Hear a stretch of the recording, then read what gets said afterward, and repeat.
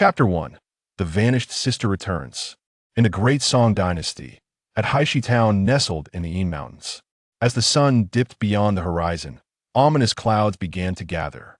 A raven with glossy black feathers and crimson eyes soared through the sky, plummeting towards the earth. Chu Qianheng slightly hunched his body, casting a glance at the despicable pile of excrement beneath his feet, quickening his pace.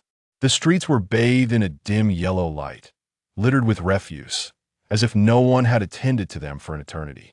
The surrounding lowly structures bore the marks of time.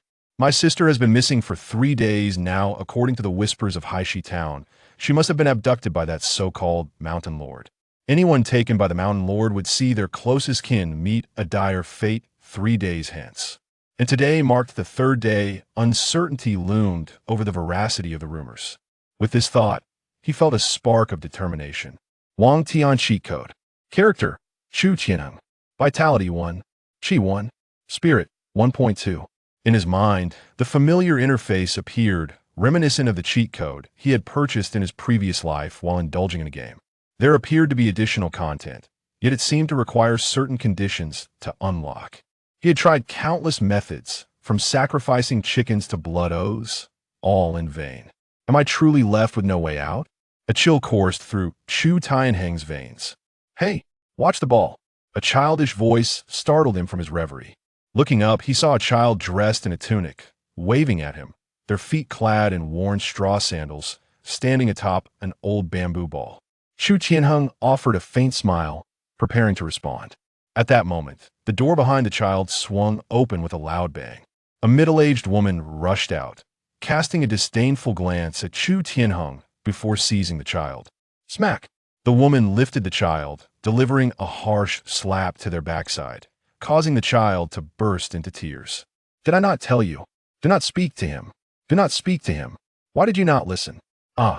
Her eyes bulged with fury, bloodshot and frantic, her voice shrill and trembling. Then, with a look of fear, she glanced at Chu Tianheng, her gaze reflecting the terror of encountering an inexplicable horror. Without a moment's hesitation, she retreated through the door, slamming it shut with a resounding thud. The spark in Chu Tianheng's eyes quickly extinguished, while whispers began to circulate among the passers-by, who furtively glanced his way, too afraid to meet his gaze, as though they too feared something. Oh, that poor boy. Young Chu has truly suffered. He lost his parents at an early age, and now he is barely 15. What a pity. Stay away. He has caught the attention of the Mountain Lord. I want nothing to do with this plague. The voices grew fainter, and Chu Tianheng's heart sank deeper. He tightened his thin hemp garment, remaining silent, his fingers brushing against the bulge at his waist, quickening his steps. He traversed the street, turned through several alleys, and navigated a few more dimly lit paths strewn with refuse. Soon, he arrived at the only home he had in this small town. Creak. The door opened slowly, dislodging a cloud of dust. Inside the narrow dwelling were merely 2 bedrooms and a pitch-black stove, with the rest cluttered with various odds and ends. Gazing at the empty rooms, despair engulfed Chu Tianheng. His sister had yet to return. Lying on the bed, the frigid wind wafted through the dilapidated wooden window. No, there are no absolutes in this world. The so-called anomalies are merely means employed to harm others by exploiting the unknown. To survive or perish, Chu Tianheng chose to sever the threat of the uncanny. He forced himself to regain composure, feeling the object tucked at his waist, a manic gleam flickering across his youthful face. It was a butcher's knife. As night descended, enveloping the small town, the darkness seemed particularly profound. The moonlight was shrouded by dense, impenetrable clouds. Chu Qianheng sat rigidly on a stool, his gaze cast downward. Knock, knock, knock. The sharp sound of knocking echoed, startling Chu Tianheng, who abruptly opened his eyes. Seeing no one answer, the knocking persisted. Tianheng, your sister has returned. Hurry and open the door for me. The voice was eerily identical to the one he remembered, yet it carried an unsettling aura of death. Boom! He grasped a torch he had prepared, standing silently at the door. The person had been absent for 3 days. There was no way that could be his sister outside. Ga Tianheng, you're being naughty if you don't open the door. Your sister would just come in herself. With that, the wooden door began to creak ominously. Chu Tianheng felt a tightening in his chest as the torch flickered slightly. Suddenly, a hand slowly emerged through the wooden door, waving into the room, followed by a second hand and a leg. The door seemed to dissolve like a curtain of water. Swish! A head, shrouded in long hair, abruptly thrust itself through, its crimson eyes fixated on him. Ha ha ha! Tianheng, sister sees you. The voice was piercing and jarring, a thick sense of danger enveloping him. The rumors are true. A fierce glint flashed in his eyes, disregarding his trembling body. He hurled the torch onto Chu Yueying, igniting a shower of sparks. Ah, Tianheng, I am your sister. Your sister. It hurts so much. The speed at which his sister was forcing her way in increased, her hands flailing wildly, on the verge of breaking through. In a moment of desperation, Chu Tianheng snatched a wooden bucket from the ground, lifting the lid to reveal a bucket of black dog blood. With a tremendous effort, he tipped the bucket over. Howl! In an instant, thick white smoke billowed, accompanied by Chu Yueying's shrill, ghostly wails. Her body began to dissolve under the corrosive influence of the black dog blood, akin to a melting candle. D. Chu Yueying's voice was hoarse, nearly through the door, but her form had become a grotesque mass, continuously shedding clumps of flesh and blood, a sight most horrifying. Tianheng, you harmed your sister, she shall devour you. Chu Yueying's face was entirely eroded, revealing trembling, pale flesh beneath, her exposed gums lined with vicious, beast-like fangs. Chu Tianheng's gaze hardened further as he beheld his sister's imminent entry, his hands swiftly reaching behind him. A flash of cold light glimmered. Thud!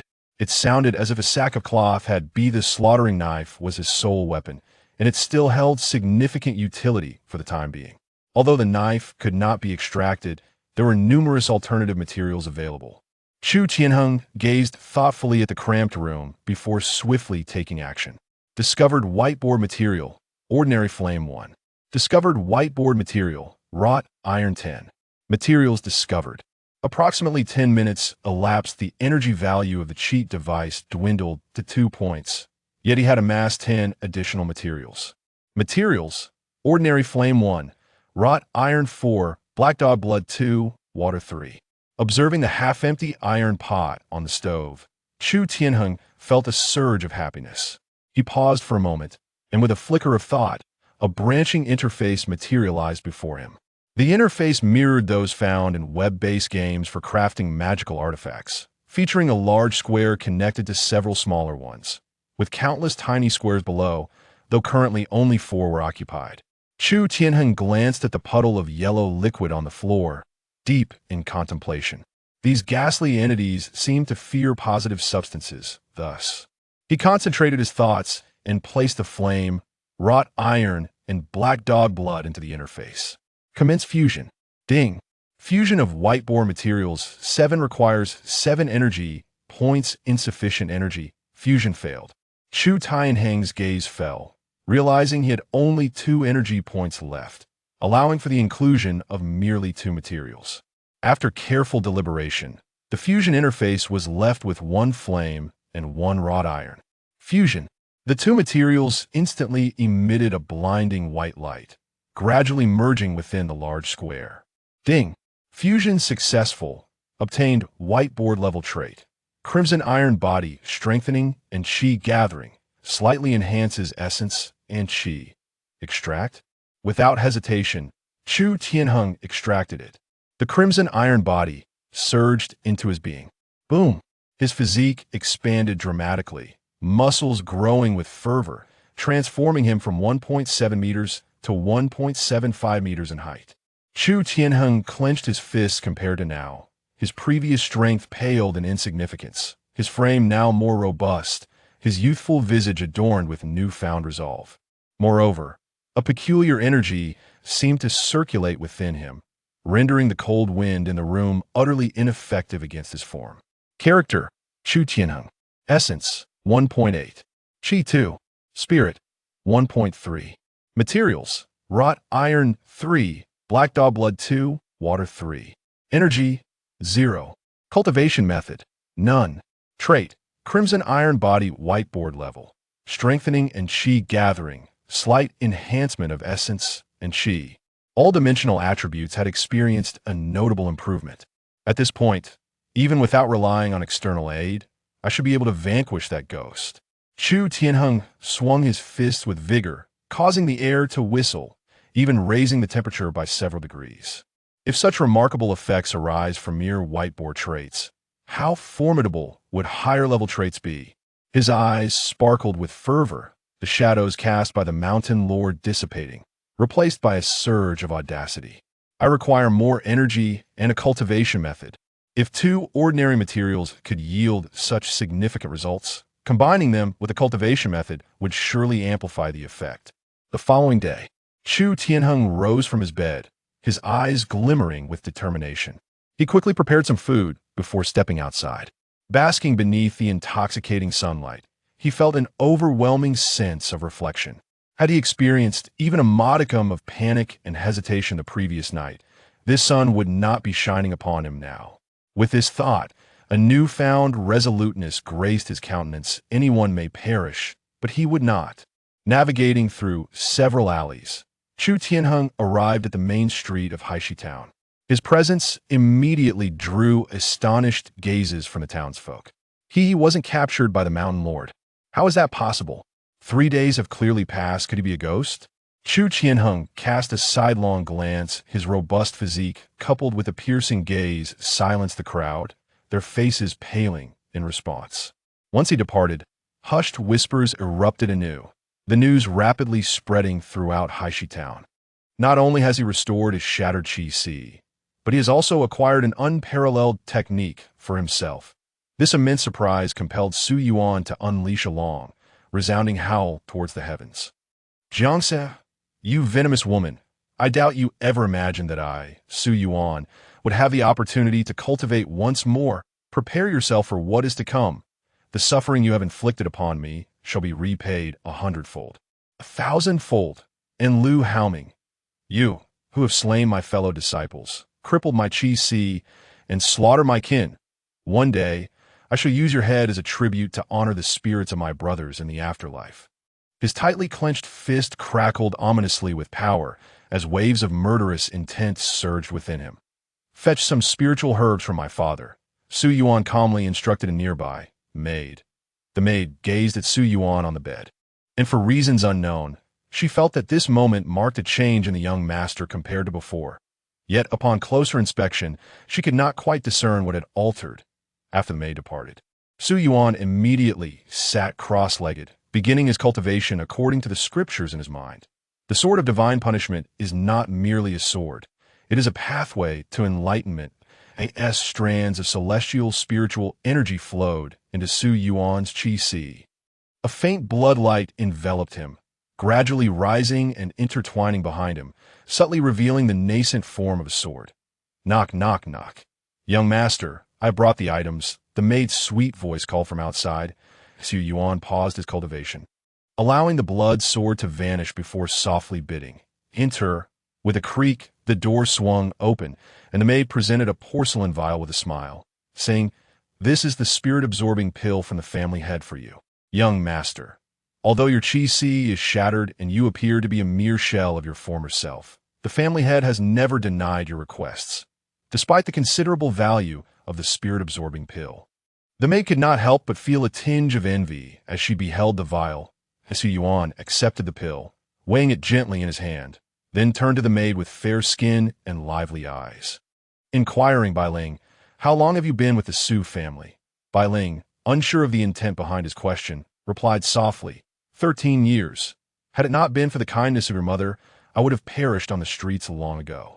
She had never forgotten the life-saving grace of Su Yuan's mother. 13 years, and even a stone would have warmed up by now, Su Yuan remarked, disappointment etched on his face.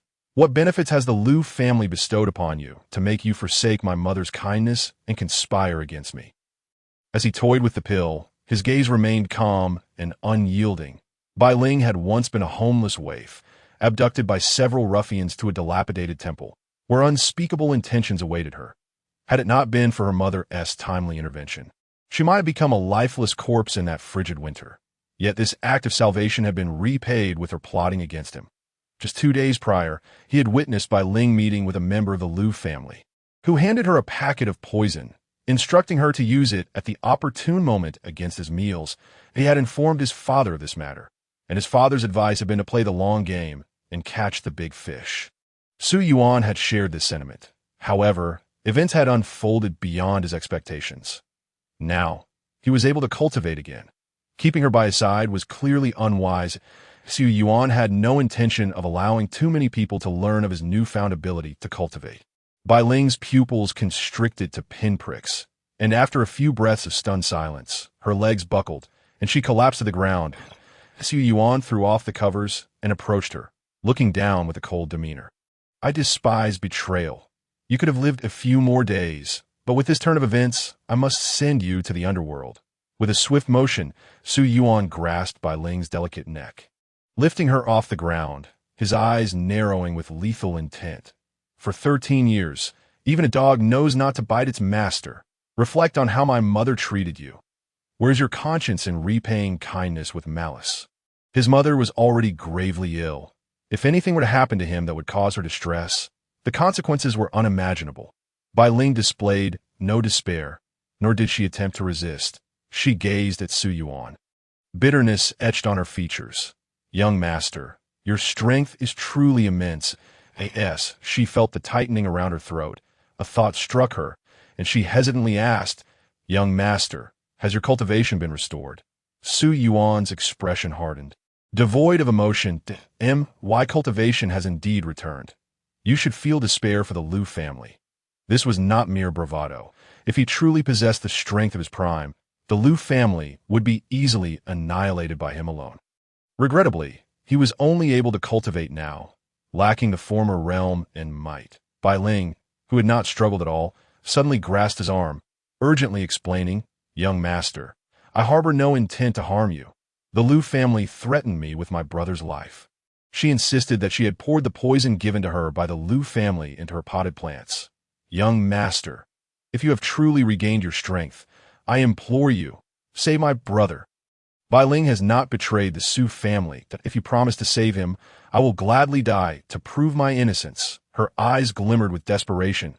Su Yuan's hand, poised to exert force, loosened slightly as he paused.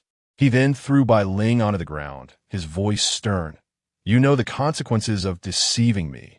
Without allowing her a moment to respond, he stepped out of the room. He made his way directly to Bai Ling's chamber, which was impeccably tidy, with a potted pine tree placed at the entrance. The soil bore clear signs of recent disturbance.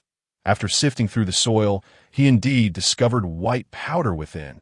It was not poison, but flour. Aware that his father had switched the poison for flour after learning of Bai Ling's involvement, Su Yuan felt a smile creep across his face. You did not deceive me. You truly disposed of the poison. You had no intention to harm. Yet despite this newfound joy, Su Yuan returned to his own room with a serious demeanor. Young master, Bai Ling murmured, her gaze cast downward, unable to meet his eyes. Although she had not intended to harm him, when the Liu family had handed her the poison, she had fleetingly contemplated using it against him. She felt that even having entertained such a thought rendered her unworthy to face him. She had initially planned to leave with her brother after the Liu family had him killed. Little did she expect that the young master would regain his strength, which offered her a glimmer of hope. I will assist you with your brother's situation. Su Yuan finally spoke after a moment of contemplation. His power had not fully returned, and any attempt to rescue Bai Ling's brother would require cunning. The Liu family aimed to poison him, hoping that through his demise, his father would lose his composure in assessing the situation, thereby allowing them to further undermine the Su family as of now. He remained uncertain of the Liu family's ultimate objectives. He would play into their hands, luring them into revealing their true intentions. This had been his father's original suggestion. However, due to the urgency of Bai Ling's brother's situation, the plan had to be expedited. Chapter 3. The sword-drawn master. Trouble is brewing. The young master has collapsed, spewing black blood. You must come and see. With one calamity unresolved, another arose. As Yu Chengwen glanced at the unconscious Liu rower and then at the maid who had come to report.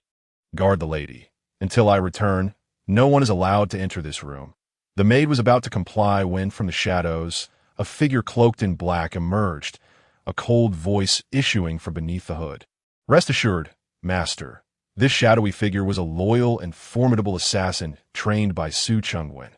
With him present, Su Chengwen could leave with peace of mind. In the attic, Su Chengwen pushed open Su Yuan's door. Finding him seated on the bed, leisurely peeling sunflower seeds, just as he was about to speak, Su Yuan raised a finger to his lips, signaling silence. Understanding immediately, Su Chengwen quietly closed the door behind him and sensed the surroundings of the attic.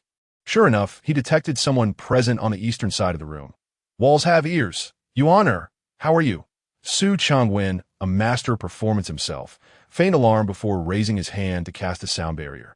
What is happening? Within the luminous veil, Su Chengwen spoke with composure as he seized a handful of dried fruits from Su Yuan's platter and tossed them into his mouth. Su Yuan recounted the entirety of Bai Ling's circumstances. A look of concern crossed Su Chengwen's face as he solemnly remarked, "That girl Bai Ling is remarkably clever and considerate. Your mother holds her in high regard. Over these past 10 years, she has mentioned more than once her desire to adopt her as a foster daughter. I previously thought your mother had nurtured a white-eyed wolf, but it appears I underestimated her intentions. Given Bai Ling's gratitude towards the Su family, I shall not disregard her.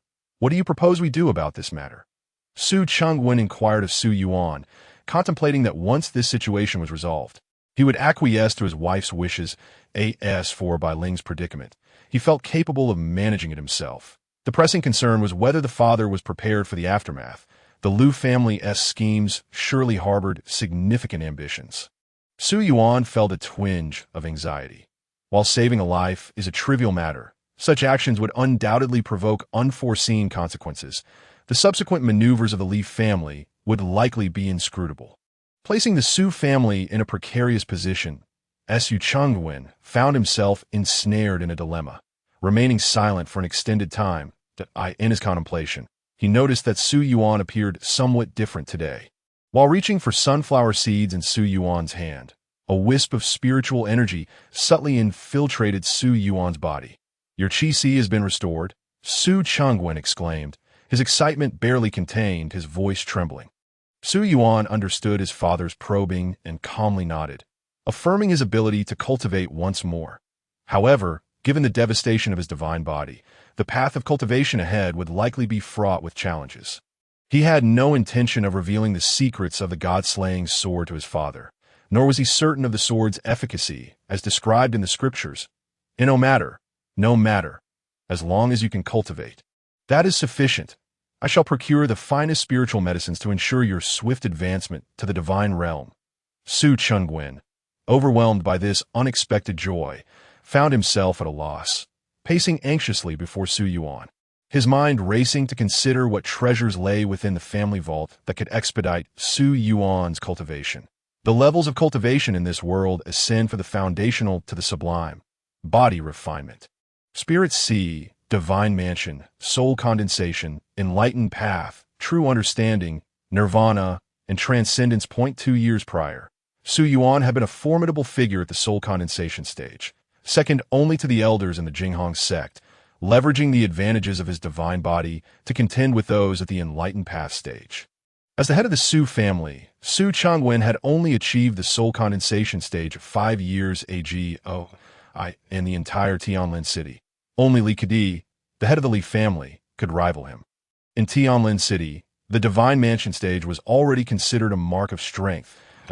If Su Yuan were to regain that level, combined with his position as the head of the Su family, his status would be assured. The elder father was filled with unrestrained elation upon learning of his son's recovery of the qi. However, a moment later, he donned a look of trepidation, placing a firm hand on Su Yuan's shoulder, and solemnly stated, "I shall handle the matter concerning Bai Ling. You must rest and recuperate in the manor for a while. We can address any issues once your strength has been restored." He was fearful. He feared that Su Yuan, having finally turned the tide, might again fall into peril due to trivial matters. The Li family was not to be trifled with. With Su Yuan's qi freshly restored, encountering formidable foes could endanger his life. Su Yuan chuckled softly, speaking with calm assurance. "Father, every fledgling eagle will one day soar through the skies. If every matter were to fall solely upon your shoulders, how would I inherit this vast estate in the future?" He felt the warmth of his father's concern through the large hand resting on his shoulder and smiled. "Among the many prodigies in the Taiyuan realm, have I not returned as well? Do you believe that those from the Li family can be compared to the stalwarts of Taiyuan?" Su Changwen opened his mouth to respond but fell silent, ultimately letting out a resigned sigh and nodding gravely. "Then be cautious," Su Yuan replied confidently. "Do not worry. They are merely a troop of buffoons." Although he had currently lost his cultivation, his previous experiences and insights remained intact. Dealing with mere lackeys would pose no challenge, as Yu Chengwen understood his son's character. Once he made a decision, nothing could sway him. With a light step, he unleashed a powerful wave of spiritual energy that rendered those in the eastern part of the loft unconscious. Su Yuan executed a deft maneuver, leaping from the windowsill, and with a few agile movements, vanished from sight. Exiting the loft, Su Chengwen's expression shifted from joy to a fearsome scowl, resembling a tiger poised to pounce. A chilling aura enveloped him, thickening the air. "Intruders, seal the loft. No one is permitted entry." In Tianlin City, in a secluded alley, Bai Ling hurried along, glancing back frequently, her delicate face pale with the fear of being followed. "Is the task completed?" A figure emerged silently from the shadows, blocking her path. "I have accomplished what you asked. Where is my brother? Take me to him." Panic etched on Bai Ling's face as she feigned calmness. Forcing herself to speak, "Do not rush. We still need to confirm a few details." The figure spoke softly, clearly not inclined to allow her immediate access to her brother. "Confirm what?" "I saw Su Yuan drink it with my own eyes." "Return my brother to me." Upon hearing that she must wait, Bai Ling's fury ignited, and she retorted angrily, "I can take you to see him. However, you must wait until everything is confirmed before leaving." The figure, recognizing Bai Ling's assertiveness and the fact that they were in Su family territory, chose to concede a little to the north of the city. Bai Ling was led by the figure into a dilapidated neighborhood. Navigating through a maze-like series of alleys, she was brought into a modest dwelling. "Brother!" Bai Ling's eyes immediately fell upon her brother, bound and tossed onto the bed. She rushed forward, helping the 16 or 17-year-old youth to sit up and untie the ropes binding him. "Do not be afraid. Sister has come. I am here to rescue you." Nearby, for burly men, drinking and reveling, quieted down upon her arrival point, one of them stood up, glancing at the man leaning against the door.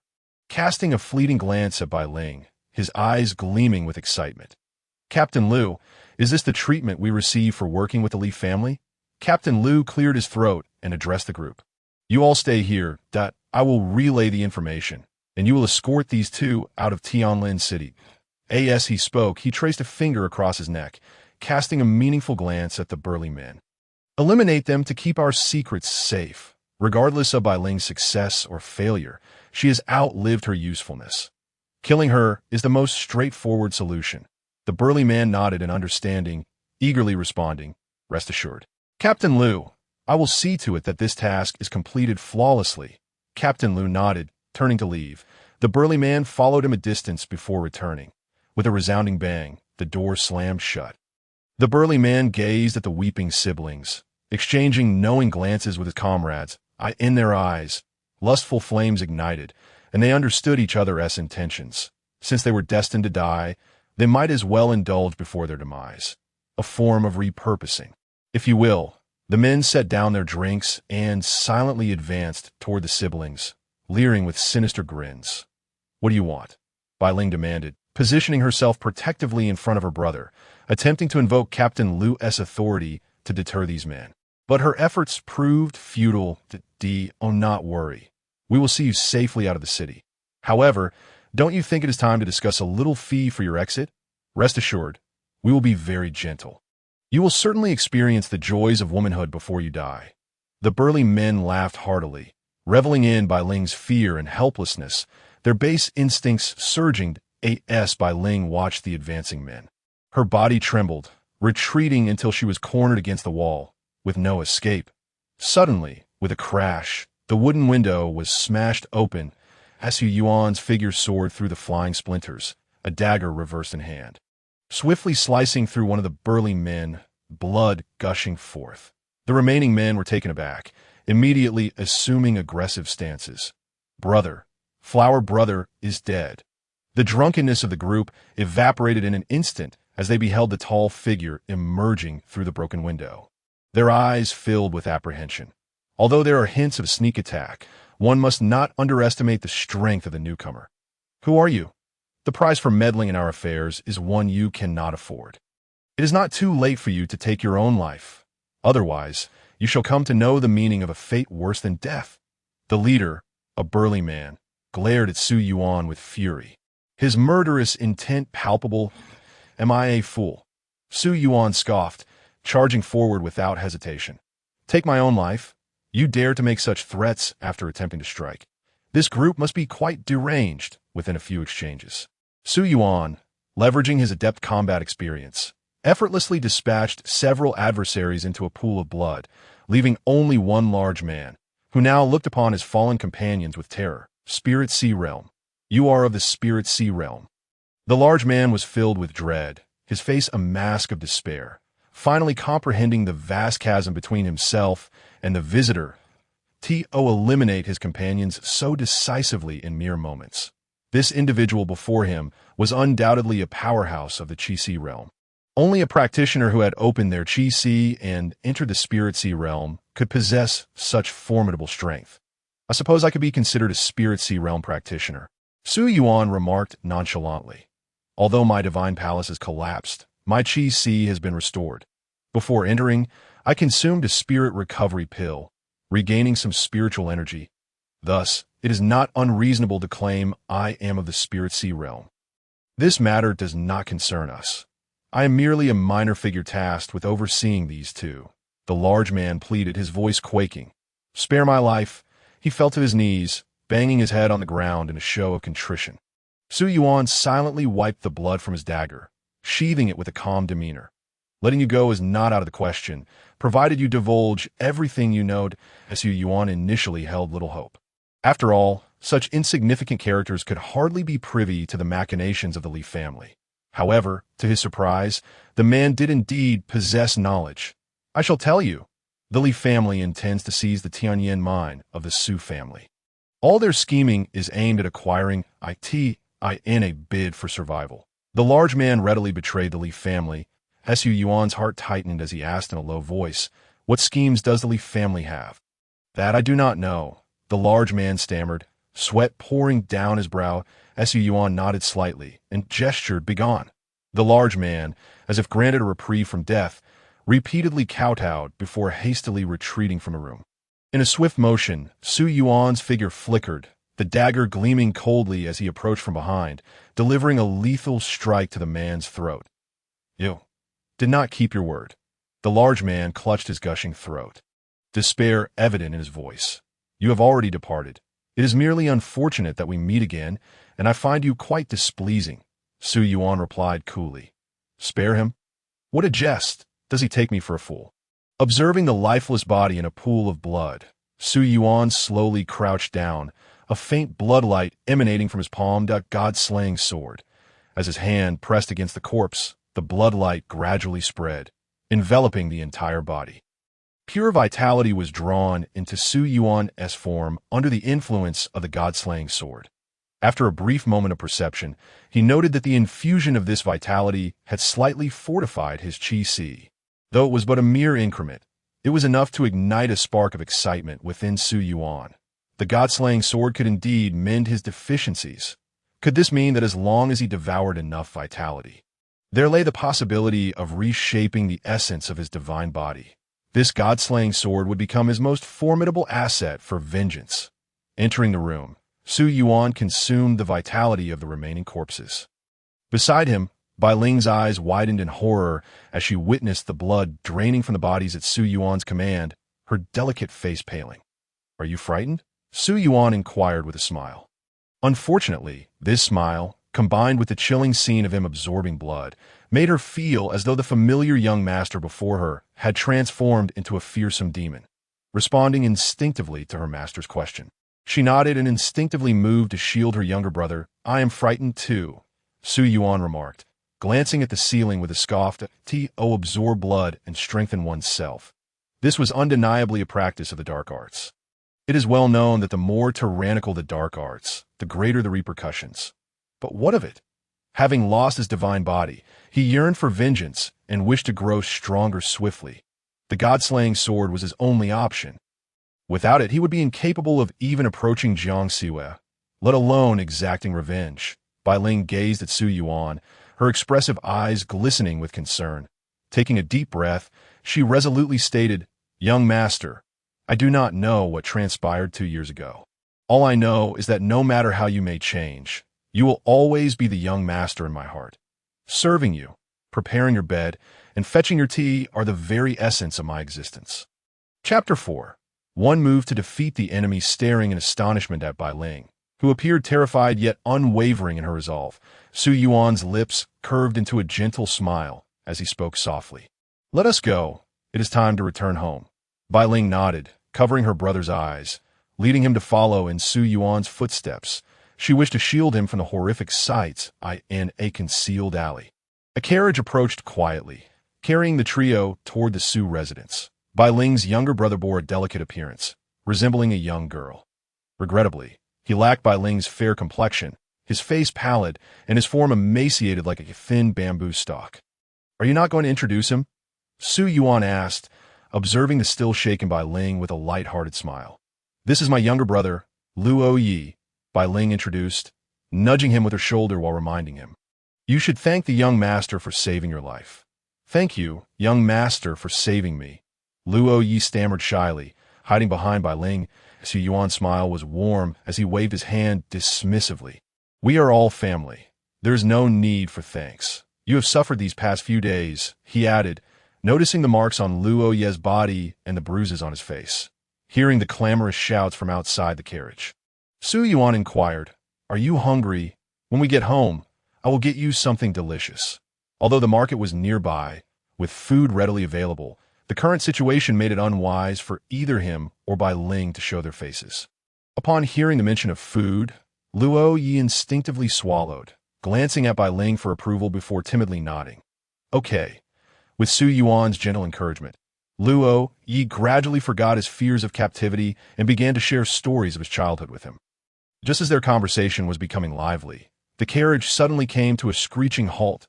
Su Yuan, quick-witted, instinctively steadied Bai Ling's head to prevent her from colliding with the carriage wall, before he could inquire about the commotion outside. A boisterous voice reached his ears. Make way! Make way! You worthless peasants can't afford to pay for my startled steed. Whose carriage is this? Get out of the way for my fine horse. Do you wish to die for not observing the day?" Upon hearing this, Su Yuan's brow furrowed as he pulled back the carriage curtain to peer outside at a runaway steed galloped wildly down the street, toppling stalls in its wake, while the panicked crowd scrambled to avoid it. Behind the horse, a young man in extravagant attire rode recklessly, pursuing the runaway. Yuanqing. How intriguing, Su Yuan mused, a playful glint in his eyes. That Yuanqing, the youngest scion of the Li family. Unlike Su Chengwen, who had only one son, the head of the Li family had 5 sons and 3 daughters. Yuanqing, being the youngest, had been doted upon since birth, even before Su Yuan joined the Jinghong sect. This young man had been notorious as a spoiled brat in the city. In recent years, the Li family had forged connections with the elders of the Jinghong sect, elevating their status and seemingly overshadowing the Su family, which only emboldened his arrogance. Riding through the streets, Su Yuan had lacked the courage to do such a thing in his youth, yet this young man appeared to do so with ease. Observing the fearful expressions of the onlookers, it seemed he had partaken in such antics frequently over the years. As the steed charged directly toward his carriage, Su Yuan's expression darkened, his internal energy subtly circulating. He did not seek trouble, but that did not mean he was afraid of it.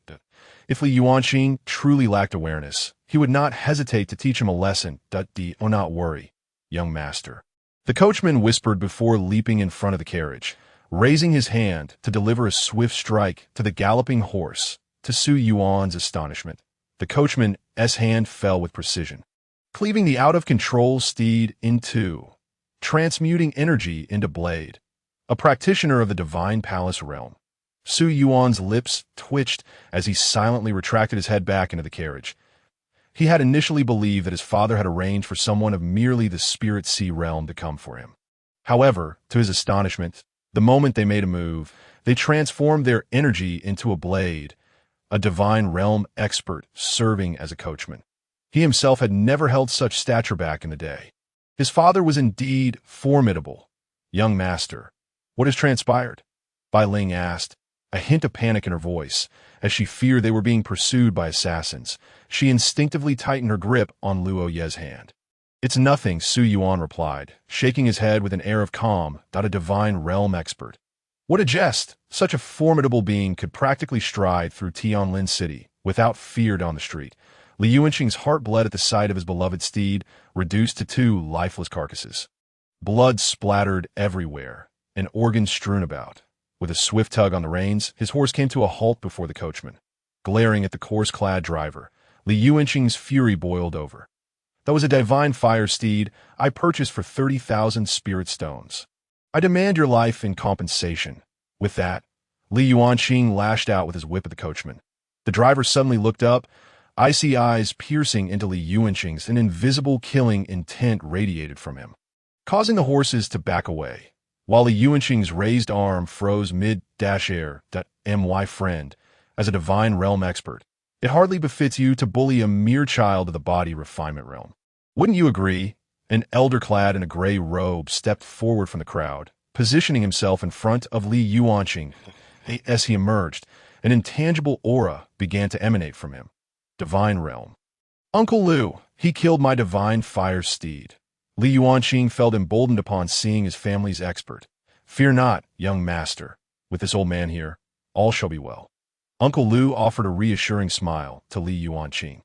He then turned to the coachman, speaking with a smile. My friend, my young master spent 20,000 spirit stones on this fine steed. Now that it has been slain, albeit unintentionally, my young master has indeed suffered loss. I can let you go for 20,000 spirit stones at a divine realm expert. Li Manor would rather not offend him. The coachman lowered his hat slightly, responding softly, You may try not letting me go. Upon hearing this, the divine realm expert from the Li family felt his friendly smile gradually fade, his voice taking on a somber tone. A word of advice. Leave a path for your friend, for you may wish to meet again. Although you are a divine realm expert, the consequences of offending the Li family in Tianlin City are burdensome. I fear, Yuanqing sensed Uncle Lu's intention to de-escalate the situation and, glancing at the gruesomely mangled divine fire steed, his anger only intensified. Uncle Lu, why waste words with him? I demand he pays for my divine fire steed. Uncle Lu ignored Li Yuanqing, urging once more. My friend, 20,000 spirit stones are not much. Do not risk your life over them. The coachman raised his head slightly, his voice steady. Are you threatening me? Listening to the futile exchange outside, Su Yuan sighed inwardly. This coachman had decent strength, but was rather single-minded. Some individuals simply could not be reasoned with. Indeed, 20,000 was not a trivial sum. However, before I compensate the Li family for that beast, shouldn't they first reimburse me for the medical expenses incurred for being startled by it? Su Yuan lifted the curtain and leapt down from the carriage, approaching the coachman. That's you, Su Yuan. Li Yuanqing squinted, studying him intently for a while before realization dawned upon him. The mere utterance of that name sent the entire street into a frenzy. Su Yuan, the Su family's divine body. The one who dominated Tianlin City at 13 and became the saint son of the stunning phoenix before turning 18? Gasps of astonishment rippled through the crowd. All eyes turned to Su Yuan, eager to glimpse the legendary figure who had emerged but once in a millennium in Tianlin City. Yet, after the initial shock, their gazes shifted to pity and regret. The brilliance that once defined Su Yuan had faded into obscurity, his divine body crippled, his cultivation lost, and his energy center shattered. The once promising genius had been stripped of his glory, reduced to an ordinary existence, or perhaps even less. Recognizing Su Yuan, Li Yuanqing instinctively stepped back a half-pace in fear, but then recalled that the Su Yuan of today was no longer the proud prodigy of yore. Even he could easily overpower him now. Ah, so it is young Master Su. What brings you out of the Su Manor today? No longer hiding like a turtle? Or perhaps after 2 years of retreat? You wish to bask in the sun? Li Yuanqing's face was devoid of restraint. Dripping with mockery, he had once felt insignificant before Su Yuan, lacking even the role of a supporting character. To humiliate Su Yuan now filled him with immense satisfaction. A sensation that made him feel euphoric. As he witnessed his young master being ridiculed, the coachman stepped forward, his murderous intent palpable. If you have the guts, say that again. Li Yuanqing promptly hid behind Uncle Lu, peeking out with a smug grin. Oh, I'm so scared. With a scoff, he straightened his robe, gazing at the coachman with arrogance. That if you have the ability, kill me. Let's see if you can walk out of this street. The Northern District was Li family territory. To act here was clearly unwise, as Su Yuan raised his hand, signaling the coachman to remain silent, then turned to Li Yuanqing, speaking softly. Let us discuss serious matters. Your horse ran amok in the street and startled me. How do you intend to compensate me? Compensate? You're not injured. Why should I compensate you? Li Yuanqing scoffed, believing Su Yuan had not only been rendered useless, but had also lost his wits. Seeking compensation for being startled? What a farce! At this point, a sudden idea struck Li Yuanqing, his lips curling into a wicked smile. Compensation is not out of the question. However, my spirit stones do not come from the wind. There must be a reason, right? So, young Master Su, let me strike you once, and we shall consider the matter of your family's divine fire steed settled. I will even give you 200 spirit stones for your medical expenses. How does that sound? Of course, young Master Su, I know you are a cripple and would never strike hard. Li Yuanqing gazed at Su Yuan with eager anticipation. Upon learning of Su Yuan's downfall, he had longed to humiliate him. However, Su Yuan had never left the Su Manor, and even when he did, it was alongside his parents in the southern part of the city, providing no opportunity for ridicule. Today, with Su Yuan stepping into his domain, he would not let this rare opportunity slip by. Are you suggesting a duel? Su Yuan tilted his head, feigning curiosity. Li Yuanqing's eyes lit up, filled with uncontainable joy. Yes, that is precisely what I mean. A duel. I want to duel you. To take a punch from himself. Though it sounded unappealing, Su Yuan had chosen to frame it as a duel, since Su Yuan desired face. Li Yuanqing would grant him that, albeit only this once, as long as Su Yuan agreed to the duel, he would find himself lying on the ground by the end of it. Even if he did not die, he could at least compensate the Su family a little in spirit stones. The Li family had no shortage of them. Su Yuan wore a conflicted expression, seemingly reluctant to agree. After much contemplation, he finally spoke with a grave demeanor. If you wish for a duel, then I consent. You mustn't, young master. The coachman immediately intervened, casting a wary glance at the divine realm expert of the Li family. He cannot withstand my prowess. Su Yuan took a deep breath, appearing torn between acceptance and reluctance. If I do not accept, does it not imply that the Su family fears the Li family? I care not for my own pride, but I must ensure that Tianlin City knows. The sons of the Su family do not fear any challenge. Li Yuanqing's heart leapt with joy, thinking to himself, this Su Yuan truly has lost his mind, believing he can still play himself. As he strode forward, confidence radiated from him like never before. He called out to Su Yuan. Come on, Su Yuan. He could hardly wait to press Su Yuan in the ground. Su Yuan silently advanced, disregarding the coachman's attempts to intervene. The two immediately took up fighting stances. Young Master Su, do take care. Li Yuanqing sneered, his fists clenched tightly as he lunged towards Su Yuan with a swift step. The onlookers, unable to bear the sight, instinctively closed their eyes. Su Yuan was now a cripple. How could he possibly stand a chance against Li Yuanqing? The coachman was prepared to intervene at a moment's notice, ready to rescue his young master, vowing not to allow any harm to befall him from the Li family's ruffian. Across from him, the divine realm expert from the Li family chuckled coldly, focusing his energy on the coachman. Since the young master wished to play, let him. As long as Su Yuan remained alive, it was but a trivial matter. With a few strides, Li Yuanqing was already before Su Yuan, his tightly clenched fist aimed squarely at Su Yuan's face, showing no mercy. Alas, up to Su Yuan, That punch appeared astonishingly slow, in the fleeting moment when the fist approached his face. Su Yuan sprang into action, executing a high whip kick that sent Li Yuanqing crashing to the ground. Before anyone could comprehend the sudden turn of events, Su Yuan seized Li Yuanqing by the throat, lifting him effortlessly into the air. The abrupt change left everyone present in a state of bewilderment. Just moments ago, the spirited Li Yuanqing now resembled a lifeless dog, dangling in Su Yuan's grasp. Half of his face a gruesome mess, completely unconscious. The experts from the Li family were left stunned. It took several breaths for them to regain their composure, and they looked at Su Yuan, solemnly commanding, "Release my young master." A murderous intent spread like a chilling wind. However, such trivial matters were nothing new to Su Yuan, who merely chuckled derisively. "Produce 100,000 spirit stones, or I shall end his life." As he spoke, Su Yuan casually removed the storage ring from Li Yuanqing's finger and pocketed it. "You seek death," the expert from the Li family bellowed. "Have I not been absent for 2 years that Tianlin City has forgotten who I am? You, an expert of the Divine Mansion realm, dare to threaten me? 100,000 spirit stones. Otherwise, prepare to collect the corpse of your precious young master. Oh dear, look at all this blood. I advise you to gather the spirit stones quickly. Otherwise, your dear young master might not survive your arrival."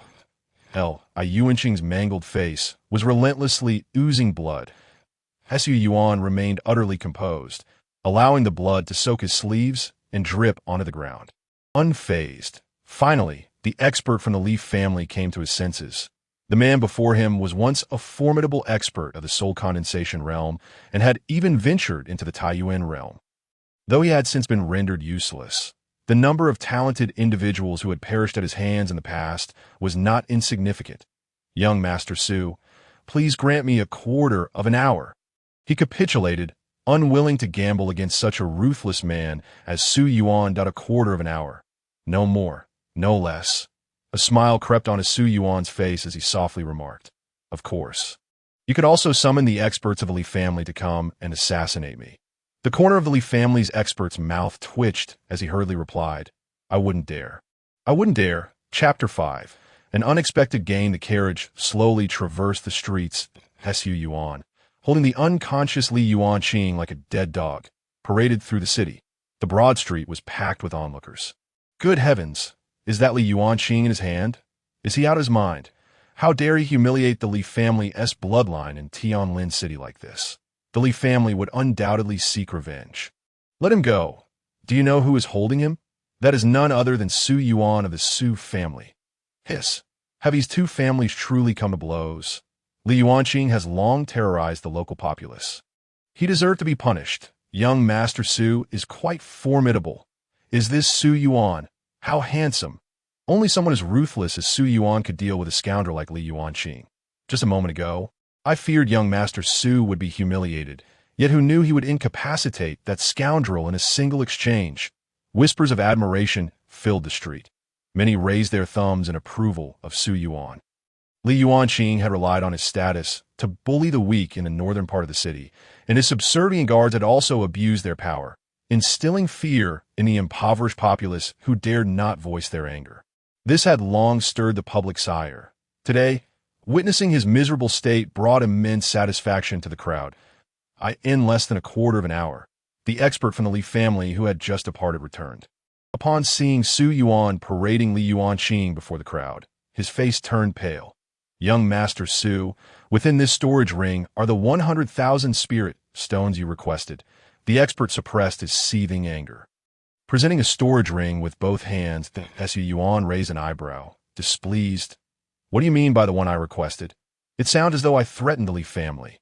These 100,000 spirit stones are merely the medical expenses you owe me. Are they not?" The Li family expert glanced at the pitifully disheveled Li Yuanqing in Su Yuan's grip, took a deep breath to suppress his nearly uncontrollable rage, and spoke with forced politeness. "I misspoke. This storage ring contains the 100,000 spirit stones the Li family is compensating you with, young Master Su. Please accept it without hesitation. Since the Li family is so sincere, I shall graciously accept your offer." Su Yuan replied with a warm smile, gesturing for the coachman to take the storage ring. Observing the Su family guards approaching from the south of the city, Su Yuan chuckled lightly and tossed Li Yuanqing, who resembled a dead dog, away, saying, "When this fellow regains consciousness, remind him not to ride his horse recklessly in the streets. He was fortunate to have encountered someone as benevolent as myself. Had he met someone with a wicked heart, the medical expenses would not suffice." Such brazen words of lethal intent elicited laughter from the onlookers.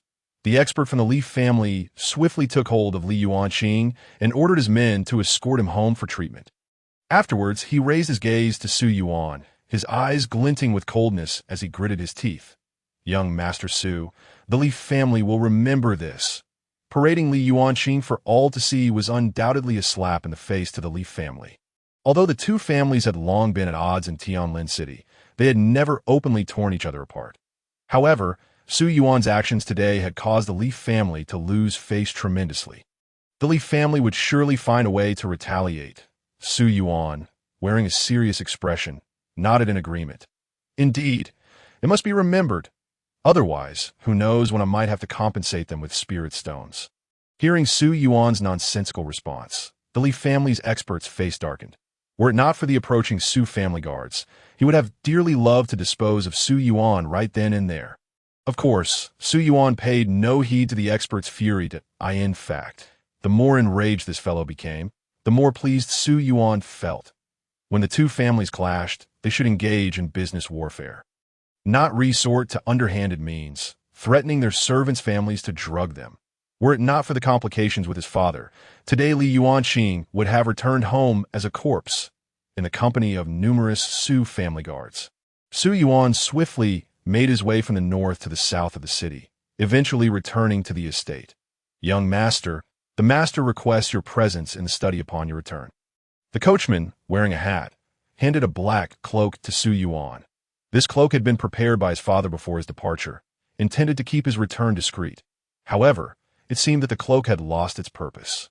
Su Yuan glanced down at the coachman's face, realizing he did not recognize him. He appeared to be one of the secret guards trained by his father. Although he had long been aware of the existence of these secret guards, he remained oblivious to their identities and numbers. Su Yuan waved his hand, declining to take the cloak as he spoke. "Please arrange for these two. They are of great importance to me." Upon hearing this, Bai Ling, who had been sitting quietly, jolted slightly. Gripping her brother's hand, she tightened her grip, her delicate face flushed with an unusual crimson, exuding an air of flustered innocence. "Young master, you need only give your orders. I am unworthy of the term uncle." The coachman, while modestly denying the title, looked quite pleased. "The matters concerning these two have already been arranged by the master. You need not worry, young master. Thank you for your efforts." "Uncle," Su Yuan expressed his gratitude. Dismounting the carriage, Su Yuan headed straight for his father's study. "Father, what do you require of me?"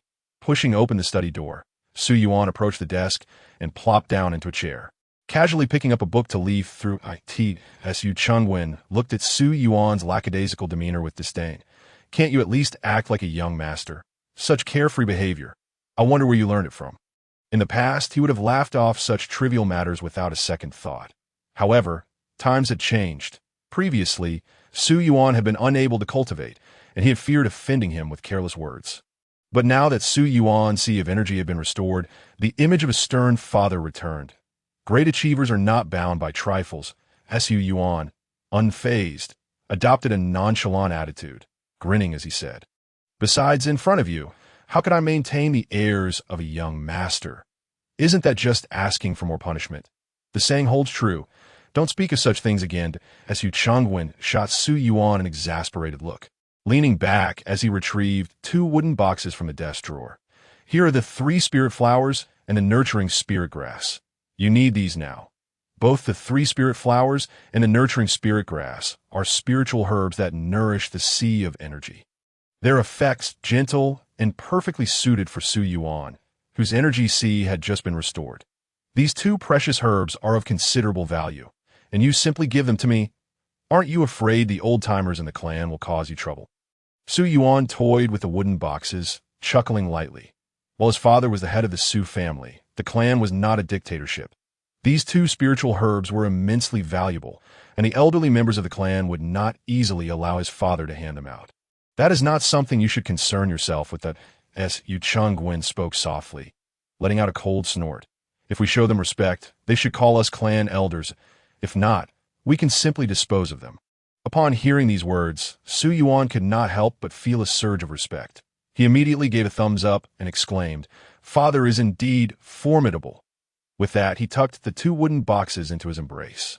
These two precious herbs were of great significance to him at this moment. Since his father had brought them forth, it would be foolish not to accept them. By the way, how is mother? Su Yuan shifted the topic, inquiring about his mother's condition, as Yu Chunwin's expression darkened slightly, revealing a trace of difficulty, as he replied in a somber tone. "The situation is not optimistic. I have already mobilized all of Su family's connections to search for the extreme yang substance. However, as you know, such things are rare and often elusive. The extreme yang substance is inherently scarce, and to find one suitable for medicinal use is even more uncommon. The last time Su Chunwin acquired one was thanks to Su Yuan's reputation within the Jinghong sect. Now, with the family's decline, Su Yuan's former strength and prestige seem to bear little weight. Even if there is news, the cost to obtain it would be exorbitant." Su Yuan silently noted this matter in his heart, contemplating whether he should write a letter to the Jinghong sect, asking the elders there for assistance. Although he had been back in the Su family for 2 years, he still maintained good relations with several elders from his time in the Jinghong sect. Of course, those ties were established when he was on equal footing with them. Now that he was no longer the holy son of the Jinghong sect, it was unlikely that the elders would expend much effort on his behalf. Thus, he refrained from mentioning this to his father, lest it lead to empty hopes. There was another matter that his father needed to pay attention to. Su Yuan chose not to bring up his mother's situation again, instead relaying the information he had gathered to Su Chunwin. The Tianyan mine? Su Chunwin's gaze sharpened as his fingers rhythmically tapped on the table, lost in thought. The Tianyan mine is the lifeblood of our Su family.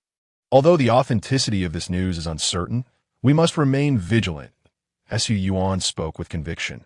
The Tianyan mine accounts for a significant portion of the family's revenue. That if it were to be lost, the Su family's standing in Tianlin City would become exceedingly precarious. The Li family has currently allied with the elders of the Jinghong sect, and they are in a position of strength. If they were to seize the Tianyan mine, the Su family would be in grave danger. I will verify this matter. You need not worry, Su Chunwin reassured him. What you must focus on now is nurturing your qi.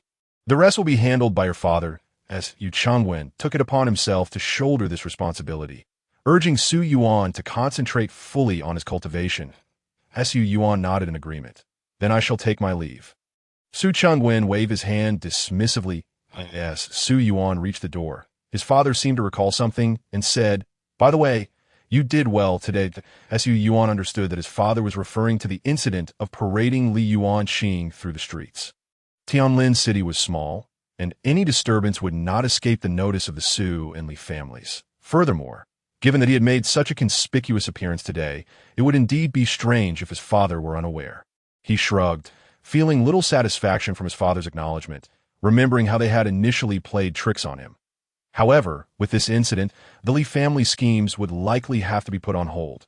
This performance, in the end, had not gone as he had planned. Su Yuan felt a twinge of frustration. Originally, he had intended to use the Li family spies within the Su family to make them believe he had been poisoned, thus advancing their plans.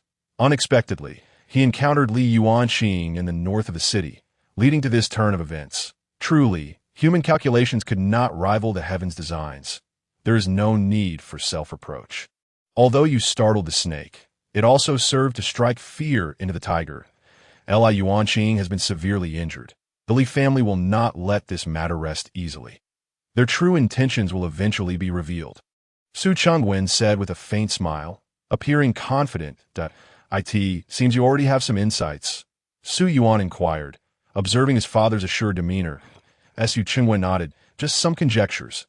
Very well. Then I shall return to my cultivation. Su Yuan replied, opting not to press further. He was entirely unfamiliar with the intricacies of business rivalries. Rather than listening to his father's grand discussions, he preferred to retreat to his loft and focus on his training. After leaving the study, Su Yuan made his way to his mother's loft. She remained in a deep slumber, though her complexion appeared to have improved somewhat, suggesting that Dr. Li's medicine was having a positive effect. Returning to his own loft, Su Yuan furrowed his brow in thought. The acquisition of the extreme yang substance needed to be expedited. With this thought in mind, he flipped his palm and produced a crimson jade slip. This had been gifted to him by the Miao Shan elder of the Jinghong sect 2 years prior, and it would allow him to request assistance for a matter within her capacity. The Miao Shan elder was a powerful figure in the Ming Dao realm, and her connections and means far surpassed those of the Su family, if she still recognized the jade slip. Her assistance in locating the extreme yang substance would be greatly beneficial. It was worth 8 Ry. Su Yuan took ink and paper, writing down his requests, and solemnly entrusted the jade slip along with a letter to the housekeeper who had come to deliver his meal, urging him to hasten to the Jinghong sect. Having completed these tasks, Su Yuan took stock of his gains from the day. 2 storage rings and 2 wooden boxes. He wondered what treasures might be contained within Li Yuanqing's storage ring. As the most favored son of the Li family, it should hold considerable value. Regaining his composure, Su Yuan directed his consciousness into the storage ring. It revealed a space approximately the size of a room. Inside, there were several brand new garments, a few jars piled in one corner, and most prominently, a beautifully crafted long sword in its sheath. Additionally, there were tens of thousands of spirit stones stacked like a small mountain. "This sword is quite nice," Su Yuan remarked as he retrieved the exquisite long sword, discovering that its quality was commendable. Although it was merely a low-tier spirit weapon, its fine craftsmanship and the large gemstones embedded within it alone were worth a fair number of spirit stones. Not to mention its classification as a spirit weapon. There was no need to ask his father for a weapon now. Feeling quite pleased, Su Yuan stowed the long sword away and then examined the jars.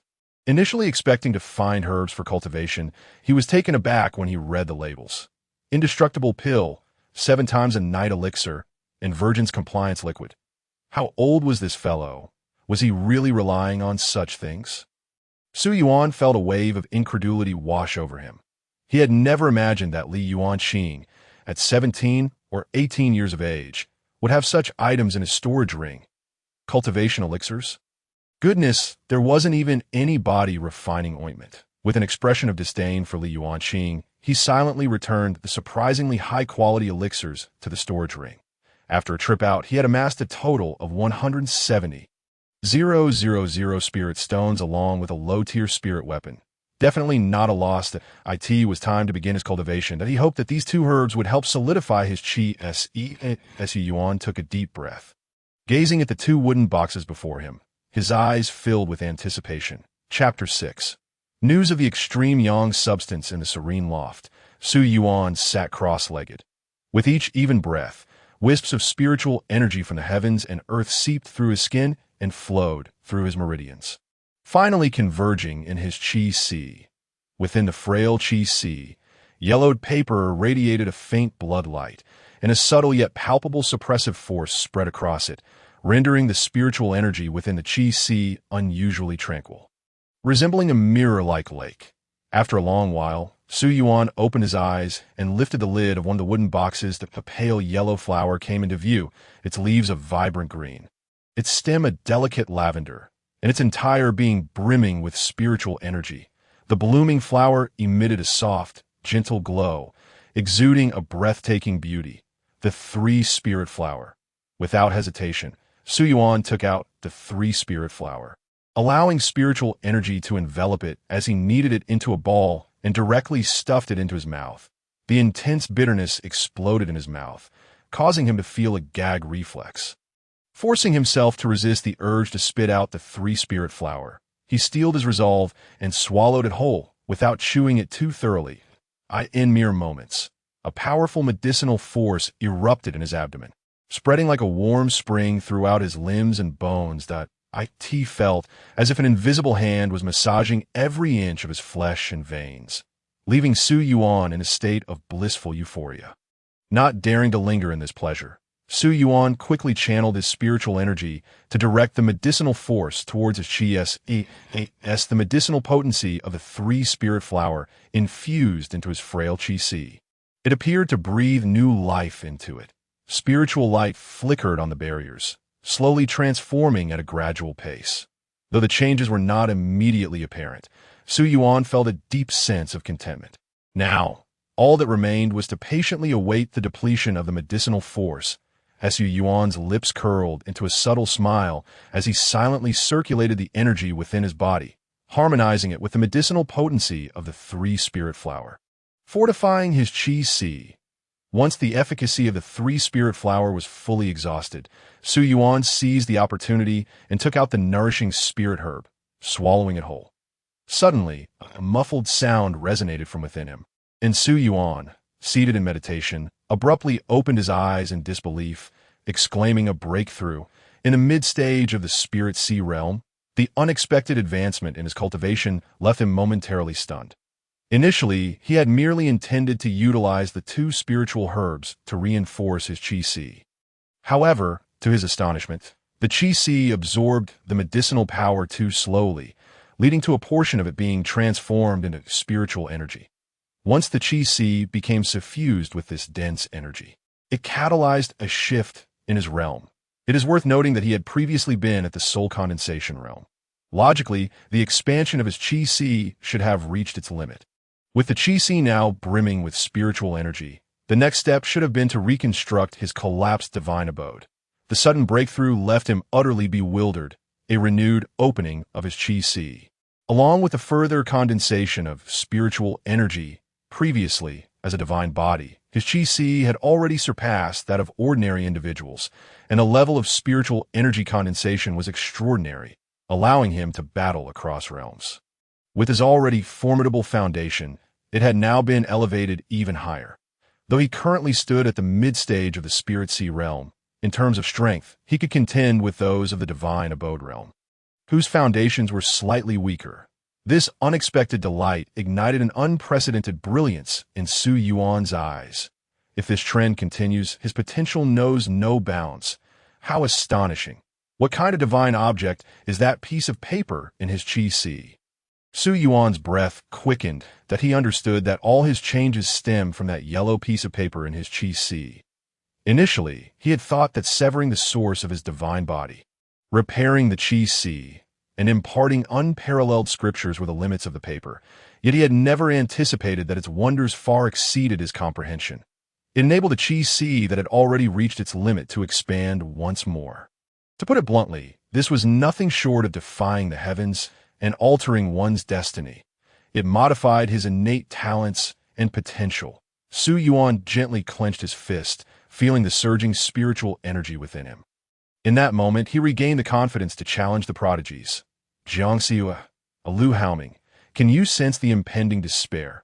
Su Yuan's spirits soared as he lightly licked his lips, a cruel excitement evident on his face. Knock, knock, knock. A familiar voice belonging to Bai Ling resonated from outside the door. Young master, the master requests your presence in the study when you have the time. Understood, Su Yuan replied, concealing the excitement in his eyes. He opened the door to find Bai Ling, adorned in a white dress and possessing a stunning visage. He smiled and asked, how has my younger brother arranged things? Bai Ling beamed brightly, pointing toward a nearby pavilion, exclaiming, the master has arranged for us to be beside you. I shall be your personal maid from now on. If you have any tasks, just instruct me. Regarding Xiao Yi, the master has arranged for a tutor. During your recent seclusion, he has begun to learn to read and write. The tutor remarked that he is quite clever and will surely achieve great things in the future. Bai Ling spoke of her younger brother with pride. Originally, the family head had other plans for them, but when Bai Ling volunteered to become Su Yuan's personal maid, the family head could not refuse her request. Naturally, while the family head compromised on her matter, he had also arranged for a tutor for Luo Yi, which Bai Ling could not decline. That little fellow's eyes reveal that he is just as clever as you. I will head to Father S' side. Please help me tidy up this pavilion. Remember to come find me tonight. I have something to discuss with you. Su Yuan patted Bai Ling's shoulder, a warm smile gracing his face. Come tonight? Those words echoed in Bai Ling's mind like an incantation. Lingering endlessly, she stood frozen in place, her expression dazed. Young master, implying that I am to serve him at night? No, surely not. I am not prepared. Bai Ling shyly lowered her head, her face nearly buried in her chest. A faint, unnatural blush gradually appeared on her fair cheeks, her ears turning bright red, and her entire being grew somewhat rigid. Su Yuan navigated his way to Su Qingwen's study, where the door stood ajar, evidently awaiting his arrival. "Father, did you call for me?" Su Yuan casually pulled out a chair and sat across from his father, observing Su Changwen as he skillfully wielded his brush. Su Yuan could not help but praise. "Father, your calligraphy is truly exquisite, imbued with the spirit of dragons and phoenixes, and penetrating as if carved into wood." Su Changwen did not respond, completing the final stroke before setting his brush down and remarking with a hint of disdain, "When did you become so glib? I recall you once scoffed at my calligraphy." Su Yuan sighed, adopting a look of regret. "I was ignorant then, unable to appreciate it. Now, viewing your characters, they truly exude grandeur and might. With a sense of soaring ambition that is breathtaking, and the latent sharpness within the strokes possesses an extraordinary brilliance." Su Chengwen, accustomed to high status, had developed a thick skin over the years. Yet he still felt his face flush under Su Yuan's flattery. "Enough, enough. Let us discuss serious matters." "Of course," Su Yuan readily agreed, finding himself at a loss for words to further praise his father. Su Chengwen organized the desk and presented a sheet of paper to Su Yuan, intently stating, "Take a look at this." The paper contained an array of diverse items: spirit tools, medicinal herbs, ores, properties, pills, and even techniques. "What is this?" Su Yuan inquired, scanning the list before inadvertently laying the paper on the desk. Su Chengwen leaned back slightly, fingers interlaced across his chest, adopting a contemplative pose. "This is the item list for the auction in Haonan City, scheduled for a fortnight from now. Haonan City. It is not close to Tianlin City. I recall it takes about 4 to 5 days to travel there." "How did you acquire this?" Su Yuan questioned. Intrigued, the Su family had no business dealings in Haonan City, and given the distance, this list must have been procured by his father rather than sent by the auction house. "Look more closely," Su Chengwen urged, not answering Su Yuan's question but prompting him to examine the list again. Su Yuan, still puzzled, picked the paper back up. Finally, his gaze landed on a particular herb, the Xianyang wood. His eyes widened with excitement, and he gasped, "Father, this Xianyang wood?" Su Chengwen nodded. "This wood grows in the land of extreme yang. While it cannot be used in medicine, it is an exceedingly rare item of pure yang essence. I have researched that while the Xianyang wood cannot be used directly in medicines, its roots might yield the Qi-Yin fire crystal.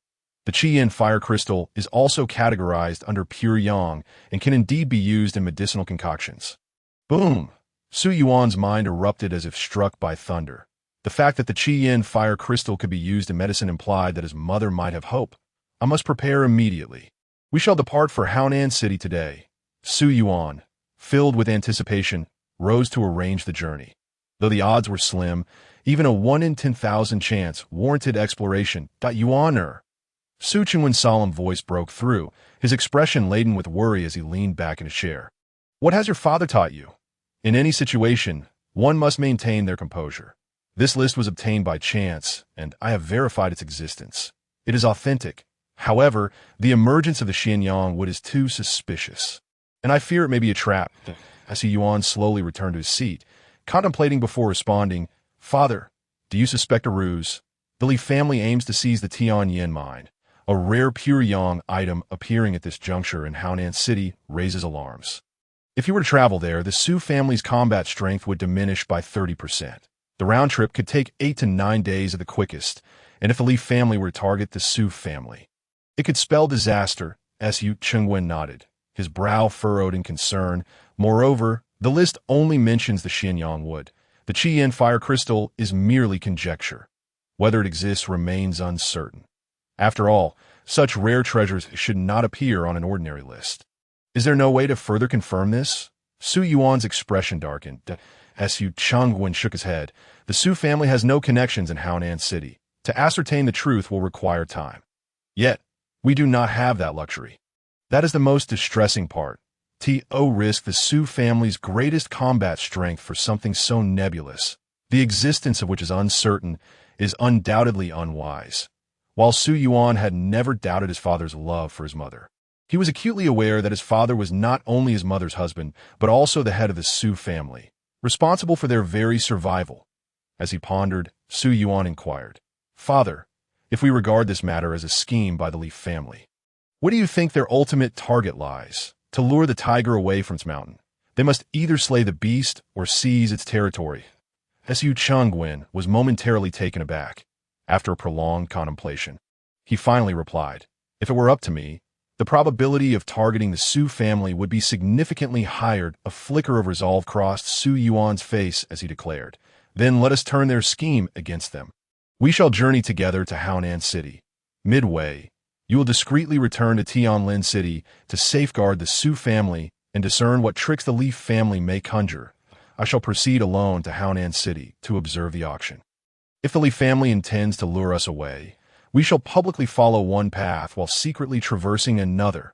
Upon hearing this, Su Chengwen's expression shifted, and he firmly replied, "No. What if the Li family aims at me? Would you not be placing yourself in peril?" This was Su Chengwen's greatest concern. Although he sensed that the Li family's plot was centered in Tianlin City, they could not afford to underestimate the situation in Haonan City. With Su Yuan's vital energy just restored, how could he allow him to take such a risk alone? Then propose a better plan. "If you can convince me, I shall abandon this course of action." Su Yuan shrugged, passing the dilemma back to his father. After a lengthy pause, Su Chengwen shook his head and, with a somber expression, stated, "There is none." Su Yuan abruptly rose, his voice resolute, "Since there is no alternative, we shall proceed with my plan. This matter is settled. There is no need for further discussion." "Father," Su Yuan did not afford his father the opportunity to dissent. Having spoken, he turned to leave, watching Su Yuan depart. Su Chengwen hesitated, ultimately letting out a resigned sigh that Su Yuan's approach was indeed the best course of action, that if this truly were a plot of the Li family, the current Su family had little means to counter it. Between Tianlin City and Haonan City, he could only choose one. Su Chengwen rhythmically tapped his fingers on the table, his thoughts swirling in his mind. After leaving the study, Su Yuan made his way to visit his mother. After several days apart, he found her condition had not improved.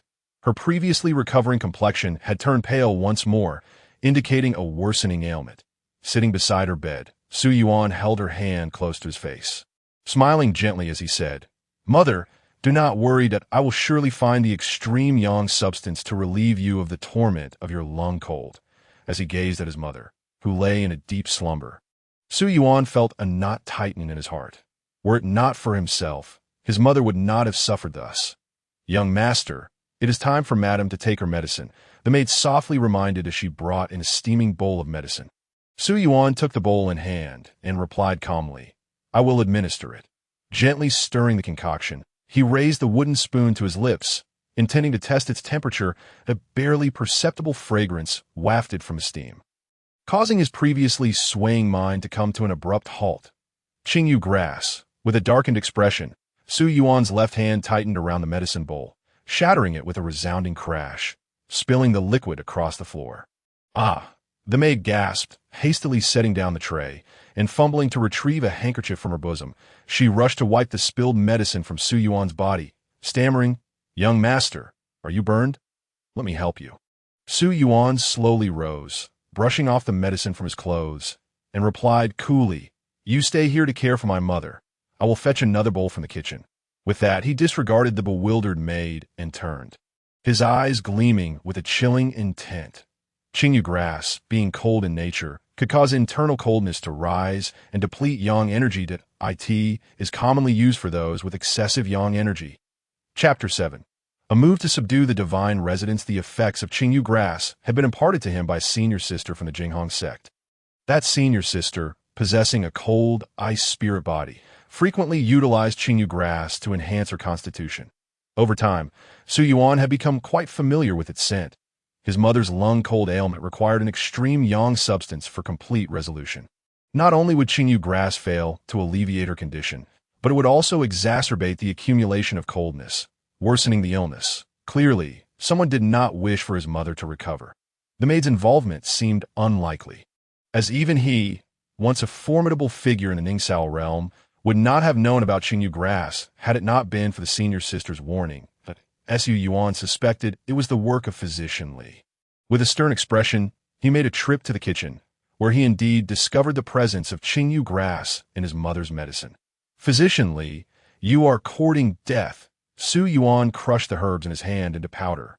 His eyes filled with a fierce intent. Ningen Hall, the largest and finest apothecary in Tianlin City, was home to the youngest yet most skilled physician in the area, Physician Li Shua, as he gazed upon the opulent Ningen Hall. Su Yuan strode inside. A young apprentice greeted him with a smile. Are you here to collect medicine or seek a consultation? Su Yuan surveyed the hall filled with patients and replied softly. I'm looking for Physician L. I.to consult with Physician Li. A fee of 100 spirit stones is required for an appointment. The apprentice led Su Yuan to the counter and advised. Although Physician Li's reputation is significant, if it is not a particularly difficult ailment, I suggest you consider consulting with one of the other physicians. After all, Physician Li's fees are rather steep. Indeed, the 100 spirit stones were merely the consultation fee, which was considered quite high in Tianlin City. For the average person, this amount equated to half a month's living expenses. No need. Just Physician Li, Su Yuan stated firmly. After paying the consultation fee, he was directed to the third floor. In Ningen Hall, the first floor was for collecting medicine, the second for consultations, and the third was designated for Li Shuya alone. Compared to the bustling first floor and the noisy second, the third floor was noticeably quieter, with waiting done in private rooms. After a considerable wait, someone finally summoned Su Yuan to the consultation room. The room where Li Shuya practiced was richly adorned in an ancient style. She wore a flowing white gown. Her long, dark hair elegantly styled, adorned with a beautiful jade hairpin, enhancing her already exceptional grace. Her face was partially obscured by a silk veil, allowing glimpses of her delicate features. Her eyes, elongated and resembling willow leaves, sparkled like stars, exuding an aura of tranquility and detachment from worldly affairs, which prompted Su Yuan to scoff inwardly. If Li Shuya truly possessed such inner harmony, Qingyu grass would never have found its way into his mother's medicine. Master Su? Li Shuya immediately recognized Su Yuan, for his name had recently become a topic of much discussion throughout Tianlin City. After publicly thrashing Li Yuanqing, the Li family had swallowed their pride, paying a hefty sum of 100,000 spirit stones to persuade Su Yuan to relent. If Master Su is feeling unwell, you need not come all the way to Ningen Hall. Sending someone would suffice. L. Aishia's voice was clear and melodious, akin to the song of a nightingale, pleasant to the ears. I am not unwell. I merely wish to see Physician Li, Su Yuan replied calmly. Sitting before her and locking his gaze on hers, a look of inquiry in his eyes. Upon hearing Su Yuan's words, an expression of displeasure crossed Li Shuya's face as she spoke softly. If Master Su is not here for a consultation, I kindly ask that you do not occupy my time, that as a physician, every moment is precious, and life and death leave no room for delay. Her dismissal was unmistakable. Leave if you have no business here, lest you disrupt my treatment of others. Su Yuan's expression remained unfazed as he cut to the chase. Has Physician Li ever heard of Qingyu grass? Li Shuya pondered for a moment, her brows knitting together as she replied, I do not possess any Qingyu grass here. Why? Has Master Su been experiencing an excess of yang energy these past few days? There are many places in Tianlin City where one can relieve such energy. Ningen Hall is not the right venue for that. Su Yuan's eyes narrowed as he listened to Li Shuya's words, a surge of anger rising within him as he retorted sharply.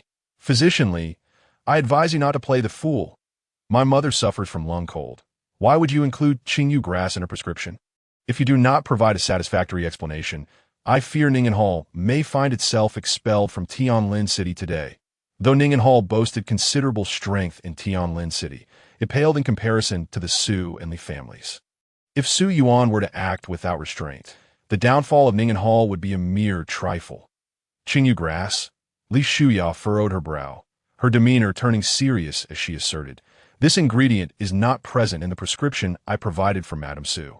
She scrutinized the enraged Su Yuan and, with a dismissive sneer, remarked, Do you truly believe I would wish harm upon Madame Su? Is that not the case? Su Yuan shot back, his eyes flashing with cold light. Li Shuya rested her delicate hands on her lap, chuckling lightly as she replied, A sharp mind is a valuable asset, yet it seems Master Su lacks one. Su Yuan's anger surged up in an instant. Li Shuya was aware that her words were somewhat humiliating to Su Yuan, and she quickly added, "As the most accomplished physician in Tianlin City, if I wish to poison someone, there is no one in Tianlin City who could uncover it. I possess this confidence. Qingyu grass, being of a cold nature, has the effect of stimulating coldness and reducing yang energy. However, due to its overly singular medicinal properties and stable efficacy, it is not easily combined with other herbs. Anyone with a modicum of understanding of pharmacology would discern that this is certainly not a remedy suitable for patients with cold-induced ailments. Oh, you truly believe such a crude method could originate from me? Li Shuya, if I intended to harm Madame Su, a slight alteration to the prescription would suffice, and within the hour, she would be lifeless. Furthermore, even if you were to summon an alchemist, they would find no flaw in my prescription." Li Shuya observed Su Yuan as if he were a fool. She thought to herself that Su Yuan's intellect was exceedingly simplistic. Such a clumsy means of poisoning would tarnish her reputation as the finest physician in Tianlin City. Su Yuan stood in stunned silence. Indeed, such a lowly method of poisoning could not possibly be the work of a top-tier physician. If it were not Li Shuya, then who else could it be? Qingyu grass is not a commonly found herb, and any individual who would contemplate using it for poisoning must possess a considerable understanding of pharmacology. The medicine administered to Madame Su did not originate from my Ningenhall. I will say no more on this matter. If young Master Su has no further inquiries, you may take your leave. I have patients to attend to. Li Shuya once again issued her dismissal. I admit, your evasive words are quite eloquent, and I believe them to an extent. However, that does not absolve you of suspicion. What if this is merely a ruse on your part? Therefore, physicianly, I kindly ask you to accompany me to clear your name." Su Yuan did not believe that Li Shuya's argument could entirely exonerate her. After all, she had deliberately resorted to such a rudimentary tactic to absolve herself of suspicion.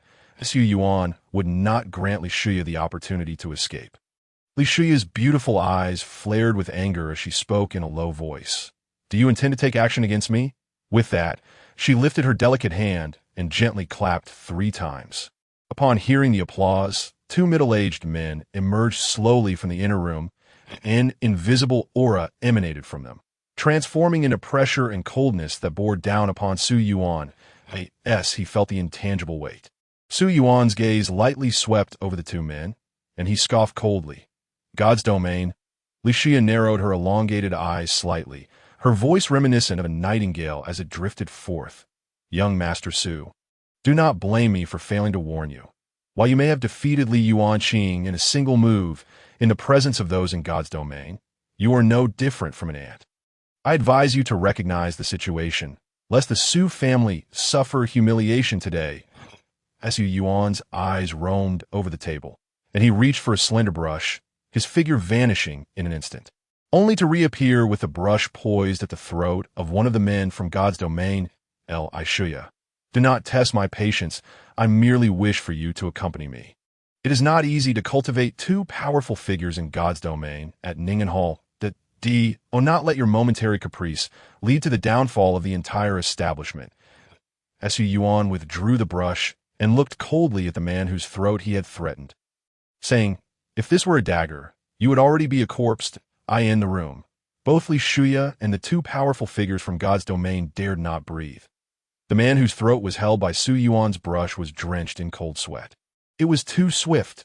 In that instant when Su Yuan acted, he hadn't even caught a glimpse of the opponent's trajectory. That it was worth noting that he and Su Yuan were still more than 10 steps apart. Yet he had no time to react and was directly pinned at the throat. "Your strength has truly returned." Li Shuya's heart plummeted. Previously, when Su Yuan had taught Li Yuanqing a lesson in the northern part of the city, some had speculated that his strength had been restored. Of course, the rational among them believed that Su Yuan had once been a powerful figure in the soul condensation realm, even if he had been rendered incapacitated. It was reasonable for him to suppress someone in the body refinement realm with a single strike. However, the prowess Su Yuan displayed today far exceeded the imagination of those present to subdue a figure from God's domain in an instant. Such strength was sufficient to prove that he had indeed regained his status in God's domain. And even among them, he was a formidable presence. He might very well be at the mid-stage of God's domain. No wonder he had the audacity to claim he would obliterate Ningen Hall. He genuinely possessed this strength, rather than relying on the Su family. Responding to Li Shuya's inquiry, Su Yuan said nothing, merely stating indifferently, "Can we proceed now?" Li Shuya took a deep breath, realizing that if she refused, Su Yuan would surely resort to forceful measures. "I have a few patience." She took another deep breath, resigning herself to fate's arrangement. If these three were to engage in battle here, no matter the outcome, Ningen Hall would not fare well, but if they lost, the two powerful figures from God's domain would undoubtedly be injured. If they won, the looming presence of the Su family would still be there. "I can wait," Su Yuan replied casually. Li Shuya waved her hand, signaling the two powerful figures to retreat, and pointed to an idle chair nearby, saying, "Then I must trouble young Master Su to wait a moment." An entire hour passed before Li Shuya's consultations finally concluded. "Let me tidy up," she said, pulling out her medical kit and gathering various vials from the cabinet behind her, before saying irritably, "Let's go." Outside Ningen Hall, Li Shuya's carriage had been waiting for some time. The two boarded the carriage, heading towards the Su residence. "I must trouble you once more to treat my mother." Su Yuan guided her to the loft where his mother resided. He then turned to inquire with the maid about the last prescription source, the Su family business, Tianbao Pharmacy. The maid replied. Su Yuan instructed the maid not to allow Li Shuya to leave before he returned. And then he headed straight to Tianbao Pharmacy. "Young master, I did not realize you were visiting. Forgive my lack of hospitality." The shopkeeper, who had been tallying accounts at the counter, immediately set aside his work and greeted Su Yuan with a smile. "May I inquire what herbs you seek today? If we lack them, I shall promptly contact my family to assist you." While the shopkeeper was bowing and scraping, welcoming Su Yuan into the store and personally brewing tea for him. Su Yuan glanced around the not-so-busy Tianbao Pharmacy, then fixed his gaze on the shopkeeper, saying, "Lu Bo, do you have any Qingyu grass?" At the mention of Qingyu grass, the shopkeeper trembled visibly, his smile instantly freezing. Without waiting for a response, Su Yuan coldly laughed and commanded, "Bring him! Take him back to the Su residence." Outside the door, several guards surged forward, swiftly gagging the shopkeeper and binding him tightly before escorting him back to the Su residence. After handing the individual over to his father, Su Yuan did not involve himself further in the matter. Upon receiving the news, Su Chunwen's expression darkened considerably, a chilling, killing intent spreading invisibly within him. In the loft, Su Yuan gazed at Li Shuya, who sat quietly awaiting his return, and a look of apology crossed his face. "Physician Li, I was too rash this time. I sincerely apologize. It is of no consequence. The misunderstanding has been resolved, and that is sufficient," Li Shuya replied coldly. Picking up her medical kit as she prepared to leave, Su Yuan hurriedly stopped her, saying, "Physician Li, please wait. Is there something else?" Li Shuya's brows furrowed in displeasure, clearly harboring little fondness for Su Yuan. "I shall see you off," Su Yuan awkwardly proposed, hastening a few steps to assist Li Shuya with her medical kit, offering a light-hearted smile as he gestured for her to proceed.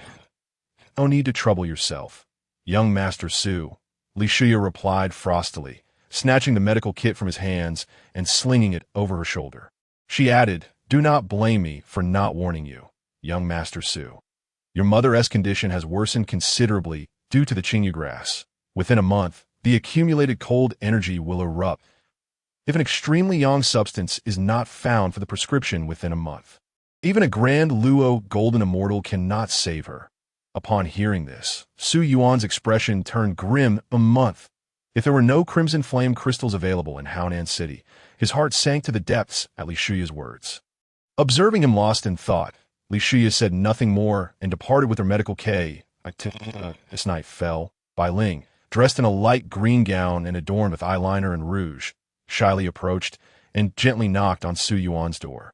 Chapter 8. You speak your mind, I speak mine. Knock, knock, knock.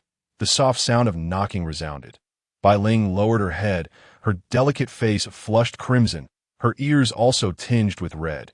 She grasped the corner of her skirt with her left hand, her delicate arm trembling slightly as she knocked on the door. "Young master, may I enter?" Bai Ling's voice was soft and she stood at the threshold, feeling somewhat flustered. "Come in," upon receiving Su Yuan's permission. Bai Ling slowly lifted her head, took a deep breath as if making a significant decision, and after tidying her long hair and attire, gently pushed the door open and stepped inside. The attic was brightly lit. Yet Bai Ling did not see Su Yuan's figure in the hall, which only heightened her suspicions. Amidst her panic, there was a flicker of anticipation. The panic stemmed from the feeling that this day had arrived too abruptly, leaving her unprepared. The anticipation arose from her secret admiration for the young master. If she could truly become his person, it would be a wonderful outcome for her, even if she ultimately remained merely a maid in the Su residence. She felt that being able to be close to the young master was a blessing earned over lifetimes. Henceforth, she would serve the young master and the young mistress diligently, content to be a devoted maid. "Come to the inner chamber," Su Yuan's voice echoed once more. Bai Ling bit her lip, covering her pounding heart with her hand, and took small steps toward the inner chamber, each step feeling as though it echoed in her very soul. In the chamber, Su Yuan sat cross-legged on the bed. Upon seeing Bai Ling enter, he opened his eyes and gestured towards a nearby stool, saying, "Please, take a seat." Bai Ling murmured an acknowledgement and silently approached the stool. Sitting down with her knees together and tilting slightly to the left, her delicate hands rested on her thighs, appearing calm, yet they were tightly clenched, the knuckles drained of color. She lowered her gaze.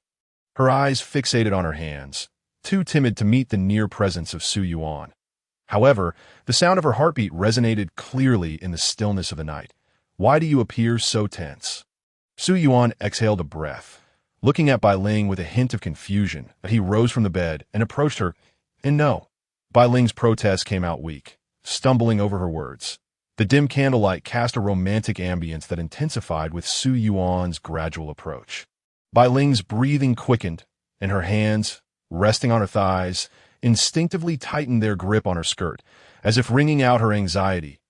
Su Yuan stood before her, scrutinizing Bai Ling intently. He then reached out, gently lifting her downcast face.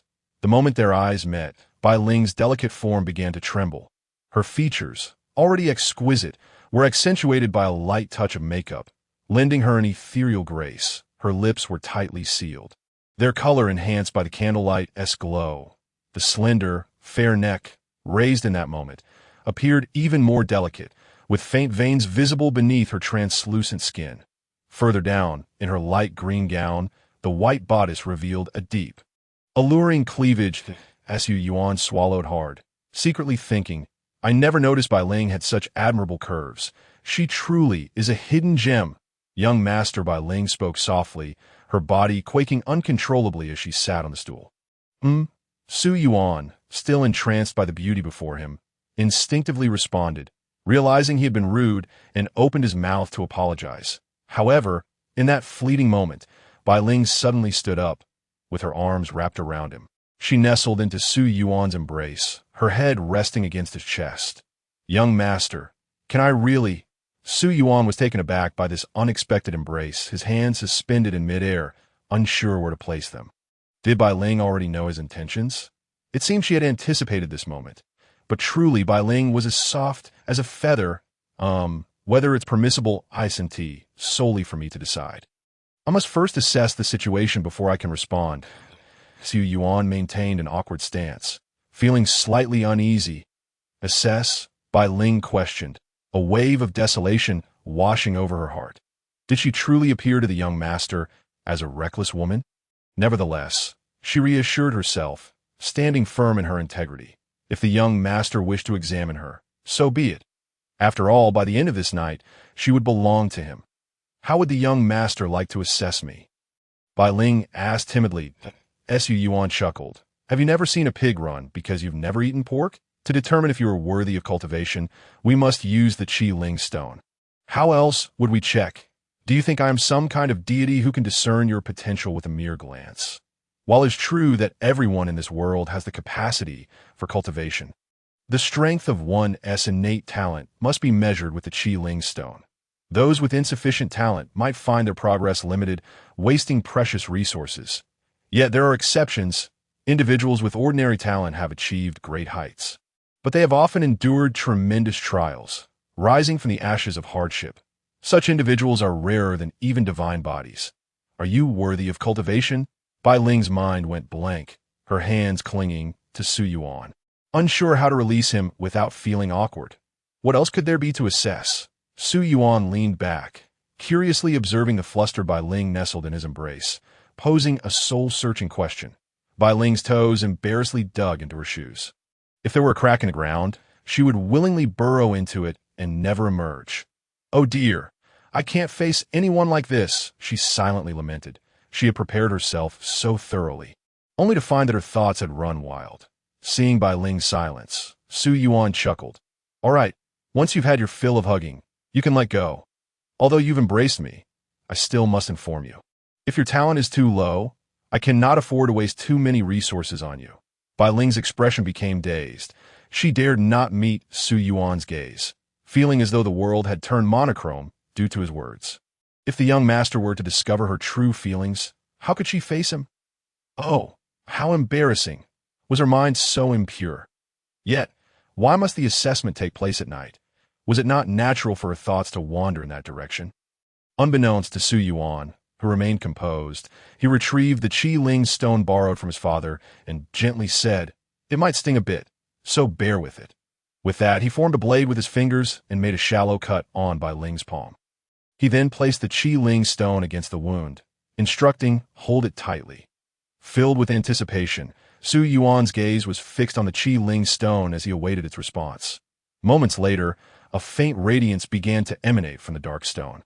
The light shifted through various hues before finally settling on blue. Su Yuan stared at Bai Ling in disbelief, his eyes ablaze with fervor. Blue. This indicated that Bai Ling possessed exceptional talent for cultivation.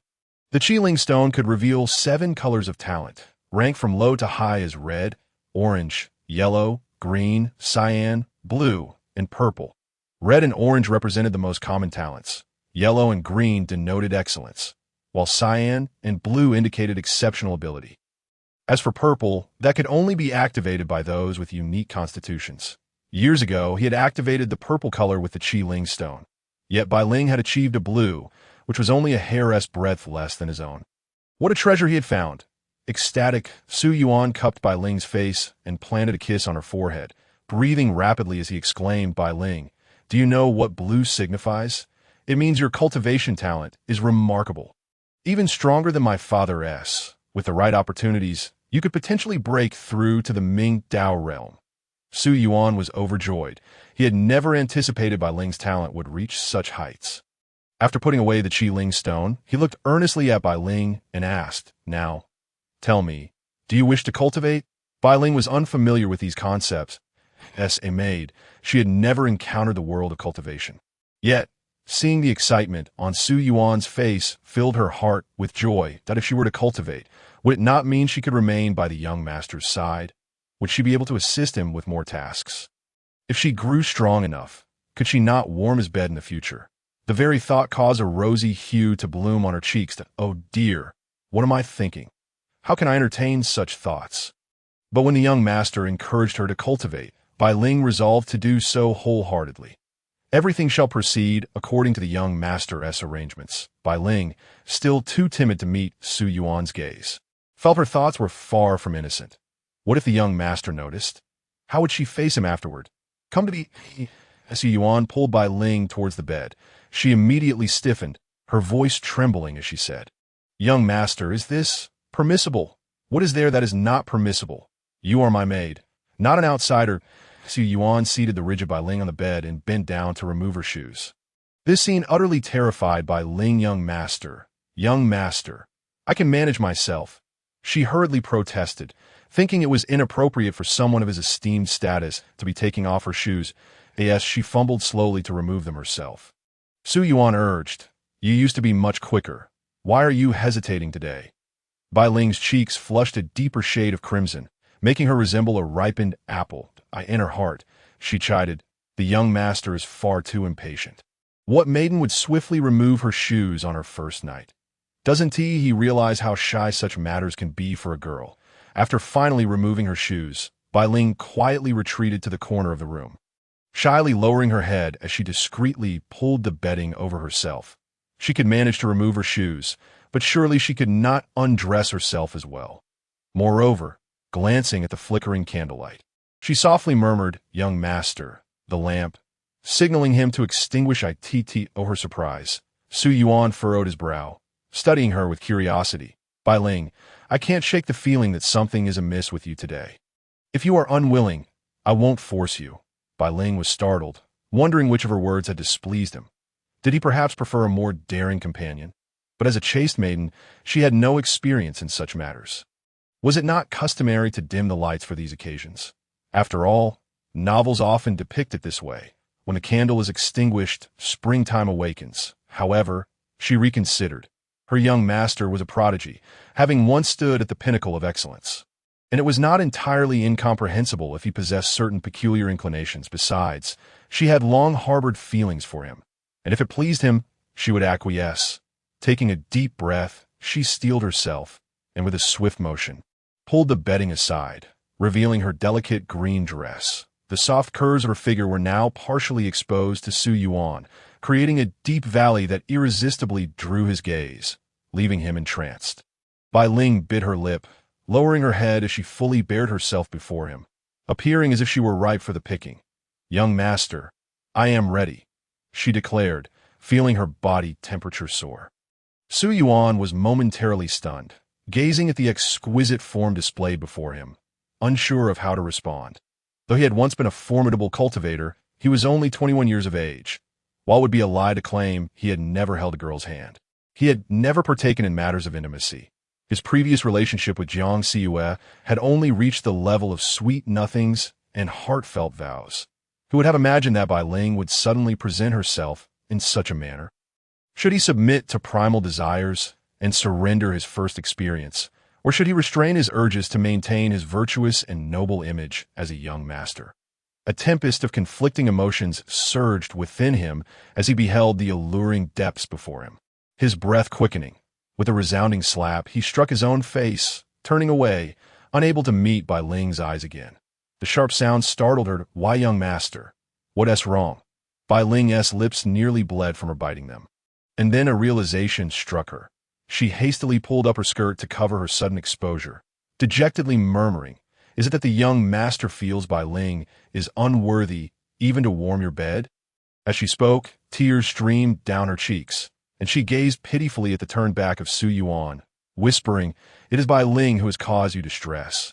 I have overstepped." Her words of grievance twisted Su Yuan's heart.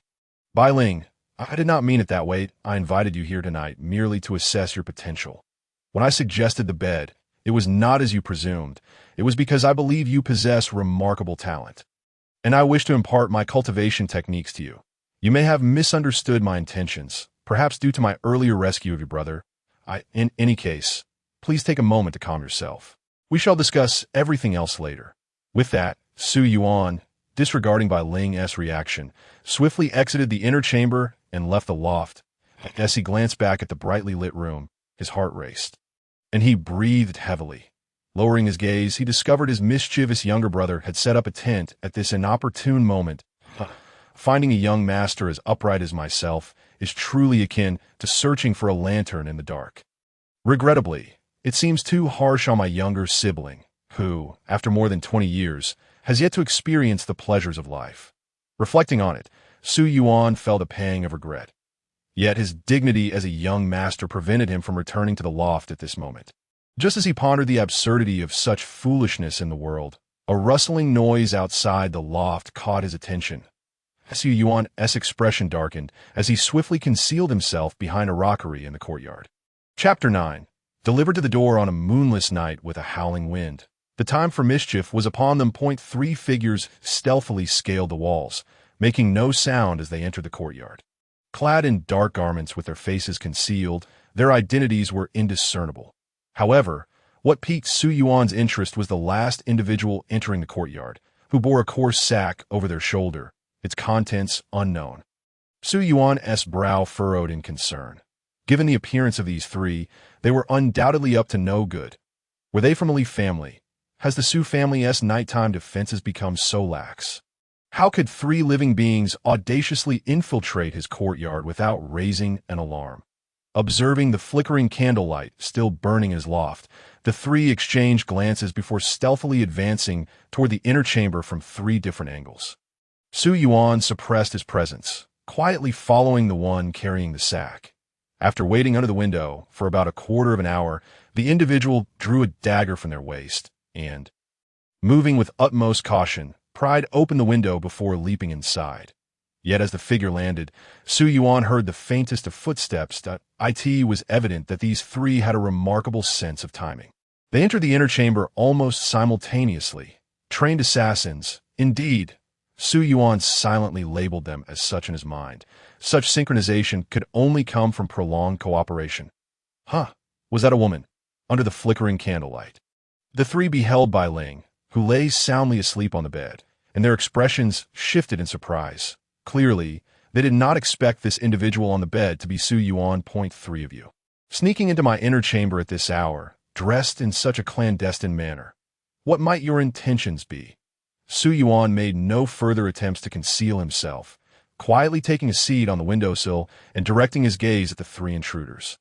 Bai Ling, oblivious to their presence, was clearly under the influence of a sedative that, if he did not intervene now, should these intruders harm Bai Ling, he would be unaware of the situation inside and would lose the best opportunity to rescue her.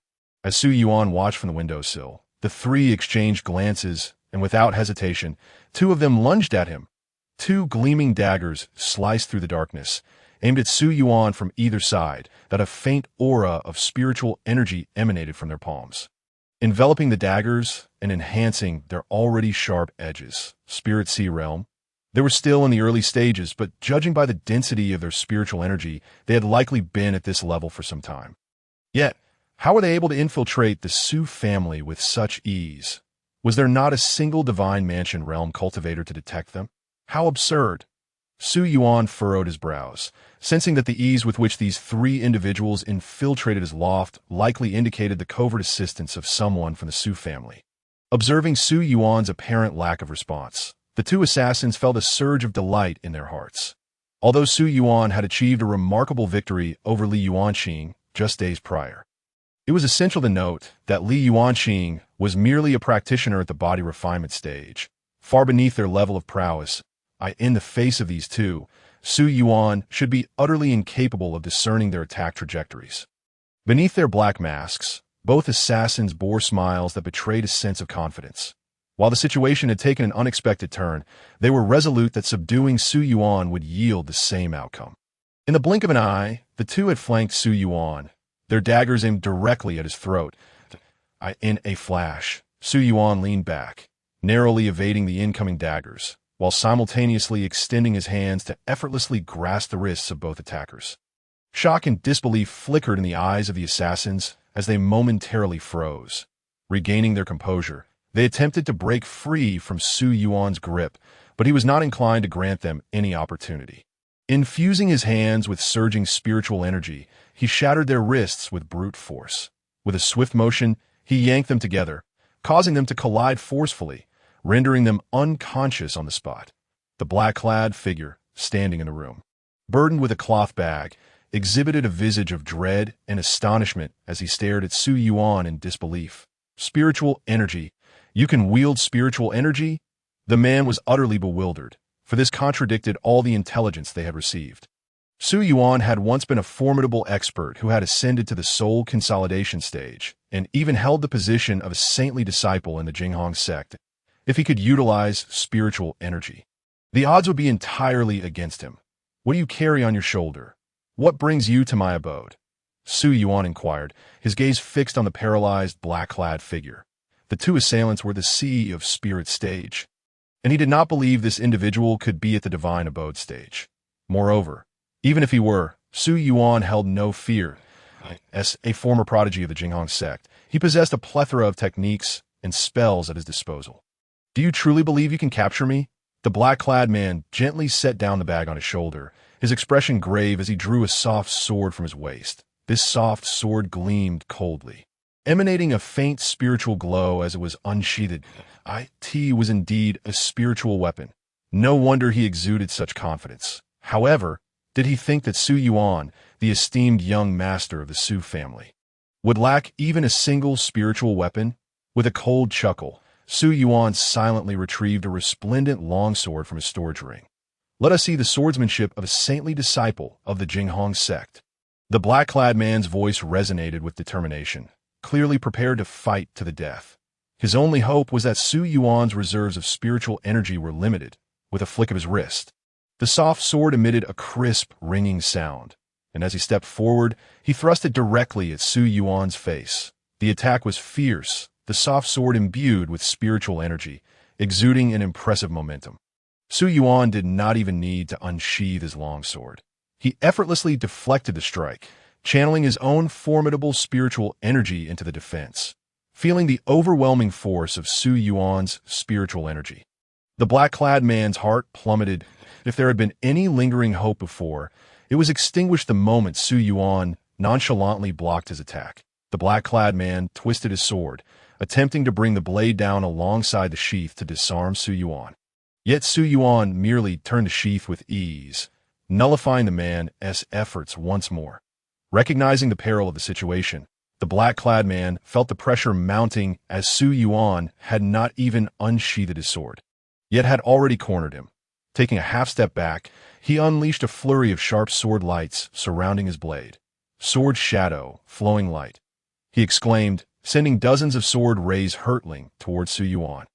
The technique transformed the sword into a shadow, with the speed of the strikes resembling fleeting light. Quite the commendable swordplay. However, your proficiency is lacking, Su Yuan scoffed, unfazed by the onslaught of razor-sharp sword lights. With his longsword positioned behind him, he extended his left hand, forming a finger into the shape of a sword, and pointed at the center of the approaching sword lights. The moment his finger touched the core of those once menacing sword rays, they seemed to be grasped by an invisible hand, collapsing before Su Yuan as if seizing their throats. Unleash any further techniques you possess. Strive to compel me to draw my sword, Su Yuan said, a serene smile gracing his lips as he remained composed. It had been quite some time since he had engaged in physical activity, and he was eager to indulge in this confrontation with the black-clad man. However, the latter, despite Su Yuan's confident words, could only manage a self-deprecating smile. That was my strongest sword technique. They all said you were crippled. I never expected you to deceive everyone that a person with a shattered sea of chi could never possess such robust spiritual energy. To fall at your hands would indeed be an honor. Nevertheless, do not underestimate me. To capture me alive and extract information from me would be a grave miscalculation. The black-clad man finished speaking. Blood began to seep from beneath his mask, and he collapsed to the ground. Writhing in pain, he had taken poison to end his life. Were assassins of this caliber truly bound by such professional ethics? Su Yuan couldn't help but exclaim in genuine astonishment. However, he was not overly concerned, for there were still two others. With that thought in mind, Su Yuan instinctively glanced down at the two individuals. Damn, I've been careless. The two, who had merely been unconscious moments ago, were now bleeding profusely from their chests. He then turned his gaze to the last black-clad man. Gritting his teeth, "You are ruthless." Su Yuan felt a wave of frustration wash over him, realizing he had been outmaneuvered by this sea of spirits assassin. The earlier flawed sword technique had, in fact, been a lethal ploy to eliminate witnesses. How foolish he had been to feel triumphant. Believing he had deciphered the man's swordplay. 2 years of complacency had dulled his instinct for combat, he sighed, reflecting that had this happened 2 years prior, he would have sensed the true intent behind the black-clad man's strike. Yet, the absence of life and death crises over the past 2 years had diminished his battle awareness, allowing him to overlook the assassin's true objective. After some introspection, Su Yuan searched through the bodies of the 3 assassins. Aside from discovering several vials of tranquilizers, he found no valuable clues. Subsequently, he activated the god-slaying sword, consuming the life essence of the 3. It was undeniable that the vitality of a sea of spirit practitioner was vastly superior to that of a body refinement practitioner. If the latter's vitality could be likened to a thread, then the former was akin to a strand. After absorbing their essence, Su Yuan felt rejuvenated. Not only had his sea of chi been fortified, but his own vitality had also significantly increased, much to his delight. Having accomplished this, Su Yuan finally turned his attention to the bag on the floor. After delivering a few kicks, his expression shifted to one of bewilderment. The texture felt familiar, yet astonishing, bending down. He lifted the bag and untied its drawstring, revealing a 17 or 18-year-old girl, sound asleep like a L.O.G. as you xiao. Staring at the familiar yet strange visage before him, Su Yuan was momentarily dumbfounded. Su Xiao was a member of the main branch of the Su family, and, by all accounts, should refer to him as brother. He had not anticipated that the bag would contain her. A storm of thoughts surged in Su Yuan's mind. Although her father held little power within the Su family, her grandfather was genuinely one of the clan elders, possessing the authority to propose the elevation or demotion of the family head. Moreover, he controlled several weapon shops under the Su family's banner. Ugh, so hot. Within the bag, Su Xiao's delicate face bore an unusual flush, her cherry lips murmuring softly, interspersed with faint moans. She seemed to be inebriated, hazily attempting to pull her sleeping gown lower, revealing vast expanses of milky white skin. How could Su Yuan endure such an explosive scene? His younger brother, once again, had become a source of embarrassment. Realizing Su Xiao's peculiar condition, he quickly deduced that his cousin had been drugged. Someone was plotting against him. Calm down, remain composed. This is not the time for indulgence. Listening to the intoxicating moans of Su Xiao, which could set one's blood ablaze, Su Yuan hurriedly circulated his spiritual energy to force himself to calm down. He understood the implications behind this situation. Had he failed to notice anything amiss tonight and allowed the cloaked figures to succeed, it would not be long before the Su family surrounded his loft, turning it into a veritable fortress. At that point, Su Xiao's family would be enraged, and chaos would undoubtedly ensue within the Su household. Even his father would find himself in an unprecedented predicament due to this affair. Who on earth could be so heartless? The anger within Su Yuan was palpable, just as he had managed to regain his composure after the earlier encounter with Bai Ling. Here came Su Xiao to add to his troubles. He felt overwhelmed. Perhaps it was best to seek out his father directly. With the assassin dispatched, the mastermind would certainly be on high alert.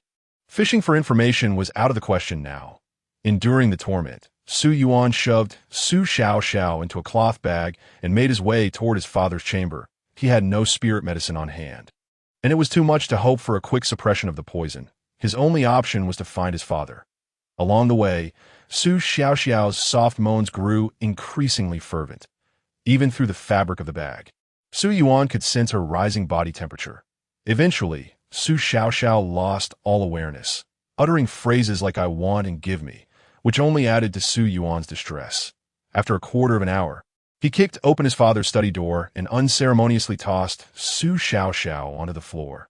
The loud noise naturally alerted the guards, who dared intrude upon the master's study. The sound of weapons being drawn echoed from outside. Su Yuan approached the door, gazing at the dozen or so guards, and spoke in a firm tone. "Go summon my father. I have urgent matters to discuss. Also, bring several large barrels of water. The colder, the better, and do it quickly."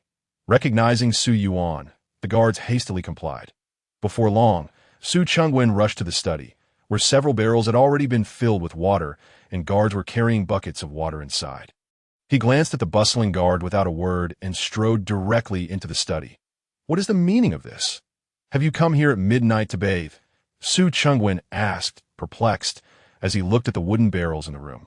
"Enough. Put everything down and guard the courtyard." Su Yuan waved off the guards. He then stood up and closed the door before turning to his father with a troubled expression. "Father, you need to see this." In one corner of the study, Su Yuan bent down to untie the BGS. As soon as the bag was opened, Su Xiao lunged at him, her cherry lips aiming to kiss him, her alluring fragrance engulfing him. Su Yuan quickly pressed her head down, turning to his father with a mournful expression. "Father, I don't know who the heartless wretch is that delivered her to my loft." Su Chengwen was momentarily taken aback by the scene before him, but soon chuckled. "My son is quite fortunate. It seems." Su Yuan's lips twitched. He had no time for jokes as he lifted Su Xiao and placed her in the wooden barrel. He intended to use the cold water to suppress the poison within her. "Father, if I hadn't noticed in time, we would both be in grave danger." How can you still find humor in this? Su Yuan pressed his hand on Su Xiaoxiao's shoulder, channeling his spiritual energy in her. While reaching out for cold spirit medicine from his father, Su Changwen did not move immediately. Instead, he stroked his chin, scrutinizing Su Xiaoxiao with a satisfied expression. Yuaner, this poison is quite potent. Forcing it out will be quite the ordeal. Why not consider an alternative? After all, one should not let good fortune go to waste. Su Yuan was taken aback by his father's brazen suggestion, his eyes widening in disbelief. Father, did you indulge in such frivolities when you were younger? Does mother know? Su Qingwen's smile immediately froze. After shooting a glare at Su Yuan, he silently retrieved several cold spirit herbs from his storage ring and tossed them into the barrel, confidently stating, "In my life, your mother is the only woman." Chapter 10.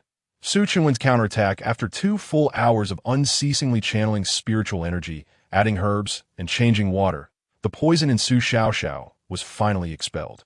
Su Yuan was utterly exhausted, his clothes soaked through, beads of sweat dotting his forehead as he slumped into a chair, looking as if he'd been thoroughly drained. I couldn't tell you had such a robust reservoir of spiritual energy.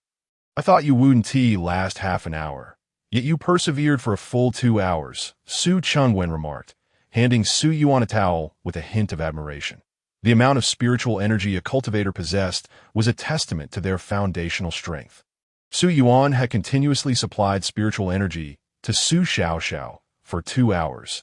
Not to mention a mere Spirit Sea Realm cultivator, even an average Divine Mansion Realm practitioner would struggle to endure that long, leaving Su Changwen genuinely astonished. Father, I believe the pressing issue at hand isn't me, but rather that it seems there is a traitor within the Su household, someone of considerable rank. Su Yuan took the towel, wiping the sweat from his face with a frown. What makes you say that? Su Changwen inquired, his tone serious. There must be traitors among us. The Su and Li families in Tianlin City are bound to clash eventually. Over the past 2 years, both sides have been probing and infiltrating each other, which is hardly uncommon. However, the worst it could be is a few Spirit Sea Realm cultivators. The true upper echelons have not made any moves. If it turns out a high-ranking member of our family has defected to the Li family, it would spell disaster for us. We must identify them. Su Yuan expressed his suspicions. There were at least 7 known Divine Mansion Realm cultivators within the Su family. It was inconceivable that 3 Spirit Sea Realm practitioners could infiltrate his loft without anyone noticing.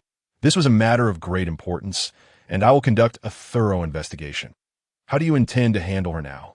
Su Chunwen's gaze fell upon Su Xiaoxiao, who was peacefully asleep in the barrel, her slightly chubby face appearing quite innocent. Her already thin nightgown, now soaked through, clung to her delicate form, revealing her figure entirely. The outline of her modesty was barely discernible beneath the wet fabric. How should I know? Su Yuan retorted. After pondering for a moment, Su Changwen tentatively suggested, "Shall we take her back to your loft for now?" Su Yuan's eyes widened in disbelief. Are you joking? How would I explain that? He outright rejected his father's proposal. Then shall I send someone to return her? Su Changwen tilted his head, inquiring. Su Yuan nodded. That would work. However, before sending her back, have someone change her clothes. That it would be inappropriate otherwise. Whether it's appropriate or not is secondary. The main concern is that her nightgown is completely soaked. It's no different from being naked. If we send her back like this, she might never show her face again and oh worries, just say she fell into a pond. Su Changwen chuckled lightly. Su Yuan's lips twitched, responding dryly, as long as you're happy. With Su Yuan's approval, Su Changwen turned his gaze towards the dark corner of the study. Center. You take a trip. As his words fell, a cloaked shadow guard emerged from the darkness, without uttering a word. He saluted both Su Changwen and Su Yuan, then effortlessly lifted Su Xiaoxiao from the barrel and leapt out of the window, vanishing into the night. Father, that shadow guard is quite formidable. That I didn't sense his presence at all. Su Yuan remarked, astonished. Although he was merely in the Spirit Sea Realm now, he had once attained the Condensation Soul Realm and possessed keen perception. Even among Divine Mansion Realm cultivators, have evaded his senses was no small feat. This individual must either possess extraordinary strength or have mastered some concealment technique. Regardless, he was far from an ordinary person, but if I were to say, aside from me, no one in the Su family could rival him. Would you believe it? Su Changwen remarked with a chuckle. Su Yuan was momentarily taken aback. The second strongest individual in the Su family willingly serving as a shadow guard under his father? That seemed a stretch that Su Yuan thought that anyone with such capabilities would never settle for such a subordinate role. After all, if that shadow guard possessed such strength, he would undoubtedly be qualified for a higher position and greater authority within the Su household. Su Changwen did not engage Su Yuan in debate, instead glancing outside and yawning. The matter has been handled, and it's getting late. You should go to be... All right. Su Yuan did not linger excessively. The 2 hours of spiritual energy transfer had indeed exhausted him, necessitating a restorative slumber. Approximately a quarter of an hour after he left, the shadow guard returned. "Master, the task has been accomplished," the guard said. Cupping his fist in a salute to Su Changwen, his voice slightly hoarse, Su Changwen glanced at the figure concealed beneath the cloak and sighed. "What is your perspective on this matter?" After a brief moment of contemplation, the shadow guard sighed again and wistfully remarked, "May I ask, Master?" Before he could finish his sentence, Su Changwen raised his hand to interrupt, saying solemnly, "For your sake, I shall spare his life." Shaking his head with a hint of amusement, he added, "That old fox truly is cunning. I cannot believe he devised such a scheme." The shadow guard fell silent, merely letting out a soft sigh, not wishing to dwell on the topic further. Su Changwen waved his hand and inquired, "How about the matters I instructed you to prepare?" The shadow guard nodded, replying, "Everything is under control." "When does the master intend to act?" Su Changwen looked up at the ceiling, exhaling deeply before responding with a complex expression, "Right now, that I will make the arrangements immediately." The shadow guard cupped his fist again and leaped out of the window, vanishing into the night. Meanwhile, Su Yuan returned to his loft. Dragging his weary body, Bai Ling was sound asleep on the bed, showing no signs of waking. The room was littered with 3 corpses. Su Yuan grimaced, feeling drained as he moved the bodies to the courtyard. Using the scant spiritual energy remaining, he activated a fire incantation to incinerate them entirely. After completing this grim task, he felt utterly spent that it was still necessary to prepare some methods for obliterating evidence. After all, employing incantations for such matters consumed a considerable amount of spiritual energy. Back in the loft, he gazed at the sleeping Bai Ling and covered her with a blanket. After swallowing a few spirit recovery pills to regain some energy, he finally slumped down beside the table and fell into a light sleep. The night passed without incident. Knock, knock, knock. Just as dawn began to break, a series of resounding chimes jolted Su Yuan awake. Why was the clan bell being rung? Listening to the clear and penetrating tones, he appeared bewildered. The clan bell signified a summons.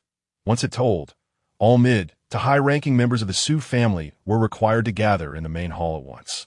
In Su Yuan's memory, the clan bell had only rung once before, during the time when the previous family head passed away and his father ascended to the position. What could have transpired? Why did his father order the bell to be rung? Casting a glance at the still sleeping Bai Ling, Su Yuan hastily made his way to the main hall. Upon arriving at the entrance, he found the area in front of the main hall already crowded with members of the Su family. Su Yuan scanned the crowd, noticing several uncles smiling and nodding at him, to which he responded with a smile in return. Many of his peers cast curious glances in his direction, surprised that he had appeared there today. However, his presence did not attract much attention, for the crowd was far more concerned with the reason behind the bell's tolling. Numerous elders whispered among themselves, yet their expressions revealed their own confusion regarding the situation. Inside the hall, several elderly men sat in a dignified manner. After about a quarter of an hour, Su Changwen, as the family head, emerged from a side chamber and took his place at the head of the hall. His countenance was as cold as frost, with a palpable aura of menace radiating from his eyes. Witnessing his expression, a sense of foreboding rose within the hearts of the onlookers, prompting them to cease their chatter. In an instant, the courtyard fell silent, the atmosphere laden with tension. Su Changwen's gaze swept across the hall, and he spoke with an air of unyielding authority. "Except for the younger generation, all others may enter." His words carried immense weight. The crowd, filled with apprehension, stepped into the hall, leaving only the younger members of the Su family outside. Leaning against a pillar, Su Yuan intended to listen in, But unexpectedly, Su Chungwen beckoned him over, saying, Yuan, come here and stand beside me. Under the astonished gazes of over 20 peers, Su Yuan stepped into the hall and approached Su Chungwen. With a calm demeanor, Su Chungwen leaned back, resting his legs on the table before him, adopting a demeanor akin to a rogue as he smiled and addressed the assembly. Everyone, if you believe I am unfit to be the family head, feel free to voice your opinions that I, Su Chungwen, am not one to disregard reason. The position of family head should be held by a sage. This has always been the tradition of the Su family. However, what does it mean to conspire with outsiders against my kin? Do you truly think that I, Su Chungwen, am without temper and easily bullied? With a resounding thud, Su Chungwen slammed his hand onto the table. Glaring fiercely, his gaze swept across the room, and none dared to meet his eyes. In that moment, he resembled a ferocious tiger, exuding an unparalleled aura of dominance. Chungwen, what has transpired? Is there some misunderstanding here? An elder stepped forward, attempting to play the mediator. The expressions of many in the hall reflected bewilderment, completely oblivious to the cause of Su Chungwen's fury. Misunderstanding? Third uncle, are we not both aware of the truth? Do not feign ignorance, Su Chungwen retorted, refusing to acknowledge anyone's authority. The pressure of his spirit condensation realm presence manifested, rendering the crowd breathless. I know that over the years, the Su family has not met your expectations under my control. You have long contemplated replacing me, yet you fear that without my presence as a spirit condensation practitioner, you would lack the strength to contend with the Leaf family. Thus, you have been devising ways to compel me to voluntarily relinquish the position of family head while still safeguarding the clan. For years, you old-timers have suppressed my authority and continuously divided my loyal supporters. Do you truly think I am a fool? But this time, Su Qinglong has gone too far. I can relinquish power to you, and I can share my loyal supporters, but if you dare to lay a finger on my family, whoever dares will meet their end. Su Chungwen's authoritative gaze swept over every individual in the hall. His piercing eyes sent shivers down their spines, leaving them trembling in fear. The hall fell into a heavy silence. Faced with Su Chungwen's explosive rage, none dared to provoke his ire. With a crash, Su Chungwen waved his hand, and a bloodied head wrapped in cloth tumbled before the crowd. Su Qinglong. This is the head of Su Qinglong. In an instant, several high-ranking members felt their legs weaken. Staggering slightly, cold sweat instantly beading on their foreheads. The faces of several elders shifted dramatically. They sprang from their seats, glaring at Su Chungwen, teeth clenched. Su Chungwen, how dare you slay a fellow clansman? Are you plotting rebellion? The family rules dictated that kin must never harm one another. Violators faced the punishment of 3 blades and 6 holes. Furthermore, Su Qinglong was a high-ranking member of the Su family. Even if he had erred, he required the judgment of the entire clan, with the elders ultimately deciding his fate. Su Qingwen's execution of judgment without due process was a blatant affront to the authority of the elders. If you wish for me to rebel, I would not mind, Su Chungwen declared loudly, disregarding the elders' reproaches. The elders, enraged, could only stammer impotently, unable to utter a single word. If Su Chungwen were to turn against the family, the Su family would truly be doomed. As the sole spirit condensation practitioner of the Su family, his absence would leave them vulnerable to the Leaf family, who would have no reservations about obliterating them. It seemed you do not wish for me to sever ties with the Su family. In that case, I shall reluctantly continue as the family head. This gathering was convened not only to discuss who would inherit Su Qinglong's business after his demise, but also to announce another piece of news. Su Chungwen's gaze fell upon Su Yuan, and he beckoned him forward. Yuan, come stand before me. Su Yuan was taken aback. He had initially thought himself merely an observer, yet it seemed he was to play a part in this unfolding drama. Subsequently, under the bewildered gazes of the assembly, Su Chungwen proclaimed, from this day forth, Su Yuan shall be the young master of the Su family. The proclamation sent shockwaves through the hall. Su Yuan was equally startled by his father's sudden announcement. This was far too abrupt. His father had not consulted him at all. Father, Su Yuan turned to his father, feeling quite troubled. Isn't this inappropriate? The young master is destined to be the successor of the Su family. If it were 2 years ago, his ascension to this position would have faced no opposition. However, Now that his father has already offended the clan elders, promoting himself to the role of young master would undoubtedly incite widespread resentment. Moreover, he does not wish to reveal so soon that his energy channels have been restored. Well, Yuan Qing can concoct some excuse to muddle through, but once seated in the position of young master, if he does not demonstrate formidable strength, who among his peers would submit to him? Su Changwen let out a cold laugh, and his domineering voice suddenly resonated throughout the great hall. Esteemed guests, do you find this arrangement unsuitable? Without waiting for a response, he turned to the elder who had spoken earlier and solemnly inquired, "Third uncle, is my decision truly appropriate?" The great hall fell into a silence so profound that a pin drop could be heard. The underlying threat in Su Chingwen's words was palpable, even to the youngest of children, that I declare that my son shall be the young master. Should you disagree, then I see no reason to remain in the Su family. The atmosphere in the hall became utterly tense, with everyone present too frightened to breathe, their gazes directed towards the clan elders. While the elders could unite to suppress the family head, what would that accomplish? A Su family without Su Changwen would be akin to a tiger without its teeth, unable to stir any waves in Tianlin City. Especially today, with the clan's treasured artifact lost, the fate of the family hinged almost entirely on the presence of a powerful condensing soul realm warrior. Under the scrutiny of the gathered crowd, Third Uncle's expression was grave. He understood that his forthcoming words would be pivotal for the family's survival. Taking a deep breath, he finally nodded and said, "Appropriate." Chapter 11. Undercurrents throughout the preceding events. Su Changwen never disclosed what Su Chenglong had done. However, none of those present were fools that a few days prior, Su Chengwen's wife had suddenly fallen gravely ill. And to this day, she had not awakened. It was clear that Su Chenglong had played a significant role in this matter. Otherwise, given Su Chengwen's established temperament over the years, he would not have resorted to such drastic measures. He had secretly slain Su Chenglong, not even allowing the elders the time to intervene. Following the killing, he did not delve further into the matter. If he were to pursue it, the faction of Su Chenglong would undoubtedly face repercussions for the harm done to the family head's wife. Su Changwen had no intention of tallying such accounts. He simply aimed to recommend his son for the position of young master. This was already a considerable concession. Should the elders disagree, they would be faced with a far more arduous choice: to protect Su Changwen, the condensing soul realm powerhouse, or to safeguard the faction of Su Chenglong. Either choice was of monumental significance to the Su family.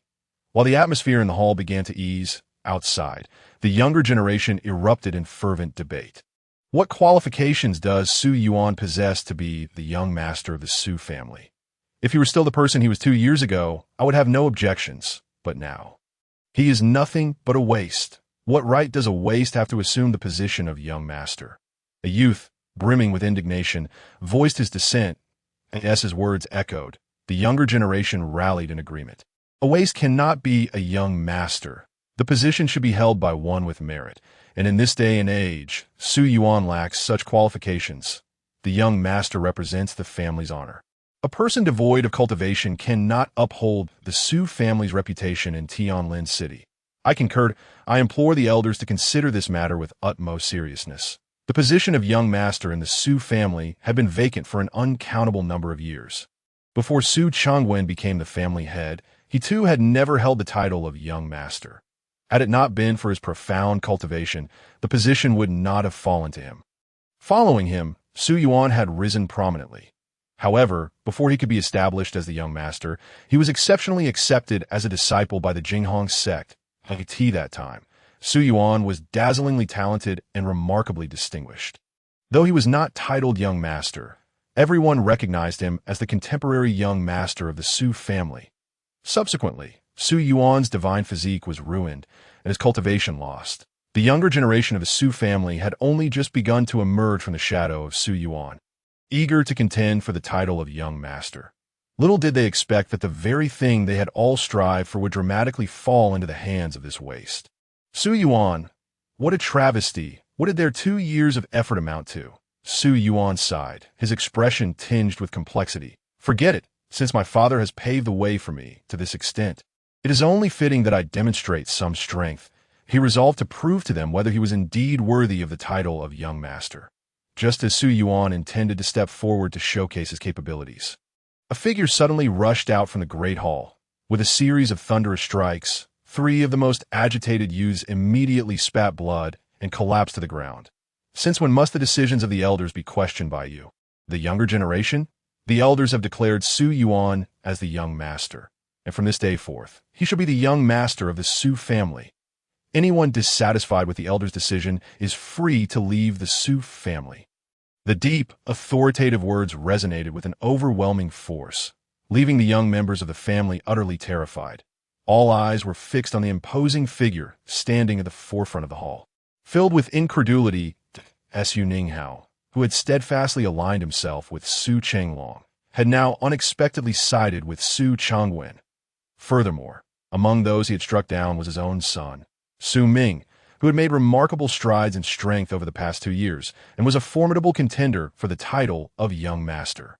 Under the suppression of Su Ninghao, the younger generation fell silent, no longer daring to voice their opinions that you honor, should you not express your gratitude to third granduncle for his support. Su Changwen spoke from the head seat. Su Yuan took a deep breath and, with a respectful bow towards the elder who had spoken, said, "Thank you, third granduncle, for your assistance." The elder waved his hand, a hint of bitterness crossing his weathered face, before revealing a characteristic amiable smile. "Now that you are the young master, you must strive diligently for the development of the Su family. I too wish to witness the grandeur of the Su family's reign over Tianlin City once more." Su Yuan smiled and replied, "I shall endeavor to do so." The elder nodded and added, "I will announce this matter to Tianlin City, and I will send the token of the young master to you tomorrow." The token of the Su family's young master is a supreme protective spiritual artifact, traditionally housed within the ancestral hall. Successive young masters would proceed to the ancestral hall, accompanied by their elders, and, relying on their own strength, break through the 2 trial formations outside to retrieve it. However, Su Yuan currently lacked the necessary cultivation to pass through these formations, even with support. Thus, the elder directly stated that he would deliver the token to Su Yuan, also granting Su Changwen a favor to prevent him from becoming too disillusioned with the Su family. "Thank you, third granduncle, for your consideration," Su Yuan thought to himself, feeling grateful for this unexpected fortune, and promptly performed a deep bow to third granduncle. The ensuing discussions among the senior members revolved around the allocation of resources and responsibilities following Su Chenglong's demise. These matters did not particularly interest Su Yuan. However, it was evident that his father had not handled the situation excessively. Otherwise, the several elders would not have remained silent throughout in Tianlin City, at the Li family residence. Within a tightly shut room, Li Kedi, the head of the Li family, wore a grim expression, gritting his teeth as he remarked, "I truly underestimated Su Changwen." He had silently eliminated Su Chenglong, dismantling the stage I had carefully constructed. Under the dim candlelight, a figure seated beside him chuckled. "I initially thought this matter would trouble the Su family for a while. I never expected Su Changwen would resort to this tactic. However, despite the surprise, our objectives have been achieved. With Su Changwen's suppression of Su Chenglong, the Su family will no longer be as united as before. This is our opportunity." Ikedi clicked his tongue and smirked. Indeed, Su Changwen will undoubtedly head to Haonan City that a person so enamored will leap into the trap, even knowing it is a snare. At that time, when the tiger descends from the mountain, the Tianyan mine will surely fall into our grasp. The figure beneath the candlelight leaned back slightly, arms crossed behind his head, and spoke nonchalantly. "On the day the Su family falls, I shall personally claim Su Yuan's head." Ikedi's face broke into a bright smile, a trivial matter. After a prolonged period of tranquility, Tianlin City once again erupted into a fervor. The Su family issued an announcement. Su Yuan was to be appointed as the young master of the Su clan. As soon as this news broke, the entire Tianlin City was set ablaze with uproar. Su Yuan as the young master of the Su family?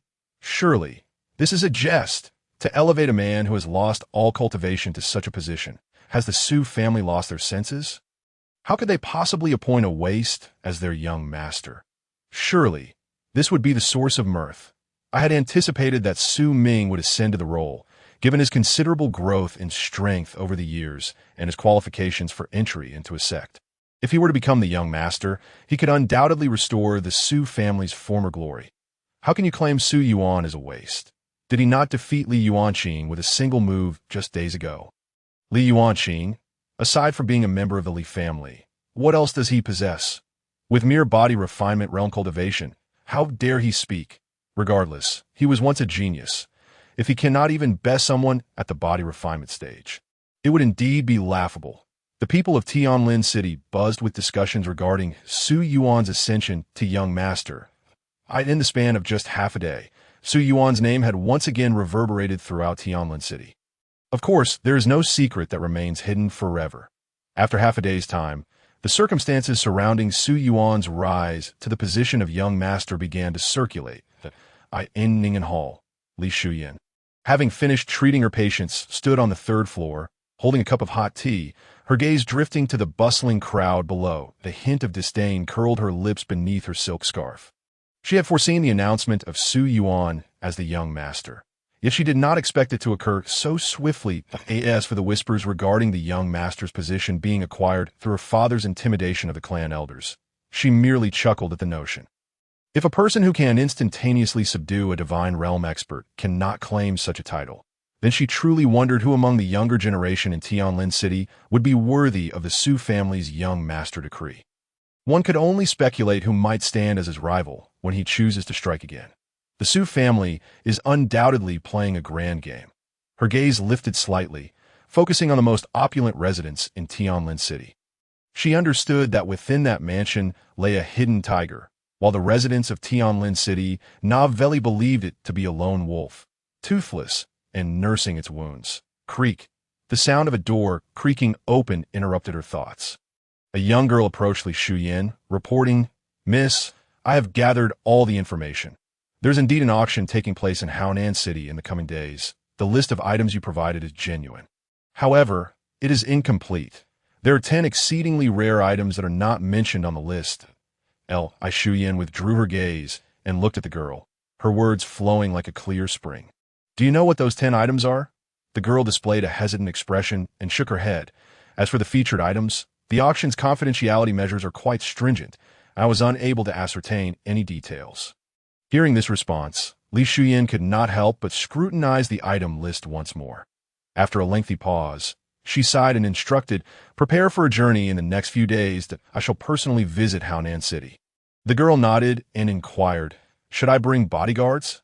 After a moment of contemplation, Li Shuyan ultimately shook her head. "This matter must remain confidential." The girl bowed respectfully before turning to leave. Once the girl departed, Li Shuyan picked up the item list again, her gaze settling on the Xianyang wood. After a considerable time, a faint smile graced her lips as she murmured, "This trip to Haonan City is bound to be intriguing." At the Su family, since returning from the Grand Hall the previous day, Su Yuan had been diligently cultivating in the attic. On a nearby table lay a gleaming yellow token. Upon receiving the token, Su Yuan finally comprehended why his father had chosen to nominate him as the young master. This token was not simply a superior spiritual artifact. It contained the power to store a full-force strike from the soul condensation realm. It was a preparation made by his father for his journey to Haonan City. With this token in hand, even when confronted by a soul condensation expert, he would possess the means to escape. Creak. The door swung open, and Su Changwen entered the attic with a smile. "Yuaner, has your cultivation been progressing smoothly?" Su Changwen inquired, his fatherly affection evident. Su Yuan opened his eyes, awakening from meditation, and replied, "The 2 spiritual herbs you provided have been immensely helpful." "That is good to hear." Su Changwen smiled with satisfaction, picking up the young master token to examine it. After a moment, his expression turned serious as he solemnly asked, "Are you truly resolved?" Su Yuan smiled and replied, "Mother's ailment is due to my actions. Previously, I lacked the strength, but now that my energy sea has been restored, it is time I do something for her." Su Yuan felt a deep sense of guilt regarding his mother. 2 years ago, he had been engrossed in his cultivation, neglecting to spend time with her. After returning to the Su family, he felt unworthy to face her. Though they lived close, he rarely took the initiative to visit. Now, having regained his cultivation and confidence, his mother had fallen ill. For so many years, he had done nothing for the woman who loved him most dearly. This time, he must do something for her. It was unacceptable to allow his mother to silently sacrifice for him, treating it as a given. If your mother were here, she would not permit this. Su Chengwen still felt that Su Yuan's journey to Haonan City was perilous. That is why I will not inform her, Su Yuan grinned. Understanding Su Yuan's determination, Su Chengwen knew he could not dissuade him as he held the young master token. A surge of spiritual energy erupted from it. The once ordinary token now glimmered with ethereal light. Depart a few days early. I will ensure everything is fine here with your mother. Su Chengwen gently handed the token to Su Yuan. Then, he retrieved 2 storage rings from his bosom and explained, "These are resources and combat supplies I have prepared for you. 1 ring contains 6 million spirit stones along with my personal reserves from these years. If the spirit stones are insufficient, feel free to exchange them for more." Su Yuan solemnly accepted the 2 storage rings, confidence radiating from him as he declared, "Do not worry, Father. As long as the crimson flame crystal appears in Haonan City, I will surely bring it back." Su Chengwen chuckled, reaching out to ruffle Su Yuan's hair, only to realize that, unbeknownst to him, Su Yuan had grown taller than him. Instead, he placed his hand on Su Yuan's shoulder. Affectionately smiling, "I will await your return." Chapter 12. An unexpected individual. Young master, it's time for your meal. Bai Ling set the food box on the table, beckoning Su Yuan over. Emerging from the inner chamber, Su Yuan's eyes lit up at the sight of the delectable dishes laid out before him. Crimson spirit fish, golden winged eagle, and earth spirit beast. The treatment of the young master is indeed exceptional. He sat down, accepting the bowl and chopsticks offered by Bai Ling. Joking, "I must have been mistaken. These must have been procured from the family treasury. Young master, you are overestimating things. These were personally purchased by the master." Bai Ling explained. Although Su Yuan had become the young master of the Su family, his meals were not extravagantly enhanced. Each of the 3 dishes on the table was worth a considerable sum. With the ingredients alone amounting to tens of thousands of spirit stones, I was wondering why yesterday's meal was not this lavish. Su Yuan shrugged, warmth filling his heart as he gazed at the dishes. These were all his favorites, flavors he had nearly forgotten. Thankfully, his father remembered. "Bai Ling, sit down and join me. It's a rare occasion for such delicacies." He invited Bai Ling to share the table with him. As a maid, she was not entitled to dine with her master, but Su Yuan did not mind. "Young master, you should eat. The kitchen has prepared food for me." Bai Ling smiled and politely declined. Fully aware of her position, "Join me. These dishes are spiritual items, infused with pure spiritual energy and vitality. They are immensely beneficial for cultivation. Just this meal could compensate for half a month's worth of training. Moreover, why should you and I stand on ceremony?" Upon hearing Su Yuan's words, Bai Ling ceased to be reserved, nodded slightly, and nervously took her seat at the table, picking up the chopsticks. Although she was not particularly fond of food, such exquisite delicacies were certainly tempting to her. After completing her tasks for a while, "Come find me. I shall impart to you the methods of cultivation," Su Yuan stated. Bai Ling's innate talent should not be squandered. Furthermore, once she cultivates, she will be able to accomplish much more for herself. Making the bed and folding blankets is a waste of her potential. Indeed, Bai Ling nodded, her gaze fixed on the rice in her bowl as she quietly took a few bites. Observing her anxious demeanor, Su Yuan couldn't help but chuckle. "What are you so nervous about while having a meal with me? Come, try this golden spirit fish. Its flavor is exquisite, with a tender texture that melts in your mouth." He served her a piece of fish, urging her not to merely consume plain rice, but to eat more vegetables. During their first meal together, Bai Ling was evidently still quite restrained. After finishing her meal, she cleared away the dishes while Su Yuan retreated to the inner chamber to cultivate. Knowing that he would soon leave his family to venture into the world, Su Yuan endeavored to strengthen himself further. As night fell, the darkness began to envelop the earth. Once Bai Ling had completed her tasks, she finally approached Su Yuan. "Come, sit across from me." As Su Yuan shifted slightly to free up part of the bed, Bai Ling responded with an affirmative sound and took her seat opposite him. Su Yuan then began to instruct her in the matters of cultivation. "You have never practiced cultivation before. Today, I shall explain it thoroughly to you. Cultivation, in essence, is the absorption of spiritual energy from the heavens and the earth to strengthen oneself. Body tempering is the stage of honing the physical form, Su Yuan patiently and meticulously explained to Bai Ling. Regardless of whether she seemed confused, forcefully imparting his cultivation experiences to her. However, to Su Yuan's astonishment, Bai Ling not only possessed exceptional talent, but also demonstrated remarkable comprehension. She could not only extrapolate from his explanations, but also posed her own questions, which delighted Su Yuan. This discussion lasted for a full hour, and by the time it concluded, darkness had fully descended. Believing that Bai Ling had grasped the essentials, Su Yuan took a deep breath and smiled with satisfaction. That will suffice for today. Should you encounter any uncertainties in the future, feel free to ask me. Now, I shall impart to you the methods of cultivation. Extend your forehead towards me. Su Yuan placed his hand on the back of Bai Ling's head and spoke solemnly. It may be somewhat painful, so endure it. With that, he pressed his forehead against hers. The cultivation methods Su Yuan imparted were not exclusive to the Su family, but were powerful techniques acquired from vanquishing the prodigies of various sects within the Taiyuan realm. Such formidable methods naturally contained immense power. Ordinary paper could not withstand this force. It required a special medium known as a jade tablet. Unfortunately, due to his diminished cultivation, he lacked the spiritual energy to inscribe the thousands of characters necessary for the cultivation methods. Thus, he had no choice but to convey these methods through a soul infusion. Of course, had his cultivation not fallen, he could have achieved this with a mere finger. However, in his current state, being merely at the spirit sea realm, he opted for the least exhausting approach to conserve his spiritual energy. As their foreheads pressed together, Su Yuan activated his spiritual energy, transferring the cultivation methods into Bai Ling's soul. Instantly, Bai Ling's muscles tensed up. The excruciating pain of her soul being touched overwhelmed her like a tidal wave. She clenched her fists tightly, her nails digging deeply into her flesh. Her teeth ground together with a sharp sound. Her consciousness was on the verge of fading. Hold on. This is my chance to change my fate. I cannot give up. I must endure. If I can persevere, I will be able to assist my master in accomplishing so much more. Bai Ling's heart cried out. Her formidable willpower enabled her to struggle between unconsciousness and awareness. After a quarter of an hour, Su Yuan's face turned pale as well. Utilizing his spiritual energy at his current realm was immensely taxing on his body. Observing Bai Ling before him, her forehead veins bulging, her features contorted yet still holding on, he smiled in relief, saying, "That's enough?"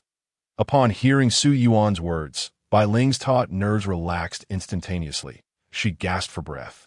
Her hands braced against the bed, her arms trembling uncontrollably, beads of sweat rolling down her face and onto the sheets, as if she had endured a fierce battle. That I've given you the means. From here on, how far you can go depends on your own fortune, Su Yuan said softly. Gazing at Bai Ling, "Thank you, young master," Bai Ling replied, her words somewhat slurred, still recovering from the intense pain. Su Yuan nodded and pointed to a nearby cabinet. "I have left some spiritual herbs there that are suitable for the body-tempering realm.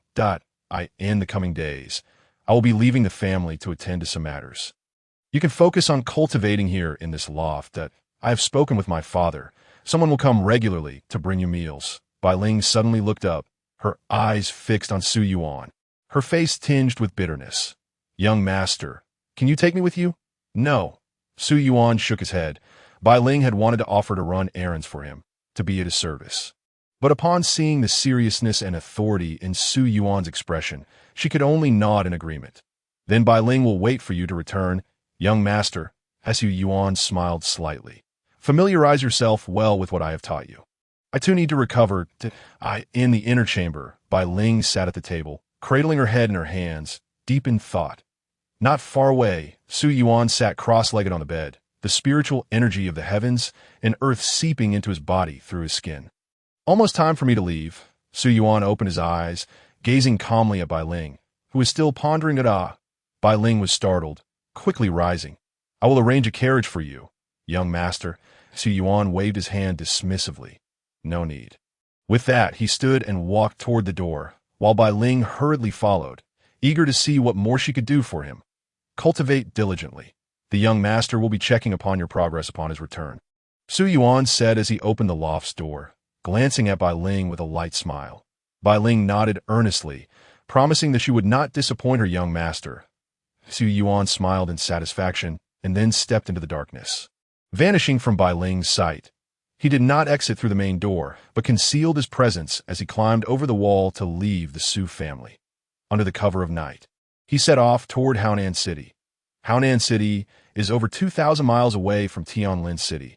Even a powerful being of the Divine Mansion realm would require at least 2 days of travel. And no one could journey continuously for 2 days without rest. Even prodigies were no exception, but I still have 12 days' time, which is ample. This journey presents an opportunity to grow stronger. Along the way, I will have to traverse numerous mountains, each harboring various ferocious beasts that I can utilize the god-slaying sword to devour their lifeblood, solidifying my spiritual sea. Su Yuan hastened forward, mentally plotting his route to Haonan City. Upon leaving Tianlin City, he did not take the main road, but plunged into the mountain range instead. Channeling spiritual energy into his eyes, his previously obstructed vision became clear as Su Yuan proceeded onward. Before long, he encountered a beast foraging for food within the mountains. With a flicker of his figure, he sprang into action, his sword glinting with cold light already grasped in hand. In a mere instant, the beast became a victim of his blade. Placing his palm upon its corpse, as the god-slaying sword activated, its blood was swiftly drained away within a few breaths. Without lingering, Su Yuan continued on his path. Throughout the night, he slew dozens of beasts, 6 of which were at the spirit sea realm. The immense force of their lifeblood surged into his spiritual sea, fortifying it, yet remained distant from its previous solid state. In the latter half of the night, Su Yuan chose a towering ancient tree, leaping onto its branches to rest for a moment. Before dawn, he set off again toward Haonan City. The route he chose was not the most direct. Instead, he opted to circumvent the mountains, and if fortune favored him, it would require 6 days to reach his destination. The morning sun had yet to unveil its warmth, and the winds in the mountains were refreshingly cool. Covered in blood, Su Yuan traversed the forest, attuned to every sound and vigilant of his surroundings. Ever since being outmaneuvered by the cloaked figures, he no longer dared to be arrogant. He resolved that any battle that could be concluded in a single breath should not extend beyond 2. Unlike cultivators, who cultivate spiritual energy and possess relatively frail bodies, demonic beasts cultivate their physical forms. They boast not only extraordinary defenses and terrifying endurance, but also regenerative capabilities that cultivators find difficult to match. Engaging in a protracted battle with demonic beasts in the wilds is the most unwise choice. After all, one could never know when another beast might spring forth from behind. Boom! Accompanied by a series of deep, resonant roars, the ground beneath Su Yuan trembled, but a battle was afoot. Su Yuan's gaze sharpened, and he immediately concealed his presence, cautiously making his way toward the source of the sound. Before long, he sensed the rampant spiritual energy surging through the atmosphere. Were cultivators hunting formidable demonic beasts? Su Yuan speculated that a battle that could incite such tumultuous spiritual energy must involve at least a Divine Mansion realm expert. While the Spirit Sea realm cultivators have opened their Chi Sea, their application of spiritual energy is limited to enhancing their weapons or bodies to augment their combat prowess. In contrast, once the Divine Mansion is forged within the Chi Sea, spiritual energy can exist independently from the body, manifesting as blades of energy, just as the previous coachman had demonstrated. With a swift strike of his hand, spiritual energy extended nearly 10 feet, cleaving a horse in two that a cultivator from the Spirit Sea realm could at most deliver a fatal blow, but could never achieve the precision of severing a body with a mere gesture. I must take a look. If there is any blood, it could present an opportunity. Su Yuan's heart raced with excitement. The vitality of a Divine Mansion realm beast is immensely rich. Should he consume it with the god-slaying sword, the benefits to his Chi Si would be substantial. The rumbling grew more intense, and the tremors of the ground became increasingly frequent. Climbing to a higher vantage point, Su Yuan finally beheld the combatants that it was not a cultivator hunting a demonic beast, but rather 2 beasts of the soul condensation realm engaged in a fierce battle. One was a snow-white fox with 3 tails. Each tail was nearly a yard long, and each strike left deep furrows in the earth. Its claws were sharp enough to slice through gold and jade. And with each swing, ancient trees fell like mere twigs, their cut surfaces smooth as mirrors. The other combatant was a colossal black bear, its tough hide and muscular limbs exuding terrifying power. Even a mere swing through the air produced a series of sonic booms. The clash between the two was not limited to their physical collisions. They occasionally unleashed waves of spiritual energy upon one another. Thunderous roars reverberated for miles around. Sightings of soul condensation realm beasts in combat were exceedingly rare. My luck is truly extraordinary. Su Yuan licked his lips, his eyes sparkling with anticipation. Observing the relentless struggle between the two beasts, it was evident that they intended to fight until one of them fell. If he remained in this place, he could reap the rewards, the vitality of a soul condensation realm beast. Just the thought of it sent shivers down Su Yuan's spine. Moreover, beasts of the soul condensation realm are considered great demons, and anything they possess is bound to be of considerable value, a once-in-a-lifetime opportunity. Just as Su Yuan reveled in his fortune, a sudden glimmer appeared on the black bear's chest, a yellowish talisman. In an instant, Su Yuan felt parched and cold sweat poured down his face. The red earth talisman. This bear is the spirit companion of a powerful figure from the Red Sky sect. It was not a mere skirmish between two beasts, but a hunt led by an expert from the Red Sky sect seeking to slay the White Fox. With the appearance of the red earth talisman, Su Yuan felt a chill run down his spine. He scanned the forest frantically, searching for the master controlling the bear. Unfortunately, given his current realm, he could not discern anything. Anyone capable of possessing a soul condensation realm spirit companion must also be of that same caliber. My life is at stake. I cannot afford to confront a soul condensation realm cultivator. Su Yuan thought, retreating in trepidation. Although the vitality of a soul condensation realm beast is tempting, the prerequisite is to have a life to claim it. Just then, a towering figure surged into the sky from the forest. The moment Su Yuan caught a glimpse of the person's face, his eyes widened in shock, and his mind momentarily blanked. Li Kedi, the head of the Li family. Chapter 13. I see. The sudden appearance left Su Yuan's mind in turmoil. His thoughts momentarily halted. Kedi. How could it be Li Kedi? The Red Earth Talisman is a unique beast-controlling technique exclusive to the Red Sky sect. As a vassal of the Stunning Swan sect, he should not have any ties with the Red Sky sect. After all, the two sects have been adversaries for years, engaging in countless battles resulting in innumerable casualties, including even elders of the Ming Dao realm. This is a familial enmity, with no possibility of reconciliation. Could it be that Li Kedi has defected to the Red Sky sect? Cold sweat streamed down Su Yuan's face, his complexion turning pale with fear. Countless speculations raced through his mind. Yet only this one seemed plausible, but if his assumption were correct, the Stunning Swan sect would soon face a significant setback due to the Li family. Tianlin City is already considered the heartland of the Stunning Swan sect. The Red Sky sect would undoubtedly exploit this pawn to the fullest. I can't stay here any longer. I must leave. Su Yuan's heart raced. He knew that if Li Kedi caught sight of him, he would go to any lengths to eliminate him. The blow from his father, even at the soul condensation realm, would not suffice for him to escape alive from Li Kedi. Su Yuan dared not reveal even a whisper of his presence. Crouching like a lizard on the hillside, silently retreating. Only after discreetly withdrawing 100 feet did Su Yuan dare to quicken his pace and flee. Boom! The deafening roar suddenly shook the heavens. As blinding light illuminated the world, a terrifying shockwave surged forth, whipping up a tempest through the forest. Su Yuan, positioned several dozen miles away, staggered, nearly toppling to the ground. He turned in horror to witness the battleground. A vast cloud of dust billowed into the sky as the ferocious spiritual energy uprooted several mountain peaks, transforming countless ancient trees into mere splinters. What terrifying, destructive power! Su Yuan's scalp prickled with dread. The force of that strike could severely injure even those of the Ming Dao realm. The three-tailed snow fox was likely finished. Thank heavens I ran swiftly. Otherwise, I would have been reduced to ashes by the residual force of this battle. Su Yuan silently congratulated himself for his timely escape. Had he entertained even a fleeting thought of coveting the vitality of the soul condensation realm, he would have been swept away in an instant. Just as he reveled in the wisdom of his decision, a massive figure erupted from the clouds of dust, hurtling directly toward him. What the hell? As he beheld the rapidly approaching figure, Su Yuan's eyes nearly bulged from their sockets.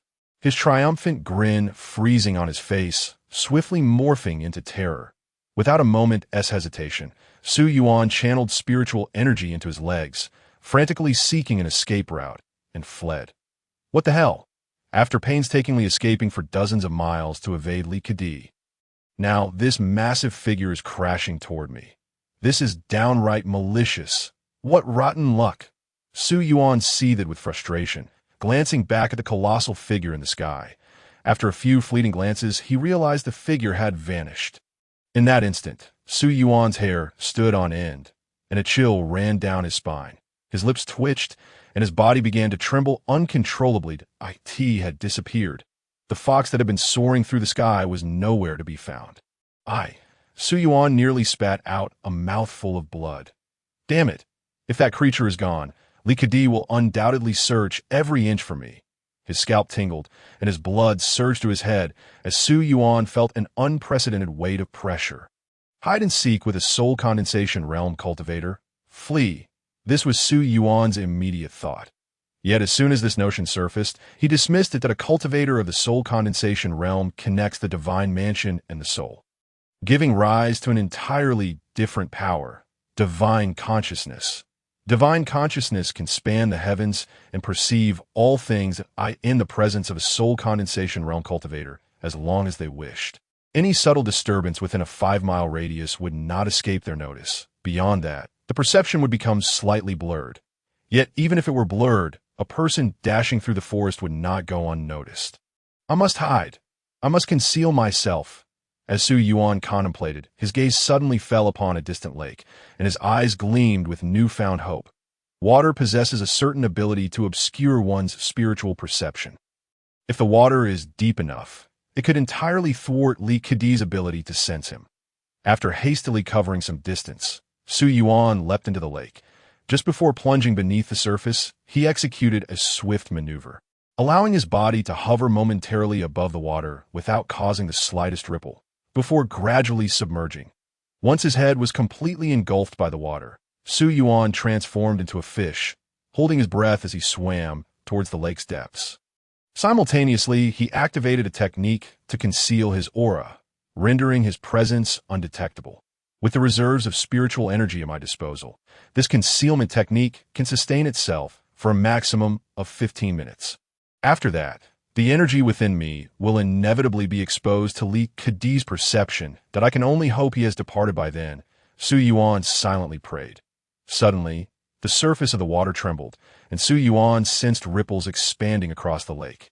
Not as if stirred by the wind, but rather as if shaken by a powerful force.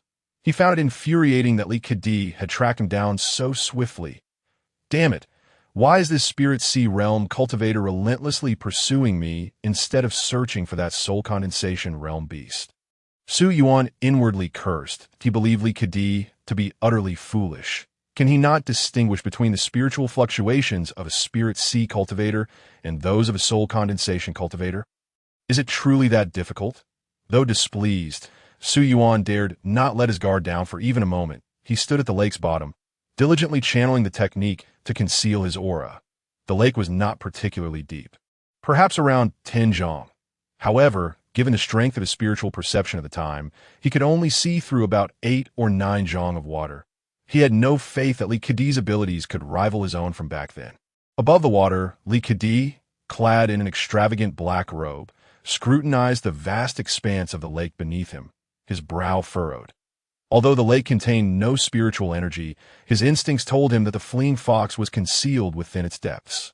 Since his spiritual perception could not penetrate, he resolved to shatter the lake. Let us see where you can run. He raised his palm, gathering a tempestuous surge of spiritual energy. The energy coalesced into a radiant sun in his hand, its scorching heat enveloping the surroundings and causing the lake's waters to evaporate into mist. Just as he prepared to strike down with the blazing sun, an erratic fluctuation of spiritual energy flickered about 10 miles to the east. The sudden appearance of this energy seemed to betray an inability to suppress internal injuries, releasing a faint ripple. There, Li Kadi's eyes narrowed, and he immediately withdrew his divine ability, hastening towards the source. Beneath the water, Su Yuan felt every muscle in his body tensed. In that fleeting moment, he envisioned his own demise. The violent fluctuations of spiritual energy above the water sent chills down his spine. Even without direct perception, damn it, who in their right mind would attempt to shatter this lake to investigate? Thank the heavens he refrained from doing so. He had to escape, and quickly, sensing the turbulent energy dissipate. Su Yuan was oblivious to the events unfolding above the water surface and could only swim along the lake's bottom towards the opposite side. Half an hour later, Su Yuan retrieved a rejuvenating pill from his storage ring and swallowed it. The lake water filling his belly. His spiritual energy could only sustain itself for 15 minutes, so he needed to restore it beforehand to maintain the concealment technique. However, this method would only delay for another 7.5 minutes at most. After all, even pills require time to take effect. After 30 minutes, Su Yuan finally reached the opposite bank of the lake, but he chose not to break the surface violently. Instead, he remained submerged, waiting patiently. He was uncertain of the situation above and opted to bide his time that he did not wish to surface too soon. A faint mental presence brushed against Su Yuan's mind, causing him to instantly become alert. Standing at the lake's bottom, his mouth went dry. Channeling his spiritual energy into his eyes, he scanned the surroundings but found nothing amiss. However, the inherent darkness of the lake and an inexplicable dread sent shivers through him. Which esteemed elder is meditating here? I mean no disturbance, and shall take my leave? The thought echoed in his mind, and he realized that the voice must belong to someone at least at the soul condensation realm. Goodness, my luck is truly extraordinary. Even while hiding, I encounter a soul condensation being. Damn it. Had it been 2 years ago, I would have surely uprooted this lake to uncover who dares to toy with me. After performing a respectful gesture at the lake's bottom, he finally resurfaced. Using his spiritual energy to dry his clothes, he hurriedly departed from the lake, still shaken by the earlier encounter with Li Kadi. He could hardly breathe when Li Kadi was present, driving him, a mere spirit sea cultivator, away. Su Yuan felt a surge of indignation. That soul condensation being at the lake's bottom was also a coward who preys on the weak. As he continued his journey, it was not long before he spotted a group of fully armed cultivators hastening towards the site of the explosion. The earlier commotion must have attracted numerous cultivators. I would rather not join the fray. Su Yuan had no intention of getting involved, even though he knew that areas where fierce battles between beasts occurred would undoubtedly be rife with blood and energy. Yet, he had no desire to claim any spoils. What if Li Kadi is still nearby, or if that bear is not yet left? The number of casualties among these people would be staggering. After all, only cultivators of the soul condensation realm could contend with a soul condensation beast. Spirit sea and divine abode cultivators would be nothing but fodder. The matters concerning the Li family required an opportunity to inform the Jinghong sect. Even if they do not believe my words, a degree of caution would prevent them from suffering too great a loss. Su Yuan harbored concerns for his sect. Although he had returned to the Su family for 2 years, and the sect had revoked his status as a divine son, he still bore the identity of a Jinghong disciple. Furthermore, the elders had treated him well during his time in the sect. Most importantly, he felt a deep sense of guilt towards the sect. Among those disciples who perished in the Taiyuan realm, 60% had fallen due to his actions. Contemplating this, Su Yuan felt a heavy weight in his heart. Silently, he clenched his fists. Jiang Siue, wait for me. After adjusting his mood, Su Yuan set off once more. Not long after, he encountered another wave of cultivators rushing towards the site of the explosion. Su Yuan had no desire to engage with them. Yet the moment they spotted him, one of them called out, "Hey, you there! Stop!" Su Yuan halted, his gaze fixed on the group of over 10 individuals approaching him, displaying the appropriate wariness and vigilance. "Friends, whatever you have to say, please do so from there." The leader was a middle-aged man wielding a large sword. His long hair was wild and unkempt, and his angular face bore triangular eyes, exuding an air of menace. His left shoulder was adorned with a black beast hide pauldron, while his bare upper body was marred with scars, making him resemble a mountain bandit. You know what transpired ahead. The sword-wielding man stood arrogantly, scrutinizing the slender Su Yuan with a look of contempt. Su Yuan chose to disregard the impolite inquiry, replying simply, "I do not know." He was reluctant to engage with these individuals, preferring to offer perfunctory responses. "You do not know?" The sword-wielding man retorted, a cold smile creeping across his face.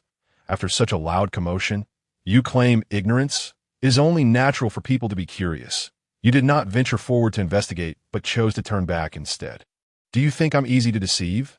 As soon as the sword-wielding man finished speaking, the group behind him cast hostile glares at Su Yuan. "Surround him!" they shouted. "He must know something. Moreover, he might have already obtained something valuable and is preparing to flee." The sword-wielding man's expression darkened as he commanded. In an instant, the group behind him dispersed, encircling Su Yuan. The sword-wielding man lowered his sword from his shoulder, dragging it as he approached. "Speak. What exactly happened up ahead?" "Don't treat me like a fool. Cultivating to the spirit sea realm is no easy feat. Don't go seeking your own demise." He grounded the sword into the earth, regarding Su Yuan with a disarming smile. He was at the divine abode realm, and before him, a spirit sea cultivator was akin to an ant.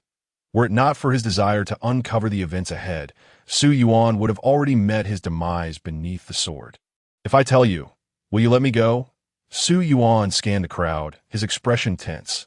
"That depends on whether you tell the truth," the sword-wielding man replied with a cold smirk. Someone nearby, growing impatient, interjected, "Chieftain, why waste words with him? Let us first sever his hands and feet, and then interrogate him." Regardless, in the realm of the spiritual sea, death does not come easily. That a sense of foreboding weighed heavily on Su Yuan's heart. He had discerned the truth. This group was likely a band of mountain bandits. The earlier exertion of his aura-concealing technique had drained a significant amount of his spiritual energy, although he had consumed pills for recovery. The energy in his dantian still fell short of 80%. Eliminating all of these individuals in one fell swoop would pose a considerable challenge. Yet, there was no harm in attempting it. "Are you intent on killing me?" Su Yuan furrowed his brow, feigning anger. The burly man wielding the blade slapped the head of the one who had spoken moments before, his face contorted with rage. "Will you die if you keep your mouth shut? Huh. Do you have a problem with your eyesight? What kind of fabric is that on him? Are you planning to chop off his hands and feet? For heaven's sake, can't you think?" This display left Su Yuan utterly bewildered. Indeed, those who roamed the underworld were rarely simple characters. The man with the blade had immediately sensed that Su Yuan's background was not ordinary and was wary of him. After schooling his subordinate, the burly man turned to Su Yuan with a smile, saying, "Don't listen to this fool-s nonsense. I have no intention of harming you. I am merely curious about what transpired earlier. Of course, I hope you will cooperate with me as much as possible. After all, in this desolate wilderness, with one or two more corpses, your people behind you will never know it was I who did it. I simply wish to avoid enmity." He listened to the man's veiled threats. Su Yuan's expression grew solemn, yet inwardly he scoffed. Such petty tricks might deceive those young masters from noble families. But to fool me?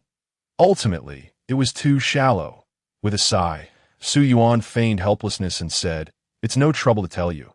Just now, there was a divine light that suddenly appeared, and I saw a streak of radiance descending from the heavens, shattering several mountains.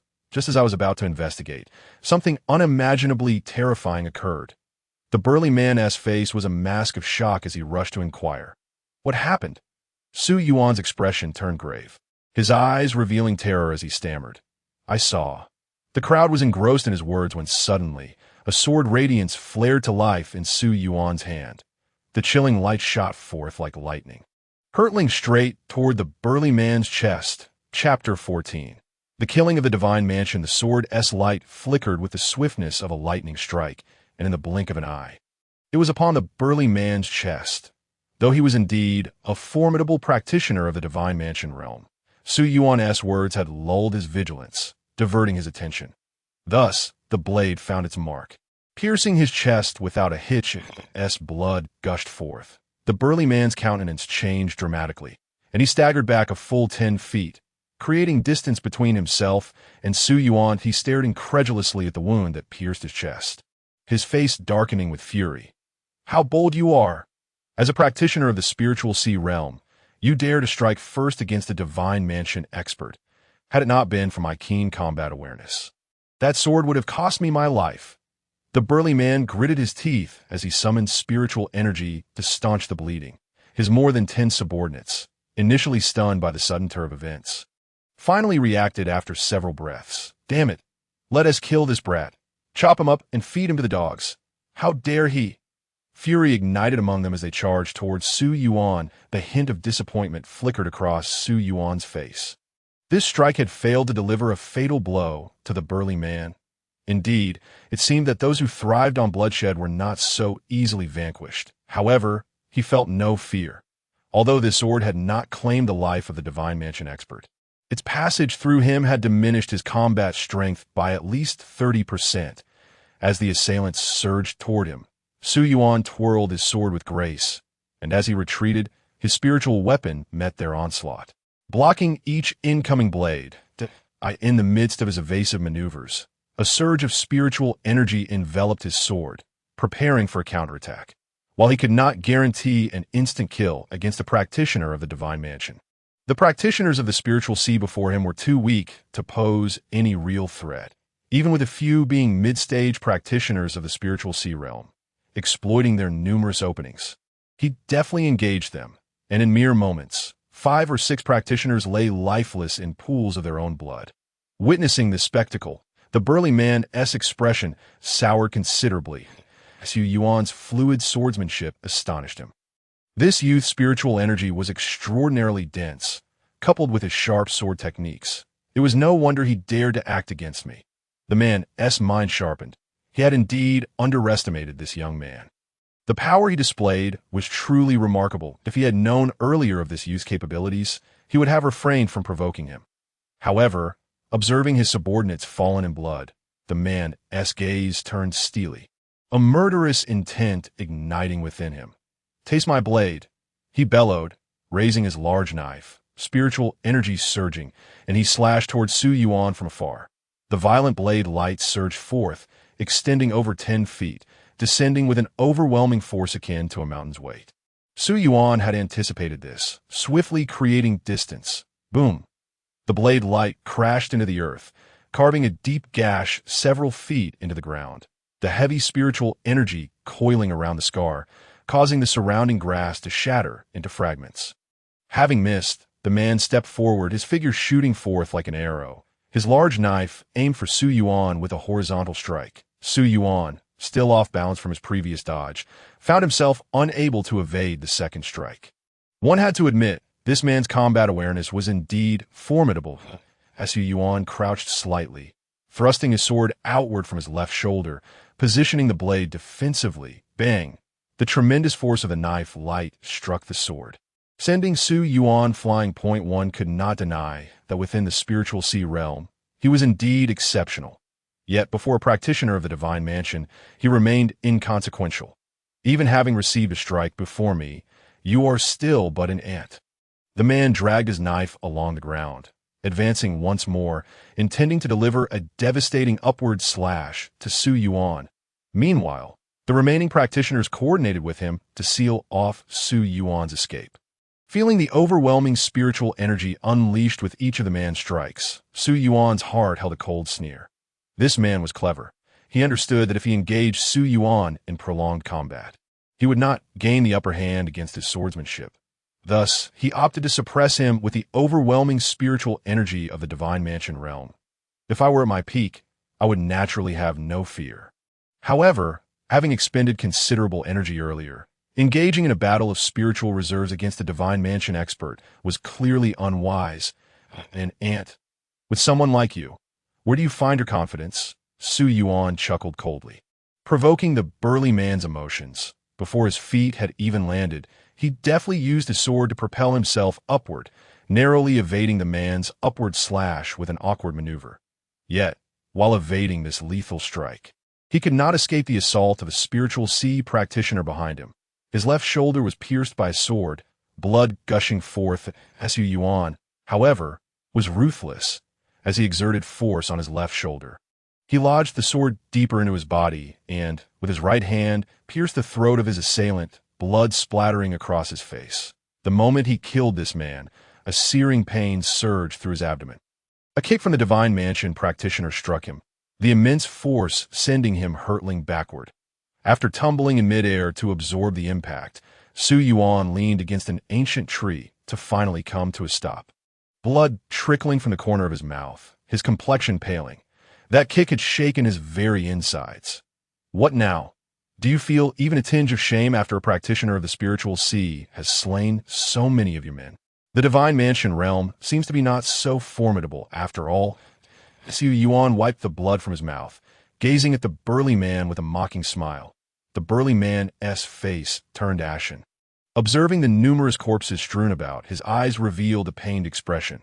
These were all his trusted subordinates, cultivated through countless resources to have them slaughtered so easily by Su Yuan felt like a dagger to his heart. I will use your head to honor them. The man's words dripped with murderous intent, and the spiritual energy coiling around his knife surged violently. His aura climbed steadily, a tempest swirling beneath his feet. His clothes billowing and hair disheveled. Su Yuan's expression grew wary as he regarded the man, whose might continued to escalate. He understood that the man was about to employ a spell. Spells are techniques of combat, allowing practitioners to channel their spiritual energy along specific trajectories, unleashing immense power in an instant. As a former scion of the Jinghong sect, he possessed many spells. However, with his spiritual energy nearly depleted, facing a Divine Mansion expert, it would be unwise to engage him with magic. Boom! The momentum reached its zenith, as the man wielding the blade summoned forth a magnificent lion composed of ethereal energy, radiating an overwhelming aura of power that permeated the air and resonated with a thunderous roar. Die! He bellowed as he fiercely brought down his sword. The lion, soaring through the air with a kingly presence that instilled terror, lunged towards Su Yuan. The sheer force of its assault made the ground tremble beneath it, as if it could rend apart any adversary in its path. With a deafening crash, the sound echoed through the forest, sending dust spiraling upwards and creating a deep crater several feet wide upon impact. The man, worn from his injuries, felt his strength wane after unleashing such a formidable technique, leaving him with little remaining spiritual energy. Such valor from a chieftain, though it was not the first time witnessing his brother employ this technique. Each instance left them breathless that a practitioner at the Spirit Sea stage could not possibly survive such a display of force. To perish so swiftly would indeed be a mercy for this fellow. A nearby practitioner at the Spirit Sea stage could not suppress a grin of satisfaction. The man with the blade maintained a calm demeanor, instructing those beside him to gather the spoils of battle. Let us not tarry that if we delay, we may be left with nothing. Despite his injuries and diminished spiritual energy, curiosity compelled him to inch closer to inspect the scene. With many subordinates lost today, he needed to find something to compensate, lest the strength of the stronghold be severely diminished. Very well that a practitioner at the Spirit Sea stage hastened toward the spoils, eager to collect the bounty. Suddenly, from the swirling dust, a figure emerged with astonishing speed. As the long sword gleamed with a brilliant cold light, the practitioner could scarcely comprehend the situation before his head was severed and sent soaring. The man with the blade was struck with disbelief, his eyes wide with incredulity. Not dead, he beheld the blurry silhouette charging toward him and immediately summoned the remainder of his waning spiritual energy, raising his sword to defend. However, in that moment, the oncoming sword's might surged dramatically, but as it closed in, a torrential barrage of strikes descended upon him, overwhelming his defenses and forcing him to retreat step by step. Su Yuan wielded his sword with the grace of a dragon in flight, executing swift and agile maneuvers akin to a butterfly flitting through flowers or a swallow darting into the woods. The practitioner of the Divine Abode stage was gripped by terror, and after several failed attempts to parry, fresh crimson stains appeared upon his form. Su Yuan's movements disrupted the man's rhythm entirely. With a resounding crack, Su Yuan seized an opening and delivered a powerful kick to the man's head, stunning him momentarily. He then thrust his sword directly toward the heart of his opponent. piercing through with precision, and with a twist, unleashed a surge of spiritual energy that obliterated the heart within, as Su Yuan drove his sword into the chest of the man wielding the blade. The surviving practitioners at the Spirit Sea stage gaped in horror, a profound sense of despair washing over them. They harbored no thoughts of vengeance. The instinct to survive urged them to flee. If Su Yuan could slay someone at the Divine Abode stage, what chance did they have? Su Yuan paid no heed to the panicked retreat of the Spirit Sea practitioners. He too had reached his limits. Even with the Minor Lord's decree shielding him from the backlash of that formidable technique, he felt the internal strain of his organs. The reckless display of strength was his final surge. After consuming several pills to restore his spiritual energy, Su Yuan began to scour the battlefield. The large blade was a fine spiritual weapon, worth a fair sum of spiritual stones. He searched the man's body. He discovered a beautifully crafted storage ring hidden within the compartment of his shoulder guard, a mid-grade storage ring. What a treasure! Without even considering its contents, the value of this ring alone was worth hundreds of thousands of spiritual stones. He stowed the ring in his pocket and crouched down, preparing to employ the god-slaying sword to absorb the energy and blood of his fallen foe. Just then, an exceptionally diminutive fox appeared upon his shoulder. This fox was no larger than a palm, its body marred with numerous wounds, crimson blood staining its pristine fur. "Kid, I must say I didn't expect you to have slain someone at the Divine Abode stage." A thought entered Su Yuan's mind, causing him to stand frozen in place. He fixed his gaze on the fox, hardly daring to move. "Senior, you are..." Su Yuan's lips trembled, his heart racing as if it might burst from his chest. Though this petite fox possessed but a single tail, an instinctual feeling led Su Yuan to believe it was the very soul-congealing beast he had encountered in the wilderness. The white fox offered no answer, but leapt from his shoulder, sinking its teeth into the neck of the Divine Abode practitioner. The corpse visibly shriveled as blood, spiritual energy, and even vitality were consumed entirely, leaving behind a mere husk. Su Yuan's lips twitched as the Minor Lord's decree subtly materialized on his palm. "Damn it, stealing my spoils." Once sated, the white fox turned to face Su Yuan, a look of satisfaction on its visage.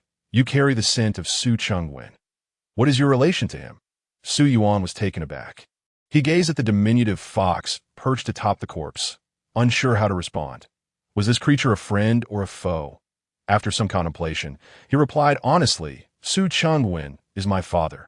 The white fox scrutinized Su Yuan before expressing skepticism. "Do you think I am easily deceived? Su Chengwen's son is a waste. Who in Tianlin City does not know this? You are the waste. Your entire family is a waste." Su Yuan's lips twitched, and he feigned embarrassment, saying, "Senior, your insight is remarkable. My father is Su Ninghao, and I am Su Ming, the current young master of the Su family. My apologies, Su Ming." The white fox, seemingly unfazed, declared I spoke the truth.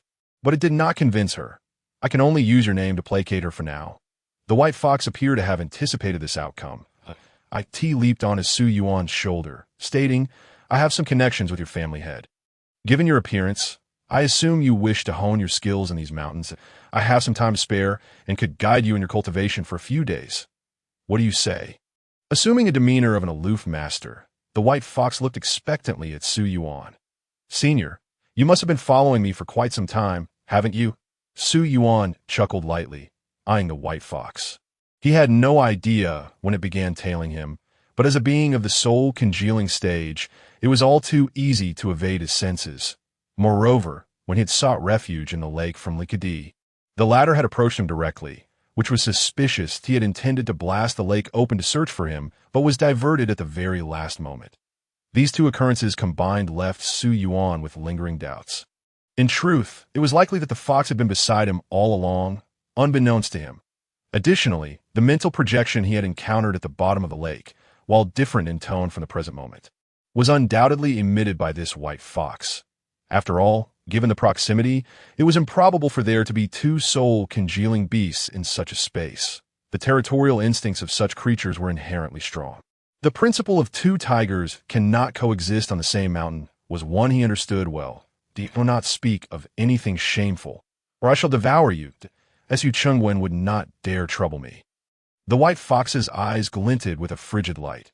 warning Su Yuan not to mention her humiliation as a soul-congealing beast. Being forced to retreat with a severed tail was a disgrace she would carry for life. Once she regained her strength, she would ensure that those who had wronged her paid dearly. Indeed, a proud fox. Even before he uttered a word, she had begun her threats. Su Yuan smiled awkwardly, a hint of trepidation in his voice as he asked, "Then, senior, where do you plan to go now?" While having a soul-congealing stage powerhouse by his side would undoubtedly be a tremendous advantage, he felt it would be better not to have her accompany him. After all, he did not wish to reveal the matters concerning the god-slaying sword. Moreover, she had just stolen his energy. "You are the one training, not me. Why are you asking me? I wish to travel to Haonan City to attend an auction." "Would you like to join me, senior?" Su Yuan inquired, exasperated. The white fox, grooming its fur, replied nonchalantly, "Why not? It would be a fine opportunity to see your cultivator's city. It has been far too long since I have ventured out." Su Yuan's expression darkened. "Oh, you are determined to accompany me, are you? Like a stubborn adhesive, you cannot be shaken off." The white fox's desire to stay by his side was met with 100-fold reluctance. Setting aside the question of whether he could wield the god-slaying sword, Li Kedi was still searching for it across the globe. Should that fellow encounter him, as the young master of the Su family, he would undoubtedly be struck down with a single blow. "Senior, I am merely an insignificant insect of the Spirit Sea realm that I cannot possibly withstand your enemies," Su Yuan pleaded. The white fox curled up on his shoulder and impatiently retorted, "Utter another word, and I shall devour you on the spot." It felt that this cultivator was being ungrateful. Here it was, a formidable demon king of the soul condensation realm, lowering itself to protect him. Yet this fellow appeared utterly unwilling. Faced with the domineering white fox, Su Yuan found himself at a loss. Although the young master's order contained the force of his father's blow, it was his last lifeline and could not be squandered so carelessly. Who knew what other dangers lurked in the shadows? "Fine, I shall say no more." Su Yuan resigned himself. After gathering the belongings from the remaining corpses, he set off once more towards Haonan City. The presence of Li Kedi and the white fox compelled him to adopt a low profile, and he refrained from hunting any more beasts, staying alert as he swiftly traversed the mountains and forests. Only when his spiritual energy reserves were low did he seek a safe place to hide and consume pills to recover. Thus, he trembled through a day, barely pausing, covering nearly 800 or 900 miles. That night, he found rest beneath an ancient tree. This intense journey left even him, a cultivator of the Spirit Sea realm, with incredibly sore legs.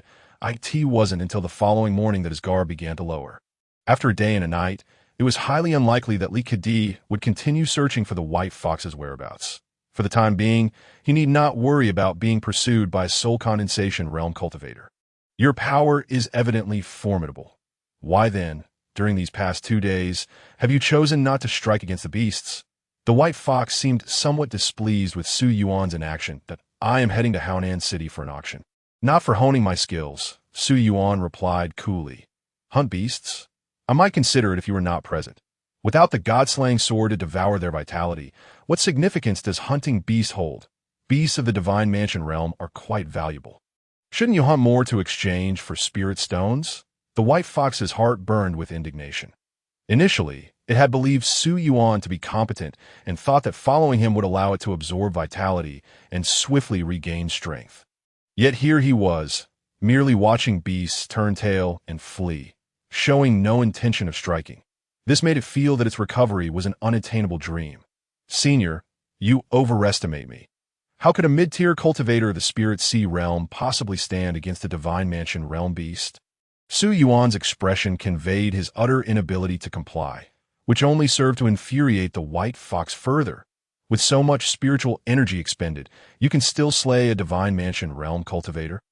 Yet you tell me you are no match for a Divine Mansion realm beast? Clang! The white fox raised its paw, revealing its sharp claws, and declared, "I shall teach you how to cultivate, without knowing your shortcomings. How can I instruct you? From now on, you shall engage in battle. I shall guide you." As the razor-sharp claws nearly grazed his throat, Su Yuan realized he was being threatened. He sighed and reluctantly agreed. "I shall give it a try." The white fox nodded in satisfaction, Then continued, 6 miles to the northeast lies a divine mansion realm beast.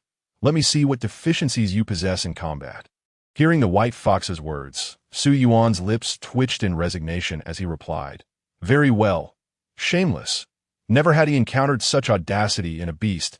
IT clearly wished to absorb the vitality of others to regain strength. Yet it insisted he do the fighting. Under the oppressive authority of the white fox, Su Yuan had no choice but to adjust his course towards the divine mansion realm beast it mentioned. Before long, he spotted a beast by the riverbank, gleaming with a metallic sheen and resembling a plow ox, iron armored bull. How on earth was he to fight this? He couldn't even breach its defenses. Su Yuan was instantly furious. The iron armored bull was notorious for its high defense.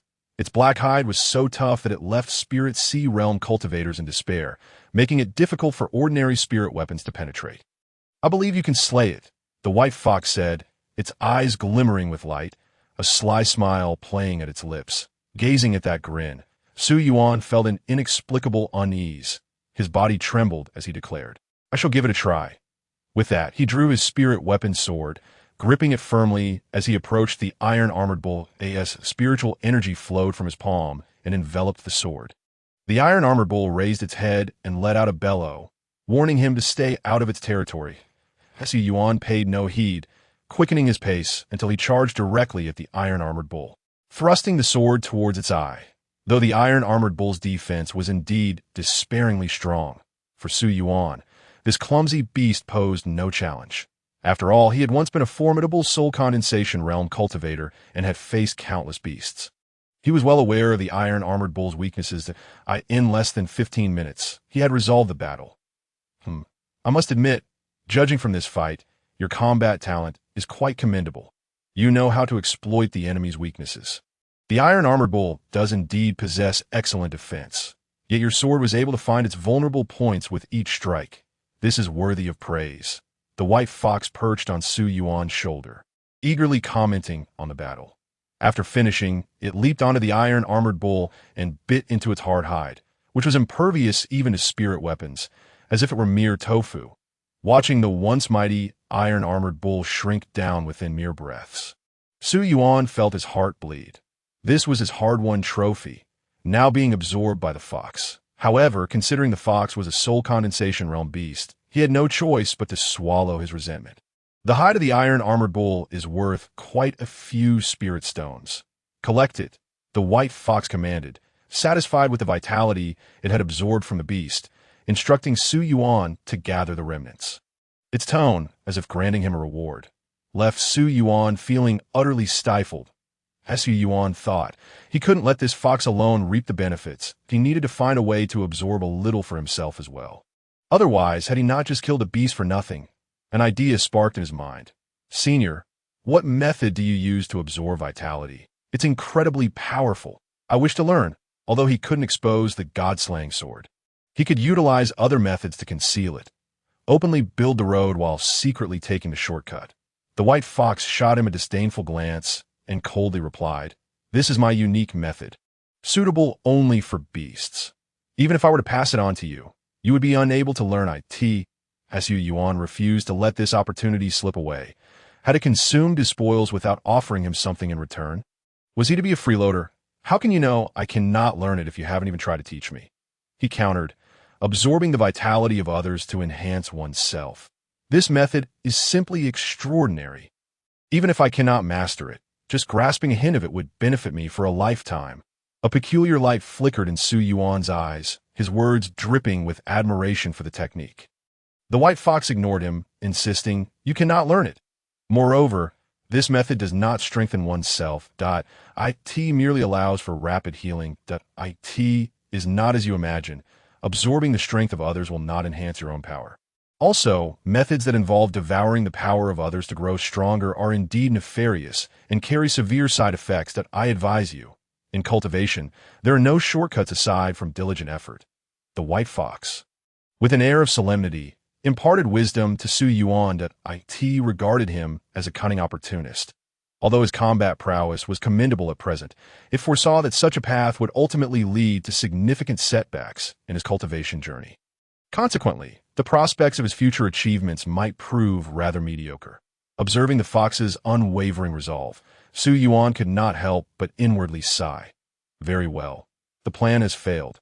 The sword of God-slaying shall be once again consigned to obscurity. In the days that followed, under the watchful eyes of the white fox, who had entered the realm of soul condensation, Su Yuan hunted down dozens of demon beasts at the divine mansion level. Absorbing their essence, the injuries that plagued the white fox had completely healed. Faintly, Su Yuan could sense a subtle surge of soul condensation power within it, indicating a significant restoration of its strength. Moreover, Su Yuan's storage ring was now brimming with spoils. The previously acquired mid-grade storage ring had also been put to good use. However, what truly astonished Su Yuan was the discovery of numerous spiritual herbs and spiritual stones within the ring, estimated to be worth at least 3 to 4 million yet. These paled in comparison to the most surprising find, a top-grade 3-colored Qingling pill. This pill was utilized during the breaking of the mirror at the Divine Mansion level to enhance the success rate and cleanse the Divine Mansion itself. The worth of this single pill was in the millions of spiritual stones. It was a mystery from where this man had procured such a precious elixir, but it had fortuitously fallen into Su Yuan's hands. When he eventually broke through to the Divine Mansion level, this pill would prove invaluable. Coupled with the corpses of the dozens of Divine Mansion-level demon beasts he had slain over the past few days, Su Yuan's resources were now quite substantial. During these hunts, his combat awareness had sharpened considerably. This was indeed a positive development, as a keen sense of battle would facilitate survival in the harsh realm of cultivation. The white fox, having observed Su Yuan's tangible growth under its guidance, felt a sense of satisfaction. Although its role had merely been to assist Su Yuan in locating demon beasts, it considered its contributions monumental. Gazing at the self-satisfied expression on the white fox's face, Su Yuan felt a wave of exasperation. In half a day's time, they would reach Haonan City. Are you certain you wish to accompany me? Are you not afraid of the soul condensation level beings within the city? The demon beasts of the soul condensation realm are laden with treasures.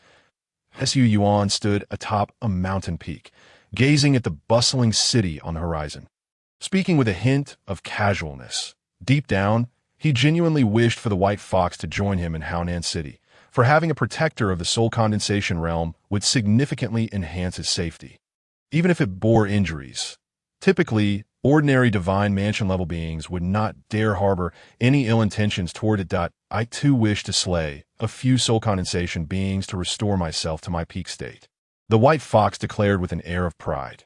Clearly, having fully regained its strength over the past days, it had forgotten the recent humiliation of having its tail severed while fleeing from a soul condensation cultivator. Since you have such intentions, I shall accompany you to the death, Su Yuan replied nonchalantly. The white fox studied him, sensing something amiss in his words, yet could not pinpoint the discrepancy. Half a day later, the pair arrived at Haonan City. This city was even more prosperous than Tianlin City. Situated 1,000 miles to the south, was the only forbidden area within the territory of the Jinghong sect. Hence, this city attracted millions of cultivators, spawning countless factions, with several alliances maintaining cordial relations with the Jinghong sect, dispatching disciples to guard the area. This served both to protect the forbidden area and to explore its depths. Upon entering the city, Su Yuan sought out a bustling inn and requested a superior room. After freshening up, he ordered several dishes and a pot of wine in the hall, settling by the window to savor his meal leisurely. No sooner had he seated himself than the fervent discussions from the adjacent table reached his ears. Have you heard? There seem to be signs of unrest in the forbidden area these past few days. Many have perished within it. Is said that a great demon has emerged. Su Yuan immediately perked up, intrigued by such explosive news that in this world, great fortunes exist. Some locations harbor incomplete Dao laws, where certain Dao laws are particularly concentrated. These peculiar places are unsuitable for long-term habitation by cultivators, thus classified as forbidden areas. That it is said that within every forbidden area lies great terror. While this notion is recorded in various ancient texts, Su Yuan remained unaware of the actual truth. Even as the former prodigy of the Jinghong sect, he had never ventured deep into a forbidden area to witness the so-called terror firsthand. Nevertheless, one fact was clear to him. The forbidden area known as Shiwa outside Haonan City was a place where even the elders of the Jinghong sect dared not tread too deeply. There have been recorded instances of Mingda-level experts perishing within its confines, and not just one. How could unrest not ensue? You do not know that the tenurely sick sect trial is about to commence. The last time it opened was similar. It is said that the dangers within the forbidden area escalate sharply prior to each opening. For the next few months, it would be wise to refrain from testing one's luck in the forbidden area. One might encounter a great demon and never return. Chapter 16. Su Miaoxiue Su Yuan was naturally aware of the 10-year cycle of the Shiyue forbidden area. He had heard of it during his time at the Jinghong sect. Every 10 years, the Dao laws within would surprisingly stabilize for a month or two. During this time, cultivators could venture deep into the Shiyue forbidden area to seize opportunities. As the only forbidden area within the Jinghong sect's territory. It was clear that the sect would not open this rare opportunity to outsiders. Typically, one could enter at any time, but when the Dao laws began to stabilize, the sect would send elders to guard the area, designating it as a trial ground. The other 5 major sects merely assist in sharing the risks that, of course, the other sects would have to pay a fee to enter. However, compared to the opportunities within the forbidden area, this paltry sum was insignificant in the eyes of the other sections previously. An elder from the sect had mentioned that deep within the forbidden area lay various heavenly materials and earthly treasures. Rare minerals and even fragments of Dao laws have been obtained therein. It could be said that those who enter the depths of the forbidden area to seek treasures would benefit for a lifetime, provided they return alive. Calculating the time, there were merely 7 or 8 months left until the Shiyue forbidden area would reopen. That if an opportunity presented itself, it would indeed be worth exploring. Su Yuan was curious about the forbidden area, and more so, he believed that the opportunities within could render him stronger. The subsequent conversations among the patrons revolved around trivial matters of daily life. Su Yuan did not glean the information he sought, leaving him somewhat disappointed. After dinner, he departed the inn and wandered into the streets, intending to dispose of the demon beast corpses in his possession, converting them all into spiritual stones, the universal currency.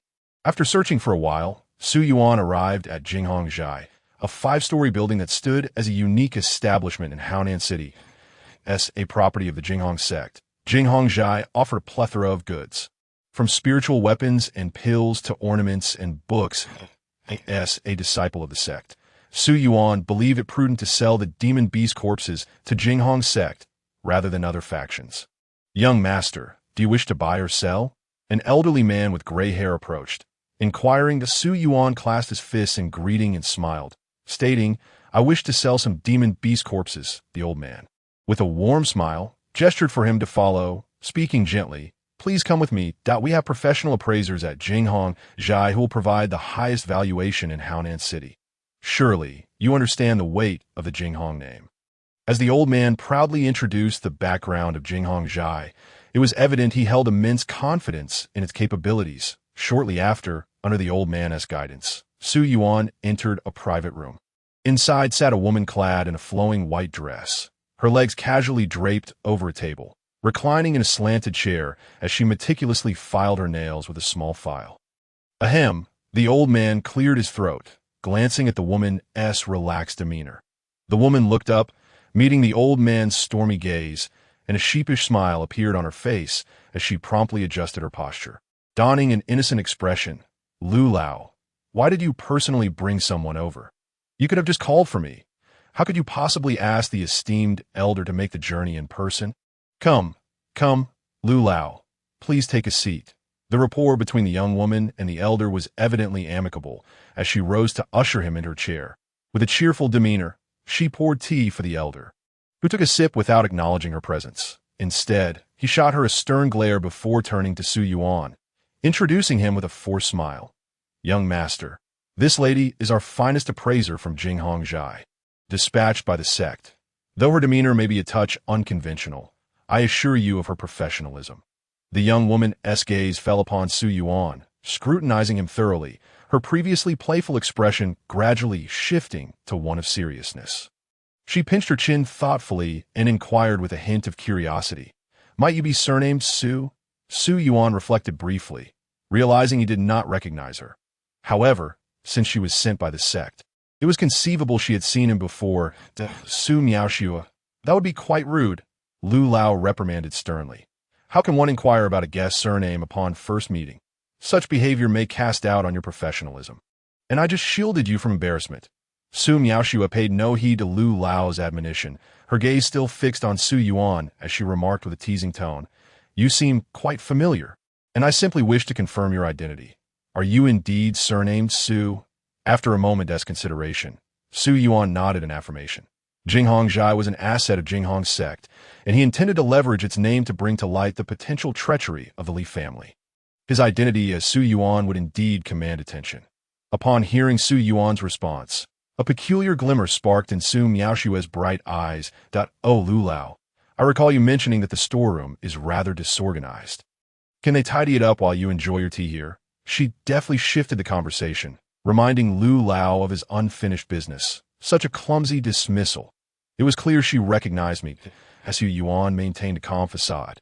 Feeling a modicum of appreciation for the young woman, at least she had refrained from openly revealing his identity without his consent.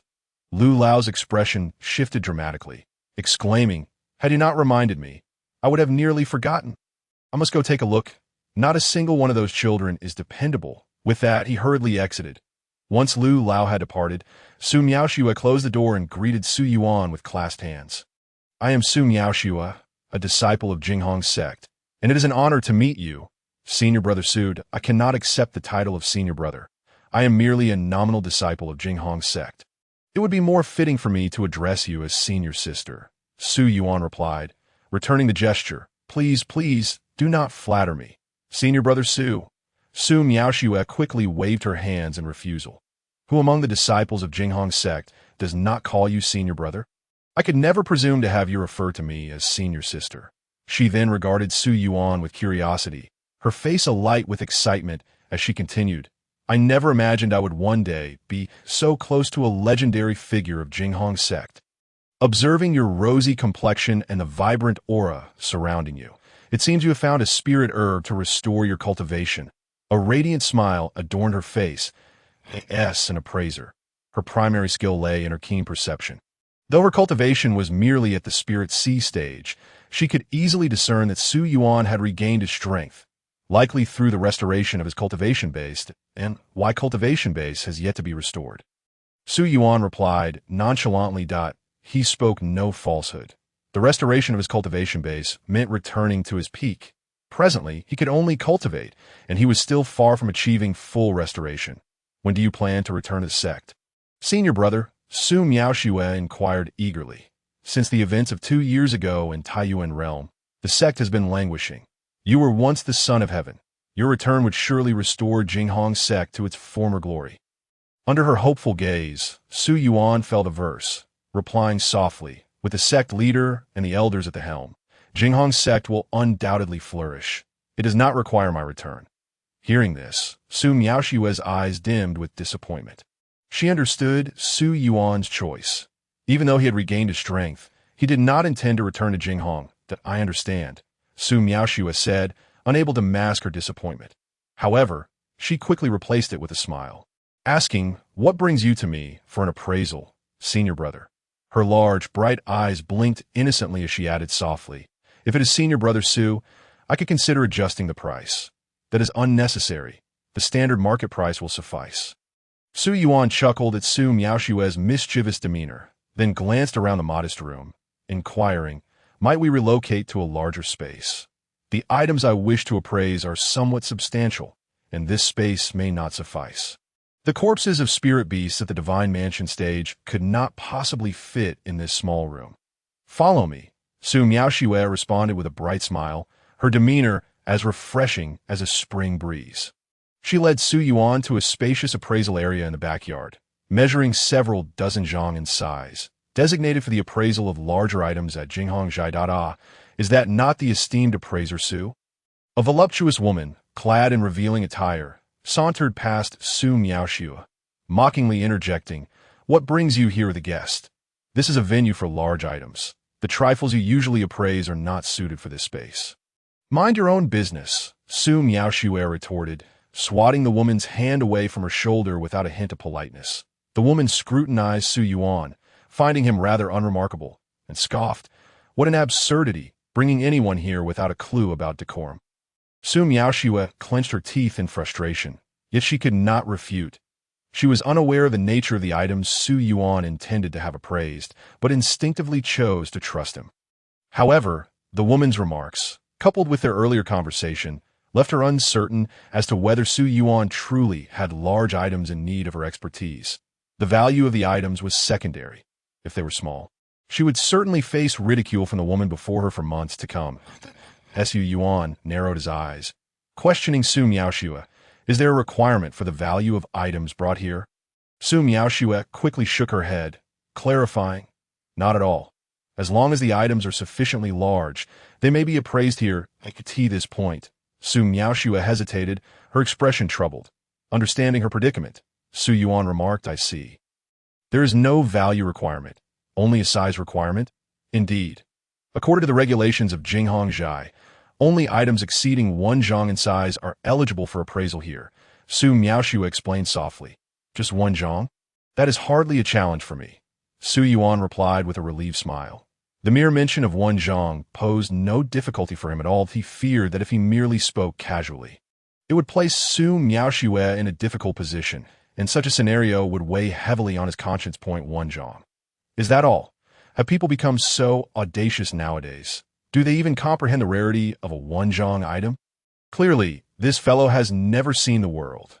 The woman, hearing Su Yuan's dismissive tone, regarded him with disdain. She perceived him as a simpleton, oblivious to the fact that items of 1 zhang in size, be it or the remains of spirit beasts, rare woods, or antiquities, were indeed of considerable value. Did he think he could simply bring any 1 zhang item for appraisal? Did Jinghong Zhai accept just any sort of trash? How laughable! Su Yuan's expression darkened as he turned to Su Miaoxue, stating, Does Jinghong Zhai truly care if I've seen the world or not? Will my lack of worldly experience prevent Jinghong Zhai from appraising my items? Su Miaoxue, stifling a laugh, explained, The experiences of our guests have no bearing on our establishment. Her tone had intentionally softened, and she had deftly navigated the sarcasm. The flamboyant woman, now visibly green with envy, glared as she witnessed the two of them collaboratively ridicule her. Her teeth ground together in frustration. Yet, she quickly regained her composure, sneering at Su Miaoxue, feeling proud. Are we? You won't be able to enjoy your triumph for long. Allow me to inform you that soon, Master Wang will arrive to have me appraise the corpses of 3 Divine Mansion stage spirit beasts. The woman burst into laughter, reveling in the thought. The appraisal of 3 Divine Mansion stage spirit beasts would indeed be a lucrative transaction for Jinghong Zhai. With this deal, her path as an appraiser would be smooth sailing. The status of the Jinghong Zhai will naturally rise with the tide. When the time comes, with just a little cunning on my part, will Su Miaoxue not be completely under my control in no time? The smile on Su Miaoxue's face instantly froze as she realized the immense value of the 3 corpses of demon beasts at the Divine Mansion realm. Her mood suddenly became heavy. The days ahead at Jinghong Zhai would likely be challenging.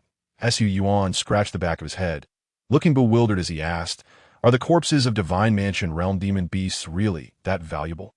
He was not pretending. He genuinely did not understand. His previous cultivation journey had been smooth, with resources readily available from his family or sect. The demon beasts he hunted were simply handed over to the sect in exchange for resources, which, it seemed, were not particularly good. Thus, in his mind, the corpses of Divine Mansion realm demon beasts held little worth. Su Miaoxue was rendered speechless by Su Yuan's question, staring at him in a daze, unsure of how to respond. The woman beside them laughed heartily, her gaze at Su Yuan akin to that of a fool. Sister Su, what kind of peculiar guests are you entertaining? To ask such a ridiculous question is truly laughable. It has me in stitches. The woman laughed so hard that she clutched her stomach, having previously thought Su Yuan merely a bumpkin. Now she was convinced he was a simpleton. Hearing the woman's scornful remarks, Su Miaoxue's delicate features turned icy as she rebuked, Shut your crow's mouth. If you don't speak, no one will mistake you for a mute.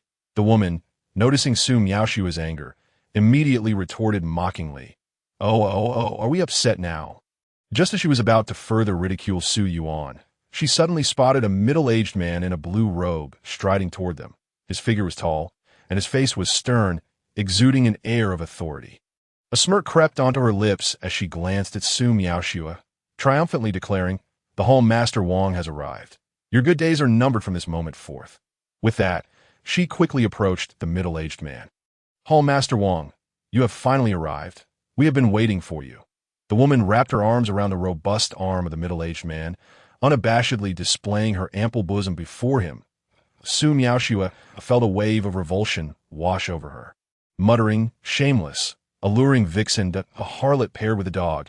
May it last forever." As the two passed by Su Yuan, the man cast a casual glance at him before fixing his gaze on Su Miaoxua. Smiling, Su appraised her. "I heard in the front hall that your recent performance has been rather lackluster. This simply won't do. Although you have trained in a major sect, if you do not work hard, you may struggle to make ends meet here in Haonan City." Su Miaoxua's complexion turned ashen. The woman beside her immediately stifled a laugh, saying, "Hall Master Wang, do not say such things. Did you not see that Master Su has received a distinguished guest today? This young man just claimed that the corpses of Divine Mansion Realm Demon Beasts are worthless." Chapter 17. Who told you life would be easier? The words "the corpses of Divine Mansion Realm Demon Beasts are worthless" prompted Hall Master Wang to turn his attention to Su Yuan. He scanned Su Yuan with a cold gaze and sneered, "The corpses of Divine Mansion Realm Demon Beasts are worthless. It seems our young friend is quite the expert, perhaps possessing the corpse of a condensation soul realm demon beast. If so, why not show it? I would be most enlightened." This young man appeared to be just over 20, a mere child who had yet to fully mature, daring to declare that the corpses of Divine Mansion Realm Demon Beasts held no value. Such arrogance was truly boundless. Wang Angu felt a chill in his heart. He believed he'd been insulted by Su Yuan. It should be known that each Divine Mansion Realm Demon Beast possesses formidable combat prowess. And slaying one is an exceedingly difficult task. Often, it requires several practitioners at the Divine Mansion realm to join forces to hunt a single demon beast. The 3 corpses he had brought today were the fruits of 2 months of collaboration with 3 friends. For Jinghong Zhai, this was already a significant deal. Yet he had not anticipated hearing Su Yuan's brazen declaration that the corpses were worthless upon entering if he did not teach this fellow a lesson. He would never understand why the flowers bloom so vividly. While I do not possess the corpse of a condensation soul realm demon beast, I do have one of its kind with me. Would you care to take a look? Su Yuan longed to retort, but recalling the whereabouts of the white fox, which remained uncertain, he refrained. "I did not say such a thing," Su Yuan clarified, then turned to Wang Angu, stating firmly, "Moreover, even if I had, what business is it of yours?" Wang Angu's face darkened at Su Yuan's words that he lowered his gaze and spoke in a low tone. "To say that the corpses of Divine Mansion Realm Demon Beasts are worthless is an affront to us who sell them. If you do not provide an explanation today, this matter will not end here. Although I cannot act against you within Jinghong Zhai, you will inevitably leave." Su Yuan's expression turned cold as he replied grimly, "Are you threatening me? And if I am?" Wang Angu stood tall, exuding a trace of the unique aura of the Divine Mansion realm, pressing down on Su Yuan as Su Yuan chuckled. "Why does this happen everywhere I go?" He sneered, "If you wish to fight, I am always ready. However, at this moment, I wish to appraise some items that I shall not accompany you." With that, he turned to Su Miaoxua and calmly said, "We should proceed with the appraisal." Wang Angu seethed with rage as he watched Su Yuan choose to ignore him. His clenched fists, hidden in his sleeves, crackled ominously. He etched Su Yuan's image into his memory, vowing that once he exited Jinghong Zhai, he would make this fellow regret ever setting foot in this world. Why must Hall Master Wang be angry with such a fool? We should proceed with the appraisal of the demon beast corpses. The alluring woman observed Wang Angu's fury and hastily advised. She had no intention of letting the juicy morsel slip away due to this country bumpkin. "Let us go. I want to see what this fellow, with such grandiose claims, can present," Wang Angu declared fiercely. The best way to defeat someone is to strike at their pride that he planned to conduct the appraisal of the demon beast corpses beside Su Yuan, intending to slap him in the face and show him just how ignorant he truly was.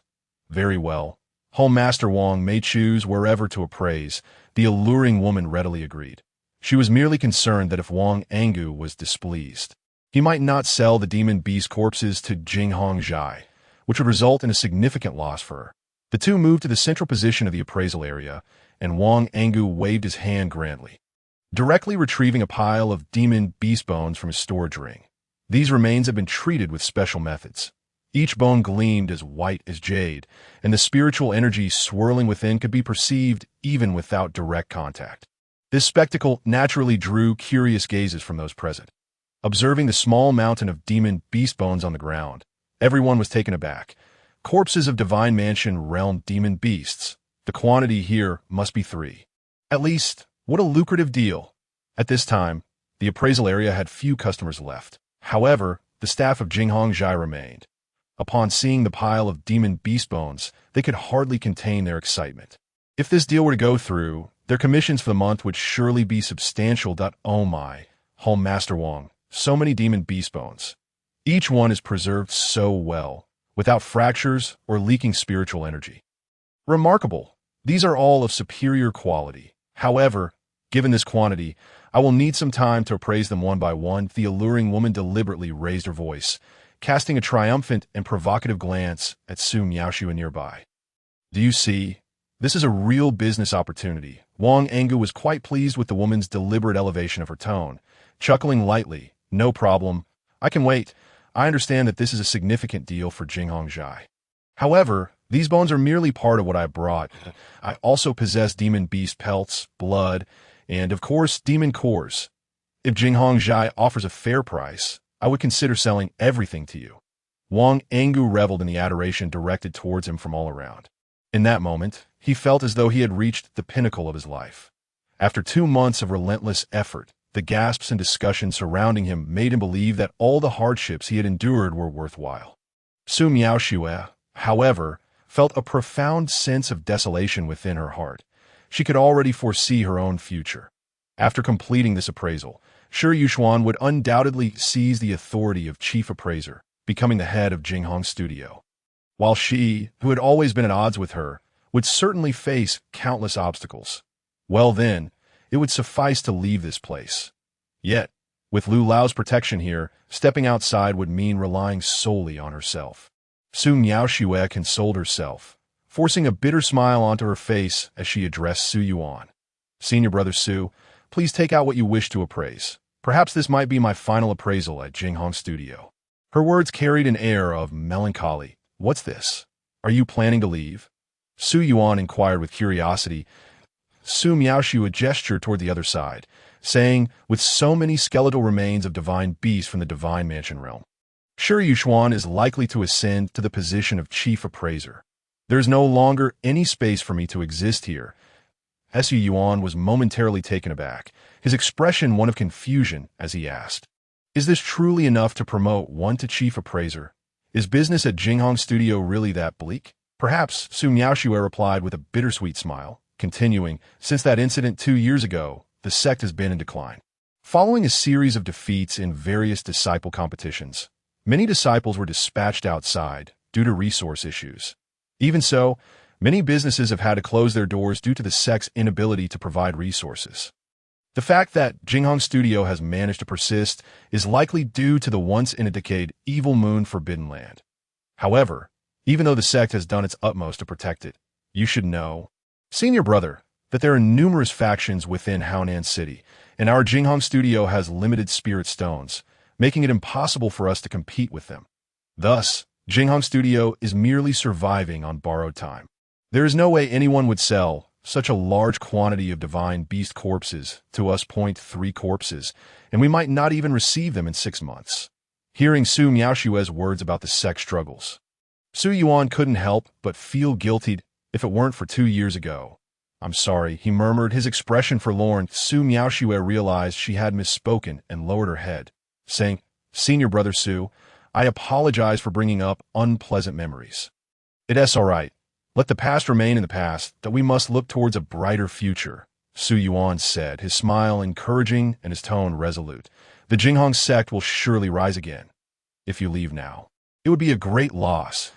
Su Miaoxua sighed, her face filled with resignation as she remarked, "If I don't leave, life will only become more difficult." "Who told you it would be harder?" Su Yuan replied, his smile warm like the sun of spring, bringing comfort. As he spoke, he raised his hand, and before Su Miaoshui's bewildered gaze, complete corpses of divine beasts began to pour forth from his storage ring. 1, 3, 6. The resounding thuds of the massive bodies hitting the ground echoed throughout the appraisal venue. This spectacle left everyone in Jinghong's studio in utter astonishment.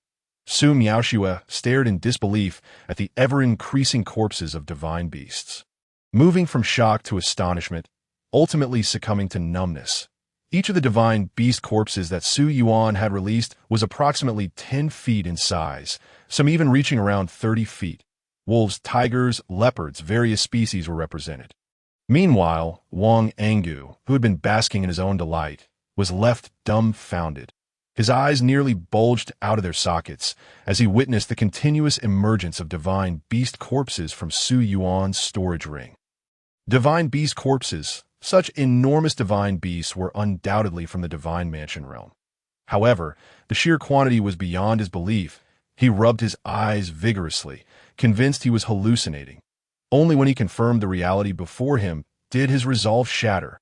His earlier mockery and threats felt like a resounding slap to his face after the appearance of these divine beast corpses, leaving him utterly humiliated. Shi Yuxuan, too, was in a daze. The skeletal remains of a divine beast she had just picked up now seemed like mere refuse in comparison. With a wave of his hand, Wang Angu hastily collected all the corpses from the ground and snatched the bone she held, coldly stating, "How can your Jinghong studio have such significant clientele? Why would you need to seek me out? Was it to humiliate me? You, Shi Yuxuan, I will remember this grudge." Shi Yuxuan felt as if her very soul had been drained by his words.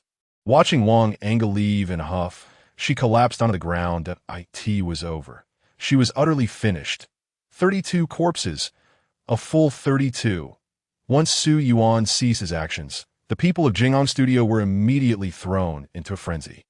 "Quickly notify Lu Lao. Hurry and inform Lu Lao. This is a major client." "What major client?" "This is a father. A biological father." The excitement among the people of Jinghong Studio was palpable. 32 divine beast corpses from the divine mansion realm. Let alone now. Even 2 years ago, such an individual would have been treated with the utmost reverence. "Junior Sister Su, how long will it take to appraise these?" Su Yuan asked, noticing that Su Miaoshue had turned into a statue. After several moments, she finally responded, stammering, "His senior brother Su, the quantity is simply too vast. I fear I may not be able to handle it. Given the current financial constraints of Jinghong Studio, they could not afford to pay for so many divine beast corpses all at once." "Not to worry. You may take the items first. We can discuss the spirit stones later. For now, just provide an estimate," Su Yuan replied with a light chuckle. Before long, Lu Lao arrived, supported by others as he hurriedly approached. Upon seeing the nearly overwhelming number of divine beast corpses occupying most of the appraisal venue, the elderly man, nearing his 70s, nearly choked from the sheer shock, as though he had been transported to another world. His companions hastily helped him regain his breath, and after a while, he managed to recover. "Who brought these here for appraisal?" Lu Lao asked, trembling with excitement. His companions pointed at Su Yuan, saying, "It was that young master." Brought by appraiser Su, Lu Lao dashed toward Su Yuan, his footsteps so steady that even an 18-year-old would find it difficult to compete. Upon seeing Su Yuan still standing in the appraisal venue, Lu Lao's anger flared. "What are you all doing? Quickly prepare a seat for the young master." "No. Bring a bed for young Master Su." "Why are you supporting me?" "Go and support young Master Su." After finishing his commands, Lu Lao clasped his hands in front of Su Yuan, saying, "I am Lu Jingde, the manager of Jinghong Studio. Our studio master is currently away and has yet to return. Otherwise, he would be the one to greet you. I apologize for the oversight. Young Master Su." Lu Lao's face bore an expression of regret, his demeanor respectful to the point of resembling a humble shop assistant rather than a manager. It was no wonder he acted this way. Not only him, but even the studio master would have to be exceedingly respectful and humble in the presence of Su Yuan. After all, 32 divine beast corpses from the divine mansion realm were of paramount importance to the current Jinghong studio. It was not merely about respect. Even if Su Yuan treated Lu Lao like a mere shop assistant, he would be delighted. Shortly thereafter, a soft bed was brought in, accompanied by a young lady bearing exquisite tea and rare spiritual fruits. Young Master Su, based on my appraisal, these divine beast skeletal remains and pelts are quite intact, showing no significant signs of damage. I roughly estimate them to be worth around 30 million spirit stones. For a precise valuation, we will need to dismantle them entirely. Su Miaoxue approached Su Yuan with a list in hand, presenting her estimate. Lu Lao took the list, glanced at it, and said, "Young Master Su, I took the liberty of offering you 37 million spirit stones. However, I have a small request. If you agree, I will add an additional 1 million spirit stones, 38 million. This price far exceeded Su Yuan's expectations. Please go on," he said, maintaining a composed demeanor. "You are aware that the circulation of spirit stones in business is not abundant. I will offer 25 million spirit stones to purchase all the divine beast corpses in this transaction. As for the remaining spirit stones, please provide me with an address, and the studio master will personally deliver them to your residence within half a month. How does that sound?" Lu Lao gazed at Su Yuan. His eyes filled with anticipation. He was aware that this request was somewhat of a tall order, yet he genuinely wished to purchase all these beastly carcasses. After all, these remains were exquisite materials for crafting spiritual artifacts. In 7 to 8 months, when the forbidden land of the evil moon opens, the price of spiritual artifacts would soar. Acquiring these beastly remains would undoubtedly present a golden opportunity for Jinghong Zhai to turn their fortunes around. After a moment of contemplation, Su Yuan replied, "Could we perhaps find another place to converse?" Upon hearing Su Yuan's words, Lu Lao felt an immense wave of relief wash over him. The suggestion of a different venue indicated that there was room for negotiation. "Miao Shui, please go to the Ying Jun Pavilion and order a feast," he instructed, tilting his head towards Su Miao Shui. The Ying Jun Pavilion was the finest establishment in Haonan City. Su Yuan quickly interjected, "There is no need to go to such expense. We can simply talk at Jinghong Zhai." His implication was that the current location was too crowded and noisy to reveal identities. Lu Lao was momentarily taken aback. But then his face brightened with "As you wish, Su Gong's as the manager of Jinghong Zhai." He understood the underlying meaning of Su Yuan's words that it appeared that this young man had something to request of him. In such a case, the deal was likely to be secure. "Let Miao Shui join us," Su Yuan added, intentionally reminding Lu Lao. Since they were from the same sect, lending a helping hand was only natural. By saying this today, Su Yuan ensured that Su Miaoshui's future at Jinghong Zhai would undoubtedly be prosperous. Lu Lao cast a curious glance at Su Miaoshui, recalling her earlier act of deliberately stepping aside. And in that moment, his gaze toward Su Yuan transformed into one of intrigue and realization. It seemed that this young master and Miaoshui shared a prior connection, with Miaoshui as an intermediary. The likelihood of securing this deal was significantly enhanced. "Lu Lao, may I be involved in such a significant transaction?"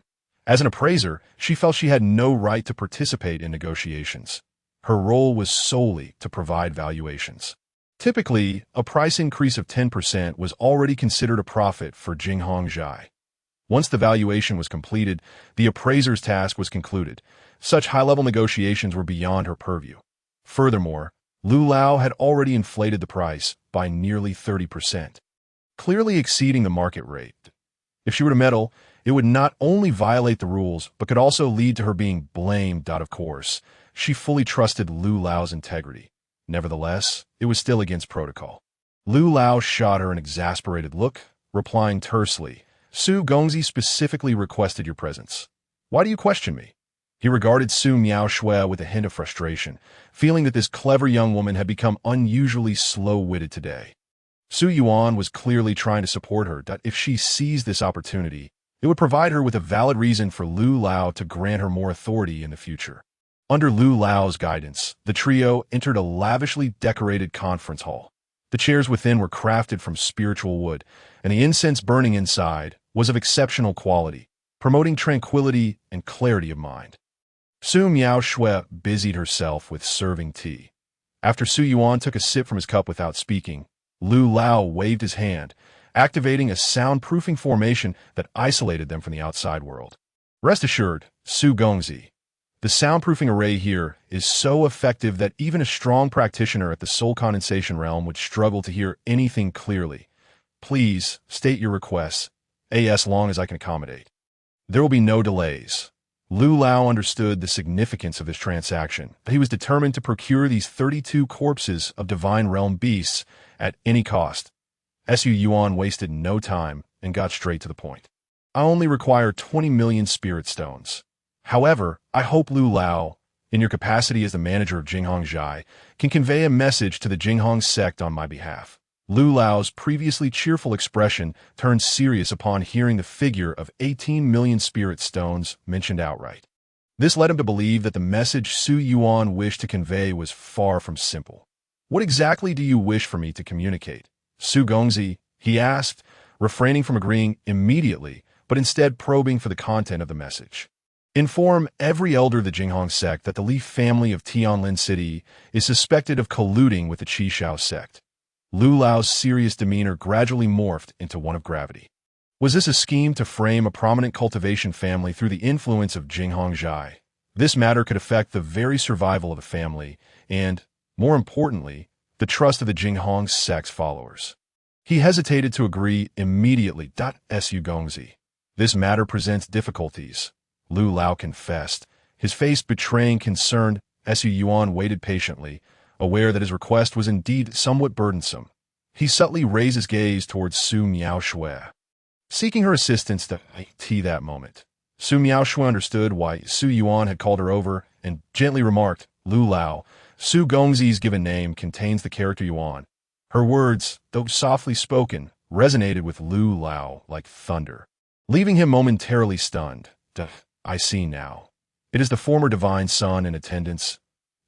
Why old eyes have failed me, and I failed to recognize the true visage of the divine son, but I hope for your forgiveness. He stood up in a flurry, cupping his fists towards Su Yuan. Although Su Yuan had lost his title as divine son 2 years prior, his previous status and influence within the Jinghong sect far surpassed what Lu Lao could compare to. I am merely a nominal disciple of the Jinghong sect now. Lu Lao, you greatly flatter me. Su Yuan returned the gesture, exuding humility. Is what you mentioned earlier true?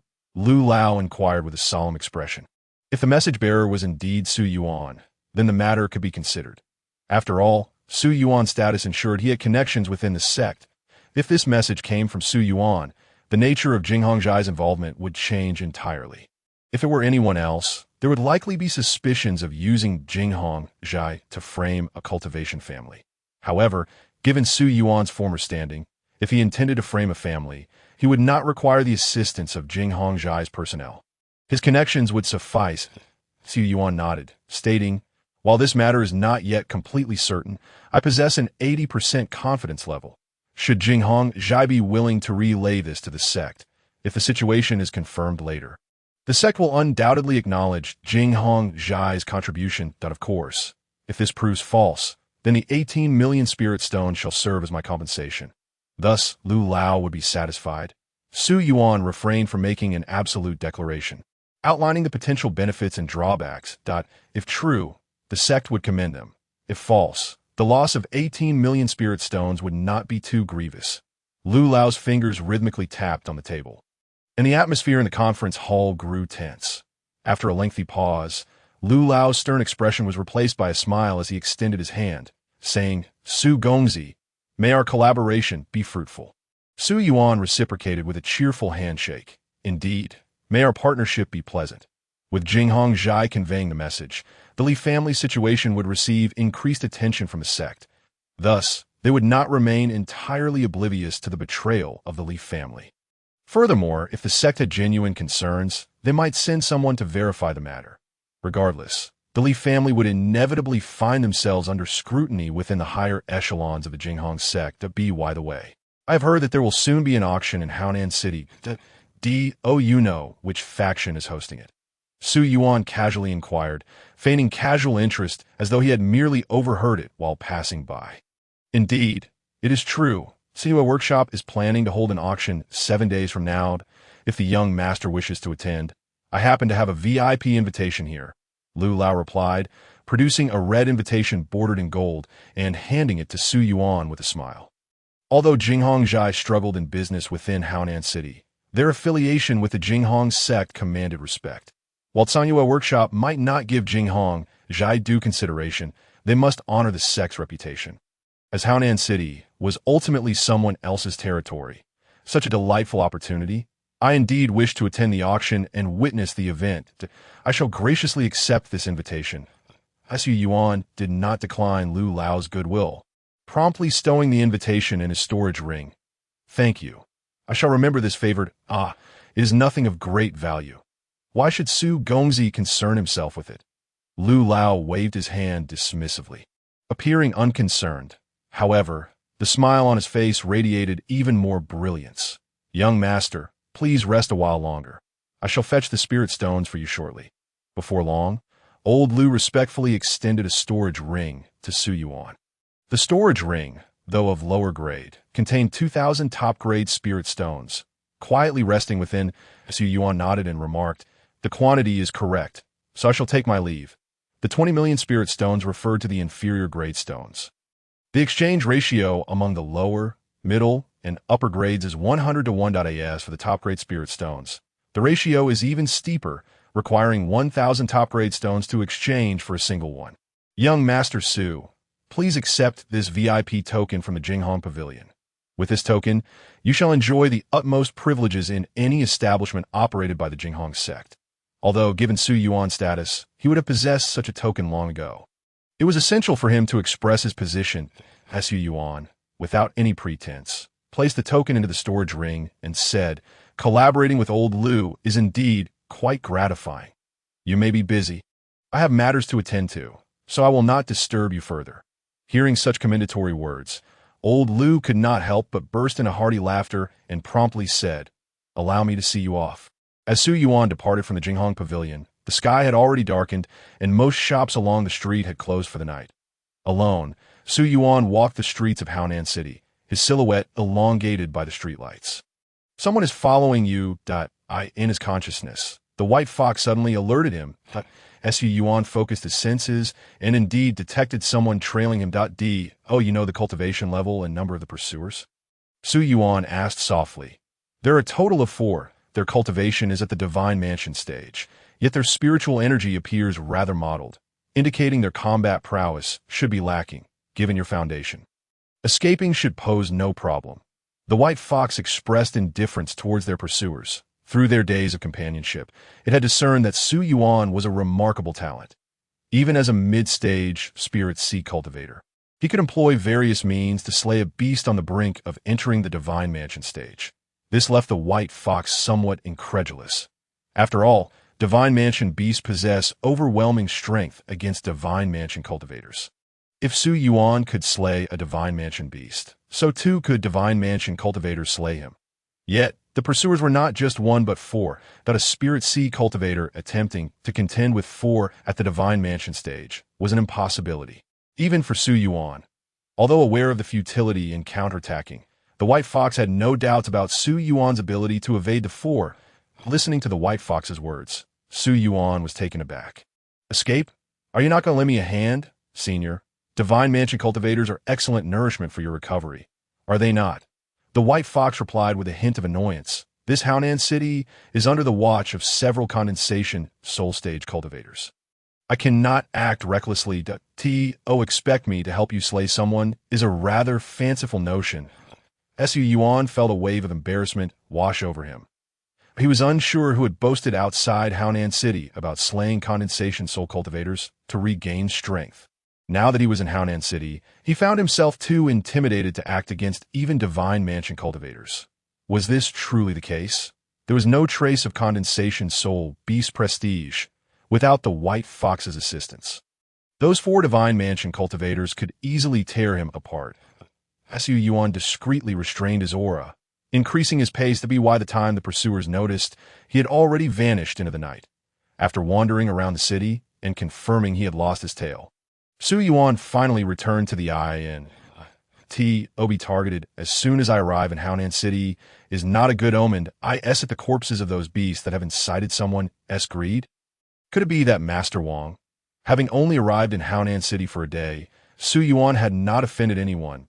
If anyone could be considered a potential adversary, it might be Wang Angu, whom he encountered at the Jinghong Pavilion earlier.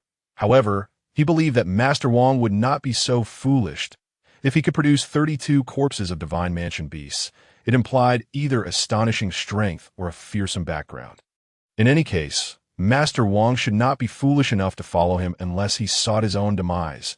Or could it be someone from the Li family? Su Yuan did not dismiss the possibility. If Haonan City was indeed a part of the Li family scheme, it was highly likely they had sent someone to lie in wait within the city. The Su family had only his father as a condensation soul cultivator. If his father did not leave Tianlin City, then the Su family could only dispatch other high-ranking members to Haonan City. 4 Divine Mansion cultivators would suffice to detain any Divine Mansion member from the Su family. After mulling over these thoughts for some time, Su Yuan still felt a tangle of confusion, so he resolved to set aside these matters, regardless of whether it was the Li family or Master Wang. He had successfully shaken them off for now. Next, he needed to prepare for battle. If the auction did not feature the red flame fire crystal, it would be one thing, but if it did, he anticipated a fierce struggle to bring it back to the Su family. Although he had the assistance of a condensation soul white fox by his side, it was not his style to place all his hopes on another. Over the next few days, Su Yuan did not leave his room. Utilizing the cultivation resources provided by his father, he forcefully pushed his cultivation to the late Spirit C stage, feeling his energy C expand once more. With spiritual energy becoming increasingly solid, a faint smile tugged at the corners of Su Yuan's mouth. This moment, the quantity of spiritual energy within him surpassed that of his previous Divine Mansion stage. Although the quality of the spiritual energy may not have matched, once he elevated his Divine Mansion from the Energy Sea again, everything would change. After careful consideration, Su Yuan retrieved the top-grade 3-color green spirit pill. Now that he had just broken through to the late Spirit C stage, attempting to challenge the Divine Mansion stage at this time would certainly be imprudent. Yet he had no choice. The Spirit C stage was utterly insufficient to face the impending crisis. Although both he and his father believed that the Li family would not lay in wait within Haonan City. What if they did? If the Li family's aim was to slay or injure a tiger? Confronting their ambush with his Spirit C cultivation would be tantamount to seeking death. Only by breaking through to the Divine Mansion stage could he hope for a sliver of survival. While this might slightly weaken his foundation, life took precedence over foundation. Moreover, he possessed an unparalleled heritage, and now that his Spirit C had been opened twice, his foundational depth, if not unprecedented, was certainly remarkable. With such a robust foundation and this top-grade 3-color green spirit pill, recreating the once-collapsed Divine Mansion was entirely feasible. After thorough deliberation, Su Yuan swallowed the top-grade 3-color green spirit pill whole. Chapter 19. The 12 spirit pillars forge an ascendant Divine Mansion. The 3-color green spirit pill dissolved instantly upon entering his mouth. In an instant, a surge of potent medicinal energy surged forth from Su Yuan's abdomen. Without hesitation, he channeled the overwhelming medicinal force directly into his Spirit C. Instantly, the tranquil energy sea erupted as if a tsunami had struck. The spiritual energy churned, creating towering waves within the energy sea. It seemed as though the medicinal power had ignited them, rendering even the suppressive force emanating from the yellow parchment ineffective. As the spiritual energy continued to roil, 8 beams of radiant light suddenly ascended from the bottom of Su Yuan's energy sea. These were the spirit pillars that would support the Divine Mansion.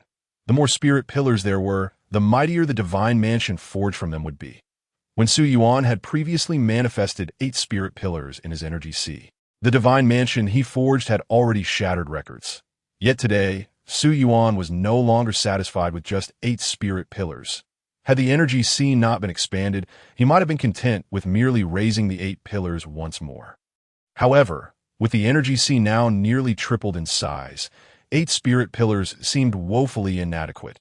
It was rumored that the limit for spirit pillars was 12. In the past, he had failed to locate the remaining 4 nodes. Now that his energy sea had expanded again, He simply had to attempt it. The inability to forge a divine mansion with the maximum of 12 spirit pillars had been a lingering regret for Su Yuan. As a naturally gifted divine body, he possessed an invincible form.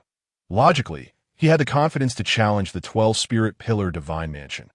However, during his initial breakthrough to the divine mansion stage, he had never found nodes beyond the 8 he had already discovered. Now, as he endeavored to forge the divine mansion once more, he aimed to remedy this regret and create a flawless divine mansion with 12 spirit pillars. As his thoughts delved deeply into the depths of the Qi Sea, Su Yuan resolutely summoned the power of his soul, unfurling his consciousness throughout the vast expanse of the Qi Sea, determined not to overlook even the slightest ripples within. Before long, he utilized his awareness to identify 2 pivotal nodes. With a thunderous roar, 2 robust spiritual pillars surged defiantly from the very bottom of the Qi Sea. As these pillars ascended, the entire Qi Sea trembled, as though the immense power concealed within it was being fully unleashed at that moment.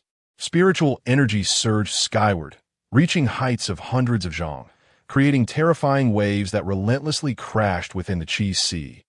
Gradually, an expansive phantom of a divine palace began to take shape at the pinnacle of Su Yuan's Qi Sea. Yet, this was insufficient. Su Yuan stifled the imminent breakthrough of his realm, continuing his search for the nodes of the spiritual pillars. The potency of the 3-colored Qing Ling Dan was now fully unleashed, transforming into a radiant green light that spread across the surface of the Qi Sea, cascading along the pillars and cleansing the ethereal image of the divine palace at the Qi Sea's zenith. Purifying the divine palace, gritting his teeth, Su Yuan propelled his consciousness once more. However, the remaining 2 nodes were not easily discernible. Even as his awareness approached exhaustion, he failed to locate a single one. Where could the other 2 be? Su Yuan's frustration morphed into a roar. He pushed his consciousness to its limits, meticulously scanning every inch of the Qi Sea. Regrettably, after multiple attempts, he still could not uncover the nodes of the spiritual pillars. His consciousness, now nearly completely depleted, left even his soul feeling listless. This led him to doubt whether the divine palace indeed harbored 12 ultimate spiritual pillars. Currently, he was employing the consciousness power of the soul condensation realm to search. Yet even so, he had not detected any fluctuations from the pillar nodes. Could it be that the 12 ultimate spiritual pillars truly did not exist? Was the notion of the 12 ultimate pillars merely a yearning of the ancients for the divine palace's pinnacle? Su Yuan calmed his discontented thoughts.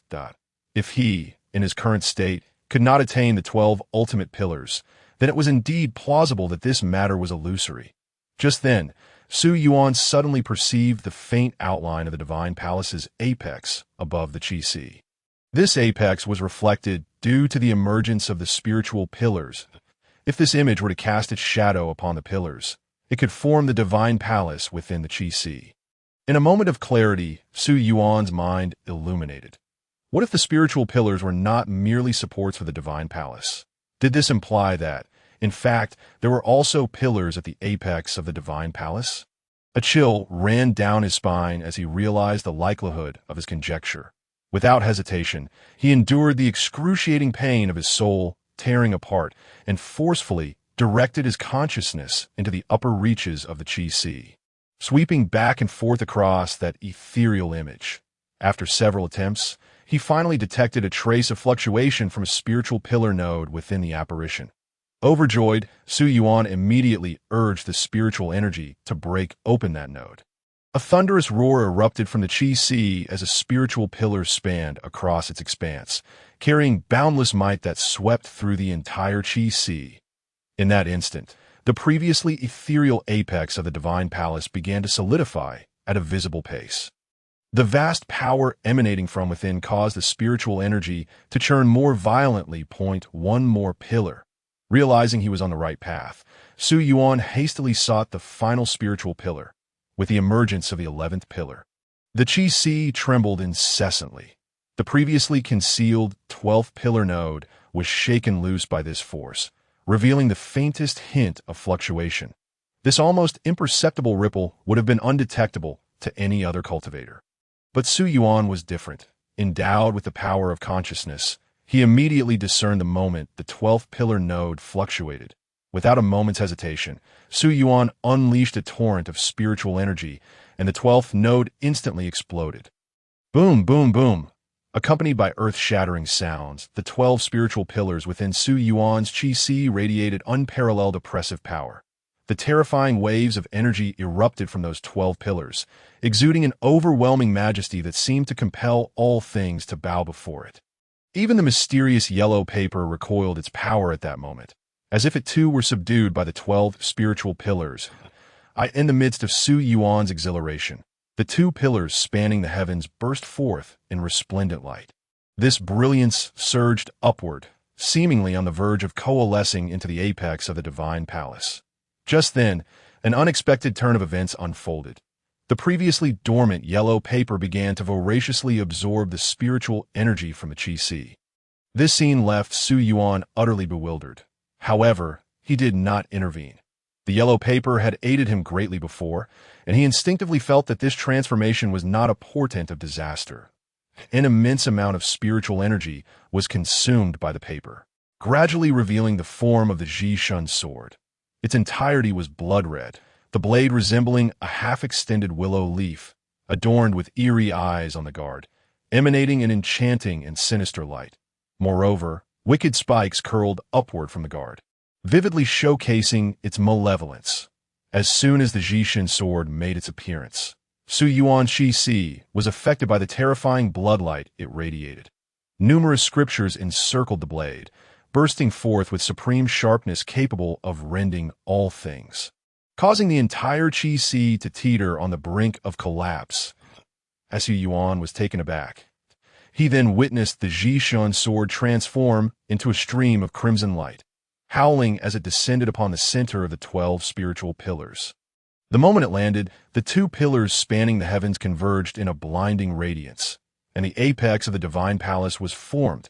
At the same instant, the remaining 10 pillars erupted with light, connecting to form walls that, in a flash of lightning, a vast divine palace stood tall within Su Yuan's Qi. The once silent yellow paper also soared out, adhering to the uppermost part of the divine palace's entrance. Exuding a faint suppressive power, the divine palace solidified. Ripples of luminous energy surged forth, instantly quelling the raging spiritual energy. Beneath this brilliance, the spiritual energy was compressed and refined to an extraordinary purity. Countless golden runes ascended within the Qi, suspended in mid-air. These runes, coalesced from the divine palace's radiance, were shrouded in mystery. Although Su Yuan could not wield them, their presence throughout his Qi fortified it immensely while continually refining his own spiritual energy. The divine palace, formed by the 12 spiritual pillars, resembled a resplendent palace of gold and jade, pressed down upon the Qi, its immense power reverberating through Su Yuan's limbs and bones, instigating a transformation within his meridians, flesh, and bones. As Su Yuan exhaled a breath of turbid he broke through to a new realm. His body underwent metamorphosis. Even his previously listless soul was invigorated under the nurturing of the divine palace formed by the 12 spiritual pillars. In this moment, Su Yuan felt that there were hardly any rivals within the divine palace realm who could match him. He savored the power coursing through his body, a satisfied smile gracing his lips. The 12 spiritual pillars represented the pinnacle of the divine palace. Even though he had only just stepped into the divine palace realm, the magnitude of his divine palace already rivaled that of typical late-stage divine palace practitioners. Coupled with the astonishing breadth of his Qi, he felt that even in the face of late-stage divine palace cultivators, he possessed the strength to contend. What surprised Su Yuan even more was that the divine palace, forged by the 12 spiritual pillars, not only exerted immense pressure within the Qi, but also greatly benefited his physical form. The power emanating from those mysterious runes in the Qi spilled into his flesh, continuously fortifying his physique. Although this transformation was subtle, such effects were unattainable by an 8-pillar divine palace. He could envision that as the divine palace grew increasingly magnificent and connected with the sea of consciousness, directly linking to his soul, his strength would experience a tremendous leap. This power would ensure his safety within Haonan City. Su Yuan felt an immense surge of confidence regarding the events to come. Your audacity is remarkable. Merely having reached the late stage of the Spirit Sea realm, you chose to forcefully break into the Divine Palace realm.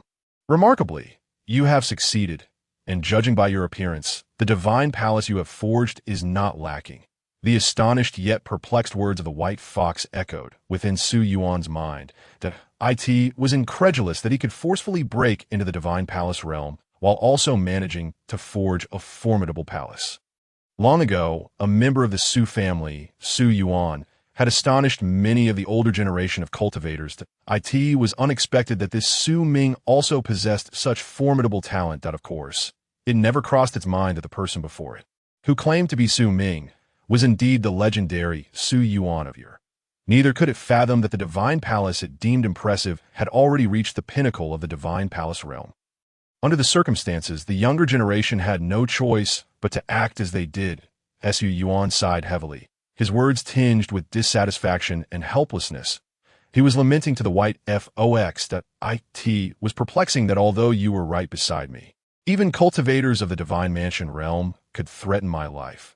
Since you, this sturdy support, cannot be relied upon, I must resort to forcibly shattering the mirror and fend for myself. The White Fox, dismissing the depth of his words, casually inquired, how many spiritual pillars constitute your Divine Mansion? 6, Su Yuan replied, bluntly cutting the number in half. The White Fox sighed, expressing regret. 6 is still too few. You have only just broken through to the late stage of the spiritual sea realm.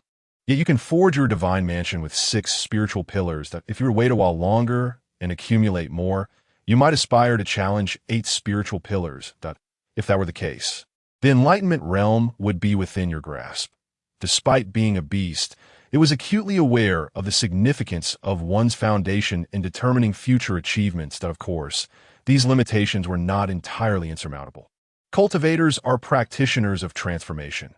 Perhaps you possess the potential for transformation in body refinement, enabling you to reach the pinnacle, allowing the spiritual sea realm to be easily breached. With transformation in the spiritual sea realm, the Divine Mansion could be effortlessly established. Su Yuan's actions today, while a waste of his innate talent, could lead him to discover transformation in the Divine Mansion realm in the future, making the Enlightenment realm not entirely out of reach. After all, a Divine Mansion forged with 6 spiritual pillars is not easily attained. Typically, those in the spiritual sea realm forge their Divine Mansions with merely 4 spiritual pillars. To achieve a Divine Mansion with 6 spiritual pillars surpasses the majority by over 70%. Su Yuan managed a bitter smile, deciding to set aside thoughts of the future for another time. The White Fox, having detected Su Yuan's dissatisfaction towards it, became slightly irritated and said, I merely stated that one should not act impulsively. However, I can certainly ensure your safety. You need to grasp the issue of your own comprehension. Realizing that his pitiful display had managed to sway the White Fox, Su Yuan feigned a look of profound regret, saying, Senior, are you not leading me astray? What does this mean? Am I sacrificing my own future? He felt an overwhelming sense of loss for having missed an extraordinary opportunity. Observing his self-reproachful demeanor, the White Fox felt somewhat embarrassed and promptly said, 6 it is then. It has already become a fixed outcome and cannot be changed. Let us hope you encounter some transformation to strengthen your Divine Mansion. Thus, the Enlightenment realm may not be entirely devoid of hope. It consoled Su Yuan's wounded spirit.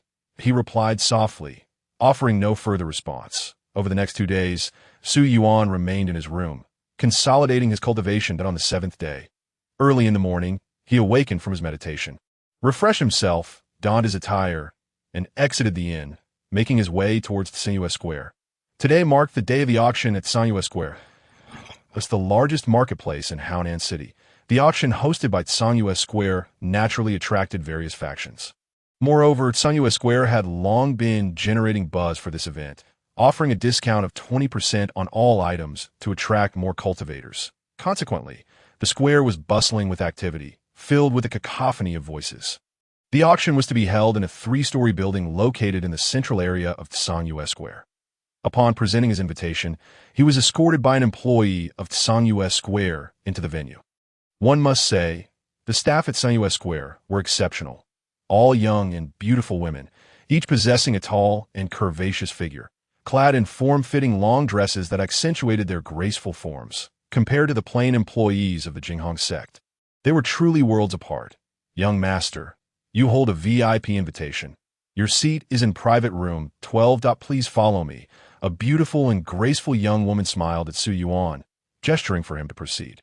Her movements were poised and elegant, and as she slightly bent forward, her ample bosom was revealed. And no wonder Tsuyu Square had achieved such success in Haonan City. They certainly possessed their advantages, Su Yuan marveled inwardly. Setting aside other matters, simply having these young ladies dressed in revealing attire standing there was enough to catch any man's eye. Chapter 20. The Auction Part 1. Upon entering the loft, the first sight to greet him was a row of neatly arranged wooden chairs, descending in height. To the center of the loft stood a massive hexagonal stage. These chairs were prepared for the general guests. Young master, you are a VIP. Please come this way. The young woman beamed at Su Yuan, guiding him up the staircase to the second floor, in contrast to the rudimentary seating on the first floor. The second floor boasted far superior accommodations. The elongated corridor featured numbered private rooms. The young woman expertly led Su Yuan to private room 12, the VIP. There's still some time until the auction begins. Please wait a moment, she said, thoughtfully preparing hot tea for Su Yuan and lighting the incense in the room. Standing quietly by his side, with utmost respect, she added, from this moment on, I shall be your personal maid. Please feel free to make any requests. Tsangyu Square strives to meet the needs of our esteemed guests. Su Yuan examined the young woman before him with interest and asked, any request at all? The young woman nodded. As long as it is within the capabilities of Tsangyu Square, any request can be accommodated. Can I ask you to take off your clothes? Su Yuan remarked with a mischievous grin. Curious to see just how far Tsangyu Square would go. His surprise. As soon as the words left his mouth, the young woman did not hesitate to begin unbuttoning her clothing, explaining, rest assured, all the women responsible for attending to VIPs in Tsangyu Square are of impeccable character. Wait, are you for real? Su Yuan exclaimed, stopping her. She had already undone 3 buttons. No need, no need. I was just joking. Upon hearing Su Yuan's words, a hint of disappointment appeared in the young woman's eyes, leaving Su Yuan speechless. Why do you look like you're unhappy because I didn't let you take off your clothes? The young woman composed herself, fastening her buttons again, and explained, those of us responsible for attending to VIPs, should we lose our virtue, would receive substantial compensation. Su Yuan was at a loss for words. And at that moment, his admiration for Tsangyu Square deepened. And oh wonder they had built such a vast business. They clearly had their methods. As a VIP, who among them was not a person of wealth and influence? To take advantage of the women of Tsangyu Square without purchasing anything would be quite shameful. What if the VIP is a woman? Su Yuan pondered aloud that if there are requests, Tsangyu Square will do its utmost to fulfill them. The young woman replied, truthfully. Su Yuan was filled with a sense of respect. After contemplating, he decided not to pursue the topic further and shifted the conversation, asking, do you happen to know what items are up for auction today? The young woman shook her head. We are only responsible for reception. All right, then, Su Yuan, feeling somewhat disenchanted by the lack of information, glanced down to see that many cultivators had already taken their seats in the venue. As guests continued to arrive, the VIP areas on the second floor were nearly full, and a few individuals had made their way to the third floor. However, judging by the astonished expressions on people's faces as they entered, it was evident that they were prominent figures of high status. As more guests arrived, the entire venue was filled to capacity, with many cultivators who arrived late left with no choice but to stand along the edges. With only 15 minutes remaining until the auction commenced, the atmosphere was charged with anticipation. In the 12th private room, a fair-skinned and beautiful young maiden gently spoke up to remind everyone, Su Yuan, feeling somewhat restless in his seat, stretched his limbs and shifted his posture that a quarter of an hour swiftly elapsed. Suddenly, all the lights in the loft extinguished, and before the crowd could react, a beam of light pierced through 3 floors from the ceiling, illuminating the hexagonal stage. Once barren, the stage now showcased a graceful woman with long golden curls standing within the beam of light, Her exquisite face exuded an unmistakable air of nobility, and her elongated eyes seemed to harbor rippling waves of clarity. Clad in a purple gown, she did not reveal ample cleavage like a maid, but instead enveloped her proud curves modestly, fastening two silk ribbons just below her collarbone on her slender, fair neck. The fitted gown cinched tightly at her waist, accentuating her delicate figure without an ounce of excess flesh below. The skirt parted slightly, subtly revealing her straight, snow-white thighs. In that instant, the entire auction house fell into a silence so profound that one could hear a pin drop. All eyes converge upon this enchanting woman that, in contrast to the innocence of the maid, the woman atop the stage exuded a mature allure in every gesture. Dignified, poised, captivating, and gentle, each smile and frown sent ripples through the hearts of those present, igniting their imaginations. Even Su Yuan cast a look of astonishment at the woman, for despite having encountered numerous beautiful women as a former master of the soul condensation realm, this one could easily rank among the top three. Perhaps even vying for the first position. The aura reminiscent of a mature, neighborly sister struck directly at the core of every man's spirit. Welcome, esteemed guests, to the auction at Sanyue. I am a humble Sang Sang, and it is my honor to serve as the host for today's event. I kindly request that all heroes extend me a modicum of courtesy and engage in civilized competition. Sang Sang's simple words flowed like a clear spring, bringing immense comfort to all present. Her narrow, elongated eyes swept across the venue, causing many men to breathe more rapidly. Charm? Su Yuan, seated on the second floor, felt a stirring in his emotions and could not help but furrow his brow. Practitioners of charm could stir the hearts of others with every move, making one fall for her, believe in her, and willingly sacrifice everything for her. He had once encountered a prodigy skilled in charm, whose mere glance could compel cultivators to risk their lives. Terrifying indeed. Observing Sang Sang's demeanor, it was evident that her mastery of charm was no trifling matter. To think that Sanyue Fong harbored such talent was truly surprising. Knowing that all of you have come for treasures, and not to hear a mundane woman like me prattle on, I shall refrain from further ado. Let us present the first auction item. After briefly outlining the rules of the auction, Sang Sang lightly clapped her jade-like hands that in the darkness, a coolly dressed maid approached the stage. Carrying a tray covered with a red cloth, Sang Sang surveyed the audience, her smile seemingly capable of melting every heart. Then, with a gentle motion, she lifted the red cloth from the tray. Even this simple act captivated the audience, drawing them into a trance. As the cloth was removed, the contents of the tray were revealed, accompanied by Sang Sang's alluring voice. Deep-sea red spirit coral. This rare spiritual item can only be found 10,000 meters beneath the sea. Not only does it emit a unique fragrance, but when crushed in a powder and consumed with strong liquor, it possesses the extraordinary effect of captivating 7 women in a single night. Although esteemed heroes are all skilled in the art of seduction, who would not wish to indulge in a night of revelry? Bringing this deep-sea red spirit coral home would likely have one's wife begging for mercy beneath you at night. Sang Sang playfully jested, her expression one of modesty, as if she, too, desired to procure it for her future husband. The men below could scarcely resist such temptation, their imaginations conjuring images of the coral in their possession and Sang Sang yielding beneath them. The price, Miss Sang, please announce the price. Indeed, please reveal the starting bid so I may participate. Enough talk, I'll offer 10,000 spirit stones right away. I want this red spirit coral. The auction house erupted into a frenzy. Even before the starting price was announced, someone had already raised the bid to 10,000 spirit stones. Seeing the excitement among the crowd, Sang Sang wasted no time, proclaiming loudly, the starting price for the deep-sea red spirit coral is 7,000 spirit stones. With the base price established, bids quickly followed, and before long, the price surged to 12,000. Su Yuan chuckled softly, shaking his head. Although the red spirit coral was indeed a spiritual item, it did not quite reach the effect that Sang Sang had suggested. Its market value was likely around 10,000 spirit stones at most. However, under the influence of her charm, the attendees adopted a mindset of necessity, eager to acquire the red spirit coral and earn Sang Sang's attention, driving the price up by 20% beyond its market value. One could not deny that Sang Sang possessed a certain finesse.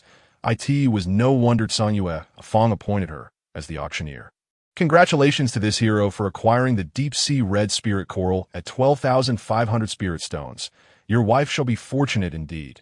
Now, let us move on to the second auction item, Xian Frost Grass. As is well known, Xian Frost Grass thrives in frigid climates, taking 10 years to sprout and another decade to produce a single leaf. This particular specimen boasts an impressive 13 leaves, making it a premium variety. The starting price is 3,000 spirit stones. Su Yuan observed the fervent bidding, noting that Sang Sang's presence kept the crowd's spirits high, with no item selling below market value. Naturally, Song Yue Fong was formidable, presenting not only precious items but also rare treasures. That it was no wonder the prices soared. Next, Sang Sang announced, "This next item is of considerable significance that I advise everyone to hold their breath. Otherwise, you may gasp in surprise later." Presenting the exquisite spiritual weapon, Xian Yang Sword, boom! Despite Sang Sang's prior warning, many cultivators in the audience rose with fervor, their gazes ablaze as they scrutinized the sheathed long sword upon the stage. Premium spiritual weapons were exceedingly rare. For a weaponsmith to forge such a masterpiece, the right time, place, and circumstances were essential. Furthermore, the power of a premium spiritual weapon was immense, in combat among peers of equal standing. Wielding such a weapon could easily tip the scales. Noticing the crowd's intense reaction, Sang Sang continued to smile as she elaborated. This sword is primarily crafted from Xianyang iron, complemented by flame stone, stardust sand, and dozens of other rare materials, forged over 49 days. When the sword was being crafted, the flames in the furnace coalesced around it for several hours, further refining the impurities. It is safe to say that this sword is a product of divine favor. Just imagine, grasping this sword blessed by the heavens. Would not the wielder also become a favored child of fortune? The starting price for the Xianyang sword is 5 million spirit stones. 5 million spirit stones marked the first time such a high base price had appeared in the auction. Yet, no one deemed it excessive. Indeed, purchasing a premium spiritual weapon at this price was undoubtedly a bargain. 6 million! A bold bidder immediately raised the ante by 1 million. However, as soon as the words left his mouth, another swiftly countered with 620,000 points, 630,000, 660,000. The price of the Xianyang sword, being the most formidable offensive weapon, skyrocketed in mere moments, reaching 800,000 spirit stones. This amount caused many to hesitate. 800,000 was equivalent to the annual net profit of a mid-tier family. Not everyone could replicate Su Yuan's feat of slaying 32 beastly foes in a matter of days. Moreover, those 32 beasts were not solely his accomplishment. He had a formidable ally from the soul condensation realm at his side. For an average cultivator of the Divine Mansion realm, to produce 3 or 4 million spirit stones in one go would classify them as wealthy. Typically, having a storage ring containing a mere 1 to 200,000 spirit stones was the norm for most in that realm. Subsequent bids were predominantly initiated by patrons on the second floor. Su Yuan patiently awaited his moment. He held a keen interest in the Xianyang sword. While he possessed a defensive spiritual weapon, the Lesser Master's order, he lacked a suitable offensive blade. Although his storage ring contained lower-grade spiritual swords and great swords, none could compare to a premium weapon, given his current financial capacity. Acquiring a premium spiritual weapon was well within reach. 820,000, 8,200,000. Is there anyone else willing to raise the bid? 8,200,000 once, ladies and gentlemen. This is a peerless spiritual artifact blessed by the heavens. Should you miss this opportunity, you might very well forfeit a once-in-a-lifetime chance. As Sang Yi's enchanting gaze swept across the assembly, several cultivators of the Divine Palace realm felt their desires swell. Yet upon contemplating their meager finances, they could only suppress their fiery impulses. 8,200,000. Going twice. Sang Yi remained observant. The price of 8,200,000 was not the ultimate limit for this exquisite spiritual weapon. She wished to elevate the bid further.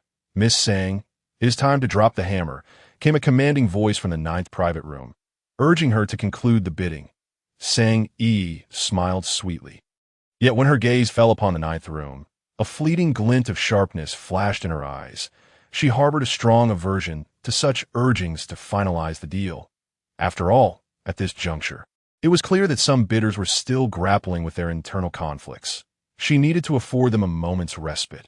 However, as a seasoned negotiator, she concealed her discontent, instead addressing the crowd with a radiant smile. If there are no further bids, this Xianyang sword shall belong to this young master. Yes? 8,200,000, thrice, before Sang Yi's words could fully escape her lips, within the 12th private room. Su Yuan calmly announced, having perceived the silence in the bidding, 8,500,000. Upon hearing this, a flower-like smile blossomed on Sang Yi's face, her eyes shimmering with excitement as they turned toward the 12th room. 8,500,000. The 12th room had placed a bid of 8,500,000 spirit stones. Bang! A sound of shattered porcelain echoed from the 9th room, and after a brief silence, a deep voice, laced with a warning, pronounced slowly, 8,700,000. 8,800,000.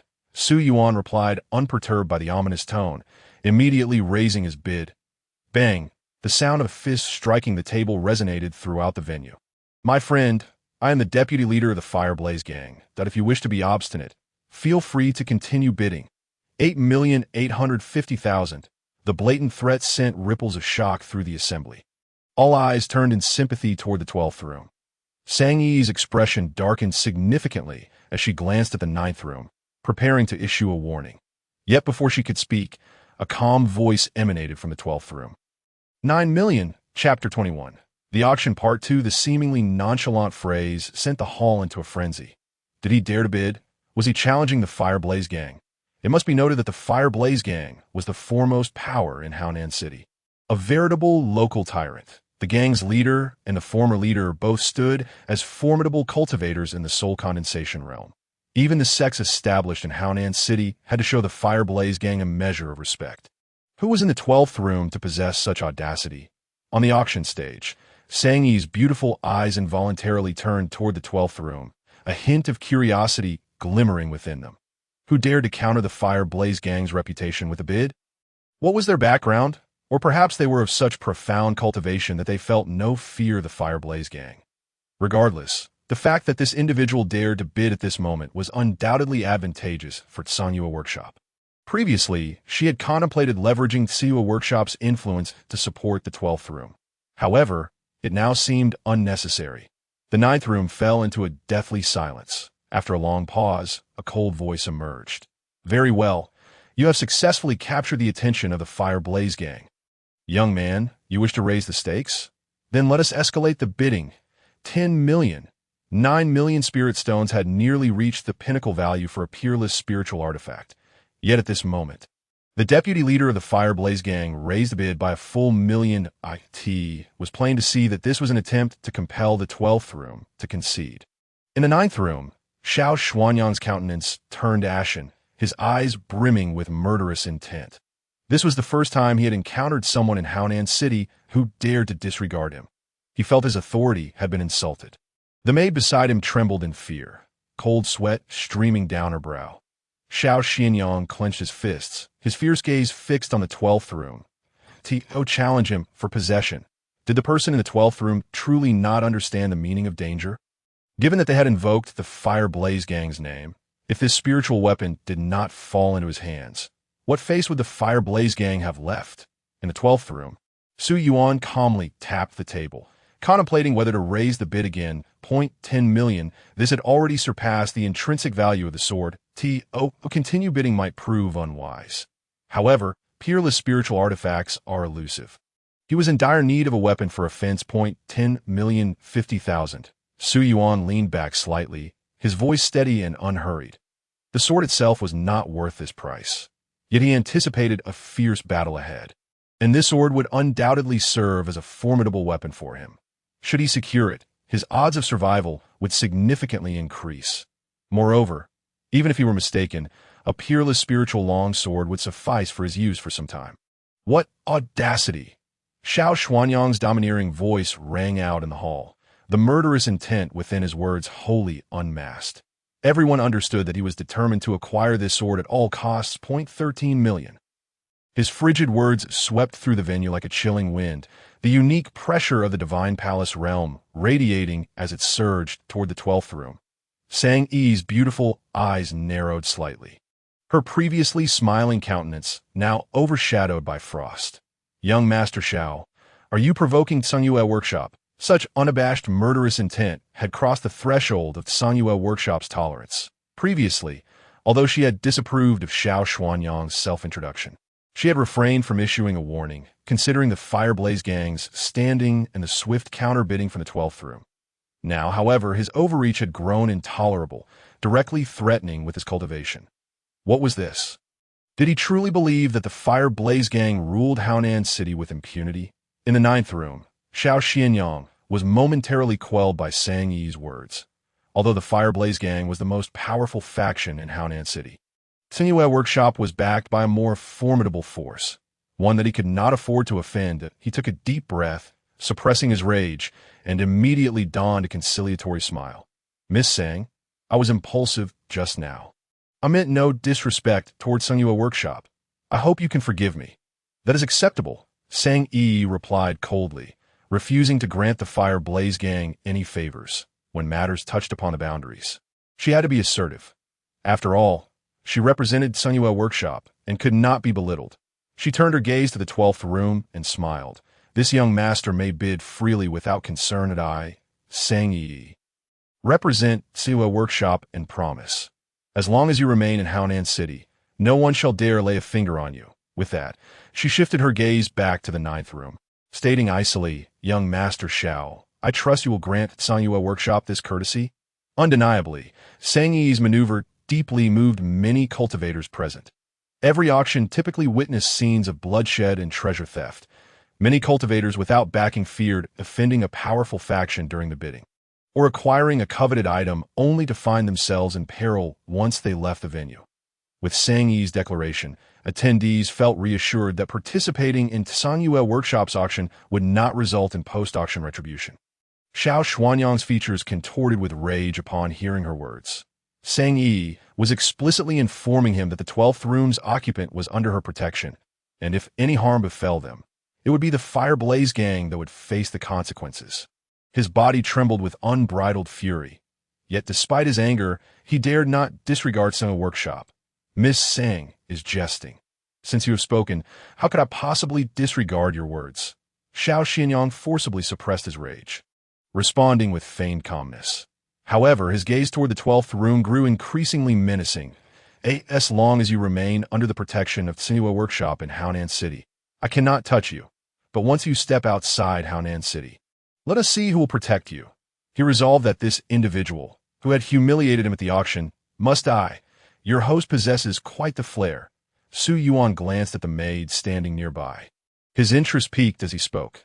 The maid smiled gently and replied calmly, "Sister E, you hold a position in our Tsungyue Workshop second only to that of the workshop master." Having received the answer he sought, a radiant smile blossomed on Su Yuan's face as he remarked lightly, "Since Tsungyue Workshop is so magnanimous, I shall not be stingy either. 15 million spirit stones. Reciprocity is the essence of human interaction." With such a substantial guarantee from Sang Yi in front of so many witnesses, he felt compelled to reciprocate. He promptly raised the bid by 2 million spirit stones, a gesture of goodwill from Su Yuan. Upon hearing this, Sang Yi displayed an expression of astonishment, which quickly transformed into a dazzling smile, her enchanting demeanor captivating the hearts of countless cultivators present. 15 million spirit stones. Was there anything more valuable than this? Her statement was almost superfluous. With 15 million, one could acquire 2 slightly inferior top-grade spirit weapons. If anyone dared to raise the bid further, they would truly be a fool. Xiao Xianyang, having been warned, chose not to increase his bid after Su Yuan's sudden raise of 2 million spirit stones. He felt a pang of regret at the loss of 2 million spirit stones, having resolved to eliminate Su Yuan and seize the treasure for himself. The additional 2 million spirit stones felt as though they were being extracted directly from his own pocket. Congratulations to the young master of Room 12 for acquiring the top-grade spirit weapon. Xianyang's sword, Sang Yi announced with a soft laugh that a maid approached the auction stage. carrying the sword box containing the Xianyang sword, and made her way directly to room 12. After handing over 15 million spirit stones, Su Yuan secured the Xianyang sword. Following the exorbitant price for the Xianyang sword, subsequent auction items saw a slight decline in value, as Su Yuan expressed interest in a few items. But each time he made a bid, Xiao Xianyang countered with a higher offer. This left Su Yuan's expression somewhat grim. Interesting, Su Yuan chuckled softly. From then on, he would bid on every auction item. Whenever he placed a bid, Xiao Xianyang would undoubtedly follow suit. Tension mounted within the auction hall, creating an atmosphere charged with anticipation. The next item up for bidding requires you all to brace yourselves. Sang Yi announced, not overly prolonging the suspense for the audience. The existence of this item was a significant reason for the auction's occurrence. With a flourish, Sang Yi unveiled the red cloth covering the tray, her voice resonating with a deafening clarity that struck the hearts of all present. Even Su Yuan was taken aback by Tsanyuel Workshop's audacity. The techniques were categorized into 4 tiers, ranked from high to low: heaven, earth, Xian, and yellow, each further divided into upper, middle, and lower grades. The Xian grade upper tier technique, Wang Shu sword technique. The starting price is 13 million, Sang Yi announced. Merely the base price deterred 90% of the cultivators in attendance. 15 million. The first voice from the previously silent third floor finally broke the stillness. 17 million, 18 million, 20 million, 23 million. Though the number of bidders was limited, the bidding continued unabated. Voices emerged from both the second and third floors.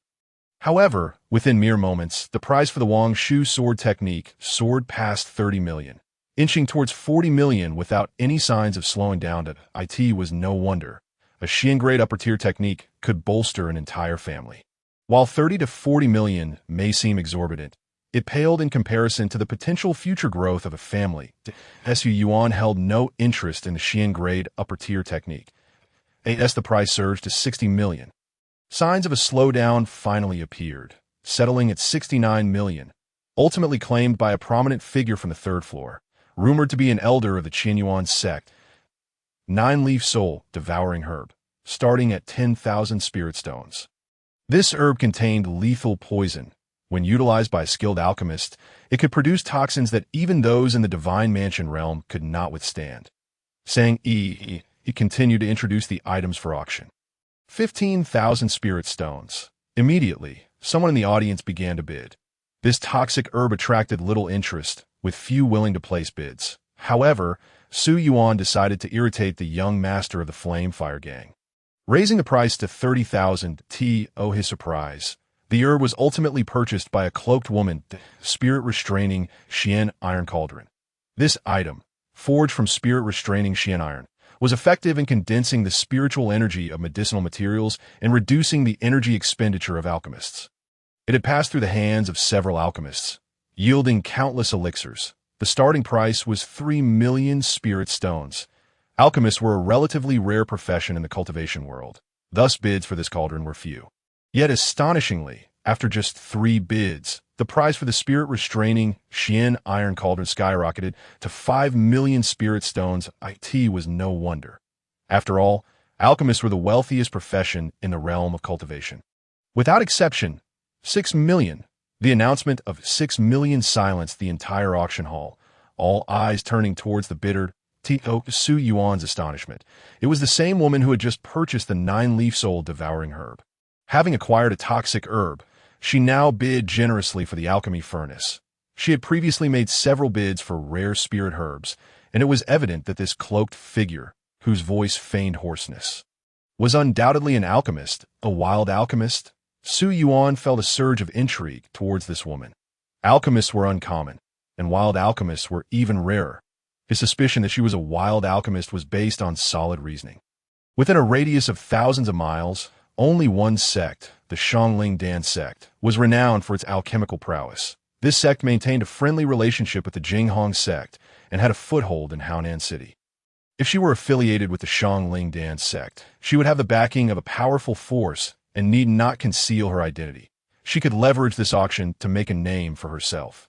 However, her current disguise indicated a desire for anonymity. Although alchemists were the wealthiest among cultivators, Their lack of combat prowess was their greatest weakness. Without a robust background, wild alchemists typically opted for a low-profile existence. After all, offending any faction at such a high-profile auction could lead to dire consequences. The price of 6 million silenced all the alchemists present, and ultimately, the spirit-restraining Xian Iron Cauldron was acquired by the woman. "Senior, could you mark this person for me?" Su Yuan quietly inquired of Bai Hu. Her concealment suggested a lack of proficiency in alchemy, that if he could recruit her into the Su family, it would undoubtedly be a lucrative investment. No, her cloak possesses the ability to repel spiritual awareness. It is at least of top-grade spirit weapon quality. This person is not simple, Bai Hu's calm voice intensified Su Yuan's interest in the woman. Xianyang Wood, starting price is 160,000. Sang Yi's alluring voice instantly drew Su Yuan back to the auction. He refrained from bidding, instead instructing Bai Hu to identify the owner of this item. Should the auction conclude without the Crimson Flame Fire Crystal, he would purchase the Xianyang Wood at a premium. Even if it could not be used as medicine, the Xianyang Wood could alleviate his mother's suffering and buy him more time. After several rounds of bidding, the auction neared its conclusion. Growing anxious at the absence of the Crimson Flame Fire Crystal, Su Yuan waited impatiently. Finally, amidst his eager anticipation, Sang Yi's words illuminated his gaze. Earlier, during the auction for the Xianyang Wood, knowledgeable individuals had inquired whether the accompanying Crimson Flame Fire Crystal had been discovered. Although she had teased them earlier, she now declared, "I can confirm that it indeed exists. Please take a look." Sang Yi lifted the red cloth to reveal a crimson crystal, resembling glass, lying quietly within a luminous sphere. Crimson Flame Fire Crystal. This protective sphere has been specially crafted by our Tsanyua Workshop's artisans to prevent the loss of its extreme yang energy. As a rare treasure of heaven and earth, the Crimson Flame Crystal holds immense benefits for those who cultivate fire attributes. The potent yang energy contained within can dispel all toxins and coldness from a body. It is also one of the primary materials for concocting the 4th grade Li Hua Dan. The starting bid is 3 million spirit stones. Chapter 22. Pursuit, Fishing, and Counterattack. No sooner had Sang Yi's words fallen than someone eagerly exclaimed, 4 million. The Crimson Flame Crystal, being a precious treasure, significantly enhances fire attribute spells and effectively expels toxins and coldness, leading to a rapid escalation in its value. The alchemists present were particularly unwilling to let it slip away. After all, transforming this crystal into a potion could yield profits several times over 0.5 million, 560,000, 6 million. Within moments, the price of the Crimson Flame Crystal had soared to 6 million spirit stones. Su Yuan was astonished. Had he not possessed a reserve of spirit stones, this price would have deterred him. It should be noted that his father had only provided him with 6 million spirit stones. Previously, he had thought that the starting price of 3 million was not too high, merely double that amount. Who would have thought that the demand for the Crimson Flame Crystal would be so intense? 3 million had swiftly doubled, a turn of events Su Yuan had not anticipated. Fortunately, he still had approximately 13 million spirit stones at his disposal. 0.7 million. Su Yuan placed his bid, daring to raise the price by 1 million despite the already high 6 million. Upon hearing his bid, a mocking voice from the 9th private room, belonging to Xiao Xianyang, casually chimed in, 8 million. Su Yuan frowned and refrained from further bidding. He understood that if he continued, Xiao Xianyang would undoubtedly inflate the price astronomically. While he was determined to acquire the Crimson Flame Crystal, he also wished to conserve his spirit stones. 820,000. Someone continued to bid. Xiao Xianyang chose not to counter, although he found the Crimson Flame Crystal intriguing. It was not a necessity for him. However, he would still respond to the bids from the 12th private room, purely to vex his adversary and make him aware of the consequences of offending him. 820,000. Is there anyone willing to bid higher? Sang Yi, radiant as a flower, surveyed the crowd from the podium. Su Yuan leaned back slightly, his expression grave. He was waiting for others to continue bidding. Yet, the high price of 820,000 had already dulled the interest of the majority of cultivators. Even the alchemists, weighing their options, deemed 820,000 unworthy of the struggle. After all, alchemy came with the possibility of failure, and such a high price presented a disproportionately low risk-reward ratio. 820,000 once, 820,000 twice. Sang Yi, continued to delay, stretching her words. Finally, just as she was about to announce 820,000 three times, Su Yuan interjected, 830,000.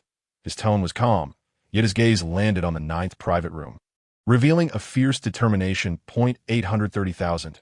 My dear friend, you are truly dreaming, Xiao Xianyang scoffed, raising the bid to 850,000.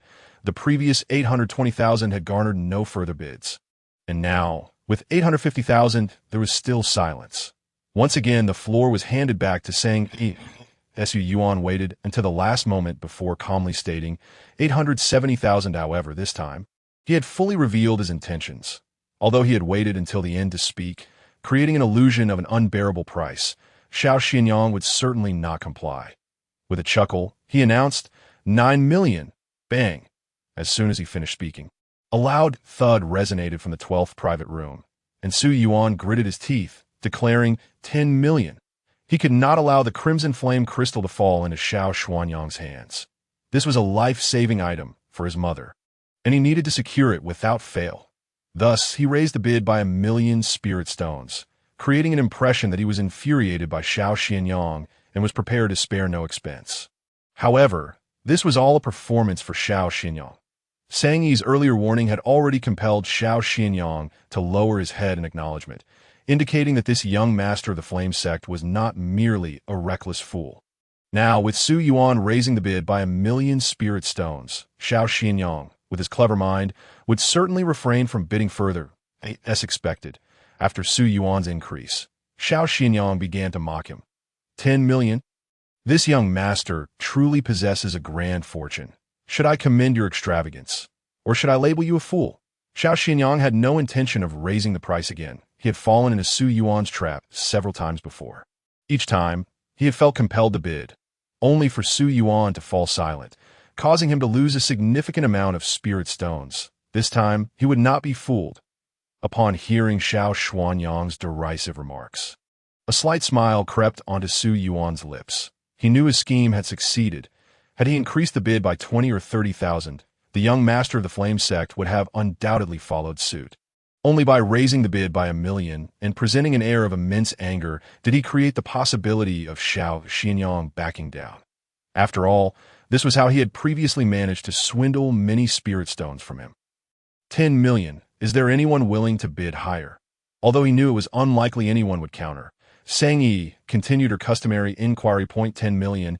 Once, twice, thrice. Congratulations to the 12th private room for acquiring the crimson flame crystal.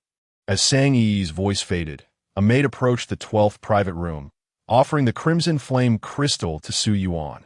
With a calm expression, he paid the spirit stones and stored the crystal in his storage ring.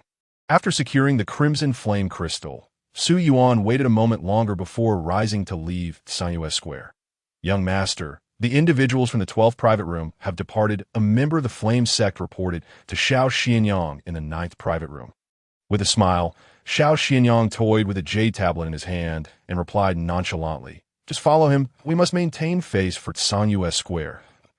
As long as he does not leave Haonan City. Do not act against him." Understood. The man clasped his hands in respect and hurriedly exited the auction.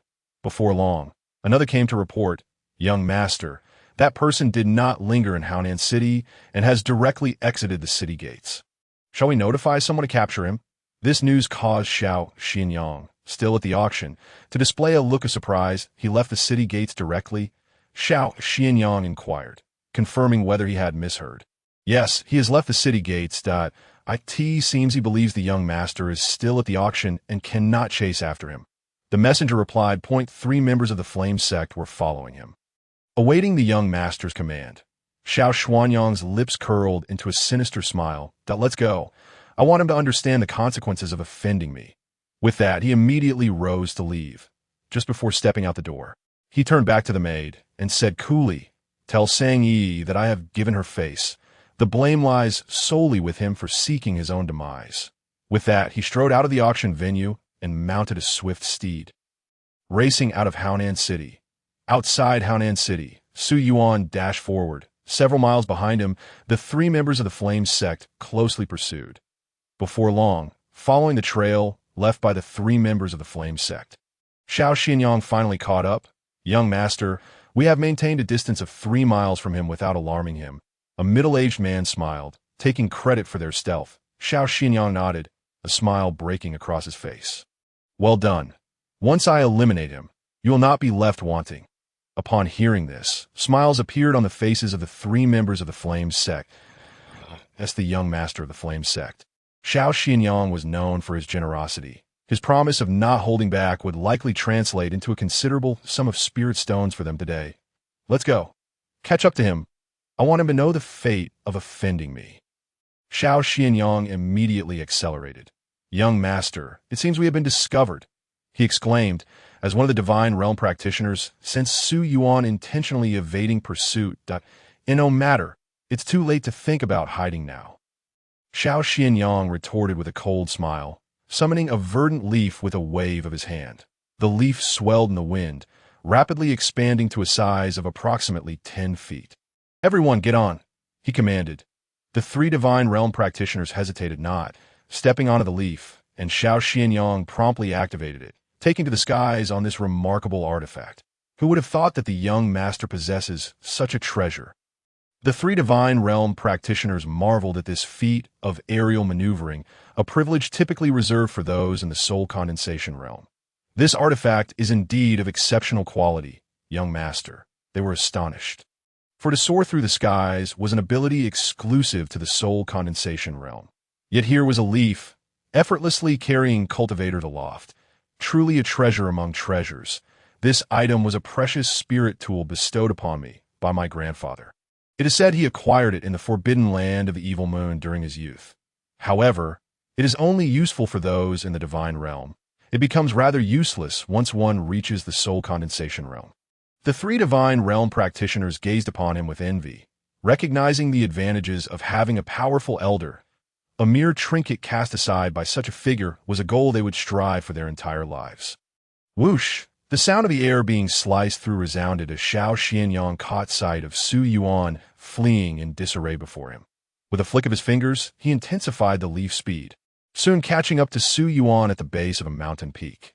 You think you can escape my grasp just because the auction hasn't ended yet. You are sorely mistaken.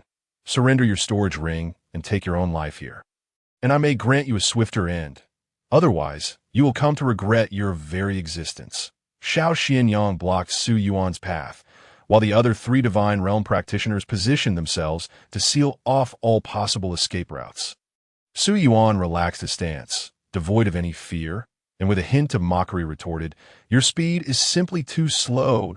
I have been trying to slow down for you, yet you have pursued me for so long. It is truly disappointing, with no one around."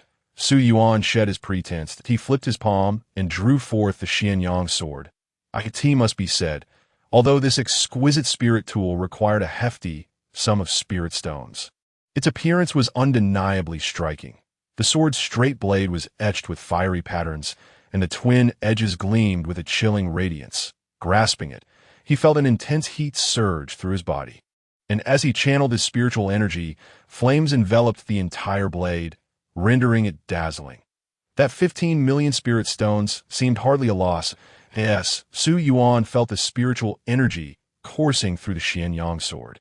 He recognized its extraordinary qualities. Indeed, he felt that the true merit lay in its captivating appearance, the flaming spirit tool. Even he had not encountered one before. Perhaps, as Sang Yi suggested, this was a sword favored by the heavens. What do you mean by that? Xiao Xianyang's expression darkened upon hearing Su Yuan's words. Had Su Yuan truly been waiting for him? Was he, in fact, laying a trap? Su Yuan, admiring the blazing Xianyang sword in his hand, became increasingly satisfied. With a cold chuckle, he pointed the sword at Xiao Xianyang, sneering, "If you had even a modicum of sense, you would not have chased after me." With that, he ceased his banter. With a leap, he surged forward like a flash of lightning, sword raised, charging at Xiao Xianyang, but a streak of crimson sword light cut through the air, and, to Xiao Xianyang's astonishment, Su Yuan nearly reached him in the blink of an eye. The Xianyang sword erupted with scorching flames, striking toward his chest with incredible swiftness. Boom! The sword landed squarely against Xiao Xianyang's chest, only to be repelled by a powerful protective barrier. The force was immense, sending Su Yuan stumbling back half a foot. Indeed, he possesses a life-saving treasure from the soul condensation realm. Su Yuan seemed to have anticipated this. With a jolt of his sword, he pressed forward. Xiao Xianyang was utterly taken aback. In that fleeting moment, he had felt the chilling breath of death. Had he not activated the protective artifact his father bestowed upon him at the last moment, that strike could have easily claimed his life. Reflecting on it now, he realized he had not even discerned the trajectory of Su Yuan's sword at a practitioner at the late stage of the divine realm. How could he have been pursuing a cultivator at such a level? The other 3 divine realm practitioners, now regaining their composure, shouted, "Protect the young master! Protect the young master!" Among them, the only practitioner at the mid-stage of the divine realm unleashed his full power, sending forth a spirit energy hand as large as 10 feet, brimming with terrifying force, in an attempt to repel Su Yuan. The other 2 divine realm practitioners quickly moved to Xiao Xianyang's side, grasping his shoulders and throwing him 100 feet away. "Young master, run. We will hold this person off." With that, the 2 unleashed their most powerful attacks against Su Yuan. With you 2, Su Yuan's Xianyang sword sliced horizontally, cleaving through the massive spirit energy hand. With a mere wave of his hand, he shattered the onslaught of the 2 divine realm practitioners with ease. Ignoring the mid-stage practitioner behind him, Su Yuan stepped forward, vanishing from sight, only to reappear behind the 2 divine realm cultivators. Clang! 2 beams of sword light erupted from where Su Yuan had vanished, converging upon the Xianyang sword in his grasp. The technique. Sword Flash, Chapter 23. The Pursuers or Pursued Sword Flash. This was a mid-grade profound technique mastered by Su Yuan in the Taiyuan realm. He had delved deeper into this technique, and now it had likely reached the level of a top-grade profound technique that IT possessed astonishing explosive power. 2 years ago, in the Taiyuan realm, this technique had earned him a fearsome reputation. "It's been a while since I last used it," Su Yuan murmured to himself, disregarding the individuals behind him, and with a determined stride, he raced toward the airborne Xiao Xianyang. Just a few steps after leaving, 2 divine realm practitioners felt a sudden flash of sword light at their necks, followed by a torrent of blood gushing forth. A single strike to the throat. The mid-stage divine realm practitioner who remained in place turned pale, instantly killing 2 initial-stage divine realm practitioners. This guy's strength must have already reached the threshold of half-step soul condensation. The young master had dared to provoke such a formidable adversary. His scalp tingled, and cold sweat poured down his face. Without a second thought for the young master, he turned and fled toward Haonan City, lamenting that his mother had not given him 2 more legs. However, fate had other plans. Mere dozens of feet later, a white fox blocked his path. The fox leaped onto his face and gently swatted at him with its paw, as if striking a watermelon, causing his head to burst open and spill forth its juices. Meanwhile, Xiao Xianyang was utterly paralyzed by fear at Su Yuan's overwhelming strength. He retrieved the leaf-shaped spirit tool, pushing his speed to the limit, transforming into a streak of light as he fled at last. He comprehended why Su Yuan had chosen to leave Haonan City immediately after the auction concluded. He intended to provoke him into losing his composure and making a grave error in judgment. Now, he wished to escape. Did he not realize it was already too late? With his spiritual energy surging, Su Yuan pushed his speed to its utmost limit. In mere moments, he caught up to Xiao Xianyang. With a swift motion of his arm, he cast forth a spirit energy ribbon that ensnared Xiao Xianyang's waist, yanking him down from his artifact. You still possess any protective treasures from the soul condensation realm? Su Yuan inquired, closing the distance to the plummeting Xiao Xianyang. The Xianyang sword poised steadily to pierce his heart. Xiao Xianyang, face awash with terror, scattered a plethora of talismans. The talismans detonated, transforming into various attacks that surged towards Su Yuan. Su Yuan, with a wave of his left hand infused with spiritual energy, effortlessly nullified the onslaught. "I will give you anything you desire. Please, spare my life. I implore you, do not kill me. I'm the young master of the Flame Fire Gang. If you slay me, my father and grandfather will not let you off easily. Let me go. I swear I will not seek revenge." "Absolutely not. The sound of a blade piercing flesh abruptly silenced Xiao Xuanyang's words, as he felt the vital energy within him rapidly dissipating. The expressions of pleading and despair on his face transformed into eternal stillness. Retrieving the Xinyang sword, Su Yuan swiftly removed Xiao Xian's storage ring and collected a leaf that had shrunk to the size of a palm, before turning gracefully to depart. Upon arriving at the site of the earlier battle, the white fox tossed 3 storage rings, its voice tinged with disdain echoing in Su Yuan's mind. Too many impurities compared to the strength of the demon beasts. Su Yuan's lips quirked as he pointed towards the distant corpse of Xiao Xinyang, stating, "There is another over there. It should be of better quality." The eyes of the white fox suddenly sparkled with interest, and it scampered over eagerly. However, upon its return, the disdain in its gaze had morphed into a lingering resentment. Is there any difference? The blood and spiritual energy of you cultivators are utterly subpar. Su Yuan felt a wave of speechlessness wash over him. How dare you utter such words before me? 32 demon beasts of the divine palace realm and 4 cultivators of the same realm have all been devoured by you. I didn't even get a sip of soup. Oh, you not feel a pang of conscience when you say this? Let us go. Someone will come looking for us soon. Su Yuan tucked the storage ring into his robes and urged the white fox to hasten their departure. What is there to fear? My strength has already recovered to 80%. Even if a soul condensation realm cultivator comes, I can still take you away. The white fox declared proudly that I'm not afraid. Now that I have the crimson flame crystal in hand, I must return it to my family quickly. The matriarch is waiting for her life to be saved, Su Yuan replied. The white fox, now petite and delicate, leaped onto Su Yuan's shoulder and said, I am indifferent. It is up to you. Without lingering further, Su Yuan sped back towards Tianlin, Tsingyue Square. The auction had concluded. Sang Yi held a cup of hot tea. Standing in a loft and gazing out at the bustling streets, Sister Yi, just now Xiao Xiao, the young master, has gone to pursue that esteemed guest. According to the members of the Fire Blaze Gang, that person did not linger in Haonan City and left directly. The Fire Blaze Gang dispatched 3 cultivators of the Divine Palace realm to follow, along with Xiao Xiao, making a total of 4. It seems that esteemed guest has likely met with an untimely end that a maid from room 9 came to report. Sang Yi's expression remained calm as she savored her fine tea, a smile gracing her lips. I have already given that person chance. If he does not cherish it, he cannot blame me. Send some gifts to the Fire Blaze Gang. The maid took her leave. Sang Yi's face revealed an expression of anticipation as she withdrew her gaze from the lively streets. An hour later, the maid hurriedly knocked on Sang Yi's loft door. Before Sang Yi could inquire, the maid exclaimed in shock, Sister Yi, something big has happened. What is it?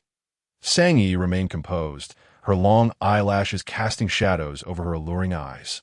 The maid, her face pale with fear, recounted, Xiao Xiao, the young master, is dead. Sang Yi's body trembled slightly, her eyes sparkling with an unprecedented brightness as she smiled. Please elaborate.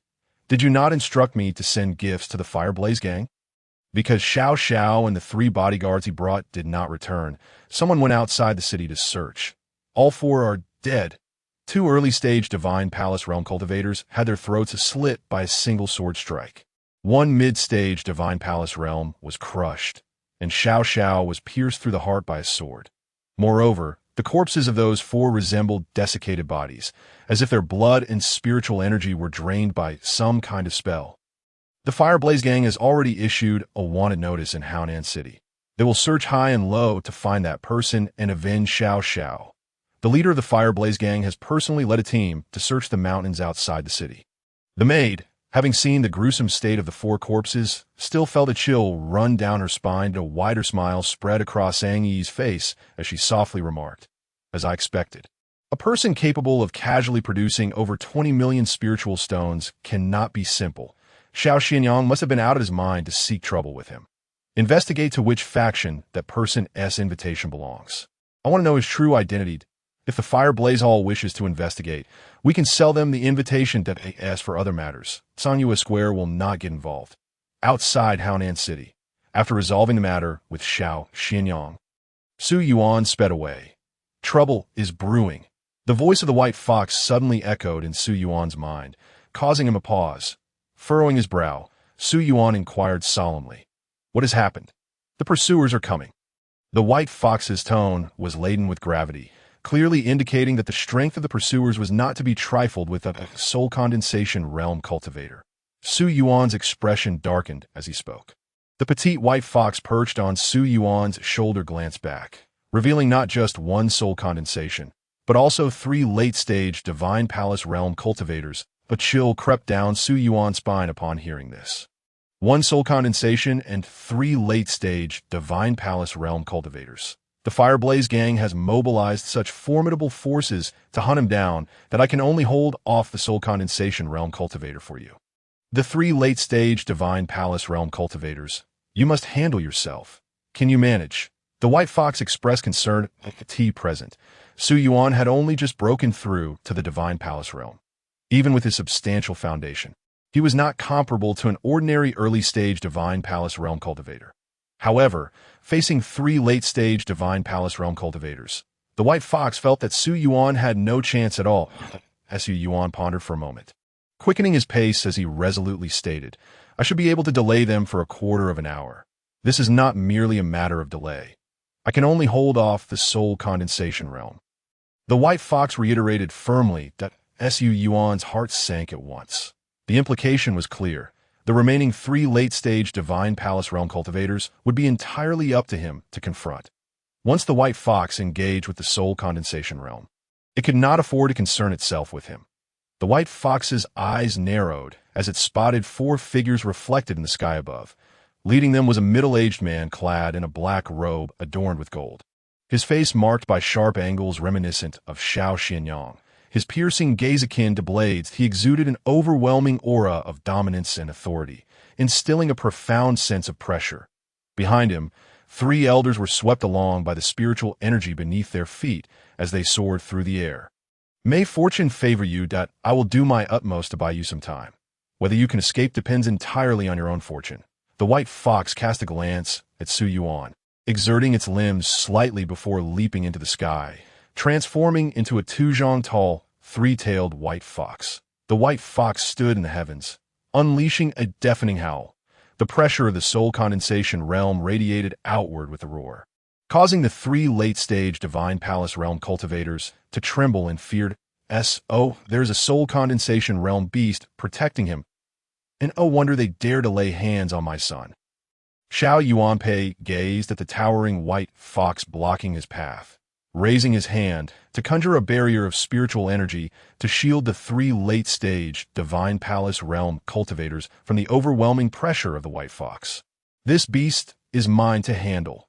You 3 pursue and kill the madman who harmed my son." Xiao Yuanpei's expression remained calm as he gracefully waved his sleeve, sending the 3 late-stage Divine Palace Realm elders back to the ground. Then, with a gaze filled with murderous intent, he clenched his hand, and a blade crackling with thunder was firmly grasped in his grip. The moment the blade emerged, its violent power caused the air to erupt with a resounding roar. The white fox's eyes widened in alarm at a profound artifact. A tremendous weight settled upon its heart at a profound artifact. Such powerful items transcend spiritual artifacts. Each one possesses formidable strength, capable of enhancing the attack power of a soul condensation realm cultivator by several times simply by being held. With that blade in hand, this soul condensation realm cultivator has the means to slay me. Had I known that the madman had a powerful ally, I would never have expected that it would be a soul condensation realm beast. Just right. I shall slay you here and add a profound artifact to my fire blaze gang. Xiao Yuanpei's expression darkened, his eyes brimming with murderous intent. The pain of losing a son can only be washed away with blood. With that, he swung the blade, unleashing a violent arc of light that sliced through the air, hurtling directly towards the white fox. The battle between the soul condensation realms erupted in an instant. On the ground, the 3 late-stage Divine Palace Realm cultivators landed and immediately surged forward, charging towards Su Yuan. Su Yuan's countenance darkened to an extreme degree, confronted by 3 formidable practitioners at the late stage of the Divine Abode Realm. Even he dared not engage them head-on. He unleashed his speed to its utmost limit, utilizing the terrain of the forest to make a frantic escape. However, he was ultimately only at the early stage of the divine abode realm.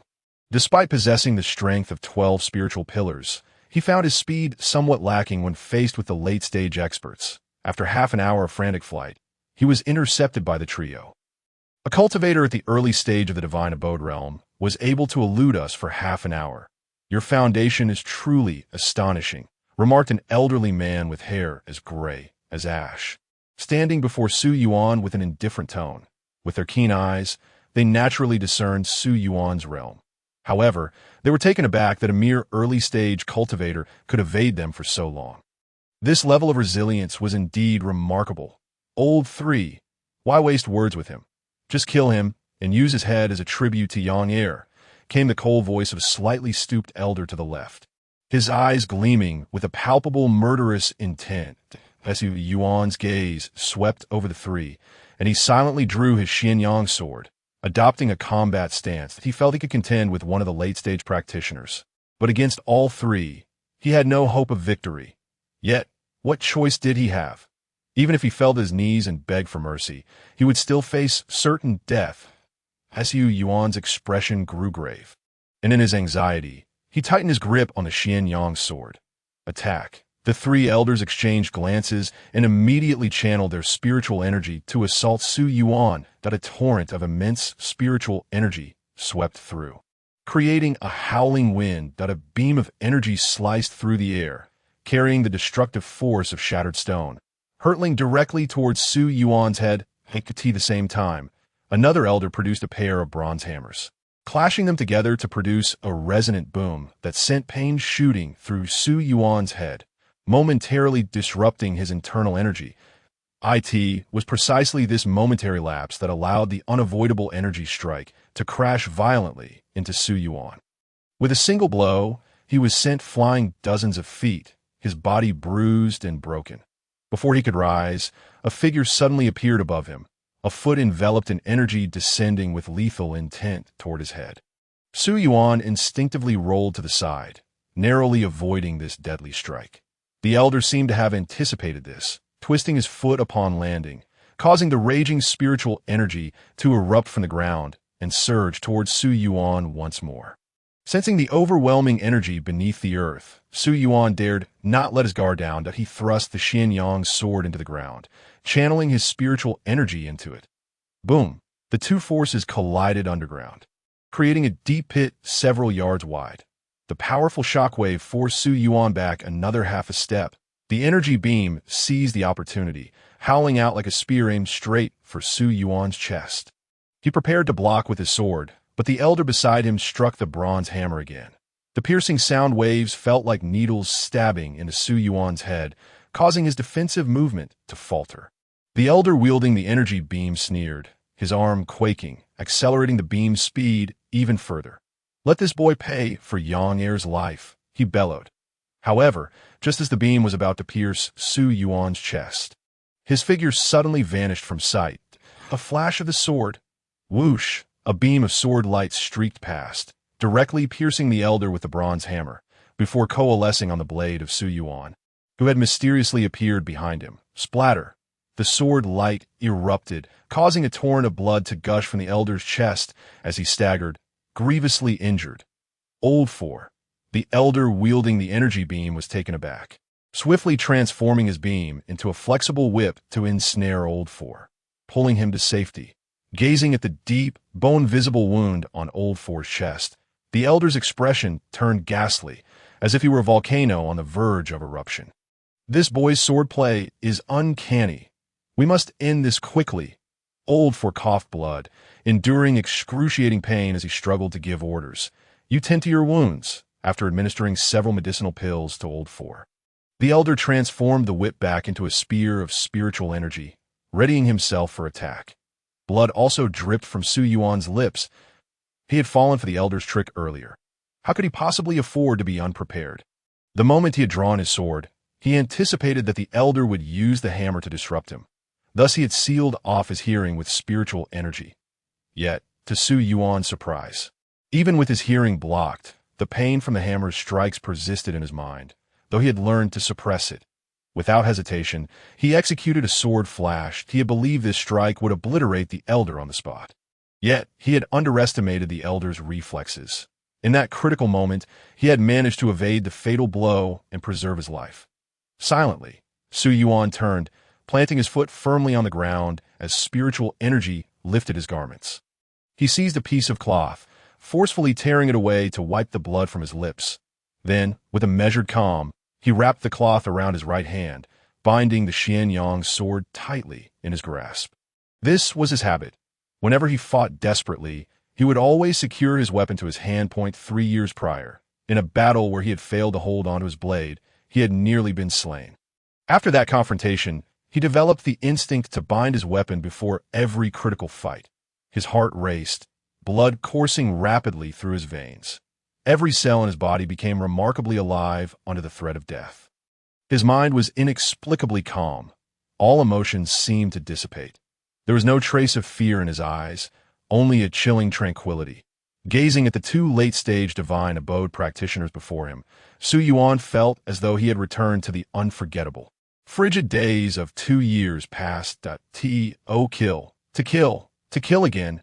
Every moment was fraught with the need to guard against lethal threats and formidable unknown enemies in the trials of the Taiyuan realm. A moment's carelessness could lead to a heap of bones. Now, the oppressive aura emanating from these two late-stage practitioners was awakening the dormant power within him, which had been silent for 2 years. This feeling of blood boiling, coupled with an unparalleled clarity of mind, was both strange and familiar. The hunt had begun. Su Yuan let out a savage laugh, in an instant, as spiritual energy surged around him. He vanished from sight. Be careful. This boy's swordplay is uncanny. The elder wielding the energy spear warned, hurling the spear towards Old Three to force Su Yuan out of hiding.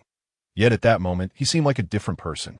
Utilizing the momentum of his rapid advance, he placed his left hand on the ground to halt his forward motion, only to disappear from their view once more. Old Three, standing still, executed a whip kick. Once again forcing Su Yuan into the open. It's not just his swordplay. His movement technique is even more exquisite. This boy possesses the demeanor of a prodigy. We must handle him with caution. Old Three thought as he unleashed a barrage of fierce attacks, pushing Su Yuan relentlessly backward. The violent spiritual energy erupted from his legs, blending offense and defense seamlessly, leaving no openings to exploit. Meanwhile, the other elder, after throwing the spear, retrieved a heavy halberd from his storage ring. The halberd was incredibly weighty, creating a series of sharp sounds as it sliced through the air. Each strike carried the weight of a great mountain, causing Su Yuan's arms to tremble and blood to ooze from his wounds. The battle among the three had reached a stalemate. Relying on his intricate footwork and masterful swordplay, Su Yuan struggled for survival against the duo's relentless onslaught. However, 2 fists were no match for 4 hands. Despite his utmost caution, Su Yuan bore numerous new injuries, appearing utterly disheveled. Yet the two could both feel it. As Su Yuan's injuries increased, his techniques grew increasingly ferocious, and his movements became more unpredictable. This revelation sent chills down their spines. This boy is peculiar. His combat skills are becoming more refined, Old Three remarked, sensing the difficulty of dealing with Su Yuan. Though his injuries were mounting, Su Yuan's momentum only intensified, seemingly growing stronger with each clash. It felt as if he was undergoing some form of transformation through this battle. I will restrict his movements. The elder wielding the halberd's expression turned cold. As he thrust the halberd forcefully into the ground, spiritual energy erupted from his palms, illuminating the earth with a radiant glow. As Su Yuan's foot landed on the luminous energy, it felt as though he had sunk into quicksand, his feet firmly ensnared, rendering him unable to move an inch. Well done. As Lao San observed that Su Yuan's footwork was constrained, he instantly darted forward, unleashing a furious kick that hurtled towards Su Yuan. Within Su Yuan's body, spiritual energy surged forth, forcibly breaking the bindings beneath his feet. However, he found himself unable to evade the oncoming gale of leg wind. Boom! The ferocious leg wind struck Su Yuan squarely, sending him flying through the air. Yet instead of pursuing the advantage, Lao San's expression drastically changed as he bellowed, Not good. Lao Si. Did you just notice? It's too late. Su Yuan, gritting his teeth to withstand the next blow, used the momentum to swiftly reach the severely injured Lao Si's side. Lao Si, who was in the midst of healing, was taken aback and hurriedly raised the copper hammer in his hand to defend himself. However, Su Yuan had anticipated this. His figure vanished in the blink of an eye, and the sword light surged anew. The sword flashed. In a moment of unexpected brilliance, this strike of the sword achieved remarkable success. The sword light flickered past, and under the furious gaze of the two late-stage Divine Realm experts, Lao Si's head soared high into the air. That I will kill you. Lao Si's demise drove the elder wielding the long spear into a frenzy. He unleashed a formidable surge of spiritual energy, brandishing his spear with all his might toward Su Yuan, exclaiming, "Receive my spear." Even before the spear descended, Su Yuan felt the terrifying power within it that sent shivers down his spine. Should he be struck by this blow, even a beast of the soul condensation realm would suffer injury. As for his own small frame, it would be an effortless task to shatter him into pieces or cleave him in two. However, such immense power also implied significant vulnerabilities in the attack. With a mere glance, Su Yuan discerned over a dozen openings in the strike, yet these flaws were obscured beneath the overwhelming force to exploit these openings. He would have to endure the spear strike. The elder had forsaken defense. Channeling all his strength into this offensive maneuver, he aimed to force Su Yuan into a confrontation, seeking mutual destruction. He had allies. Yet, Su Yuan stood alone in this moment. Su Yuan had no choice but to either retreat or confront the attack head-on. Meanwhile, the elder was already poised to strike.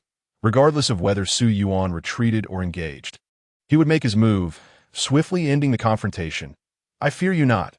Su Yuan scoffed, his voice resolute and unwavering. Without a hint of hesitation, he charged toward the elder with his sword in hand. His expression hardened, his eyes gleaming with a reckless determination that embraced death, as if each kill was a gain. Yet, just as the sword and spear were about to collide, Su Yuan's long sword suddenly pivoted, aimed directly at the elder's chest. Unfazed, the elder did not retract his spear, bringing it down with the ferocity of Mount Hua. "Fool! How long is your sword? Even if I am gravely injured, you shall meet your end." The elder laughed triumphantly, envisioning the bloody scene of Su Yuan's demise. At the moment the spear was about to land on Su Yuan, a dazzling light erupted, forming a protective barrier around him. Lao San, who had been gathering his strength, immediately paled in shock and cried out, "A protective spiritual artifact!" In his urgency, Lao San dashed out without hesitation, striving to salvage the precarious situation. The spear crashed forcefully against the protective barrier, distorting it under the immense power. Seizing the fleeting moment afforded by the barrier, Su Yuan's long sword surged forward, piercing firmly into the elder's chest. "Ling Sheng!" The elder roared, overwhelmed with grief. The protective barrier did not last long. Within mere breaths, it shattered, and the spear's shaft struck Su Yuan's shoulder, sending him crashing to the ground. The excruciating pain nearly caused Su Yuan to lose consciousness. However, he understood that the battle was far from over. He yanked the Xianyang sword from the elder's body, swiftly slashing through the elder's arms, then kicked him in the chest, propelling him toward the swiftly aging Lao San. Seeing his brother's body flying toward him, Lao San disregarded everything else, catching him in his embrace and assessing his injuries. "Ling Sheng, hold on. Ling Sheng, I will heal you. I will treat you immediately." Lao San's voice trembled as he poured his spiritual energy into his brother's body. Su Yuan sprang up, swiftly stowing the long spear into his storage ring, and rapidly distanced himself from Lao San. What a heartwarming scene it was. Yet had I not intervened earlier, I might have already met my end.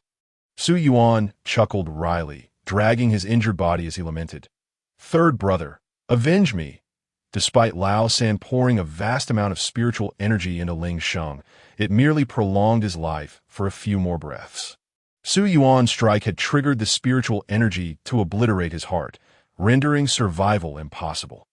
Watching his closest brother perish in his arms ignited an unparalleled fury within Lao San, his teeth grinding audibly, his eyes ablaze with vengeful fire. "Today, it is either your death or mine." Chapter 24. The unexpected arrival. Count me in. Su Yuan, enduring the excruciating pain coursing through his body, spoke with a domineering tone that reverberated like thunder. Gripping the Xian Yang's sword tightly, his gaze surveyed the heavens with an air of defiance. After 2 years of silence, the aura of the once unparalleled prodigy was reignited by this battle.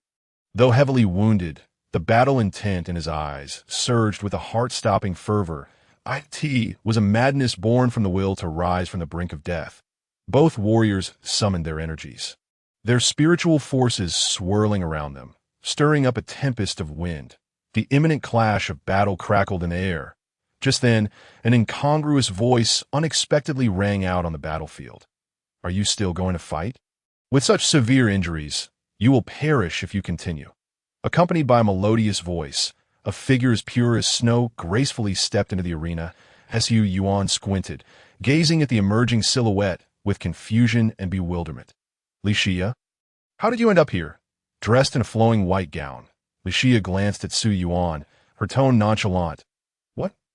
Is it forbidden for a young lady to stroll around Tianlin City? Upon hearing this, Su Yuan could only respond with exasperation, coldly retorting, strolling is fine, but why court death? Once the battle commenced, I cannot afford to concern myself with you. Li Xia elegantly waved her wide sleeves, her poised demeanor akin to a celestial being descending to earth. Radiating an aura of sanctity that invited distant admiration, yet forbade familiarity. The elder beside them wore a grave expression, his sharp gaze fixed on Li Xia in her white attire, emanating a sense of caution and alert. He had not anticipated that this young man would have an accomplice. Yet, sensing the fluctuations of her spiritual energy were not potent, he assessed her strength as relatively weak. Facing 1 against 2, he still believed victory was within his grasp, though it might require a bit more effort. Li Xia, however, paid no heed to the tension between the two, casually walking to the center of the battlefield. After casting a serene glance at both, she spoke calmly. I advise you both not to channel your spiritual energy any further. Otherwise, the toxins will infiltrate your heart meridians, and it will require considerable effort to expel them. Upon hearing this, both Su Yuan and the elder were taken aback. Poison? Where did that come from? Before they could examine themselves, they felt their limbs grow weak, panic overtaking their expressions. They immediately ceased the flow of spiritual energy within their bodies and sealed their acupoints. Colorless and odorless, yet the potency of the toxin was overwhelming. Li Xia, I never imagined you to be a hidden master of poison. Su Yuan fell short of breath, his chest tight and his limbs powerless. Within mere moments, standing became a challenge, and he could not help but silently marvel at the toxin's ferocity, traveling the martial world without any means of self-protection. That's akin to courting death, Li Xia remarked coolly. Then, turning her gaze toward the elder, she continued, as long as you refrain from channeling your spiritual energy, the poison will dissipate on its own in 3 hours. This person is my friend. I cannot bear to watch him die. Therefore, I will be taking him with me. With that, she assisted Su Yuan, her expression troubled. Such reckless fighting. It's no wonder you managed to return from the Taiyuan realm. Come, your injuries are severe and require immediate treatment. Su Yuan, his limbs feeling like lead, cast a glance at the wary elder in the distance and said solemnly, if you do not kill him, the repercussions will be endless. That I am a healer, here to save lives, not to take them, Li Xia replied calmly. After a moment's contemplation, she added, if you wish to kill him, you may act. I will not obstruct you. Of course, if you can, give me the antidote. Su Yuan demanded firmly, his eyes ablaze with murderous intent as he gazed at the elder. If this man does not perish, he will undoubtedly seek revenge against us at all costs. I have no antidote. Li Xia's expression was calm as she spoke, crouching down to gaze at Su Yuan with her beautiful eyes. Perhaps you could wait here for 3 hours. Once the poison is resolved, you may act. Su Yuan was infuriated by Li Xia's demeanor. You should leave. I will wait here for 3 hours. He sat cross-legged, his gaze fixed on the elder with unwavering determination. He had to eliminate this old man. After all, Li Xia had mentioned Tianlin City, and if this old man were to survive, he would undoubtedly seek revenge. The Su and Li families were already in conflict, and with the addition of the Flame Gang, What could the Su family possibly do to defend themselves? Li Shuya might not comprehend the gravity of the situation, but he certainly did. Then allow me to tend to your wounds first. Li Shuya sighed, observing the bloodied Su Yuan with an air of resignation. Yes, she spoke. She tore open his shirt. His left shoulder was deeply sunken, and his sternum was severely deformed, considering the extent of your injuries. It is remarkable that you are still holding up. Shuya retrieved several pills from her storage ring and brought them to Su Yuan's lips. If you are not afraid of the poison, then swallow them. Without hesitation, Su Yuan ingested the pills. Are you not concerned that I might kill you for your treasures?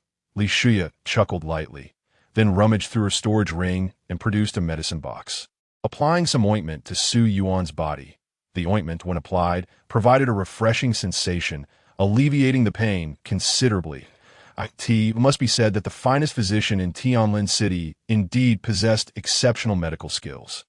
However, just as Li Shuya quietly attended to Su Yuan's wounds, the elder sitting cross-legged in the distance suddenly spewed forth a mouthful of blood, dark energy surging across his face, and within moments, he drew his last breath.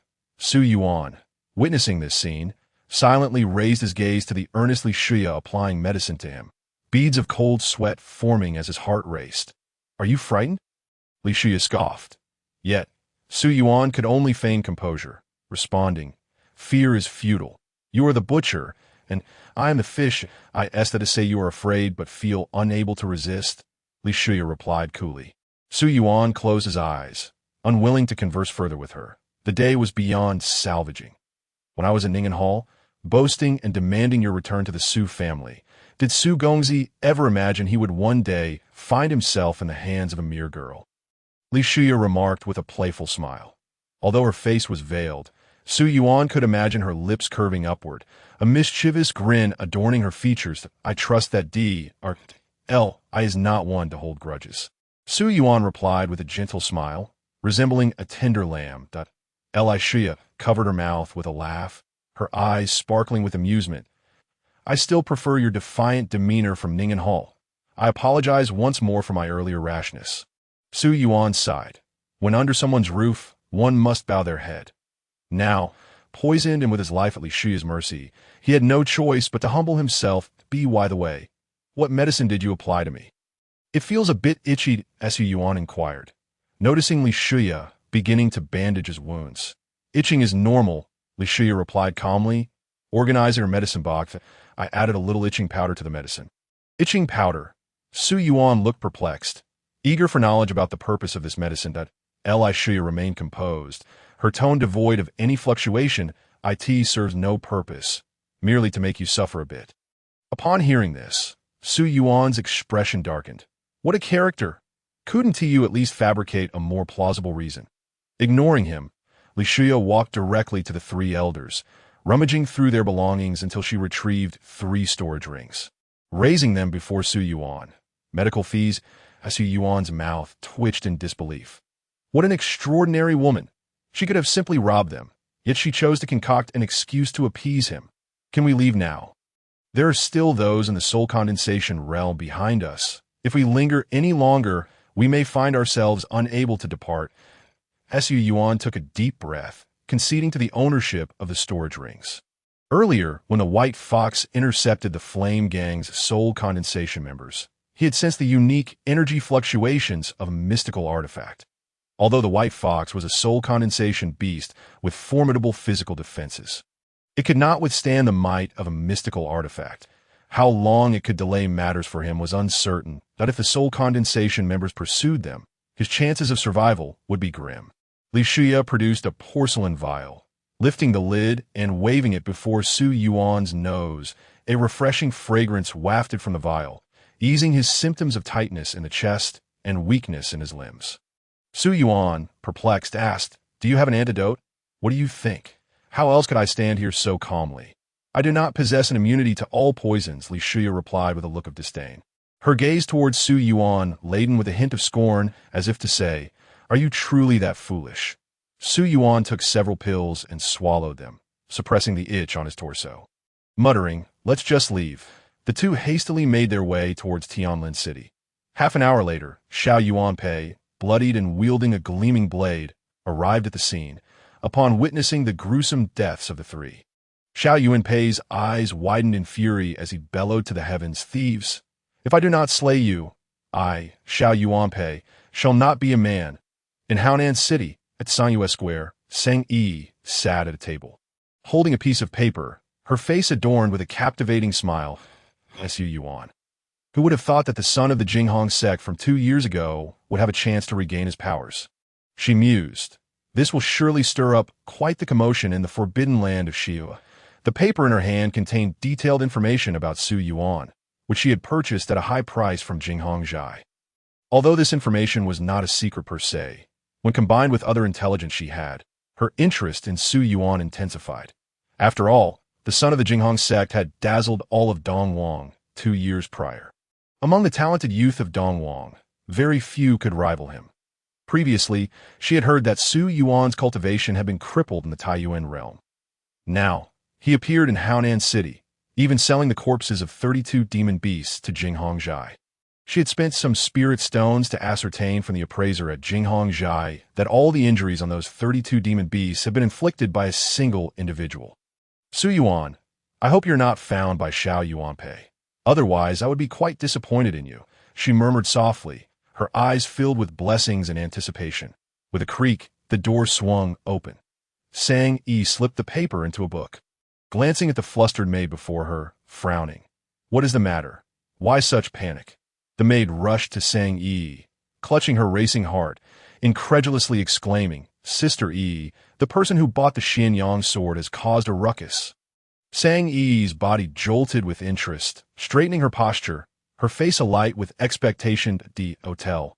The maid took a moment to steady herself before replying incredulously, That person killed Xiao Xianyang. Sang Yi regarded the maid before her with disappointment. Your news is outdated. I thought it was something significant. Turns out it's just this? I learned of it an hour ago. What is so surprising about it? That Xiao Xianyang fellow is even worthy of being Su Yuan's opponent. At his peak, Su Yuan could probably annihilate the Flame Gang in under half an hour. Sister Yi, don't be hasty. There is more to the story, the maid said mysteriously, her face eager to divulge. Xiao Yuanpei has gone to seek revenge. I'm aware of this too. Sang Yi felt exasperated. She pondered whether she had been too lenient with these young girls, leading to a lack of respect. They seemed to have no fear of her authority. She tapped the maid's forehead, exasperated. Could you channel your gossiping energy into something productive? Day after day, you discuss which young master is handsome and which one is involved with whom. Can't you be more industrious? Focus on work. The maid, chastised, drooped her head, looking pitiful. I'll get to work immediately. With a pout, she slowly exited the room. Just as the door was closing, Sang Yi casually inquired. Xiao Yuanpei hasn't caught up with that person, has he? He has. The maid blinked her large eyes, thinking, doesn't Sister Yi already know? Why ask? He is caught up? Sang Yi's mind went blank, given her current assessment. Su Yuan had not regained his peak strength.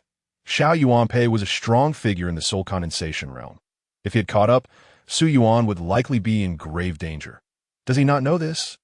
That fellow has slain 3 late-stage divine realm experts from the fire hall, and even Xiao Yuanpei has sustained significant injuries. Just before the maid closed the door, she tossed this shocking news to Sang Yi.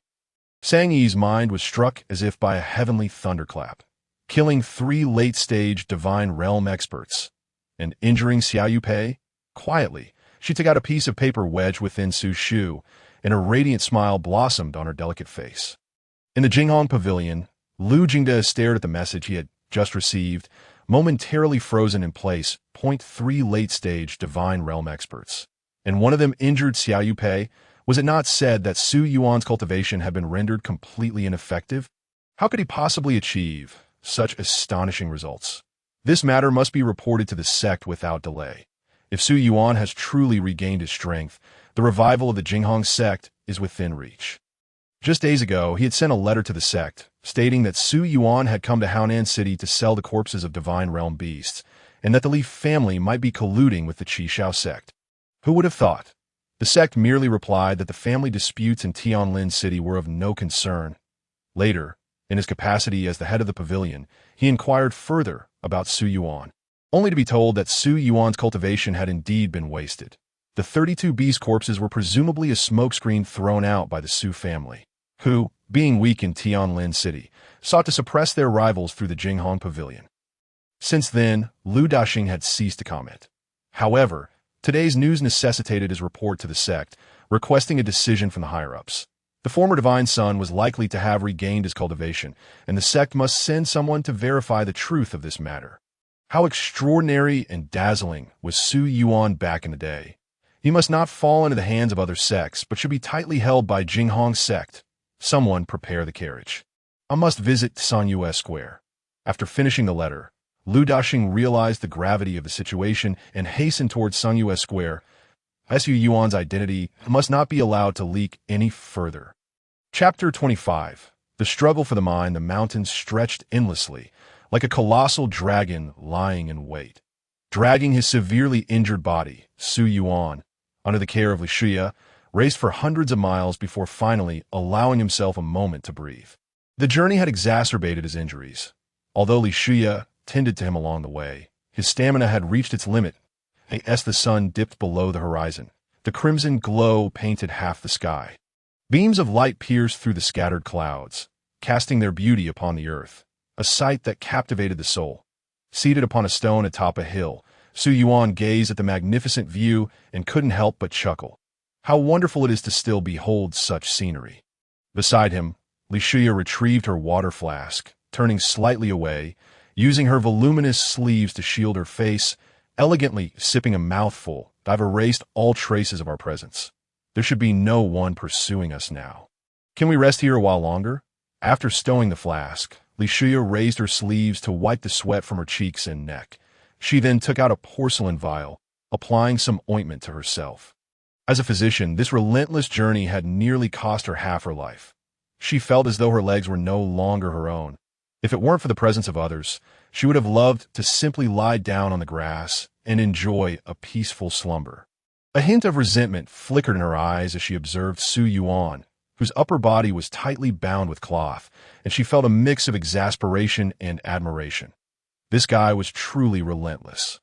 Despite his grave injuries, he had managed to persevere until now. Su Yuan quietly glanced back, a trace of worry crossing his face, and after a long pause, he said, "Let us rest here for the night." With that, he sat cross-legged, enduring the itchiness of his wounds, swallowing a few restorative pills. His injuries had been treated by Li Shuya, and although he had faced some minor setbacks, it must be said that this premier physician of Tianlin City was indeed quite skilled. The shattered bones within him did not cause him excruciating pain under her ointment, which was one of the crucial reasons he could endure until now. "That I'm hungry," Li Shuya declared, her tone slightly haughty as she looked at Su Yuan. He opened his eyes, exhaling a deep breath of resignation, and replied, "Wait for me." Rising, he descended the hill and returned with a lifeless gray wolf in hand. "This is all I could find." He tossed the gray wolf before Li Shuya, dismissively. Li Shuya's gaze remained calm as she replied, "It's fine, as long as there's something to eat." Standing up, she drew out a dagger and skillfully gutted the gray wolf.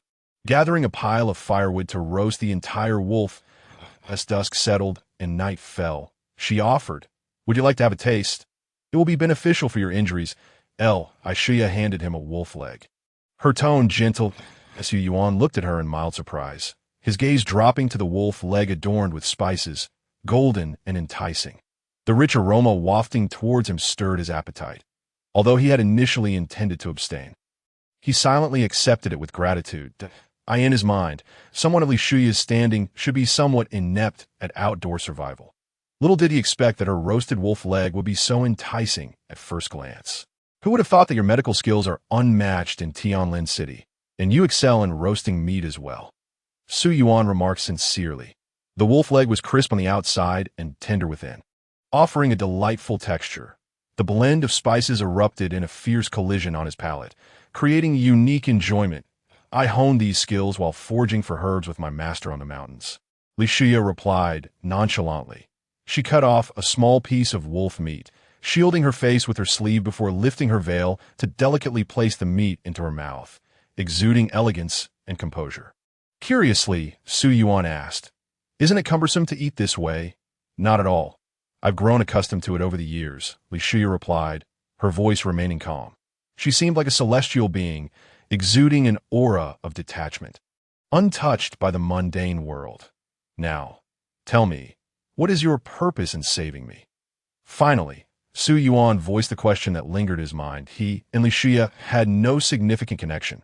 Today, she could have chosen not to intervene and even seize the opportunity to eliminate him. Yet she opted to save him if there were no special reason behind her actions. He found it hard to believe. Li Shuya did not answer his question. Instead, she continued to eat the wolf meat in silence. After a long while, having seemingly finished, she put away her dagger and looked at Su Yuan with her beautiful eyes, softly stating, "I wish to make a deal with you." Su Yuan was not surprised. Chuckling lightly, "Please, go ahead. Help me obliterate the Li family," Li Shuya declared, her words startling. Even Su Yuan was momentarily rendered speechless by this proclamation. "Why?" he asked, staring blankly at Li Shuya, swallowing hard as he inquired with a serious tone. "To destroy the Li family."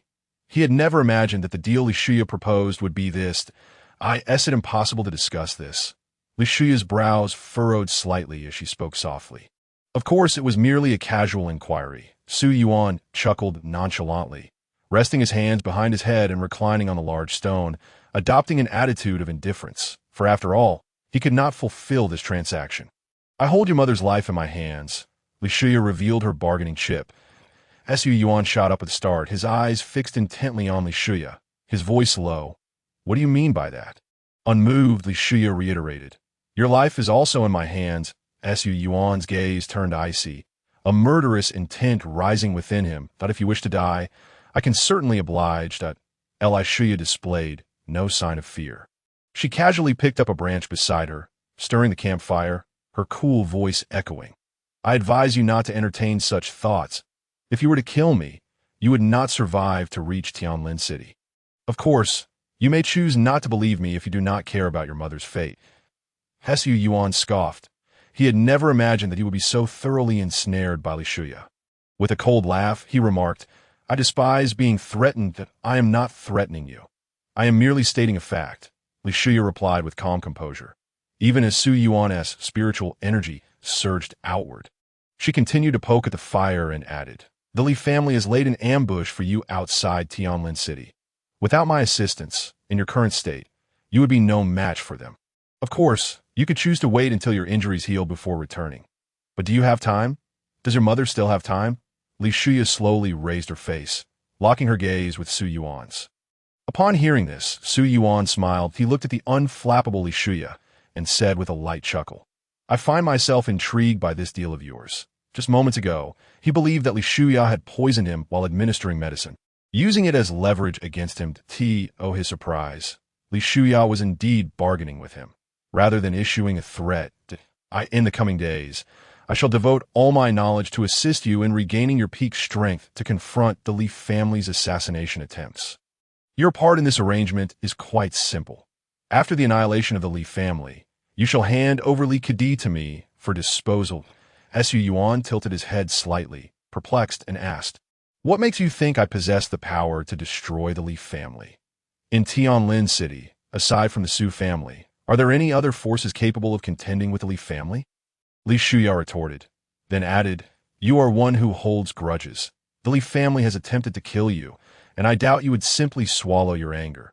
Although the Su family has indeed fallen from grace, and compared to the thriving Li family, they appear rather feeble. I am willing to take a gamble, but I wager that the miracle within you will continue to unfold."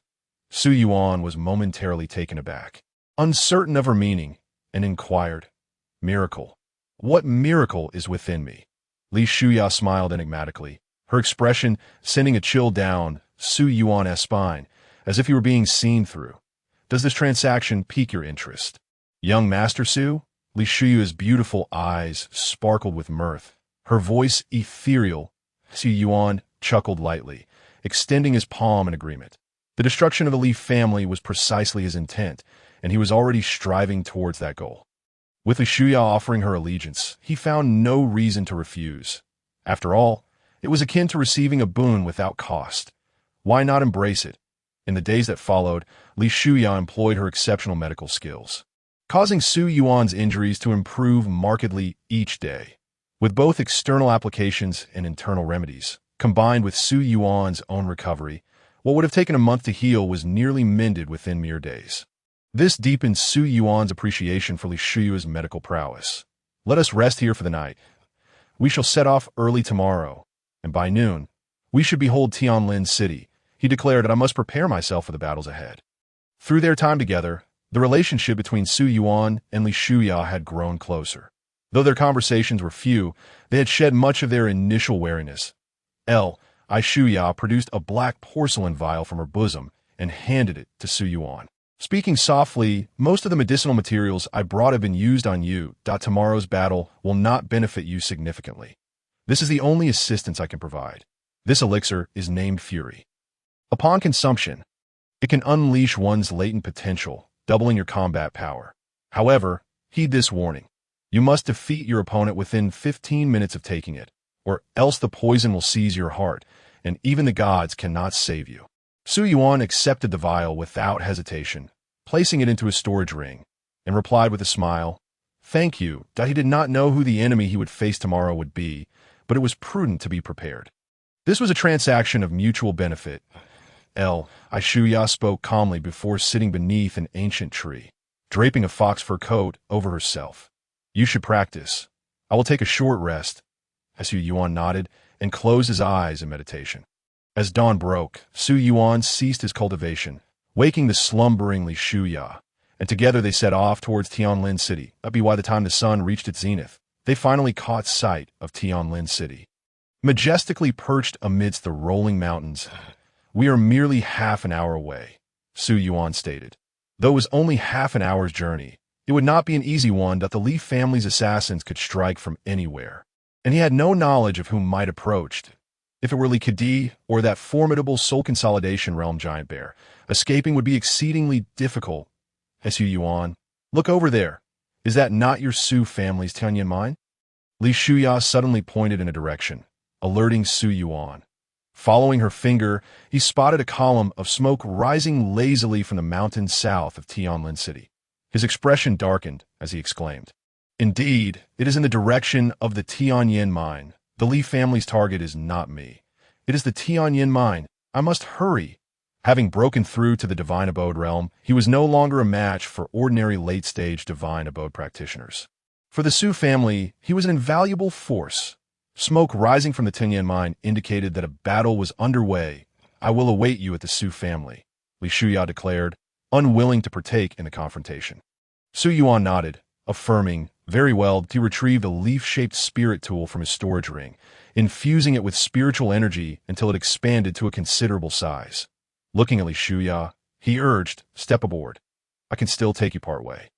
Li Shuya said nothing further. Stepping onto the leaf, Su Yuan immediately activated the spirit energy, causing the leaf's veins to shimmer with green light, and the two of them soared forth through the air. At the Tianyin mine, a fierce battle raged. The air was filled with the sounds of roaring spells, clashing swords, and the chaos of combat. The once thriving mine had become a wasteland under the onslaught of thousands of combatants. Blood soaked the earth as the battle raged on. Su Ninghao led the Su family cultivators in a desperate fight, retreating as they battled. In stark contrast, the Li family advanced with overwhelming might. With several Divine Abode realm practitioners clearing a path, their ferocity unmatched. Witnessing the fall of his comrades, despair settled over the Su family. There was no hope for victory. The Li family possessed too many Divine Abode practitioners. They were simply not a match. Even with the advantages offered by the mine's layout, they could not withstand the assault. Despair permeated the hearts of the Su family members. The morale painstakingly built up previously crumbled within mere moments under the relentless assault of the Li family. The four Divine Abode practitioners, each bearing injuries, fought valiantly, yet many Spirit Sea and Body Refinement practitioners lost their lives upon the mine soil. Su Ninghao, dragging his battered form, managed to repel two Divine Abode practitioners from the Li family before retreating and shouting, "Prepare to enter the mine, light the torches, and if the Li family dares to enter, we shall ignite the fire stones." The Tianyan mine must not fall into the hands of the Li family so easily. The 6 divine abode practitioners dispatched by the Li family were formidable, while among the 4 divine abode practitioners of the Su family, only Su Ninghao was mid-stage. The rest were merely early stage. The vast disparity in strength left him acutely aware that victory was unattainable. The Su family could only retreat into the mine, where the Li family would be deterred by the threat of explosives. However, entering the mine was easy. Escaping would prove difficult. There would be no reinforcement from the family head. They would be trapped to perish within the mine. Su Ninghao, surrender. What difference does retreating into the mine make? It is merely prolonging the inevitable. The leader of the Li family, a divine abode practitioner, boasted arrogantly. They will not send reinforcements for the Su family. Su Chengwen has been gravely injured by my family patriarch. Your Su family has already sealed its fate. Why resist? He continued, if you surrender, those below the divine abode realm may live. Li Qingyang, spare us your empty words that sow discord among our ranks. The Su and Li families are locked in a life and death struggle. Do you think we are fools? The Su family has no cowards. Su Ninghao retorted defiantly, if you advance even an inch, I will lead the Su family into the mine. I'm not afraid to tell you that we have already buried numerous firestones within the Tianyan mine. If my family dares to enter, can your Li family do the same? Do you, Li Qingyang, dare to enter? Su Ninghao scoffed, his disdain palpable. Having arrived at the mine, he had no intention of returning alive. Yet he knew Li Qingyang lacked the courage. Although delaying time now held little significance. He could not bear to see the hundreds of Su family members perish here. Brother Hao, why waste words with them? Let us fight. 1 kill makes it worth it. 2 kills earns us a profit. Just send 1 person into the mine. If we fail, we will ignite the firestones and ensure these Li family members die in vain. Spoke another divine abode practitioner of the Su family. Su Qingjian, he felt that there was no point in further delay, proposing to confront the Li family directly. So be it. The Su family fears no death. At worst, we perish together. Let no one escape. A certain adept of the divine abode realm immediately concurred, stating that at this juncture, the Su family's members had no path of retreat left. Li Qingyang sneered coldly, casting a glance at the demoralized Su family, and scoffed, if you divine abode realm practitioners wish to perish, that is your own affair. That as I have proclaimed, those beneath the divine abode realm can survive. I vouch for it with my integrity. Upon hearing these words, the Linghai realm and body refinement realm cultivators serving the Su family experienced a flicker of intrigue. Though the Su family faced annihilation, they were reluctant to accompany them into death. Even several members of the Su family's direct line began to entertain thoughts of surrender. The 4 divine abode realm practitioners of the Su family sensed the shift in sentiment amongst the crowd, leaving them in a state of despondency. I surrender. How go? I am sorry. I only wish to survive. My family awaits me. A Linghai realm cultivator stepped forth, seeking to yield to the Li family. Su Ninghao looked skyward, forcing a bitter smile. Is this what they mean by the fall of the tree scattering the monkeys? If you wish to go, then go. Su Ninghao did not impede them. Everyone has the right to seek survival. He harbored no desire for these individuals to perish alongside him. This individual surrendered. The instinct to survive triumphantly overcame all else, and more began to withdraw from the Su family's ranks, gravitating towards the Li family. In no time, the Su family had lost a significant portion of its members. Li Kedi observed this unfolding scene, a smile creeping onto his lips as he taunted. Su Ninghao, do you see? This is the way of the world. The righteous attract support while the unworthy find themselves alone. The fall of the Su family is the will of the people. No wonder it has come to this. Spare me your nonsense. Su Qingjie could no longer endure the humiliation from Li Qingyang and bellowed, if it's war you seek, then so be it. Li Qingyang paid no heed to his impotent fury. He surveyed the hundreds of cultivators emerging from the Su family's ranks, a cruel smile forming on his lips. As for those treacherous turncoats, the Li family has never welcomed them. That I shall reluctantly assist in clearing your Su family's ranks. With that, a murderous intent erupted in his eyes, and his figure shot forth like an arrow, heading straight for the surrendering members of the Su family, Li Kenyang, a mid-stage powerhouse of the divine abode realm. Unleashed his wrath, wielding his spiritual energy as if he were slicing through vegetables. Within mere breaths, he had slain all those who had defected to the Su family. Blood flowed like a river, severed limbs strewn across the ground. The suddenness of this scene left the four divine abode realm practitioners of the Su family in shock. In an instant, Li Kenyang had left no surviving member among the Su family.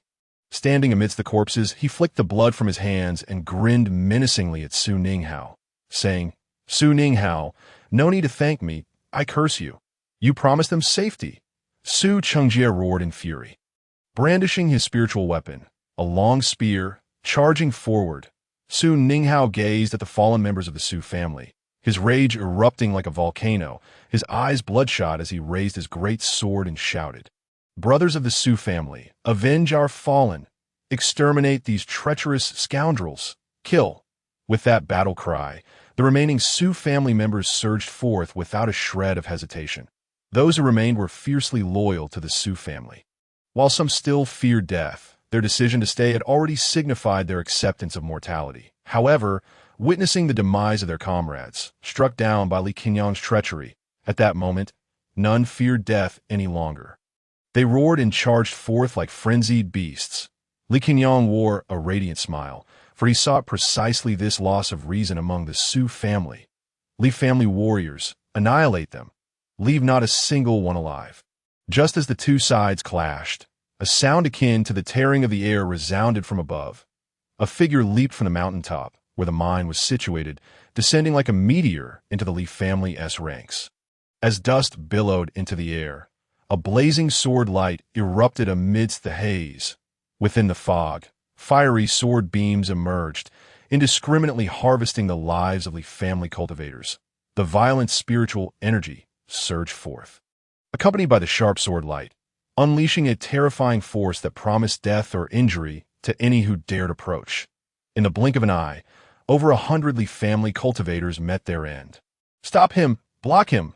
Li Kenyang exclaimed in alarm, calling upon the divine abode realm cultivators to intervene. The sudden arrival on the battlefield was undoubtedly a practitioner of the divine abode realm. Those of the Linghai and body refinement realms stood no chance. In mere moments, the Li family suffered grievous losses. Do not impede me. I have come to slay you. Su Yuan cleaved through a Linghai realm cultivator before him, the Xianyang sword vibrating in his grip as he turned to charge directly at Li Kenyang. "Capture the leader first." What audacity! Li Kenyang's eyes blazed with intent as he beheld the figure rushing towards him. Slaying a few Linghai and body refinement cultivators was one thing, but to dare approach him was another matter entirely. Did he truly believe that no one here could subdue him? The air crackled as he unleashed his formidable spiritual energy, condensing his palms into massive imprints. These hand seals brimmed with wild energy, roaring as they appeared. With a sweeping motion, the tremendous hand imprint hurtled towards Su Yuan with the force of thunder, carrying an immense pressure. Before the imprint even arrived, the wind it generated swept through the air, pressing Su Yuan's robes tightly against his body, his hair whipping wildly. Facing the impending violent hand imprint, Su Yuan smirked, refusing to flinch or dodge in the slightest. The flames flickering upon his Xianyang sword danced as he raised it, effortlessly cleaving through the approaching hand imprint. Li Kenyang's eyes widened in disbelief. One sword had severed his technique, not through the dissolution of his spell, but merely with a casual stroke of his sword. Utilizing his vast spiritual energy and the blade's sharpness to directly cleave apart the hand imprint he had unleashed, this revelation sent shivers down his spine, leaving him in a state of dread. Without a moment's hesitation, Li Kenyang stepped back, hastily creating distance between himself and Su Yuan. Simultaneously, he unleashed several ferocious palm strikes, determined to halt the advancing Su Yuan, should the opponent come too close with that formidable weapon in hand. He would undoubtedly find himself at a disadvantage. Swish, swish, swish! Su Yuan's wrist flicked, the Xianyang sword spinning in midair, unleashing a series of sharp sword energies that easily dispelled the incoming palm strikes. His figure unrelenting as he pressed onward toward Li Kenyang, late stage of the divine abode realm. The Su family's warriors have been severely weakened. Who are you? Li Qingyang's heart raced with terror. In Su Yuan's presence, even his most formidable attacks were effortlessly dismantled. The sword, suffused with a faint flame, bore down upon him like a reaper's specter. He could not fathom how the Su family could still possess such a formidable warrior. Su Yuan's speed was blinding, the distance between him and Li Qingyang diminishing rapidly. With a mental command, Su Yuan's form vanished from sight. When he reappeared, he was already behind Li Qingyang. Clang, the sound of the sword rang clear and melodious. Li Qingyang's retreat was abruptly halted, and in the bewildered gazes of onlookers, sword energy erupted from his throat. In the next instant, Li Qingyang's head soared high above, blood gushing from his neck in a fountain. Blood splattered across Su Yuan, who remained expressionless, his eyes devoid of any emotion. With a swift motion, he seized the severed head firmly in his grasp. He then coldly regarded the members of the Li family. Raising his sword high and intoning, "Warriors of the Su family, slay every intruder here alongside this young master." Young master. The young master of the Su family, his voice like thunder, reverberated throughout the heavens in that moment. It felt as if everyone's minds had been struck by a heavy hammer, leaving them stunned and unable to think. Su Ninghao was the first to regain his senses, looking at the imposing figure clutching Li Qingyang's head. He felt a jolt of terror coursing through him, his very soul trembling. The only words echoing in his ears were, "Slay every enemy here alongside this young master." Joy, excitement, and exhilaration engulfed him entirely. Sons of the Su family, follow the young master into battle. Su Ninghao roared with fervor, laughter filling the as this declaration rang out. The spirits of the Su family surged with fervor. The already vibrant battle intent reached its zenith. An indomitable aura of invincibility emanated from the Su family members, their fervent roars shaking the entire valley. "Kill! The young master is mighty. Annihilate these scoundrels." The chorus of their battle cries rolled like thunder, shaking the very heavens. Meanwhile, the Li family members found themselves utterly paralyzed with fear, their fighting spirit shattered. Li Qinyi, in the eyes of the Linghai realm cultivators, was an existence that seemed unattainable. Yet, in a mere few breaths, he was decapitated by Su Yuan. This shocking scene struck a profound chord in their souls, causing their psychological defenses to shatter instantaneously. Their faces were etched with shock, terror, fear, and despair. Su Yuan was unfazed. A powerful figure from the Li family, a master of the Divine Mansion realm, stared blankly at Su Yuan as tumultuous waves surged within his heart. In that fleeting moment, memories of Su Yuan's exploits flashed through his mind. At 13, he dominated the younger generation of Tianlin City. At 18, he ascended to the position of the Holy Son of the Jinghong sect. It was said that during the competition for the qualification of the Holy Land as disciples, he was already a formidable master of the soul, refinement realm, Divine Mansion realm. "I shall slay you." Su Yuan hurled Li Qinyi's severed head into the Li family's ranks, and, as he stepped forward, he advanced toward a Divine Mansion realm master of the Li family. 6 Divine Mansion realm masters had come from the Li family, and with Li Qinyi dead, only 5 remained. They beheld the charging Su Yuan. The remaining 5 Divine Mansion masters of the Li family were drenched in cold sweat, instinctively preparing to flee the battlefield. "Let us join forces. He has not yet regained his full strength. He is also of the Divine Mansion realm. We might not be unable to contend with him." Li Songyuan's voice resonated as he sought to rekindle the fighting spirit among the Li family members. However, the impact of Su Yuan's instant kill of Li Qinyi was simply too overwhelming. 2 of the Divine Mansion Masters disregarded Li Songyuan's words entirely, their auras erupting with dense spiritual energy as they retreated rapidly from the battlefield. Su Yuan moved with incredible speed, darting to stand before one of the Li family's Divine Mansion realm cultivators in the blink of an eye. The latter's face contorted with fear as he swung his long knife, unleashing dozens of fierce blade lights in an attempt to halt Su Yuan's advance. Simultaneously, with his other hand, he unleashed several talismans that transformed into a rain of icy daggers, howling towards Su Yuan. Li Sungyin no longer held back, drawing forth a spiritual artifact seal. After infusing it with spiritual energy, it erupted into a sea of scorching flames that surged towards Su Yuan. On another front, the last Divine Mansion Realm Master slammed his palm onto the ground, causing the earth to quake and spikes of earth to rise before Su Yuan. The three unleashed their full combat prowess, intent on decisively eliminating Su Yuan and reversing the Leaf family's dire situation. Yet Su Yuan paid no heed to such an onslaught. A protective light barrier spread from within him, disregarding all incoming attacks as he strode directly toward the knife-wielding Divine Mansion Master. Boom, boom, boom. The myriad of attacks crashed against Su Yuan's protective light barrier, producing a cacophony of deafening roars as the ground trembled and clouds of dust billowed into the air. The violent shockwave spread forth, creating a whirlwind that toppled numerously family Linghai realm cultivators. Those who had yet to enter the Linghai realm, being merely body refinement realm cultivators, were sent sprawling, spitting blood, and instantly gravely wounded by the force of the shockwave. Such a ferocious assault would have overwhelmed even a mid-stage Divine Mansion Realm Master. However, before the Li family could savor their fleeting triumph, Su Yuan, wielding the Xianyang sword, charged forth from the dust-laden chaos. Although the protective light barrier surrounding him had dimmed, it did not shatter under the onslaught of the three Divine Mansion Realm Masters. This spectacle sent chills down the spines of the three, their pupils constricting. An attack powerful enough to severely injure a mid-stage Divine Mansion Master had failed to breach Su Yuan's defenses. A profound sense of helplessness enveloped the three.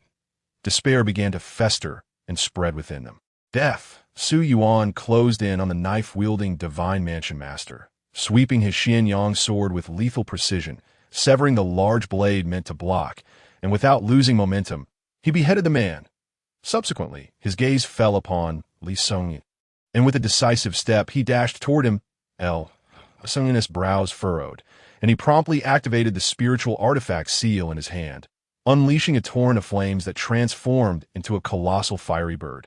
Charging towards Su Yuan with a roar, desperate struggle, Su Yuan bellowed, the spiritual energy swirling around his Xianyang sword, slicing forth a wave of sword energy that cleaved the fiery bird in two. As he passed through the split remains of the flaming creature, he saw Li Sun's spiritual energy surging violently, flames erupting from his seal, and without a moment's hesitation, he unleashed a flash of the sword. After slaying three Divine Mansion Realm Masters with effortless ease, the last remaining one on the battlefield, utterly terrified, feigned a strike before preparing to flee. Trying to escape? Did you consult me first? Su Ninghao intercepted his path, driving him back into the fray with a single stroke of his blade. After effortlessly dispatching several Li family cultivators, Su Chengjie stepped forward, charging directly at the last Divine Mansion Realm Master. "Pay for my brother's lives, you scoundrel!" Su Chengjie roared, his fists raining down like a tempest, forcing the Divine Mansion Master to retreat while blood spewed from his mouth. Su Ninghao plunged back into the fray, and as the Divine Mansion Master struggled to fend off Su Chengjie, he was suddenly cleaved in two from behind. "Eradicate this rabble!" Su Ninghao raised his massive blade and shouted with fervor. With no Divine Mansion Realm Masters left, the Li family members stood no chance against the Su family. In barely a quarter of an hour, this one-sided massacre concluded. 28 Linghai realm captives from the Li family were taken, along with 63 body refinement realm cultivators out of the 6 Divine Mansion Realm Masters, fell, while 2 fled. Such bountiful results left even Su Ninghao feeling as if he were in a dream, unable to find peace. The young master is mighty. The young master is invincible. Observing Su Yuan, who was being tossed high into the air by numerous Su family cultivators, a smile of pride bloomed on Su Ninghao's face. The family head had played us for fools. As Su Chengjie approached with a bittersweet smile, his eyes gleaming. Everyone in Tianlin City believed Su Yuan to be a failure, yet no one anticipated that this young man had concealed his true abilities so deeply. A mid-stage Divine Mansion Realm Master could not last even 10 exchanges against him. This battle, which was expected to result in a crushing defeat, was single-handedly turned around by his sword. Slaying 3 Divine Mansion Realm Masters was as simple as eating and drinking. Truly an eye-opener. Indeed, we were deceived thoroughly that a proud smile spread across Su Ninghao's face. Initially, he thought the family head had placed Su Yuan in the position of young master due to the incident with Su Chenglong, hoping to extract some compensation from the clan. Little did he know, the family head's grand performance had fooled everyone in Tianlin City. The legendary Su family, which had regained some strength, had simply not revealed itself until now. With the sword drawn today, they had decimated the Li family. This battle for the mine had firmly established the foundation for the Su family's dominance over Tianlin City. The strategy between the young master and the family head was indeed monumental. Now, let us lower the young master down. It is time to clean up the battlefield. Su Ninghao interjected, breaking the jubilant atmosphere among the crowd. As the four Divine Mansion realm masters approached, the others sensibly withdrew, each beginning to tidy the ravaged battlefield. Su Yuan regarded the three with a slightly shy smile adorning his handsome face. Taking a deep breath, the four bowed deeply to Su Yuan, saying, "We pay our respects to the young master." Su Yuan promptly assisted them up, smiling. "Uncles, there is no need for such formality. We are all family." Though they were family, some customs must still be observed, Su Ninghao remarked lightly. Su Qingjia, however, showed little reservation, stepping forward to clap Su Yuan on the shoulder with a broad grin. "You rascal! You've already regained your powers, and didn't he even inform third uncle? How many times has your father, that scoundrel, complained to me over drinks? I've been tricked out of so much fine liquor. When I return home, I'm cleaning out his wine cellar." Su Qingjia's smile was radiant, exuding genuine joy. "Your third uncle better prepare a cart for tonight. My father's wine cellar is quite stocked." Su Yuan chuckled. Su Qingjia's smile widened, and he burst into hearty laughter. "All right, I'll get the cart ready when I return." Su Yuan then shifted his gaze to Su Ninghao, his expression turning serious. "Uncle Hao, has something happened to the Su family? This mine is the lifeblood of the Su family. Why are there so few people guarding it this time? The Tianyin mine is the main source of income for the Su family. Logically, if the mine were under attack, it would not be defended by so few people. Throughout the battle, no one from the Su family came to assist. This is exceedingly abnormal." Upon hearing this, the three Divine Mansion realm masters present exchanged glances, their expressions shifting. Even the usually outspoken and hot-tempered Su Qingjia could not help but glance aside, mumbling, "Little Yuan, there's Su family disciples injured over there. I have medicine on me, so I'll go check on them first." The firestones in the cave haven been cleared yet. This cannot be neglected.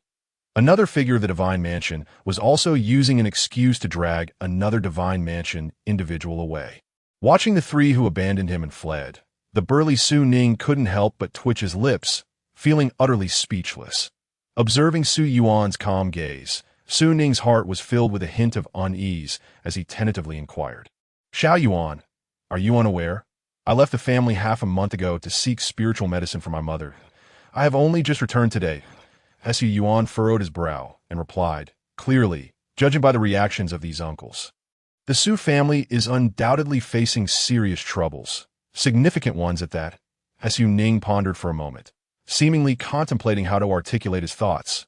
After a considerable pause, he sighed and spoke helplessly. "As of now, you should be the strongest force within the Su family. 8 days ago, your father secretly ventured out to find spiritual medicine for your mother. The following day, the Li family launched an assault against us. In that battle, the family's elite forces suffered devastating losses. Although your father returned at the last moment, he was gravely injured by Li Ku, who wielded a profound artifact. Among the four of us, we are the only ones left capable of fighting, tasked with protecting the Tianyin mine. Who would have thought that the Li family still possessed 6 capable warriors of the Divine Mansion? Fortunately, you have returned. Otherwise, the Su family would truly be finished." Su Ning recounted the events that had transpired during this time. Though his words were calm, Su Yuan could sense the profound impact of the devastating blow the Su family had endured behind that serene facade. Su Yuan pressed his lips together and murmured, "I'm sorry. Had it not been for my taking the family's profound artifact when I entered the Taiyuan realm, they wouldn't have dared to invade the Su family." "What foolish talk is this? We are all family." Su Ning clapped Su Yuan on the shoulder in a gesture of consolation. The Li family's ambitions have long been directed at us. Besides, if it weren't for your timely intervention, I would have perished here. Su Yuan nodded, choosing not to pursue the topic further, and instead asked, I will first return to the family to take a look. Go ahead. The Li family's Divine Mansion warriors have all been eliminated by you. The three of us can hold this place down, so you need not worry in the slightest. Chapter 27. Returning to the family Tianlin City, Su family. The once magnificent palace and loft have been reduced to ruins over the past half-month. Craftsmen were bustling about, directing workers in the repairs. The bricks and beams that had been cleared away were piled high in the courtyard, making it difficult to navigate. As Su Yuan walked through the familiar, yet strangely alien estate. Observing the comings and goings of the household servants and guards, his expression darkened considerably. Young master, as he walked, numerous servants greeted Su Yuan with cupped fists. Their faces reflected sorrow and exhaustion, stirring a complex mix of emotions within him. Although he had prepared himself mentally, the sight of the shattered remnants along the way still pierced his heart deeply. The entire Su family estate had suffered at least 70% damage. The lofts, corridors, and courtyards were utterly unrecognizable from their former grandeur. He couldn't help but quicken his pace. Before long, he arrived at the Great Hall of Ur. The once grand hall had now become a mere ruin, with fallen, shattered ancient wood scattered across the courtyard, and numerous workers sorting through the debris to salvage usable timber and bricks. "Where is my father?" Su Yuan approached the guard and inquired. The guard, clad in blood-stained armor, bore a gray, haggard visage with sunken eyes, responding wearily, "Young master, the family head and the elders are in the ancestral hall healing." The ancestral hall was the most fortified location within the Su family, protected by formations capable of withstanding the assaults of several late-stage Divine Mansion warriors. Su Yuan scanned the weary faces of the guards and placed a reassuring hand on the shoulder of the guard before him, forcing a gentle smile as he said, "Tell the brothers to rest for a while. They are too exhausted to continue. The ordeal is over. The Li family will not act again." Upon hearing this, the guard shook his head silently, his tone unwavering as he replied, "Young master, we are not tired." He recognized the flames of hatred igniting in the guard's eyes. Although Su Yuan had not seen any corpses within the estate, the meager number of guards remaining made it abundantly clear that the price the Su family had paid in this conflict was far more grievous than mere structural collapse. Su Yuan refrained from uttering any vengeful words. Instead, he silently patted the guard's shoulder and said softly, "Obey, go rest. That is an order." With that, Su Yuan stepped toward the ancestral hall. Behind him, the guard, watching Su Yuan depart, wrestled with his thoughts before suddenly summoning courage to shout, "Young master, we have lost over 600 brothers. Do you not think we should take action?" The many guards present turned their gazes towards Su Yuan upon hearing this. Each bore weary expressions, their faces numb and their eyes hollow. Yet, as the call rang out, a spark ignited in their eyes, and they mustered what little strength they had left. If Su Yuan were to wave his hand at that moment, they would follow him without hesitation, ready to lay down their lives. However, much to their dismay, Su Yuan's steps did not falter. He turned his back to them and waved his hand once more, reiterating, "Return to rest." This single statement extinguished the fire of battle that had ignited within them. What was I truly expecting? He is no longer the Su Yuan of yesteryears. Now, he is but a wastrel. We must be fools to place our hopes upon him, that he has not only squandered his cultivation, but also his courage and spirit. Su Yuan, what face do you have to call yourself the young master of the Su family? You were absent during the fight, and now you have the gall to show yourself. As the young master, you are leagues apart from young Master Su Ming. You are unworthy of this title. You do not deserve it. The harsh words of scorn echoed behind Su Yuan, yet they failed to halt his forward march. But he remained silent as he made his way to the ancestral hall. Soon, Su Yuan's gaze fell upon the shimmering light of the formation rising outside the hall that he stepped forward, using his young master token to carve a gap in the formation's barrier before sidling into the courtyard of the ancestral hall.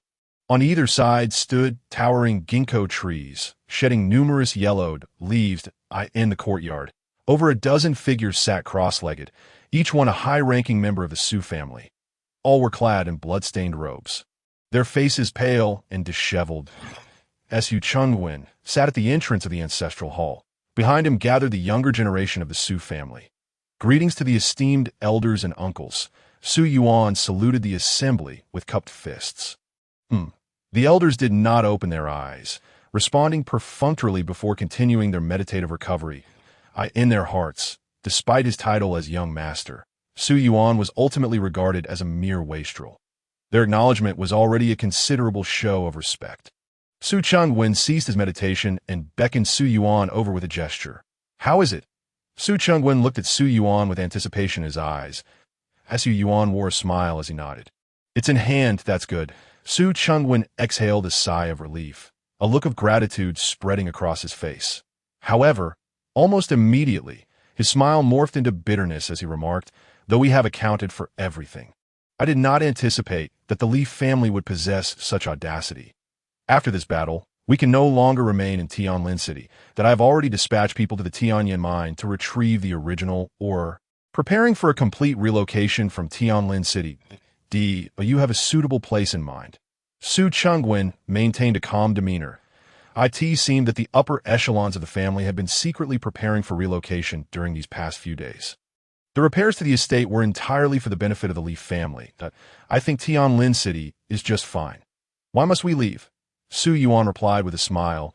Su Chungwin shot Su Yuan a glance, inhaling deeply as he furrowed his brows and retorted, "When did you cultivate such a flippant attitude? Given the family's current plight, do you think your words are amusing?" Su Yuan offered a compliant smile before adding, "Father, I brought back some gifts for you when I returned. Would you like to see?" Su Chungwin's lips twitched as he regarded Su Yuan with a gaze that bore a hint of menace. "What time is it now? And you still have the heart to discuss gifts? I see a ghost. I am able to converse with a calm demeanor only because there are many people present. I do not wish to disrupt the dignity of the family head. Should you continue to speak of such trivial matters, do you believe I will allow you to experience the weight of paternal love?" Ignoring the murderous glint in Su Chungwin's eyes, Su Yuan flipped his palm and retrieved 4 bloodied heads from his storage ring. "Here, I happened to slay these on my way past the mine. Does father still like this gift?" Gazing upon the 4 bloodied heads, Su Chungwin's eyes narrowed, his pupils trembling in shock. He found it hard to believe and exclaimed with uncontainable excitement, "Is it you? Did you kill them?" Su Yuan nodded, casually tossing the 4 heads beneath the ginkgo tree in the courtyard. Shrugging, he remarked, "On my way home, I saw smoke rising from the mine, so I went to take a look. There were 6 in total. 2 managed to escape." The senior members of the family, who were meditating in the courtyard, turned their gazes toward the 4 severed heads, as long-standing rivals of the Li family. They were all too familiar with the identities and cultivation levels of these 4 individuals. Gasps of astonishment arose in a chorus. After a brief moment of shock, everyone abruptly turned to stare at Su Yuan. Their eyes filled with incredulity. "Yuaner, has your cultivation been restored?" The 3rd elder, as a patriarch, was the first to speak, his emotions surging, and his once dull eyes now sparkled with unprecedented brightness. If Su Yuan had indeed recovered his cultivation, the predicament of the Su family could be resolved in an instant. After all, 2 years ago, Su Yuan was a formidable figure in the soul condensation realm. Now, with the strength of both the Su and Li families nearly depleted, if Su Yuan possessed the combat prowess of the soul condensation realm, annihilating the Li family would be a trivial task. In the ancestral hall behind them, the younger generation of the Su family also cast their silent gazes in that direction. Su Chungwin sensed the anticipation from his kin. He believed he understood Su Yuan best. The restoration of his energy had only taken less than a month, even if he had once been a divine body. It was implausible for him to regain the strength of the soul condensation realm within such a short time. To avoid disappointing everyone, he solemnly stated, "I know your energy, has recovered. But these 4 are all at the divine mansion realm, far surpassing you. How could you possibly have killed them? It must have been Su Ninghao who did the heavy lifting, right?" Just as Su Yuan was about to inform him of his breakthrough to the divine mansion realm, matching the late stages of that level, and that he had personally dispatched 3 of these individuals, he noticed Su Chungwin's sharp gaze and elation as he declared, "It no longer matters who killed them. With these four Divine Mansion realm experts gone, what right does the Leaf family have to hinder our departure? The battle for supremacy in Tianlin City has officially commenced. The demise of the four Divine Mansion realm cultivators ignited hope for victory within the Su family. The third elder squinted slightly. Being the most seasoned elder, he too sensed the potential for a comeback for the Su family. After a moment of contemplation, he suddenly turned to Su Chengwen, exclaiming in realization, "Chengwen, did you just say that Yuaner has restored his spirit sea?" The senior members of the Su family displayed expressions of frustration and disbelief. "Third uncle, could your reflexes be any slower? Didn't the family head just mention it?" As Su Yuan was about to speak, Su Chengwen nodded, saying, "About a month ago, Yuaner managed to repair his shattered energy sea. Based on my estimations, given his prior foundation, he should be able to exchange blows with those at the Divine Mansion realm now." Su Chengwen had not exaggerated Su Yuan's combat capabilities. In fact, he had understated them. After all, he had witnessed the depth of Su Yuan's spiritual energy when he had detoxified Su Xiaoxia in his estimation. Su Yuan's true strength should be on par with the Divine Mansion realm. Given that once the energy sea was restored, Su Yuan's cultivation would be at the late stages of the spirit sea realm. Although his divine body was rendered useless, his original foundation still remained. "Good, good, good," the third uncle exclaimed thrice, looking at Su Yuan with a mix of pride and embarrassment. "It seems I was mistaken about your qualification for the position of young master." With a deep sigh, the third elder turned to Su Chengwen, a hint of apology on his weathered face. "Chengwen, I have wronged you once again in the ancestral hall." The younger generation of the Su family felt a mix of emotions upon hearing that Su Yuan could contend equally with the Divine Mansion realm. The fear they had experienced 2 years ago at Su Yuan's hands resurfaced. However, it quickly dawned on some astute disciples that while Su Yuan's energy sea had been restored, it did not mean that his previously disabled divine body had returned. Now, he was merely an ordinary person without a divine body. Even if he relied on his former foundation, his combat prowess might be superior to others of the same realm, but not insurmountably so. Su Ming gripped his sword tightly, vowing to train diligently to catch up to Su Yuan and reclaim the position of young master. An elder reports, someone has returned from the mine and requests an audience with the family head. Additionally, Dr. Li seeks an audience as well that a guard hurriedly announced from beyond the formation.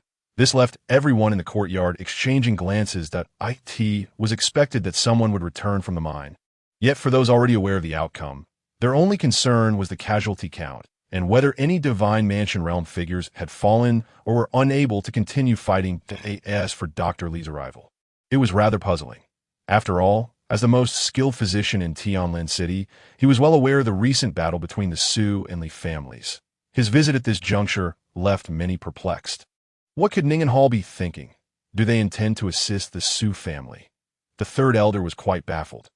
Under such circumstances, Ning and Hall should have opted for neutrality, prioritizing self-preservation. Why would they suddenly approach the Su family? It was indeed strange. Could it be that Ning and Hall intends to play both sides? Someone voiced their speculation at this moment. Both families had injured experts. If Ning and Hall intervened, the treatment costs for both families would surely be astronomical. Most likely, that was the case. Su Chengwen's expression darkened. He had already braced himself for being extorted by Ning and Hall. After all, at this very moment, the involvement of Ning and Hall could only suggest they were after a financial gain. Did they genuinely feel goodwill towards the Su family? That was absurd. However, even knowing that Ning and Hall intended to exploit them, the Su family had no choice but to swallow their pride at this point.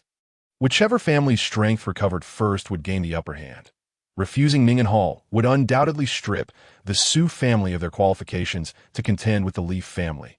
Moreover, the battle had already transpired 3 days ago. With Li Shuya's coming now, it was possible that Ning and Hall had already treated the Li family. Realizing this, Su Chengwen's expression grew even darker. Observing his father's troubled demeanor, Su Yuan chuckled. "Just invite her over directly. I made a deal with Dr. Li. Ning and Hall should not involve themselves. With their current choice to exploit both families, it would be as if Ning and Hall no longer wished to operate in Tianlin City." Upon hearing Su Yuan's words, the crowd present was filled with astonishment that Yuaner has a connection with Dr. Li. If so, our family stands to gain a significant advantage. Dr. Li's medical skills were unrivaled in Tianlin City. Who would dare claim superiority? If she were to assist the Su family, the injuries sustained by the family members could be mended in a remarkably short time that I end the current standoff between the Su and Li families. Whoever regained their combat strength first would emerge victorious. Quickly, summon her. Su Chengwen, filled with astonishment and joy at Su Yuan's statement, was about to speak when he reconsidered and said, "No, I shall personally go to welcome her." Dr. Li, as the foremost healer in Tianlin City, leaning towards the Su family at this moment, was undoubtedly a timely boon and deserved the utmost respect. "Come, accompany me," Su Chengwen instructed Su Yuan. As he was the one who had made the deal with Dr. Li, it would be remiss not to have him present for her welcome. Su Yuan nodded and followed his father out of the ancestral hall. At the entrance of the collapsed estate, Li Shuya stood elegantly in a flowing gown of moonlight white, a medicinal box slung over her shoulder. "Dr. Li has graced us with her presence. Forgive my lack of formal greeting." Su Chengwen approached with a beaming smile, promptly signaling a maid to assist with the medicinal box. Su Yuan regarded Li Shuya with a smile, saying, "I hadn't anticipated you would arrive at such a time. Please come inside, that I've placed my bets on you. If you hadn't come, I fear I might have lost everything." Li Shuya nodded, following Su Yuan into the Su family estate. The hint of worry clouded her eyes. Her words laced with resignation. "You needn't have come." After pondering for a moment, Su Yuan stated, although she had staked her reputation on him, the Li family remained oblivious to this fact.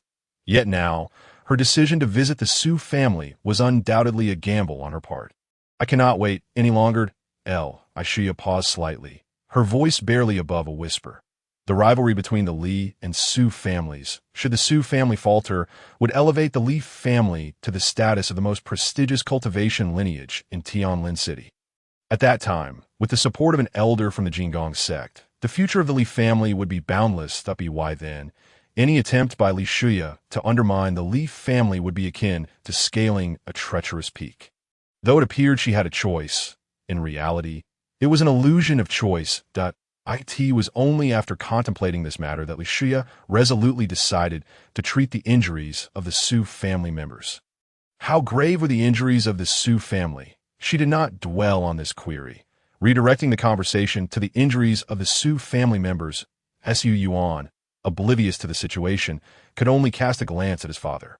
Su Chengwen promptly replied, "Not well at all. The 6 Divine Mansion realm experts bear remnants of the Li family Han Mo spear power within them. The medicinal pills cannot dispel it. Only I, relying on my formidable cultivation, can extract it. However, this will also harm my own vitality, depleting my combat power by a significant margin." Chapter 28. The Sword Born of the Heart, the Han Mo spear, as the ancestral mystical weapon of the Li family, is of a chilling nature. If activated by someone in the soul condensation realm, its power permeating the body of a Divine Mansion realm cultivator indeed presents a formidable challenge. Li Shuya's eyes reflected her gravity. It was evident that extracting the power of the Han Mo spear would not be a simple task for her either. "I am aware of this," Su Chengwen stated. Thus, after the battle concluded, I had them consume the Liang pill to stimulate the Yang energy within them, suppressing the power of the Han Mo spear. In that case, I can attempt it," Li Shuya replied, though she could not guarantee a complete extraction. Su Chengwen's remedy eased Li Shuya's expression somewhat. Before long, the three arrived at the ancestral hall. The Su family members looked upon Li Shuya's entrance with joy. The entire group rose politely, refraining from exhibiting even the slightest hint of superiority. "We have met Dr. Li. Dr. Li. We pay our respects." With the assistance of the finest physician in Tianlin City, their injuries would undoubtedly see significant alleviation in a short span of time. Even if they could not fully heal, some of their strength could be restored. This moment, Li Shuya represented the Su family's lifeline. Who would dare offend her? Who would dare act aloof? "You are all injured. There is no need for formalities. Allow me to first examine your pulse," Li Shuya said, returning the bow and gesturing for everyone to take a seat. Su Yuan fetched a set of tables and chairs for Li Shuya, stating, "If you need any assistance, just instruct me." Li Shuya, unreserved, directly requested, bring over a few young individuals knowledgeable in pharmacology. Understood, I will arrange it immediately, Su Yuan replied, swiftly departing the ancestral hall. Moments later, he returned with 7 young apprentices from the apothecary. Li Shia pointed to a nearby prescription and instructed the 7 youths, prepare and decoct the herbs according to these prescriptions. If any ingredients are missing, consult your supervisor, Su Yuan assisted from the side. Within the ancestral hall, Li Shia directed the proceedings, taking pulses, prescribing medicine, and applying treatments, all in a flurry of activity. Here, wipe your sweat, Su Yuan offered, handing her a towel with a smile.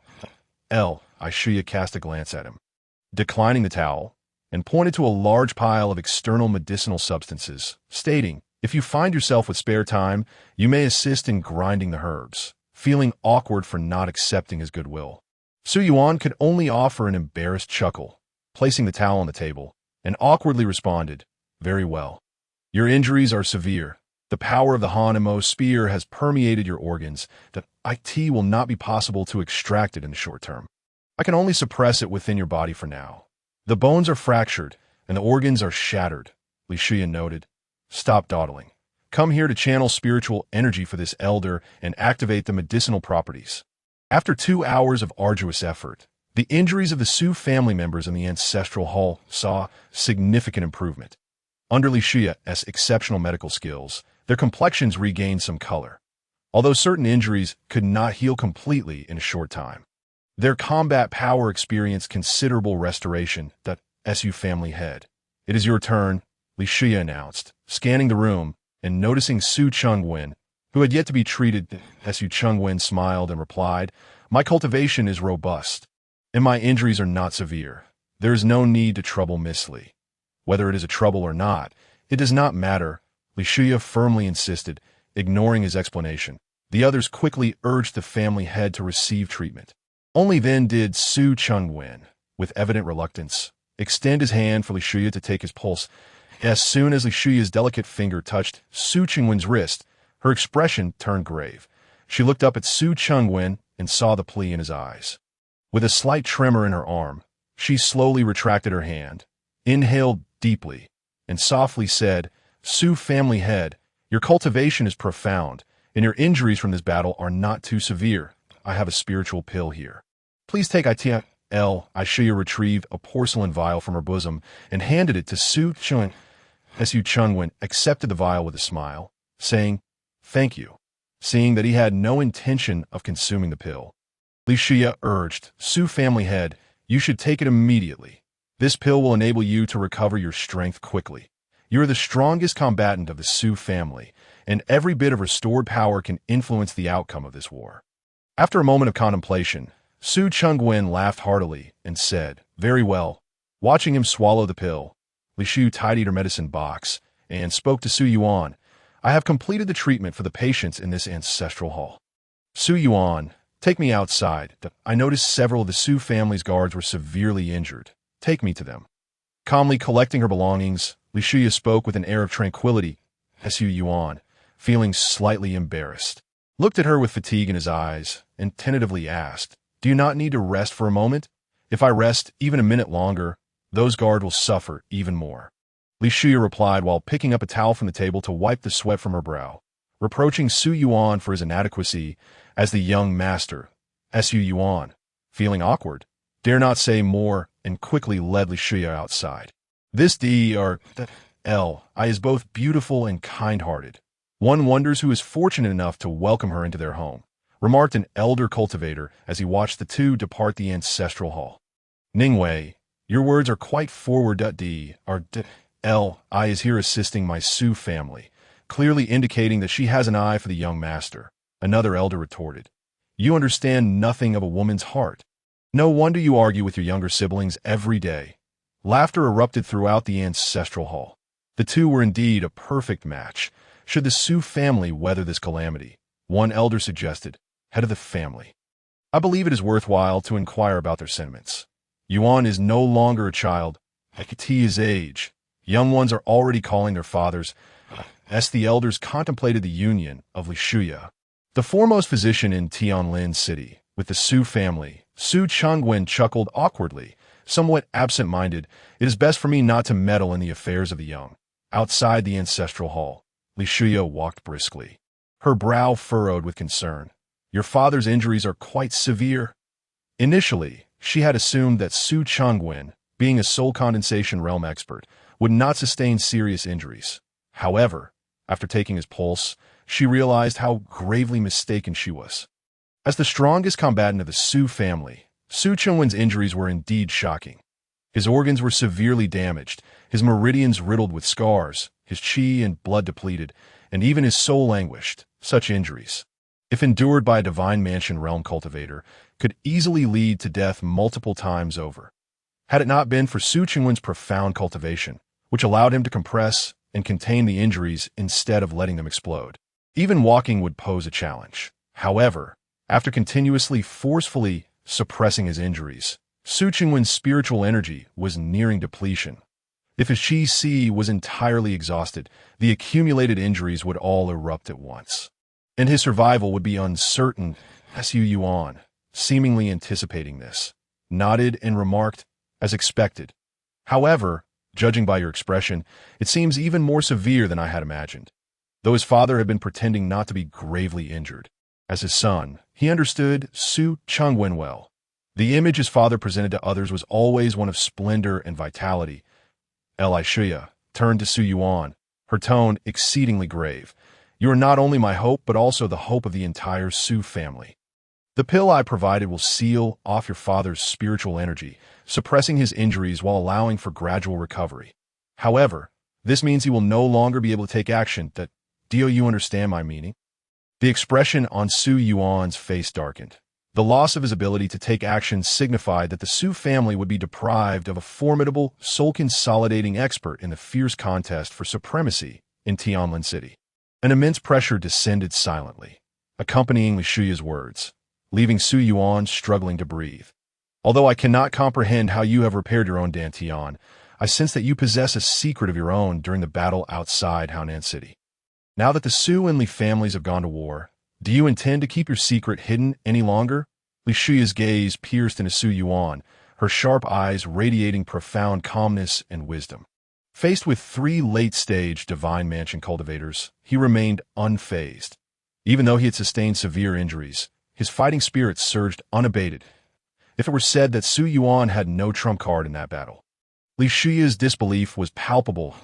Su Yuan refrained from responding to her inquiry, inhaling deeply before stating, I wish to be alone for a while. The guards are over there. He gestured towards the nearby guards and silently departed. Observing Su Yuan's increasingly heavy footsteps as he retreated, Li Shuya felt a twinge of guilt. Was her approach too forceful, pressing him too tightly? Yet in this current predicament, who else could possibly turn the tide? Su Yuan, allow me to witness another miracle. It has graced you before. Shuya murmured softly as she strode towards the guards. Inside the ancestral hall, Su Changwen regarded the kneeling messenger from the mining site with a calm demeanor and inquired, Speak. What are the losses suffered by the Su family at the mining site? He had a rough idea of what to expect.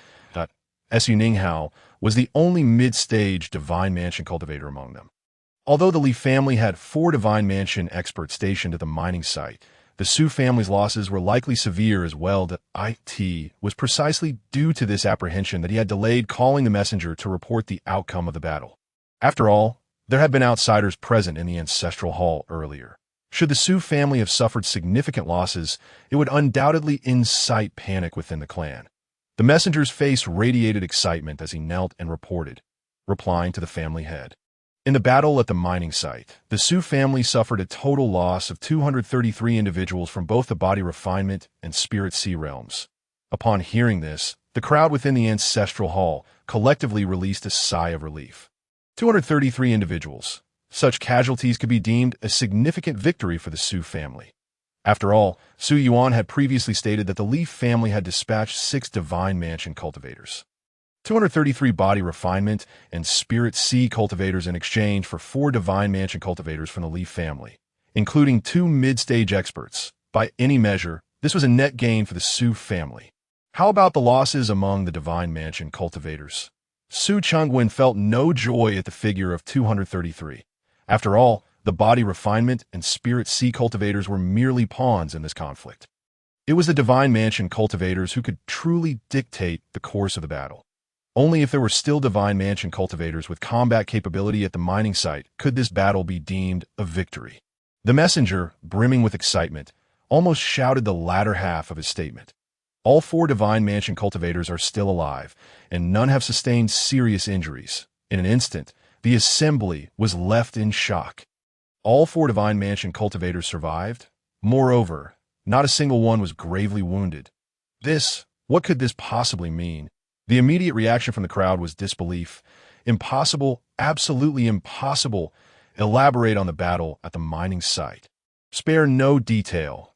Even Su Chengwen, with his usual composure, was taken aback, eager to learn how Su Ninghao and his companions achieved such a remarkable feat. This was nothing short of a miracle. The reporting individual recounted every detail of the occurrences at the mining site.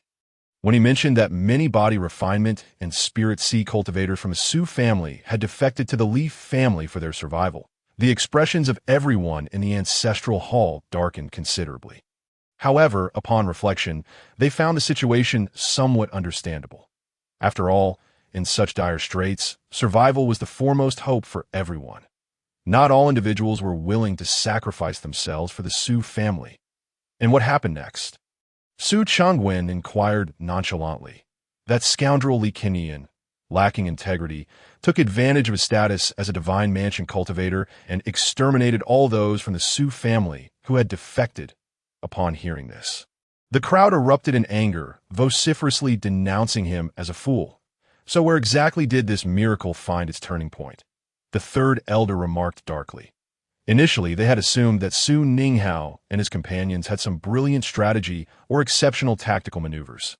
Yet, as events unfolded, they learned that the Su family was being forced to retreat while seeking refuge with the enemy for survival. If this continued, it seemed likely that all Su family cultivators would perish at the mining site. The turning point arose when we resolved to fight desperately for revenge on behalf of our brothers, and the young master descended like a divine weapon. He wielded a blazing long sword, swiftly beheading Li Kenian in mere moves. Then, with unrelenting momentum, he vanquished 2 Divine Mansion cultivators, causing the remaining 2 from the Leaf family to flee in panic. Ultimately, the 3 Divine Mansion cultivators from our family joined forces, capturing one of the Leaf family's Divine Mansion experts. Without any Divine Mansion cultivators left, the Leaf family's forces collapsed like a house of cards. We captured 28 Spirit Sea cultivators and 63 Body Refinement cultivators from the Leaf family. Once the messenger had recounted the entirety of the conflict at the mining site, the ancestral hall fell silent, the sound of a pin dropping palpable in the stillness. All eyes turned silently towards Su Chengwen. In that moment, Su Chengwen felt as though he were seated on needles. His toes awkwardly wishing to dig into the soles of his shoes, he began to inwardly curse Su Yuan. Initially, he had felt smug at having alleviated Su Yuan's earlier embarrassment, but he never anticipated such a swift turn of events. Of the 4 Divine Mansion cultivators, 3 had been slain by that rebellious son. He had unwittingly endorsed the very narrative he had crafted for him. What a troublesome predicament. Ha ha ha. Chengwen, your words have become increasingly artistic. Indeed, Yuan can only exchange a few moves with the Divine Mansion cultivators. After all, after a few moves, they all become corpses. Such artistry. Truly, such artistry. The 3rd elder laughed heartily, giving Su Chengwen a thumbs up, his aged face blooming with joy. Upon hearing the eldest of the Su family speak thus, the others joined in laughter. T.O. slay a mid-stage Divine Mansion cultivator in just a few moves. There was no doubt that Su Yuan had attained the strength of a late-stage Divine Mansion cultivator, which was tremendous news for the Su family. After all, there were only 2 late-stage Divine Mansion cultivators within the entire Su family, with 2 of their sole consolidating realm experts gravely injured and unable to fight. The addition of this late-stage Divine Mansion combatant could significantly tip the scales of victory in favor of the Su family. 3rd uncle, please refrain from exalting me. Yuan's prowess indeed exceeds my expectations. At this moment, Su Chengwen could only concede defeat. His previously astute image as the family head crumbled entirely. Meanwhile, The younger generation within the ancestral hall experienced an unprecedented blow to their self-esteem upon hearing of Su Yuan's accomplishments. Su Ming stood frozen in place, unable to regain his senses for quite some time. To slay a mid-stage divine mansion cultivator in just a few moves. This statement pierced deeply into his heart. Just moments ago, he had thought that although Su Yuan's Dantian had been restored, he still had a chance to catch up. However, at this moment, such thoughts fled his mind entirely. The ability to slay a mid-stage divine mansion cultivator in mere moves placed Su Yuan among the elite, even within the Su family. A sense of defeat washed over him, invoking the sentiment, "Since there is Yuan, why should there be Ming?" Meanwhile, Su Yuan walked along a narrow path within the family grounds, his brow furrowed. His greatest secret was the annihilating God Sword. To safeguard this secret during the journey to Haonan City, he dared not utilize it in the slightest. Absorbing vitality to mend his own deficiencies, such an ability was far too extraordinary, even with his discerning eye. He had never heard of any technique capable of achieving such a feat, although methods within the demonic path had long proposed the absorption of blood, spiritual energy, or even souls to enhance oneself. Those techniques invariably came with severe repercussions. However, the annihilating God Sword was different. It consumed vitality to complete its own deficiencies. What constitutes a deficiency? Any inadequacy within oneself qualifies as a deficiency. Constitution, soul, roots, talent, meridians, these inherent attributes are all predetermined deficiencies. According to Su Yuan's understanding, the annihilating God Sword was a technique born for slaughter, seizing the vitality of others to mend itself, achieving unparalleled excellence, and with that supreme talent, striving for the pinnacle of cultivation. After 2 years of temperance, it seemed he had lost the audacity of his youth. Out of fear that the white fox of the soul consolidation realm would seize the annihilating God Sword, he refrained from using it even a little.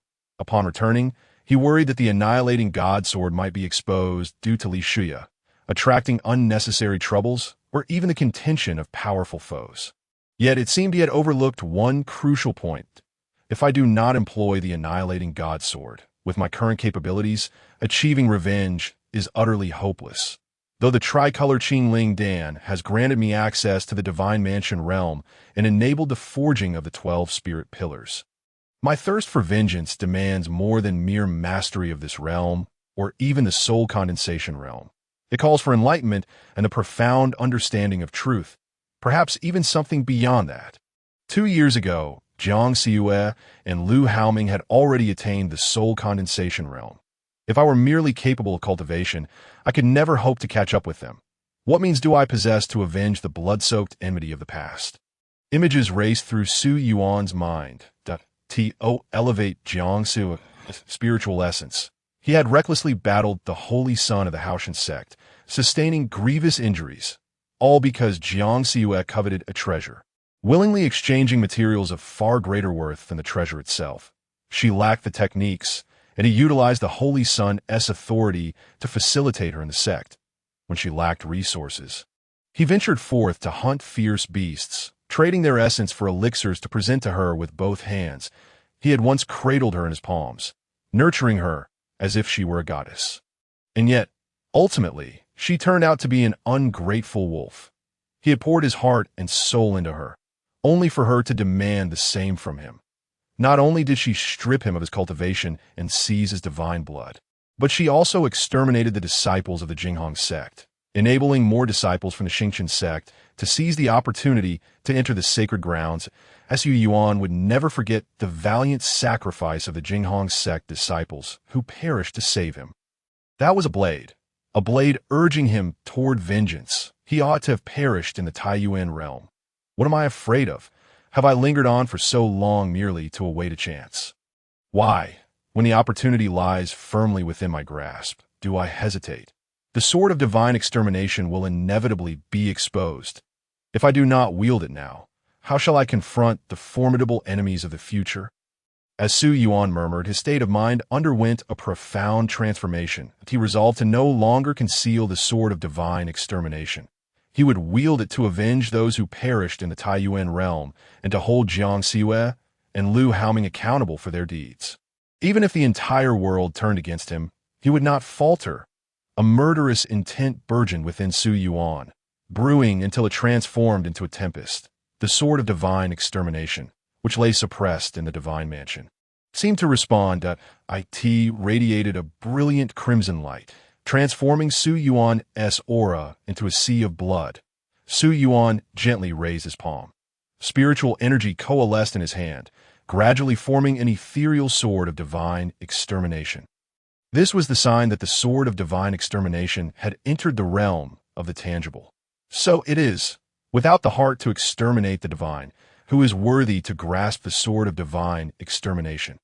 Though the sword of divine extermination is a technique, its enhancement does not rely on mere practice, as with other techniques. It predominantly tests the practitioner's state of mind.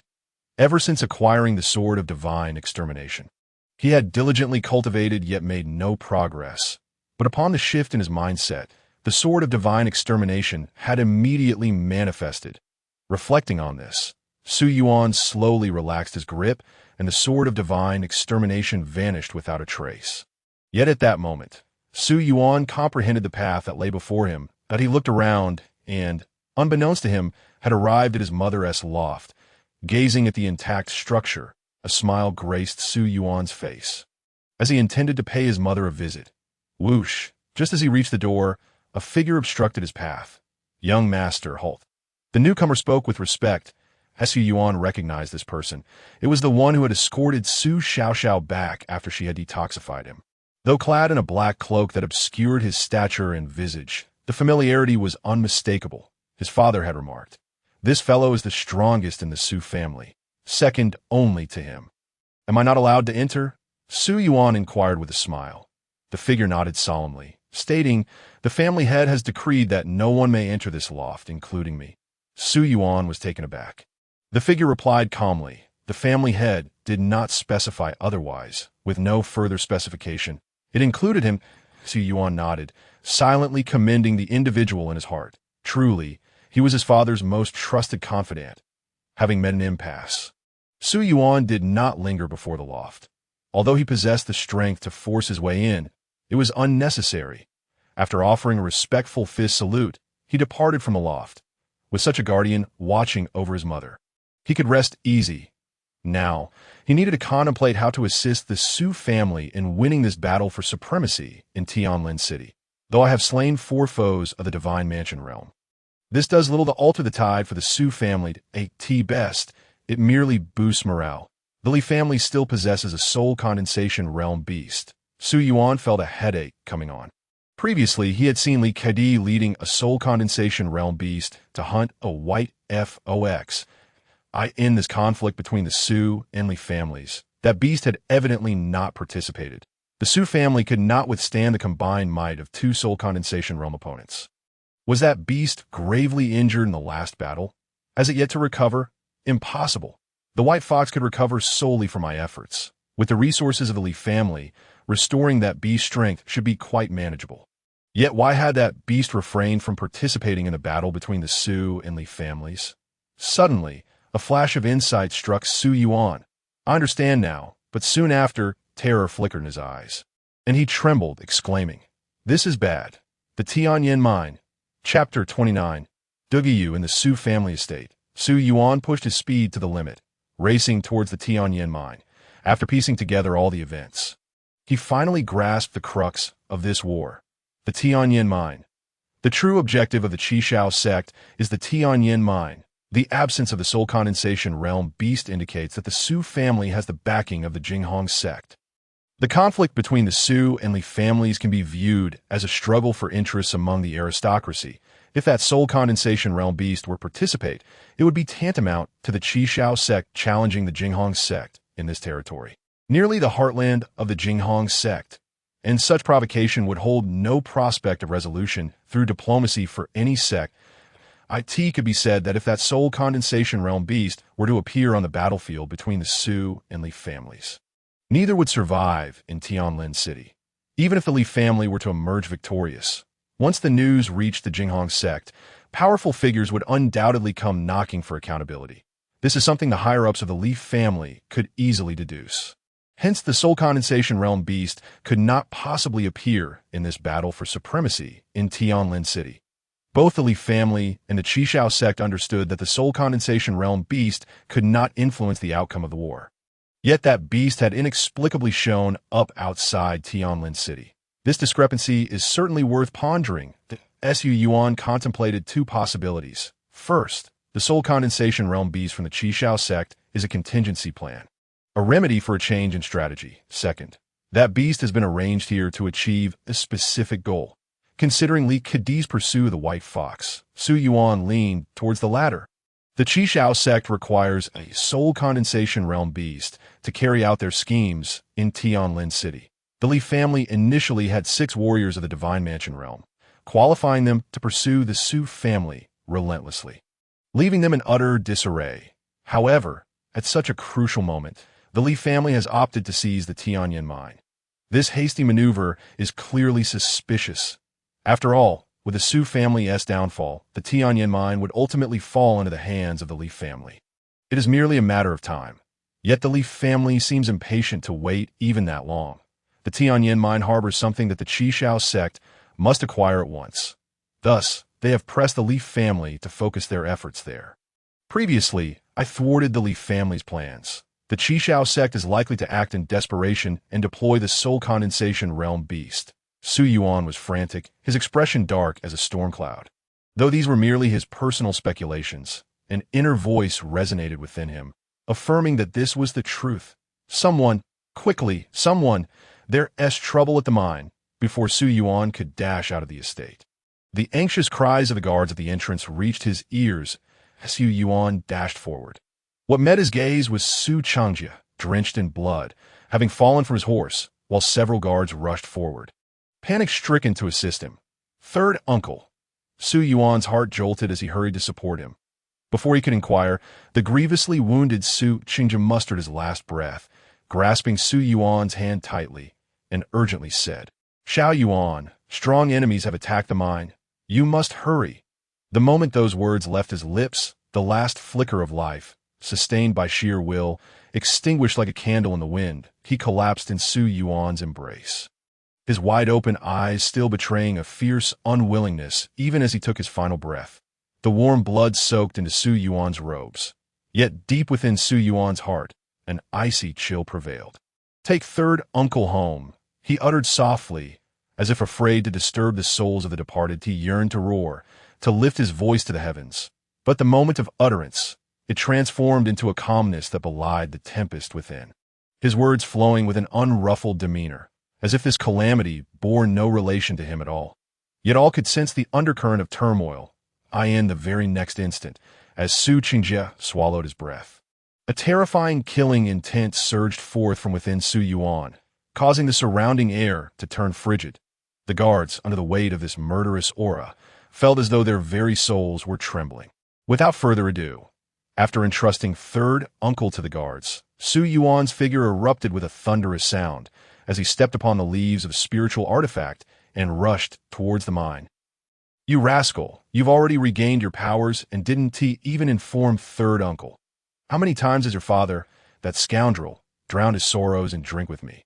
Each time, he poured out his grievances, deceiving me with countless fine wines. Upon returning home, I shall empty his wine cellar." The kind words of third uncle from half a day ago still echoed in his ears. Third uncle and his father shared a deep bond, his jovial nature endearing him to Su Yuan that in his childhood, he would often visit third uncle's home, enjoying both food and drink, taking more than he could consume. Third uncle truly cherished his nephew. During his departure from Tianlin City to Jinghong sect, third uncle was the only elder who had written to him. Over the 2 years at home, under the pretext of drinking with his father, third uncle imparted many life philosophies and heartfelt wisdom to him. In Su Yuan's heart, he held profound respect for this uncle. He never imagined that upon arriving at the mine, it would mark a final farewell. His clenched fists creaked ominously. Perhaps it was the swiftness of his movement that caused sand to enter his eyes, for they gradually grew moist.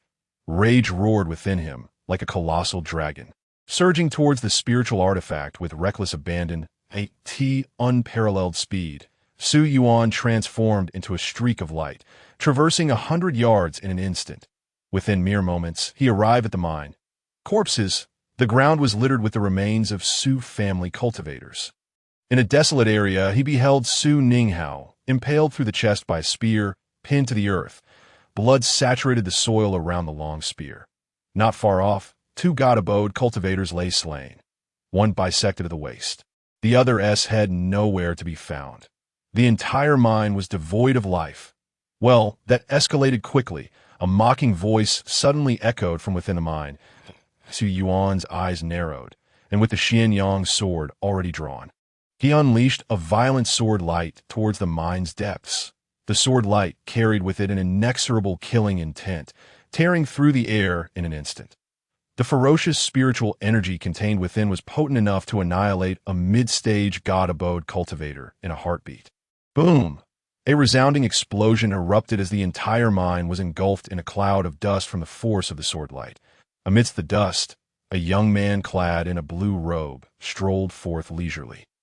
He possessed an imposing demeanor, with thick brows, framing eyes marked by a deep blue rune. His chiseled features were striking, and his long hair was elegantly secured by a jade crown, adorned with a water-patterned Chilan belt and stepping into cloud boots. He exuded an ethereal, proud aura, unmistakably the scion of a grand sect. Su Yuan exchanged no words with him. The Xianyang sword trembled in his grip, and without hesitation, he charged forward with lethal intent. Regardless of who this individual was or his background, he was destined to perish here. A singular thought consumed Su Yuan's mind: to slay this man, at any cost, without regard for the price. You seem quite irate over the demise of these ants, but it suits me well that I have my own grievances with you. Killing you will not be delayed. The young man appeared quite pleased with the carnage he had wrought. With a cold smirk, he waved his hands, unleashing sharp wind blades that hurtled towards the rushing Su Yuan. The cutting wind blades, akin to blades of gold and jade, howled through the air, intertwining to form an impenetrable net of razor-sharp winds. Su Yuan remained steadfast, his expression unyielding as he unleashed several sword lights, dissipating the majority of the incoming wind blades.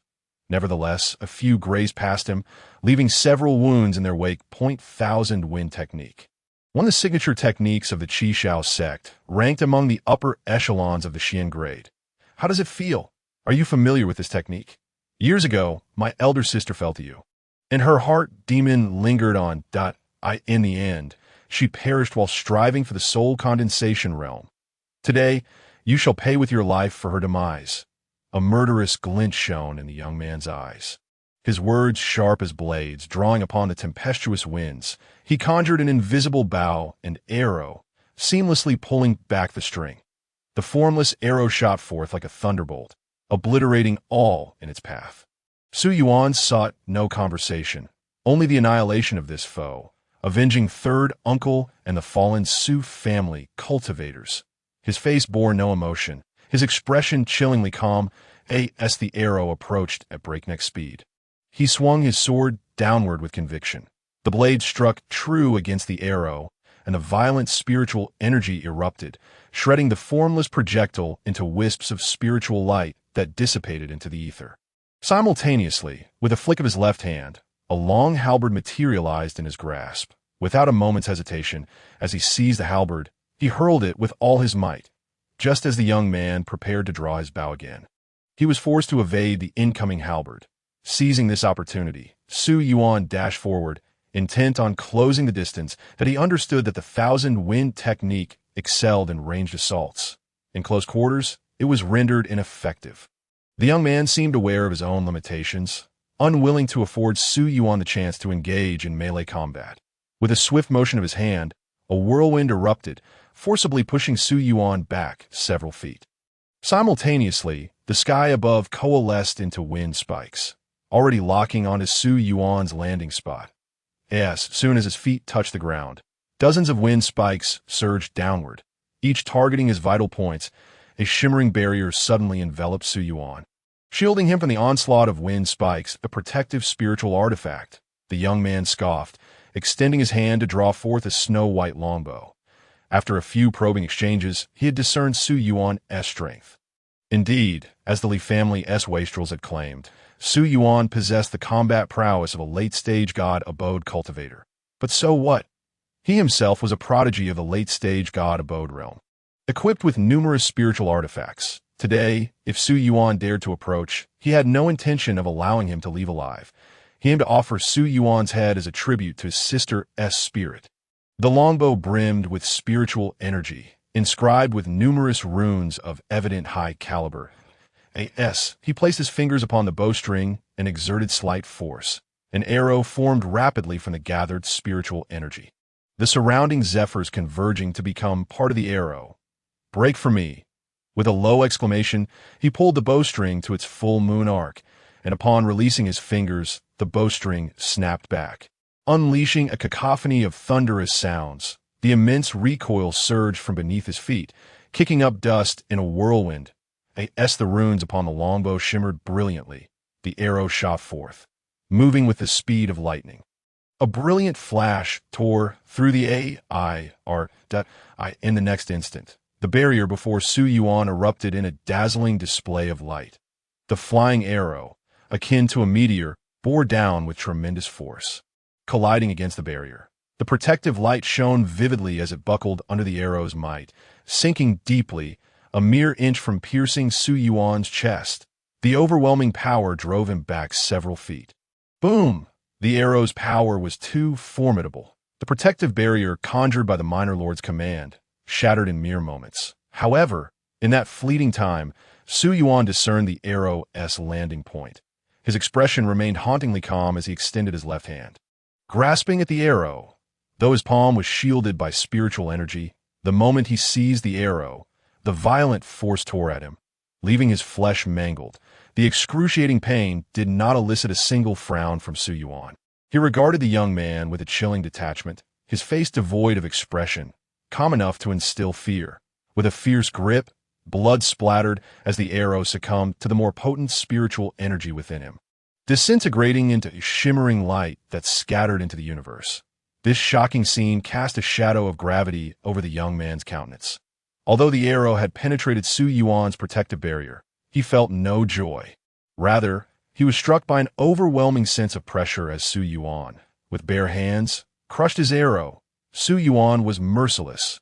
He had alternative methods to neutralize the arrow, whether by slicing it with a spiritual artifact or utilizing the barrier to buy a moment's respite for evasion. Both were acceptable. But to crush it with his bare hands? That was something the young man had never anticipated. The sheer ferocity emanating from Su Yuan sent shivers down the spine of this Qi Shao sect prodigy. What a farce! Earlier, with your protective barrier, you could withstand an arrow. But this next arrow shall claim your life. The young man bore a cold expression, his fingers once again poised upon the bowstring, aiming directly at Su Yuan's chest. As Su Yuan paid no heed to his low growl. With the Xianyang sword angled towards the ground, he focused his gaze, and in an instant, his figure vanished from sight. Sword flash, sword flash, sword flash. In the blink of an eye, Su Yuan executed 3 successive sword flashes. 3 beams of sword light carved at diagonals across the air. When his form reemerged, he was already a mere 3 feet in front of the young man. This left the youth utterly astonished, as he beheld Su Yuan's raised sword sweeping toward his throat. Without a moment's hesitation, he leaped backward, his body propelled away. Simultaneously, the runes upon his forehead shimmered with resplendent light, unleashing a brilliant blue beam aimed at Su Yuan. Sensing the overwhelming power within the beam that struck a chord of dread in his heart, Su Yuan swiftly turned the Xianyang sword a block in front of him. The youth scoffed coldly. It took him 3 consecutive incantations to draw near and find an opportunity to strike, yet was so effortlessly thwarted by him. The holy son of the Jinghong sect? Merely a name without substance. Just as he reveled in his smugness, he suddenly felt a sharp pain in his wrist. Upon closer inspection, he realized that, unbeknownst to him, Su Yuan's left hand had seized a peculiar sword forged from condensed spiritual energy. His left wrist had already been severed from his arm. This revelation made his pupils constrict to the size of pinpricks. Disbelief etched across his face. When did this happen? How did I not notice? The young man's heart raced with trepidation. He had clearly prepared for this. Yet he was oblivious to the moment Su Yuan struck. This ignited a profound fear within him. Boom. The youth leaped away, hurriedly putting over 10 yards of distance between them. And when he turned to regard Su Yuan, only wariness remained in his gaze. Weren't you seeking vengeance for your sister? Had you not retreated just now? With bow drawn and arrow nocked, I would have surely been gravely wounded. Su Yuan stood with sword in hand, observing the youth who resembled a startled bird. His tone eerily calm, but a faint pulse of vitality emanated from the Jushin sword in his left hand, which he drew into his chi-si. Hearing Su Yuan's derision, the youth's complexion turned ashen. Su Yuan, your strength indeed surpasses my expectations. When we meet again, I shall claim your head to honor my deceased sister, as well as to avenge this severed wrist. Remember my name, Duguyu. With that, he took a step forward, a radiant white light enveloping him, that a powerful force of teleportation manifested around Duguyu. Su Yuan's expression darkened as he muttered, "Teleportation talisman?" Given his current strength, breaking the teleportation talisman was utterly beyond his reach. Such matters were on a level too high for him to interfere with. Even at the soul condensation stage, one could only disrupt, not sever. Su Yuan could only watch helplessly as Duguyu's figure vanished under the shroud of teleportation power. Duguyu, when we meet again, I shall surely slay you. Gazing at the spot where Duguyu had disappeared, Su Yuan took a deep breath, silently vowing. Every member of the Su family at the mine had fallen victim to this man-ass treachery. What right did he have to call himself a member of the Su family without avenging this wrong? A trickle of blood escaped Su Yuan's lips, although he had not sustained injuries during the battle. His reckless expenditure of spiritual energy to hasten his arrival had already harmed his internal organs. Coupled with the 3 successive sword flashes he had forced himself to execute, his condition had worsened. While he was not yet on the brink of collapse, his combat prowess was significantly diminished. Nevertheless, he had no intention of healing. Duguyu had escaped unscathed. The murderous intent within him remained unquenched. This filled Su Yuan with profound discomfort. The death of his third uncle required someone to pay with their life. Since Duguyu had fled, this debt would have to be settled with the Li family. Chapter 30. Infiltrating the Li Manor with all the Su family members at the mine perishing. Duguyu's departure left Su Yuan's murderous rage unresolved. While the Li family may not have been directly involved in this matter, the enmity between the Su and Li families had escalated to an irreconcilable state. If Su Yuan sought to kill, his thoughts naturally turned to the Li family, drawing the long spear embedded in the ground. Su Yuan grasped it with his left hand, wielding his sword in the right, and steadily approached the Li family estate. The journey was lengthy, and it was not until dusk that Su Yuan arrived at the city gates. The wide streets were nearly deserted, with only a handful of passers-by. With a cold demeanor, Su Yuan strode through the streets, brandishing his weapon. As he made his way northward, he drew the attention of numerous onlookers. Is that not the young master of the Su family? The Su family resides in the south of the city. What could he possibly seek in the north, especially while armed? Could it be that the Su family is preparing to retaliate? The Su family estate had been nearly razed by the Li family. Su Yuan single-handedly marching toward the Li family is tantamount to courting death. Does he think he is still the holy son of the Jinghong sect from 2 years ago? Now he is nothing more than a waste. Does he genuinely believe that defeating Li Yuanqing grants him the audacity to challenge the Li family? Hurry and inform the family head. The young master is behaving erratically. As he walked, the murmurs of the citizens of Tianlin City echoed endlessly. The initially sparse pedestrians began to multiply as Su Yuan moved northward. Naturally, the Li family received word of Su Yuan's approach to the north. In an instant, the entire Li family was thrown into a state of panic. Su Yuan's strength had become known to the upper echelons of the Li family after the defeat at the mine. A power comparable to that of the late-stage Divine Mansion realm could not be overlooked by the current Li family. After all, although the Li family had emerged victorious in their battle against the Su family, it was a Pyrrhic victory. The Divine Mansion realm warriors had all suffered injuries, and the family head, Li Kedi, was also gravely wounded. Had it not been for this, the Li family would have completely obliterated the Su family from Tianlin City after that confrontation. Within the Li Manor, upon learning that Su Yuan was approaching the north while armed, over 10 Divine Mansion realm warriors found themselves in a state of disarray. What is happening? Why is that one from the Qishao sect allowing him to remain alive? Did he not promise us that he would eliminate Su Yuan? Su Yuan is still alive and now comes to the north.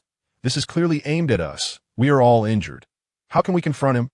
The high-ranking members of the Leaf family furrowed their brows, like ants on a hot pan, roaring within the great hall. After the previous battle with the Su family, the Leaf family had already sent forth their strongest. Of the remaining 6 Divine Mansion Realm warriors, 4 had perished in the Tianyan mine, while the 2 who escaped were so frightened by Su Yuan's prowess that they had lost their nerve. Now, facing Su Yuan, the Li family had no capable warriors to respond. Sitting at the head of the family, Li Kedi observed the chaos unfolding among the Li family's high-ranking members, his expression resembling one who had just consumed a dead fly. A warrior at the late-stage Divine Mansion realm could reduce you to this state of panic. When did my Li family descend to such dire straits? If 1 cannot suffice, then let be 3. If 3 cannot suffice, let it be 10. Can a mere Su Yuan truly extinguish my Li family? Disseminate the order to prepare for battle. Li Kedi's authoritative words forcibly quelled the fears of those present. In response, the Li family's cultivators exchanged glances, accepting their orders and departing. The Su family is not merely represented by Su Yuan. They had previously heard that Li Shuyan from the Ningen Hall had gone to the Su family. With her presence, the injuries of the Su family members would surely improve, even within half a day. That if all the Su family members were to come over at this moment, what could the Li family do to defend against them? 1 Su Yuan was already enough to give them a headache. Once all the Li family members had vacated, Li Kedi leaned back slightly, a trace of exhaustion appearing on his dignified face. He took out a porcelain vial from his robe, his gaze gradually growing resolute. He had intended to use it to break through to the mid-stage of the soul condensation realm. However, it seemed that he would ultimately be unable to fulfill that wish. This elixir was a token of sincerity from Dugiyu and the Li family, named For Spirits Void Elixir. This pill could assist cultivators of the soul condensation realm in breaking through their boundaries and increasing their success rate. Due to its elevated nature, even within sects, this elixir was an exceedingly rare item, one that could not be acquired even with spirit stones. For years, Li Kedi had remained stuck at the initial stage of the soul condensation realm, making no progress. While his talents played a part, it was primarily due to a lack of opportunity for breakthrough. And this elixir had provided him with a glimmer of hope. He had planned to consolidate his cultivation for a few more months and utilize the Four Spirits Void Elixir to challenge the mid-stage of the soul condensation realm. Unexpectedly, Su Yuan's sudden rise had thrown his plans into disarray, as a single individual had plunged the Li family into an unprecedented crisis. If the Su family truly descended upon them today, he would have no choice but to harness the powerful effects of the Four Spirits Void Elixir to restore his peak strength and annihilate the Su family in one fell swoop. Within the Su family estate, what? Yuaner has gone to the north, still wielding weapons. What audacity! What does this ungrateful wretch intend to do? Absorbed in the sorrow of Su Changjie sacrificing himself for the family. Su Changwen abruptly rose to his feet with a thunderous roar upon hearing the report from the guards. The expressions of the high-ranking members of the Su family were grave. Master, we cannot let Yuan come to harm. Sending someone to the Li family is akin to throwing oneself into a snare, that we cannot remain indifferent to this matter. I shall go and bring the young master back. It is likely that Xiao Yuan has been greatly affected by Jieji's incident. The crowd clamored, all voices urging a journey to the north of the city to retrieve Su Yuan. Although the previous battle had severely wounded the Li family, they were still not a force that Su Yuan could contend with alone. His reckless assault on the Li family was akin to courting death. After all, the Li family boasted over a dozen formidable experts in the Divine Mansion realm, not to mention the presence of Li Kedi, a soul condensation expert, along with the formidable Xuanyun level Han Mo spear. Such a lineup was not something a single Divine Mansion expert could withstand. That as Yu Qinwen's countenance darkened ominously as he turned to 2 relatively uninjured high-ranking members of the Su family. Speaking with a solemn voice, Ningwu, Mo, Cheng, I must trouble you to make a trip? Understood, the 2 replied in unison. Just as they were about to leave the ancestral hall's formation, Su Chengwen added, If that wretch refuses to return, you may come back without him. Do not take unnecessary risks on his behalf. North of the city streets, after half an hour, Su Yuan finally arrived at the avenue where the Leaf family mansion was located. Gazing upon the opulent residence at the end of the street, his pace quickened involuntarily. With each step, he grew faster, until at last he was a whirlwind, the sound of rushing wind trailing behind him. Countless onlookers from Tianlin City beheld this scene, their eyes wide with astonishment.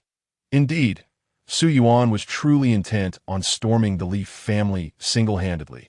The gates of the Leaf family stood resolutely shut, and with a fierce motion, Su Yuan hurled his long spear with tremendous force, shattering the heavy scarlet bronze-clad doors and sending dust swirling into the air. Leaf family, today you are expunged from Tianlin City. With his furious shout, Su Yuan leapt upon the gate, yanking the spear from its place and plunging directly into the Leaf family estate. Kill! The Leaf family guards, who had long awaited his arrival, surged forth in a chaotic rush. Hundreds of cultivators, armed with lethal weapons, charged at Su Yuan. With murderous intent surging within him, he unleashed the full force of his divine mansion realm cultivation, his spear and sword dancing in a deadly ballet. Blood sprayed forth as one after another. Leaf family cultivators fell at his feet. His sword swept out, cleaving through their weapons as easily as slicing through tofu. His spear swung. Severed limbs and mangled bodies flew through the air. The wails of the dying echoed ceaselessly from the moment Su Yuan set foot within the Leaf family estate. In mere moments, he had slaughtered the vast majority of the hundreds of cultivators. The sheer terror of his might left the remaining Leaf family members trembling, their spirits crushed, utterly devoid of the will to fight. Fear and confusion darkened their eyes. Was it not said that Su Yuan had been a cripple 2 years prior? Why could not even the Spirit Sea realm withstand a single strike from him? A cripple, indeed, standing amidst the corpses of over 100, Su Yuan was drenched in blood. The aura of spiritual energy enveloped him, causing his garments to whip about violently, his hair dancing in the wind. His indifferent gaze swept over the quaking Leaf family cultivators, his murderous intent unquenched by the bloodshed he had already wrought. Not enough, still not enough. Where are the divine mansion experts of the Leaf family? Come forth and meet your demise. Su Yuan's cold voice resonated like a death knell from the depths of the abyss, sending shivers down spines. Su Yuan, leave now, and you may yet find a path to survival. If you insist on seeking death, the Leaf family can accommodate you, as the low rumble of voices echoed.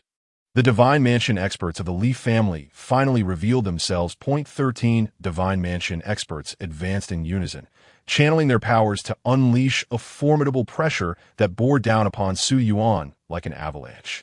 Each face bore the frost of wrath, their eyes glimmering with lethal intent. You dare? You think you are worthy? Su Yuan erupted with spiritual energy, shattering the oppressive force that the 13 Divine Mansion experts had conjured. With a single step, he shot forth like an arrow. The Spirit Sea realm and Body Refining realm do not suffice to repay my uncle's blood. Today, I shall eradicate the entire Leaf family. Madman, courting death, such audacity. You have gone too far. The 13 Divine Mansion experts, witnessing Su Yuan's immediate and unwavering response, felt their rage ignite that if you refuse to show gratitude, there is no need to extend further courtesy. They drew their weapons, their spiritual energy surging as they united to strike at Su Yuan. With a flash of blades, Su Yuan, without a hint of hesitation, activated his spell. He targeted a Divine Mansion realm cultivator in the early stages. With a single stroke, the head of that cultivator detached from his body, and until his death, he never grasped how Su Yuan had drawn his sword. Standing behind the headless corpse, Su Yuan swiftly thrust his sword into the chest of the fallen. Instead of blood spraying forth, it mysteriously flowed along Su Yuan's sword, converging into his palm. The god-slaying sword. Having entered the realm of mastery, the god-slaying sword could attach itself to weapons, devouring vitality. A strand of pure vitality surged into Su Yuan's energy sea, fortifying it further. Devilish sorcery that drains one's essence. One of the Leaf family's Divine Mansion experts gaped, witnessing the complete disappearance of his comrade's blood, and could not help but exclaim. The other Divine Mansion experts quickly grasped the situation and shouted in fury. Su Yuan, you dare practice the dark arts. The methods of the dark path are notoriously cruel and vicious. Some practitioners, in their quest for mastery of the dark arts, flay the living and utilize the powerful grievances formed by their deaths to cultivate, consuming souls and blood, extracting life essence. These are merely the tip of the iceberg. Some even perform live sacrifices of an entire city to refine demonic blood elixirs. Within the Dongwang realm, practitioners of the dark path are scorned by numerous sects, having become akin to rats scurrying across the street. Universally reviled as a disciple of the Jinghong sect, Su Yuan's practice of the dark arts incited the wrath of the Li family's divine mansion experts, who felt it tarnished the reputation of their sect. Dark arts. So what? As long as I can gain power, that is all that matters. Su Yuan snorted dismissively, entirely unconcerned by the accusations hurled by the Li family. At that moment, 12 attacks descended upon him with ferocity that a myriad of vibrant lights cascaded down, each containing immense power. Su Yuan moved both hands in unison, channeling spiritual energy into his spear and Xinyang sword, fearlessly meeting the 12 attacks head-on. Boom! The thunderous sounds roared to life. The terrifying shock waves surged like tidal waves, each stronger than the last. Under the weight of the 12 assaults, Su Yuan was forced back repeatedly, his feet carving deep furrows into the ground. The surrounding structures crumbled under the might of this dreadful force. Kill! Su Yuan bellowed, his figure suddenly charging forth, clashing with the 12 assailants. In a mere quarter of an hour, at the cost of his own injuries, he felled 6 Li family cultivators. Undoubtedly, the blood of these 6 was devoured by the god-slaying sword. The overwhelming vitality imparted a faint white glow to the barriers of his energy sea, enabling Su Yuan to unleash his spiritual energy more frequently, no longer fearing damage from continuous output. However, despite slaying 7 divine mansion experts in a short time, Su Yuan himself was gravely wounded. His mid-grade spiritual weapon spear had shattered into 2 pieces. The protective barrier of the young Master Order had been breached 3 times, and the token bore a deep crack that rendered it entirely ineffective. His internal organs were cracked from the immense force, and his front and back bore multiple deep wounds, bleeding profusely. Furthermore, he was poisoned. He could feel his spiritual energy circulating at a significantly slower rate than before. The wounds on his body itched unbearably, forcing him to divert some spiritual energy to suppress it. Slay this monster and rid the people of their suffering. A divine mansion expert intoned, channeling his spiritual energy as he charged towards Su Yuan. The remaining 6 divine mansion experts were all formidable.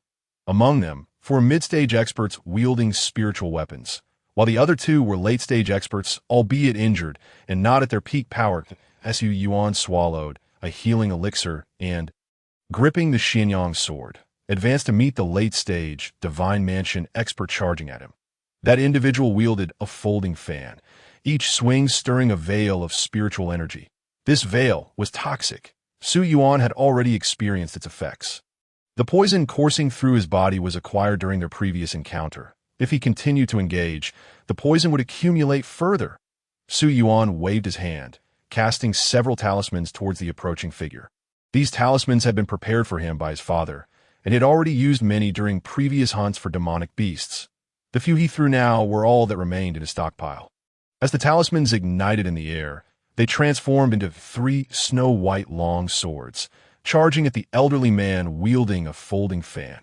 The old man, however, remained expressionless, for someone at the late stage of the divine mansion realm like him. These talismans posed no threat whatsoever. He extended his palm, unleashing a surge of spiritual energy that materialized into a hand the size of half a zhong, effortlessly crushing the 3 snow-white swords. With a flick of his fan, he left behind a veil of spiritual energy before Su Yuan. Su Yuan, sensing the imminent danger, retreated hastily, only to be met by another elder of the late divine mansion realm, who had been lying in wait behind him, brandishing a spiritual weapon, long sword. .3 leaves rolling stars. The elder intoned softly. .3 crimson maple leaves appeared before his sword. As the leaves emerged, a chilling aura enveloped the surroundings, causing Su Yuan to feel every cell in his body tremble. The three leaves transformed into a flurry of sword lights that erupted behind him. The other four mid-stage Divine Mansion Realm fighters also rushed in, each unleashing their most powerful attacks. Blades sliced through the air. Palm strikes stirred the winds into a howling gale. Talismans ignited in midair, provoking violent fluctuations in spiritual energy. Iron fists charged with overwhelming force struck directly at Su Yuan's face. The combined assault of the six left no avenue of escape for Su Yuan. His expression darkened ominously. The significant depletion of his spiritual energy, coupled with the toxins and injuries he bore, rendered him incapable of fending off this onslaught with merely the Xian Yang sword in hand. At the critical juncture, two figures suddenly plunged into the battlefield. "Oh, not harm my young master." They shouted. "6 old rascals are besieging a single young master. Is this the shamelessness of the Li family?" Chapter 31. A gruesome crisis in this perilous moment. Two members of the Su family, both in the Divine Mansion realm, entered the fray. They arrived in an instant, using their vast spiritual energy to forcibly drive back three of the Li family's Divine Mansion realm fighters. Instantly, the pressure on Su Yuan diminished significantly. He turned abruptly, placing his back against his two elders, and summoned his energy to withstand the 3 stars rolling leaves attack head-on. Boom! The powerful sword energy poured down like a torrential rain, adding dozens of sword marks to Su Yuan's already battered body, forcing him to retreat under the immense power. The tall, resolute Su Mo Chang stepped forward, releasing a gentle force that caught Su Yuan securely, while a long spear pierced through the barrage of talismans aimed at Su Yuan. Clad in a blue robe, the diminutive and dark-skinned Su Ning Wu moved like a specter. After fainting against 2 of the Li family strongmen, he immediately made his way towards Su Yuan. "Yuaner, can you still walk?" Su Ning Wu asked softly, gripping 2 pitch-black daggers against Su Yuan's back. Looking at the corpses strewn across the courtyard, both Su family members were utterly shocked. This is outrageous. One person single-handedly infiltrated the Li family and killed so many Divine Mansion realm fighters, yet he still lives. This terrifying strength is truly incomprehensible that I can walk, but I wish to annihilate the Li family. Su Yuan suppressed his overwhelming rage, wiping the blood from his torn lips, his voice low and resolute. "Listen to your uncle. Return home first. Achieving this much is already remarkable. Once we have regained our strength, avenging ourselves will not be too late," Su Ning Wu warned. His gaze fixed warily on the Li family members. He too desired the destruction of the Li family, but the current predicament was that only 2 of them had arrived. The 3 against 6 advantage lay with their adversaries. Moreover, Li Kudi, for some unknown reason, had not yet made his move. If he were to act, they would likely find it impossible to escape. "Yuaner, do not be so reckless. Your uncle Ning Wu speaks wisely. A gentleman's revenge is never too late. The Li family has already paid a price today. Once we regroup, obliterating them will be no challenge." Su Mo Chung also urged gently. Leaving was undoubtedly the wisest course of action. "Come and go as you please. Do you think the Li family estate is a marketplace?" The elder wielding the folding fan glared with murderous intent, his spiritual energy swirling violently around him. Su Yuan's strength had surpassed expectations. Have single-handedly slain 7 among 13 Divine Mansion realm fighters. It had taken great effort to exhaust him completely. How could they allow him to leave? To kill and then simply depart was not so easily permitted. Su Yuan must die. Enough of this chatter. These 3 must pay with their lives. The eyes of the Li family members glinted coldly like razor edges. Having killed 7, if Su Yuan were to escape now, what face would the Li family have left? Furthermore, the consequences of letting a tiger return to the mountain were well understood by all present. Su Yuan dared to practice the demonic arts of blood devouring. As a vassal of the Jinghong sect, how could the Su family neglect to cleanse their ranks while harboring this bloodthirsty demon? Did they wish for their annihilation? The elder of the late Divine Mansion realm, wielding a sharp sword, emanated intense killing intent, his sword energy rising like a tempest. Both Su Ning Wu and Su Mo Chang were taken aback. "Yuaner, have you been practicing demonic arts?" Su Mo Chang questioned gravely. Su Yuan silently nodded, stating, in their eyes, "I suppose that Su Ning Wu and Su Mo Chung exchanged glances, their expressions shifting subtly in a silent agreement. They tightened their grips on their weapons. Ning Wu, are you prepared to meet our ancestors? Su Mo, Chung asked solemnly. Su Ning Wu responded with a hearty laugh. Of course, I must report to great uncle about you. Have I offended you? Su Mo, Chung inquired in confusion. Su Ning Wu chuckled mischievously. Such trivial matters. Do you think I am unaware? Su Mo Cheng's lips twitched slightly, and he tilted his head, saying, You honor, let me impart a lesson. Once you have done something, and others know of it, it is best to admit it openly. If you do not wish to acknowledge it, ensure that no one else knows. But if someone finds out and you happen to not want to admit it, then there is but one solution. Eliminate everyone who knows. Su Ning Wu cackled, the sound of his daggers clashing echoing sharply, declaring loudly, 3 against 6, the advantage is mine.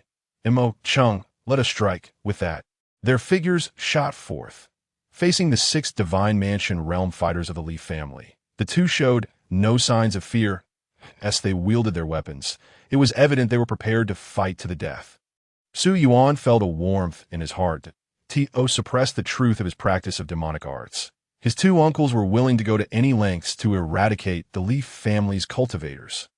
Kill! Su Yuan roared, charging at the elder wielding the sword. This elder of the late Divine Mansion realm possessed formidable strength, and among those present, only he could hold him back. Su family, do you intend to wipe us out? The choices made by Su Mo Chung and Su Ning Wu left the Li family members in shock. Faced with the 2 who had regained considerable strength, the 4 mid-stage Divine Mansion realm fighters of the Li family could not gain the upper hand. Do not threaten me with annihilation. I will slay you all. Who knows that you honor or practices demonic arts? Su Mo Chung spoke in a low voice, wielding a spear with an impenetrable flurry of strikes. His overwhelming techniques surged like a furious dragon breaching the sea, a monstrous serpent shaking the waves. That makes perfect sense. Su Ning Wu wholeheartedly agreed with Su Mo Cheng's words. His movements were agile, akin to a nimble monkey as he leapt and slid across the ground, evading the attacks of his 2 opponents, who could not even graze his clothing. Su Ning Wu, grasping 2 daggers that gleamed with a cold light, left behind wounds on his opponents with every strike, each cut seeping copious amounts of blood, and even the consumption of medicinal pills offered little relief. Seeking death, observing the 3's desperate resolve, the elder with the folding fan struck once more. He flickered, leveraging his superior realm to appear before Su Ning Wu at incredible speed, unleashing a wave of spiritual energy from his fan. Taking advantage of Su Ning Wu's distraction, the other 2 mid-stage Divine Mansion realm fighters seized the opportunity to strike. They unleashed their full Divine Mansion realm power, and with the aid of the folding fan elder, they swiftly sent Su Ning Wu flying into a pile of ruins. The 3 prepared to capitalize on their advantage and deliver a lethal blow. The sword and spear light converged almost simultaneously, blocking their advance. Flash of the sword. Su Yuan, utilizing the momentum from his clash with the sword-wielding elder, positioned himself before the 2 mid-stage Divine Mansion realm fighters. Once again channeling his formidable techniques, the gleam of the sword flashed and vanished in an instant point. 2 severed heads soared into the sky. Blood gushed forth. The figure of Su Yuan emerged. However, scarcely had he revealed himself when his legs buckled beneath him, causing him to kneel on one knee, gasping for breath. Were it not for the support of the Xianyang sword, he would likely have collapsed entirely. Not only was he spewing blood from his mouth, but the numerous ghastly wounds on his chest and back also flowed profusely with crimson. The indescribable agony engulfed him like a relentless tide, rendering his consciousness hazy, and the world before his eyes turned gray, devoid of color. This strike had drained Su Yuan of everything. His energy reservoir was utterly depleted. The injuries and toxins, unmitigated by spiritual energy, caused his vitality to wane rapidly. Nevertheless, his achievements were remarkable, having dispatched 2 formidable opponents in the Divine Abode realm in an instant. Demon, prepare to meet your end. The elder wielding the fan roared, his eyes bloodshot with fury directed at Su Yuan. The loss of 2 mid-level Divine Abode experts ignited a blaze of wrath that shattered his reason. His eyelids trembled, and his lips quivered with rage. These were mid-level divine abode warriors, each a pillar of the Li family, each one invaluable. Yet Su Yuan had effortlessly slain two in a fleeting moment. How could he not be enraged? The frenzied spiritual energy surged explosively within him. Without a moment's hesitation, the elder's foot struck the ground with force, propelling him toward the kneeling Su Yuan with a series of thunderous booms. Fumo Chung raised an eyebrow, and with resolute determination thrust forth his spear. "Get away from my elder." The elder raised his hand to grasp Su Mo Cheng's spear, delivering a swift kick to his abdomen, sending him hurtling backward. Simultaneously, the sword-wielding elder, previously entangled with Su Yuan, charged forth. His sword emitted a dazzling brilliance, instantly enveloping Su Mo Cheng within its radiant aura. In a state of panic, Su Mo Cheng thrust his spear forward. As his wrist trembled, the spear danced in the air, creating a flurry of spear blossoms. Yet, the sheer number of sword lights was overwhelming, rendering the spear insufficient for complete defense. In an instant, Su Mo Cheng's body was slashed by numerous sword lights, leaving dozens of wounds that soaked his dark robe in blood. But on the other side, the elder wielding the fan had already arrived behind the incapacitated Su Yuan in the blink of an eye. With a swift flick, he unfurled his folding fan, its sharp surface imbued with potent spiritual energy, aimed at Su Yuan's nape. Under the blade-like energy, this strike seemed to magnify the fan's surface as Su Yuan leaned forward, propelling himself with urgency to narrowly evade this lethal blow. Undeterred, the elder retracted the fan and raised his hand to launch a vicious grasp at Su Yuan. Spiritual energy transformed into a hand, forcefully yanking Su Yuan toward him. Under the irresistible force pulling him, Su Yuan struggled to turn, his expression contorted in horror, and he understood that if he did not retaliate now, death would await him. A formidable power suddenly erupted from within him. This force transcended the divine abode realm. A unique pressure belonging to the soul-nourishing realm surged forth, sweeping across the battlefield. At that moment, all present were rendered speechless. The elder wielding the fan before Su Yuan was taken aback, his hair standing on end. The power of the soul-nourishing realm. How is this possible? The elder's eyes widened in disbelief, as if he had witnessed the most terrifying phenomenon in existence. The imminent threat of death loomed over him as cold sweat poured down his brow. He abandoned any thought of slaying Su Yuan and retreated hastily. "Trying to escape? Did I permit you?" Su Yuan bellowed. A massive palm print erupted from within him. The print measured 3 zhang in size. Upon its emergence, it caused the surrounding spiritual energy to roil and the air to shatter. The formidable power contained within was sufficient to obliterate any divine abode expert. The palm print surged forward, embodying the might to topple mountains and shatter peaks, directly descending upon the elder wielding the fan. The elder attempted to evade, only to find himself firmly locked in the palm's grasp. With no means of escape, 1,000 fans convergence, the elder hurled his folding fan, manipulating it with spiritual energy to unleash a blinding radiance in an attempt to halt the palm's advance. Alas, under the overwhelming power of the palm, the dazzling light of the fan was extinguished in an instant, and the fan itself shattered under the terrifying force. Following the destruction of the fan, the palm print maintained its relentless speed, slamming down toward the elder with ferocity. Boom! A deafening roar echoed through the night. A vast shockwave surged forth, toppling all present to the ground. As the earth trembled, the Li family's residents suffered further devastation. Several pavilions crumbled into ruins amid the cacophony. Su Yuan was sent sprawling by the shockwave, his body flung backward as he coughed up blood. A few zhang ahead of him, the elder wielding the fan lay amidst the debris, spewing a torrent of blood and gasping for air, unable to utter another word. His dark robe was tattered, his skin marred by countless wounds inflicted by the violent force, rendering him a pitiful figure drenched in blood. A bunch of useless fools. In the end, I must intervene. A commanding voice resonated from deep within the Leaf family estate, accompanied by the voice reverberating through the night sky. An overwhelming pressure descended. The terrifying force bore down upon them like the weight of a mountain, making it difficult to breathe. The specter of death loomed over the three from the Su family. Su Yuan felt as if a glaring blade hung above him, a chill coursing from his feet straight to the crown of his head. Every cell in his body screamed in terror, urging him to flee. This revelation filled him with dread. The soul-nourishing realm. At its peak, had Li Kudi fully recovered from his injuries? Su Yuan was utterly shocked, disbelief mingling with despair in his eyes. Boom! The unique pressure of the soul-nourishing realm crashed down like a tidal wave. Su Yuan, lying on the ground, found himself utterly incapable of rising under this oppressive force. Sumo Cheng, too, struggled against the overwhelming weight, relying solely on his spear to maintain his standing. Whoosh! The sound of something slicing through the air pierced the night.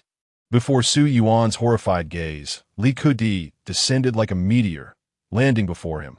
Clad in a dark green robe and wielding a black and white spear, the aura of the soul-nourishing realm enveloped him. His robe billowed, and his long hair danced in the wind, presenting him as an invincible war god. He gazed down at the prostrate Su Yuan, his eyes filled with indifference. Insect, how would you like to die? Su Yuan trembled in fear. Under the overwhelming pressure of the soul-nourishing realm, he found himself devoid of any means to resist. Li Kudi, what skill is there in bullying a junior? If there's something to settle, come at me. Sumo Chang shouted defiantly, enduring the immense pressure as he locked eyes with Li Kudi, his gaze ignited with fierce determination. Want to die? I can accommodate you to... Li Kudi waved his sleeve. And Sumo Chang, a mid-level divine abode expert, was effortlessly sent flying by an invisible force. Before he even hit the ground, Li Kudi reached out, seizing him by the throat with spiritual energy. Lifting him into the air, before the might of the soul-nourishing realm, even a late-stage divine abode expert was but a fragile target. Sumo Chung struggled in mid-air, desperate to retaliate, yet found that no matter how hard he tried, he could not disrupt the spiritual grip on his throat. The energy felt as solid as a fortress, far beyond his capacity to shake. Boom! A surge of palm energy sliced through the air. The spiritual energy constricting Su Mo Chang's throat exploded in an instant that a figure descended from the skies, catching the falling Su Mo Chang with perfect precision. Li Kudi narrowed his eyes, observing the descending figure, a cruel smile creeping across his lips. With your injuries, you dare to intervene. Are you truly courting death? Yet it mattered little. Your arrival saves me the trouble of chasing you down. Li Kudi's expression remained devoid of emotion, his words supremely calm.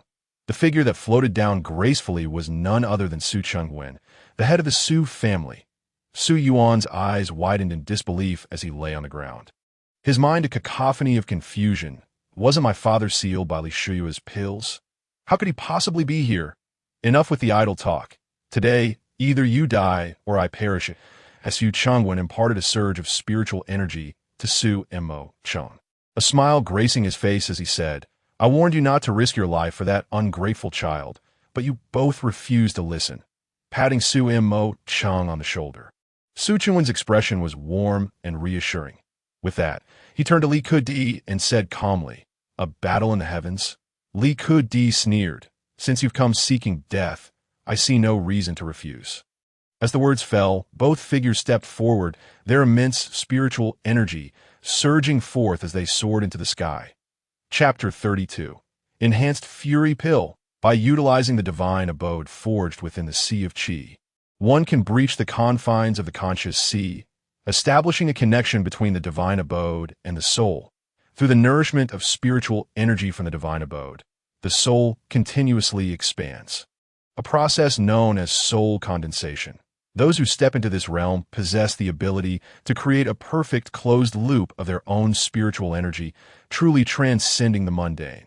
They wield the power to soar through the skies, shatter mountains, and sever rivers.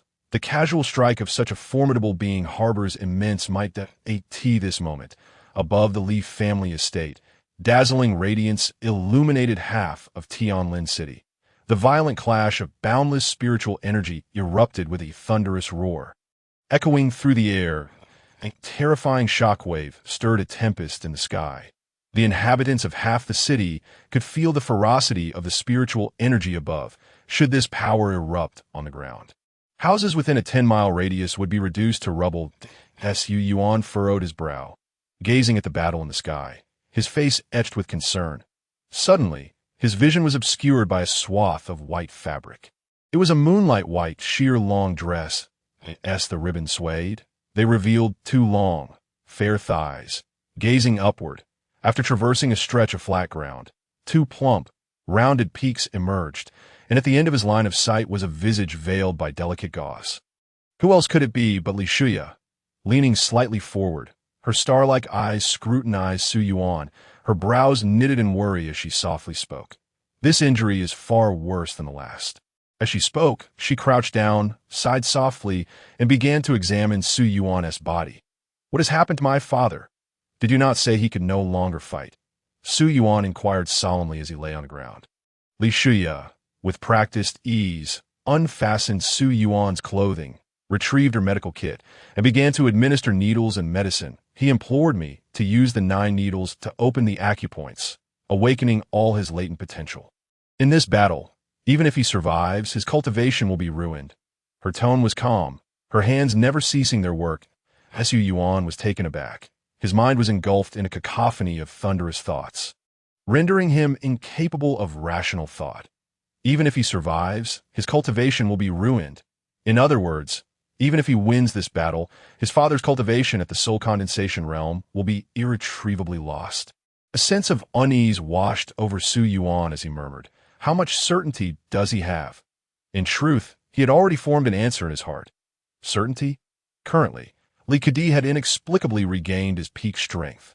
Coupled with a mysterious weapon, the Hanamo spear, where could his father find the certainty? There was none. Yet he would exhaust every ounce of strength to buy time for the Su family to escape Tianlin City. Li Shuya replied matter-of-factly. Suddenly, Su Yuan grasped Li Shuya's hand, halting her application of the medicine, and spoke in a commanding tone. "Then whatever nonsense about opening acupoints, let me have a go at it. Force my potential out as well. After all, I've already been rendered useless once. What harm could it do to be rendered useless again? No matter what, I must protect my father's life." The needles required for the 9 needles technique are not ordinary needles. Right now, those 9 needles are in your father's body. I cannot perform the 9 needles technique on you, Li Shuya explained as she extricated herself from Su Yuan's grip. Su Yuan fell silent, flipping his hand to reveal a porcelain vial. This was the fury pill that Li Shuya had given him. He could unleash combat power twice that of his own within a quarter of an hour. This was his assurance as he departed the Li residence. Present, he could slay those at the late stage of the divine abode realm. And after consuming this pill, even the injured Li Kedi would likely be unable to withstand him. However, he never anticipated that Li Kedi's injuries had actually healed, that a soul condensation realm fighter without injuries, given his current strength, could only be matched if he were 10 times stronger. Twofold combat power could not budge him in the slightest. Yet he could not bear to watch his father fight alone. He could not endure the pain of losing a loved one again. Li Shuya looked at the porcelain vial in Su Yuan's hand, then gazed at the sky before saying, "Even with this pill, you cannot change the outcome. It may even lead to your demise. Why bother?" Su Yuan lay on the ground, a trace of serene smile gracing his lips. Some matters must be attempted to uncover the conclusion. "Did you not say you wished to witness the miracle upon me once more? Perhaps this is the miracle?" Li Shuya sighed, her eyes filled with reluctance, and intently spoke. "Do you truly wish to try?" "I would die willingly," Su Yuan declared resolutely. "There are certain things in this world that are more precious than one's own life. As long as there remains a glimmer of hope, one must strive for it. No regrets, even in death. Give me the pill. I can maximize its effectiveness." Li Shuya extended her delicate hand, as if having made a significant decision. Su Yuan remained unmoved, his gaze fixed on her eyes, seeking to discern whether Li Shuya was deceiving him or if she truly held a solution. Seeing his hesitation, Li Shuya did not press further. Instead, she withdrew a dagger, rolled up her sleeves, and made a cut on her fair wrist. Su Yuan was bewildered, thinking, is this girl not afflicted by some illness? Refusing to give it, she resorts to self-harm. Yet, moments later, his confusion transformed into astonishment. The blood flowing from Li Shuya's wrist was not red, but an inky green. This left Su Yuan wide-eyed in shock. Goodness, is this color truly that of human blood? I have never seen such a strange hue. Open your mouth, Li Shuya said calmly, placing her wrist against Su Yuan's lips. Just a drop that Su Yuan, compelled by an inexplicable force, parted his lips, allowing the inky green blood to drip into his mouth. He had seen red blood countless times, and he was curious about the taste of this unusual hue. I am afflicted by a strange poison. This fury pill is concocted from my blood that I have tested it many times. All living beings that come into contact with my blood fall into a state of frenzy. Based on my years of experimentation, even at the divine abode realm, one can endure at most 10 drops of my blood. Contend with Likadi in your current state. You will require at least 20 drops. I do not know if you can withstand it. If you cannot, just tell me. Li Shuya's words were devoid of emotion, as if nothing could disturb her inner calm. The icy demeanor that emanated from her very essence had remained unchanged since Su Yuan had first met her. In that moment, gazing at the veiled Li Shuya, Su Yuan felt a pang in his heart. This eminent healer of Tianlin City was herself afflicted by an extraordinary poison that she could not cure. Yet, moments later, he had no time to ponder Li Shuya's tumultuous fate. The inky green blood continued to drip into his mouth. An unimaginable agony erupted in his throat, as if he had swallowed countless searing blades. Accompanied by the sensation of flesh tearing, the blood coursed down from his throat to his abdomen, visibly reddening his skin. Su Yuan's muscles tensed, veins bulging on his forehead, and beads of sweat erupted from his pores. At that moment, he felt as if a fiery furnace resided within him. With waves of unprecedented pain crashing upon his mind, he wished to faint, yet the agony kept him painfully alert. Damn it. This inky green blood is potent. I wonder what the effect of devouring it with the god-slaying sword would be. Su Yuan mused amidst his suffering. With a rush, heat surged from his mouth, accompanied by an unimaginable torrent of power that surged from his abdomen throughout his limbs. His muscles visibly expanded, tearing through his clothing in an instant. A vast force suddenly erupted within Su Yuan, shaking the ground and sending Li Shuya, who was crouched beside him, flying backward. 33 drops. He truly is extraordinary. Li Shuya struggled to her feet, her eyes displaying rare astonishment as she beheld Su Yuan, now surrounded by a whirlwind of spiritual energy. Boom! Su Yuan slammed his palm against the ground, propelling himself into the air. His muscles bulged, transforming him into a veritable powerhouse. His skin glowed like a red-hot iron, emanating astonishing waves of heat. Each breath expelled warmth from his mouth and nose. How long could this state last? Su Yuan slightly tilted his head and inquired. As the excruciating pain subsided, he felt an overwhelming surge of powerful energy coursing through his body, as if he could shatter a small mountain with a single punch.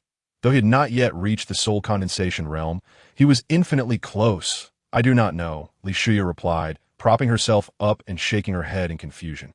Thank you, Su Yuan murmured softly. With a wave of his hand, a leaf appeared beneath him, lifting him skyward. Watching Su Yuan vanish from view, Li Shuya took a deep breath, her eyes filled with prayer and blessing. The remaining 3 members of the Li family in the Divine Mansion realm gazed at Su Yuan's ascending figure, their eyes wide with disbelief. Merely a few drops of blood had revitalized Su Yuan, who had been on the brink of collapse. This utterly shattered their understanding. This was no ordinary blood. It was clearly a treasure of heaven and earth. Dr. Li, I never expected you to be the greatest treasure of Tianlin City.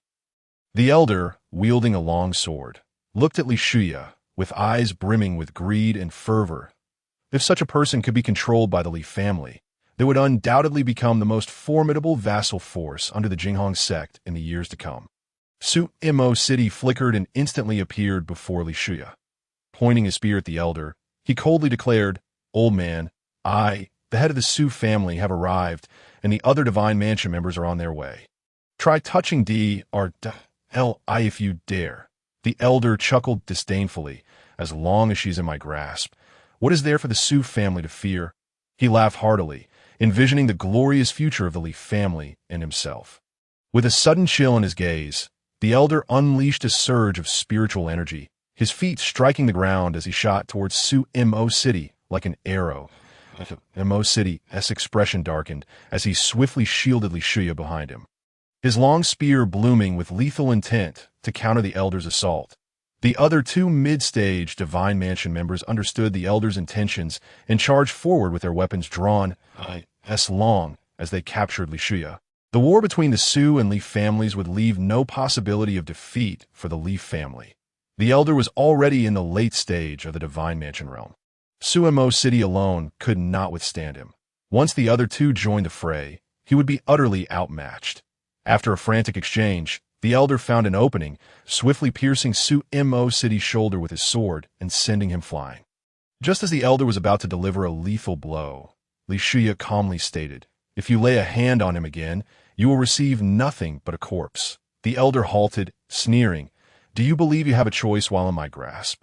Self-destruction before a late-stage Divine Mansion practitioner, you cannot even do that. But feel free to T.R.Y. Li Shuya remained unfazed, gazing in her tranquil eyes, coupled with her status as the foremost healer of Tianlin City. The Elder found himself at a loss. Take her. We leave. Ultimately, the Elder dared not gamble.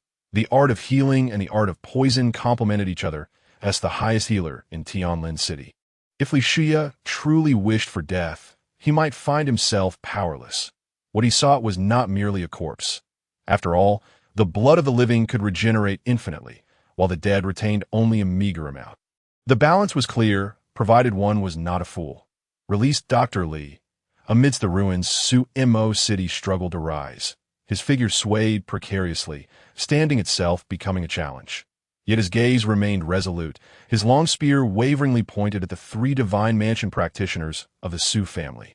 "There is no need to risk your lives for me. I am merely a friend of Su Yuan," Li Shuya said softly.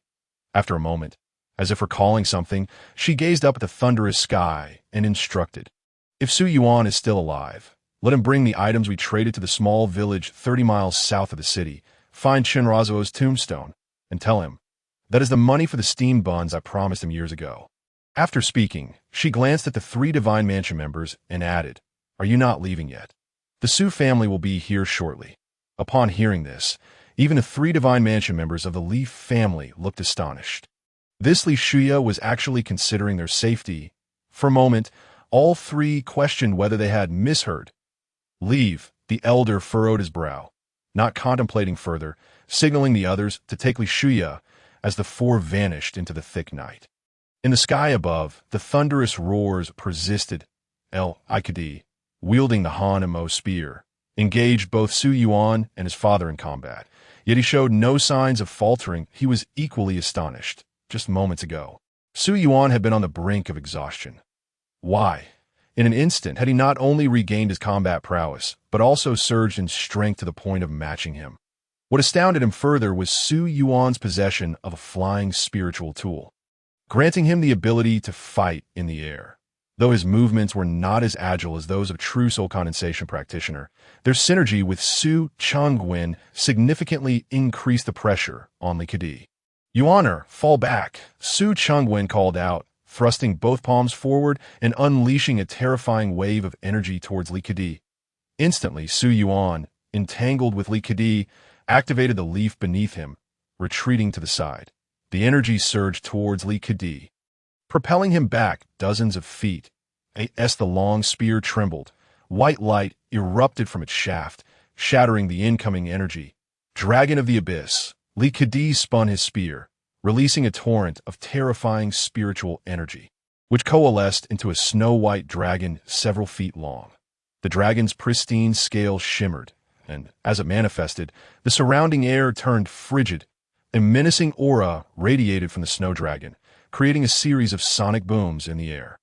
Snowflakes began to fall around Li Kedi, enveloping him in an atmosphere of slaughter. As Yu Qingwen's expression darkened upon witnessing this, a formidable aura erupted from his body, coalescing into a massive golden palm print behind him. Measuring a full 4 feet, Su Yuan's gaze turned icy. With his sword raised high, blood-red spiritual energy surged forth, merging into a 2-foot-long god-slaying sword. The heavenly blood light emanating from the sword cast the sky in crimson hues. An overwhelmingly ferocious aura swept from the god-slaying sword, causing both combatants to feel an unsettling urge as if their very blood threatened to escape their bodies. Feathering palm, slash, with two thunderous shouts. The snow dragon soared, the palm print howled, and the massive sword swung down. Three extreme forces erupted simultaneously, illuminating Tianlin City as bright as day. Chapter 33. Those who gather firewood for others must not be left to freeze in the cold wind. The three forces converged in an instant. A deafening roar reverberated through the heavens.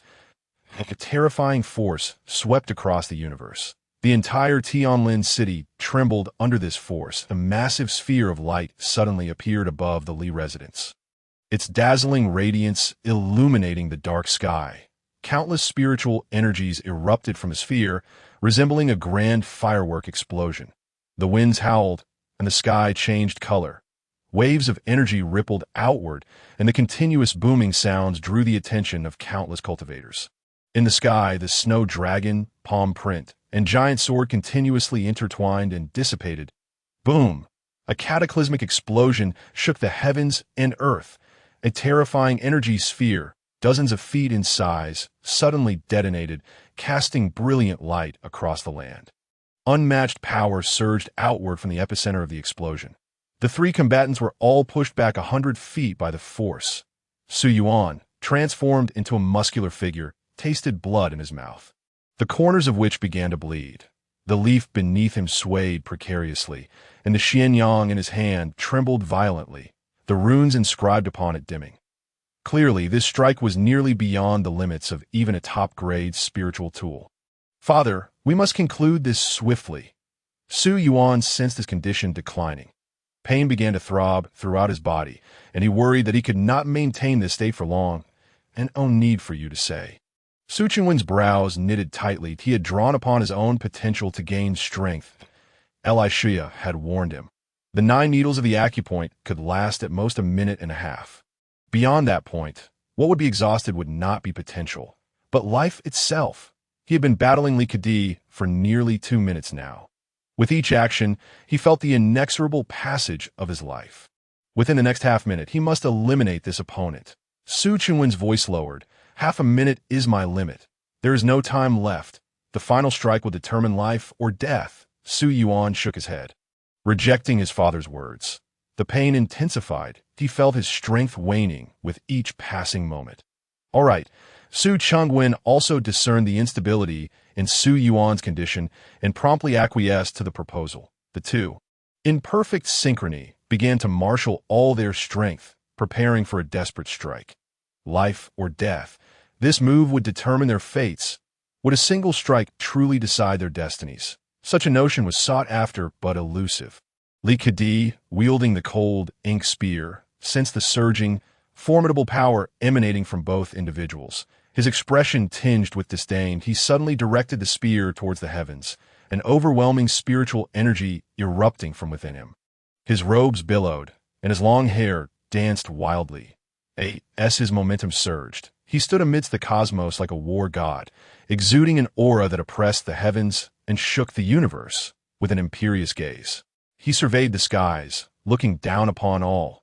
The violent spiritual energy coalesced towards the spear's tip, and a colossal snow dragon materialized in midair.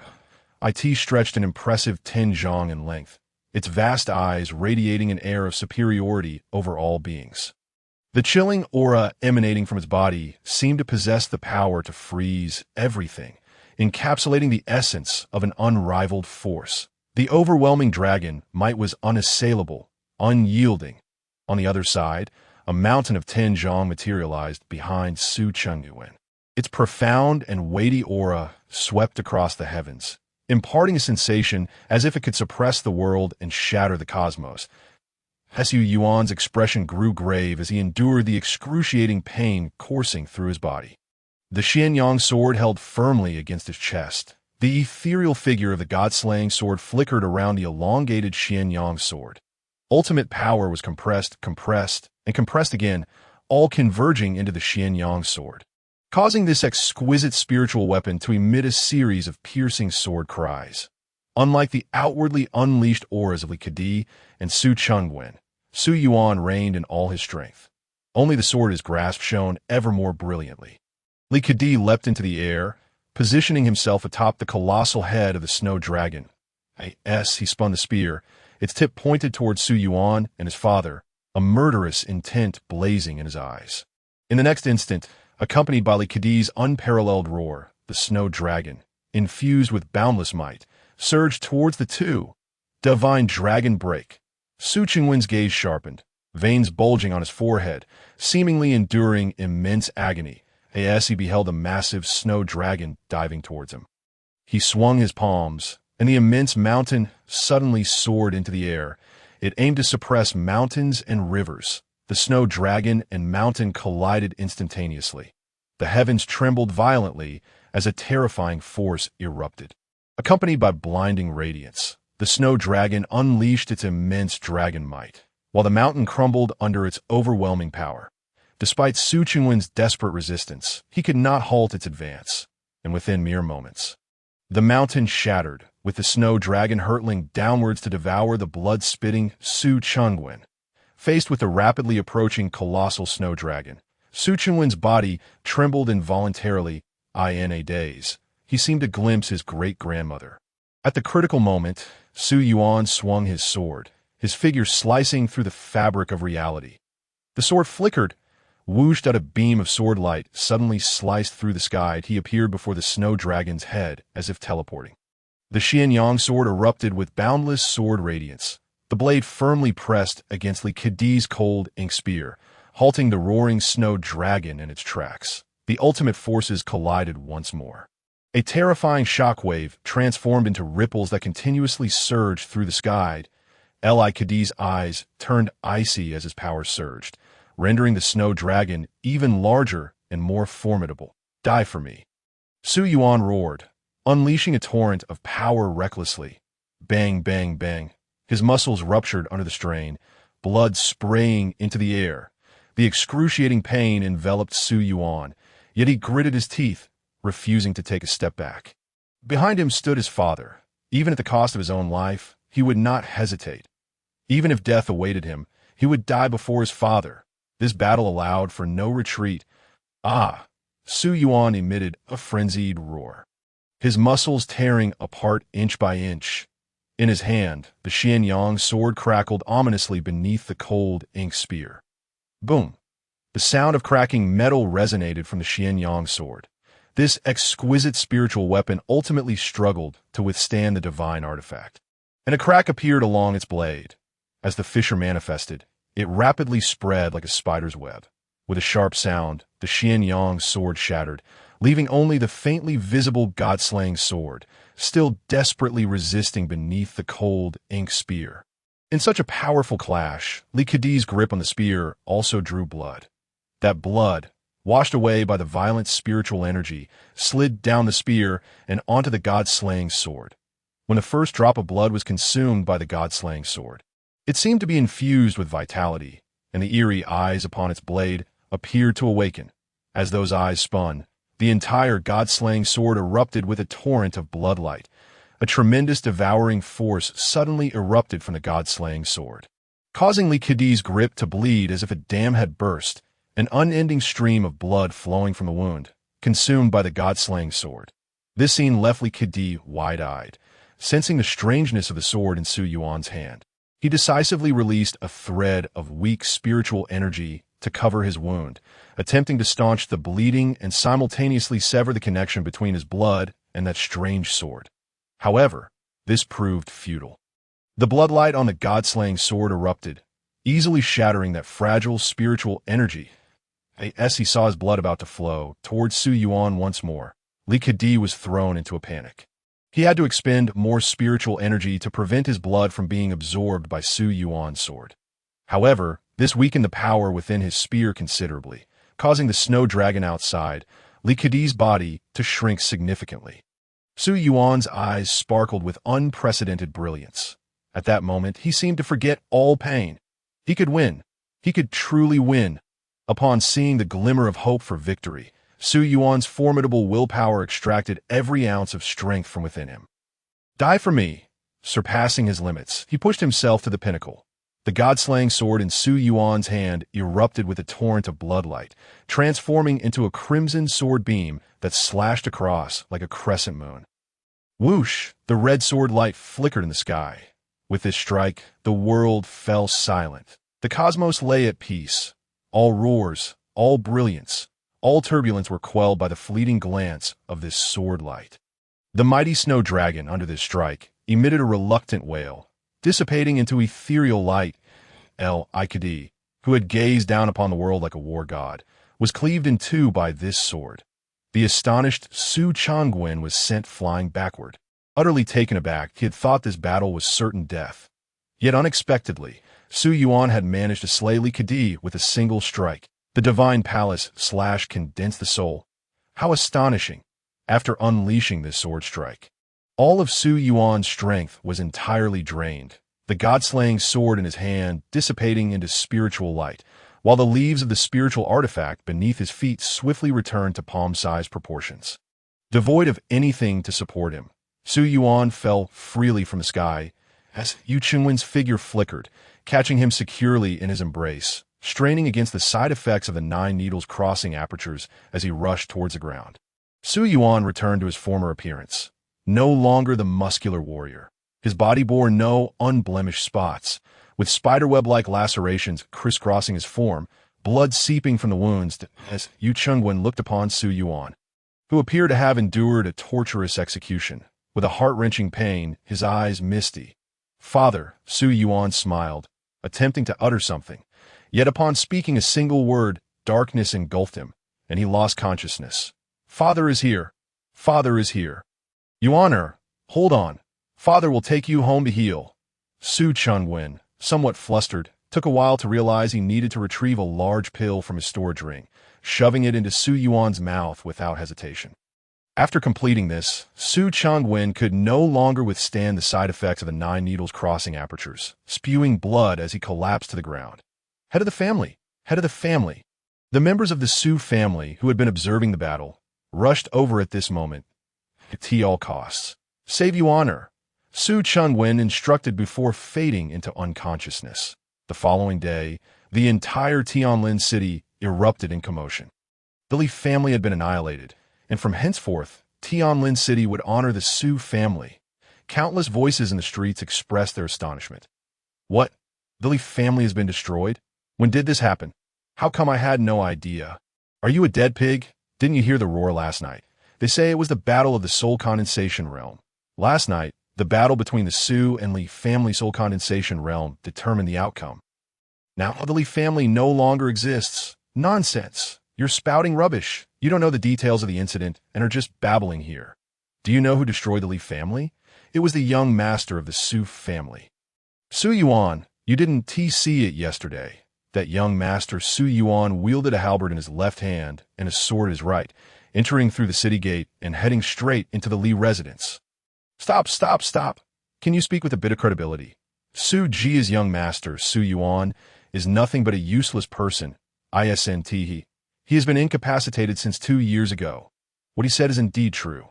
At dusk yesterday, I witnessed it myself. The young heir of the Su family, Su Yuan, has long since regained his strength and truly stormed into the Li residence single-handedly.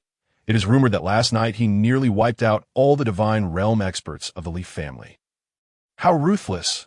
I can only say that the Su family has been remarkably patient. This is a case of silence before an astonishing revelation. Intense debates echoed through the streets of Tianlin City. In tea houses and taverns, storytellers composed tales overnight, spreading them far and wide, and one could have anticipated that just 3 days prior, the Li family, which had arrogantly instigated the royal contest in Tianlin City, would be utterly annihilated overnight. Their residence has long been occupied by the Su family. All businesses belonging to the Li family in the northern part of the city were seized by the Su family within a night, and those who resisted became cold corpses. Although the commotion was not overly loud, the northern part of the city was awash with blood last night, at the Su residence, outside Su Yuan's loft. Layers of guards surrounded the area, leaving no room for escape. Each guard stood tall and fierce, their expressions menacing. Their weapons were drawn, ready for battle at a moment's notice. The overwhelming pressure suggested that even a mosquito attempting to pass through would face the wrath of two fierce guards. These guards had not been specifically assigned to protect Su Yuan. Rather, upon hearing of his remarkable feats, the entire Su family's guards had voluntarily gathered here to await his awakening, after the Li family stormed the Su residence.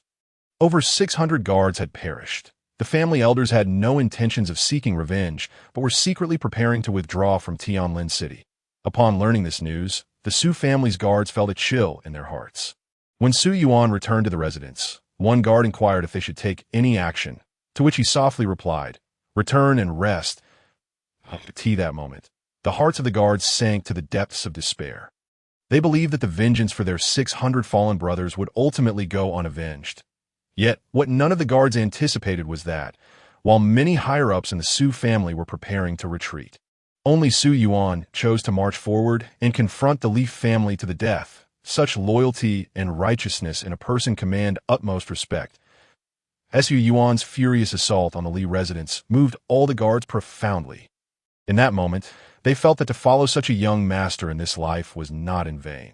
Within the loft, Bai Ling stood vigil over the unconscious Su Yuan, her delicate face etched with worry. The still swollen rims of her eyes bore testimony to her sorrow from the previous night.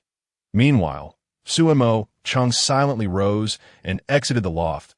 He made his way to a relatively intact building not far from the main hall. As the main hall and the council chamber awaited repairs, this place had temporarily become the Su family's meeting hall. Inside this hall sat only the oldest elder of the Su family. After the family head fell into a coma, he had temporarily taken charge of the family's affairs. Has the third uncle been found yet? Yuaner's injuries are worsening by the minute. Without Dr. Li, I fear he won't last much longer. Su Imo Chung spoke urgently. The elder, leaning on his cane, shook his head and sighed.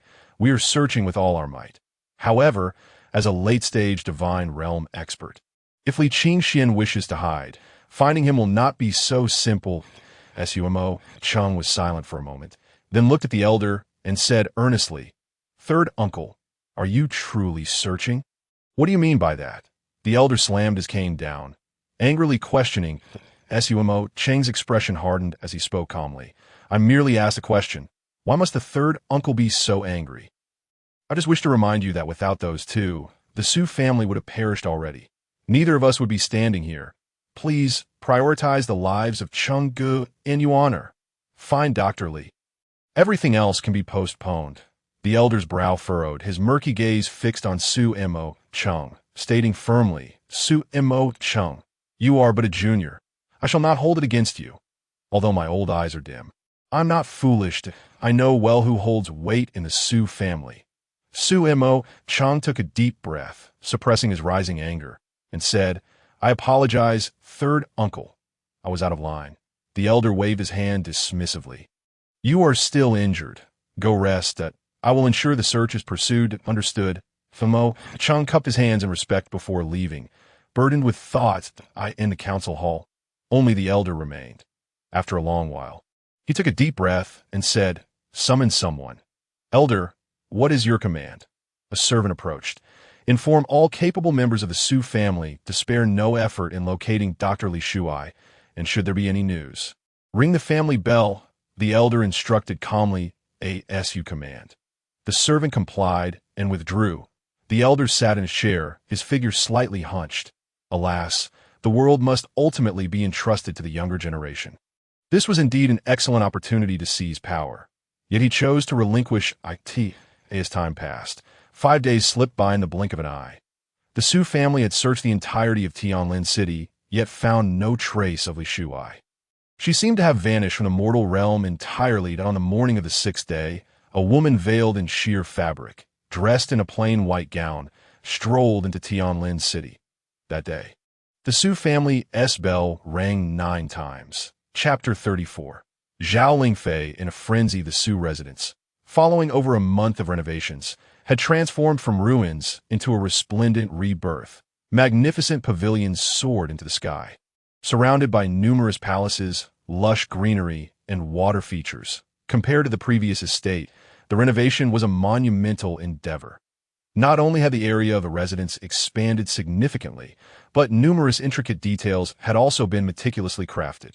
Furthermore, having learned from the lessons of war, the Su family invested heavily to establish several protective formations within a 300-jong radius centered around the main hall in front of the estate.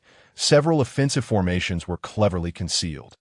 Although their ranks may not have been high, the defense of the Su family had been elevated to an entirely new level. After inheriting the Li family's assets, the Su family truly ascended to dominance in Tianlin City. They extensively employed the former collateral branches of the Su family, consolidating their control over the entire city in merely a month. Such a tremendous shift in Tianlin City would undoubtedly draw the attention of the Jinghong sect. However, through Su Qingwen's various maneuvers, the Jinghong sect tacitly accepted the Su family's preeminence in Tianlin City and even sent word that they would dispatch envoys to confer titles upon the Su family. Everyone understood that the so-called conferred titles were merely a pretext. What they truly cared about was Su Yuan, this once prominent figure, who had sat as the holy son of Jinghong, had indeed restored his prowess as the rumor suggested. Before the resplendent pavilion, Su Yuan basked in the sunlight, reclining in a rocking chair, quietly savoring the afternoon tranquility, his expression one of contentment. Nearby, Bai Ling sat cross-legged, surrounded by a dozen or so cultivation resources. One must commend Bai Ling's exceptional talent for cultivation. With the full support of the Su family and the cultivation methods imparted by Su Yuan, she had already reached the 4th stage of body refinement in less than 2 months. This rate of progress was scarcely weaker than that of Su Yuan in his earlier days. "Young master, Dr. Li has arrived." A maiden with rosy lips and white teeth approached Su Yuan and reported.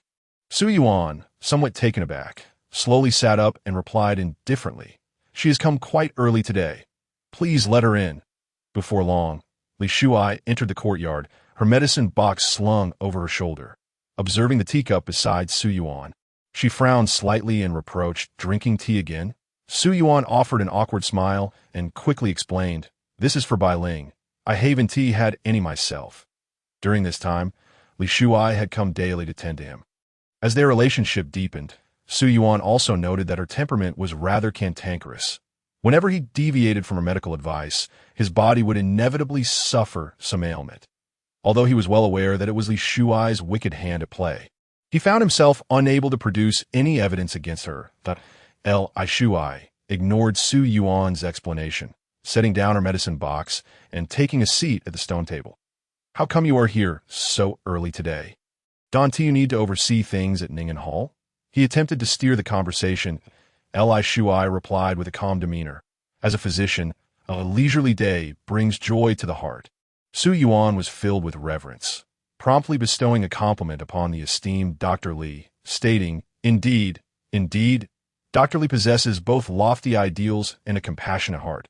Unlike certain unscrupulous physicians who, despite the ability to cure ailments with just a few prescriptions, prolong suffering for their own gain, a mere cold can linger for over a month. Li Shuai's eyes narrowed slightly as she stated calmly, "If Master Su finds me bothersome, I can refrain from visiting tomorrow." Over a month without recovery. Su Yuan, whom are you insinuating? Su Yuan was momentarily taken aback, hastily explaining, "Dr. Li, that was not my intention. I merely meant to say that physicians of your exceptional skill and noble ethics are exceedingly rare in this world." "Indeed," Li Shuai responded softly, then lifted her hand to examine Su Yuan's eyes, noting, "Your recovery appears satisfactory. In another half-month, the residual toxins should be eliminated. The prescription will need to be altered. Maintain a light diet. Refrain from practicing martial arts, and ensure ample exposure to sunlight and outdoor activities." While advising Su Yuan, Li Shuai began to write out a new prescription. As Su Yuan's lips twitched, his previously cheerful demeanor fading into despair as he contemplated the day's potential ailments. Just then, 2 figures slowly entered the courtyard. What a coincidence. Is dear Li also here? Su Chengwen, supporting Su Yuan's mother, Lu Shi, entered with feigned surprise, seeing the family head and his wife, Bai Ling, who had been meditating. Could not help but rise and clasp her fists in greetings, godfather and godmother. After Lu Shi awakened, she was adopted as a goddaughter by Su Chengwen, and now Bai Ling's status in the Su family was on par with that of the legitimate heirs. The two nodded in acknowledgement, and Su Chengwen raised his hand, signaling her to continue her practice. Bai Ling nodded and resumed her meditation. Why troublesome son has truly burdened Dr. Li, Lu Shi said, her slightly pallid face brightening with a smile that felt like a refreshing spring breeze. She lifted her skirt and hurried a few steps toward Li Shuya, her eyes squinting into crescent moons. Li Shuya quickly rose to assist her, saying anxiously, Madam Su, why have you left your quarters? Did I not inform you? After a severe illness, you must rest more. Being confined indoors for nearly a month has made me restless. I long to step outside and see the world, lest I suffer from confinement. Lu Shi replied, taking hold of Li Shuya's hand and beaming. After all, I will be troubling Li again, Li Shuya said with a wry smile, attempting to dissuade her. The medicine is ultimately bitter. Why should you endure such suffering?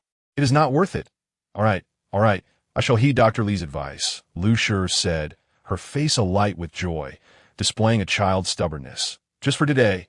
Tomorrow, I shall remain indoors and recuperate before venturing out again. How does that sound? Madam Su, I find myself in a difficult position, Li Shuya began, wishing to advise further. Beside them, Su Chengwen sighed, filled with helplessness, and said, Let Li grant her wish. If she is happy, her recovery will be swifter. No, that is true, but it is indeed unwise for the madam to move about too much. That if she finds herself bored, perhaps she could engage in some music, chess, calligraphy, or painting to cultivate her spirit. Li Shuya suggested with a light laugh. Su Chengwen immediately appeared awkward, scratching the back of his head in silence.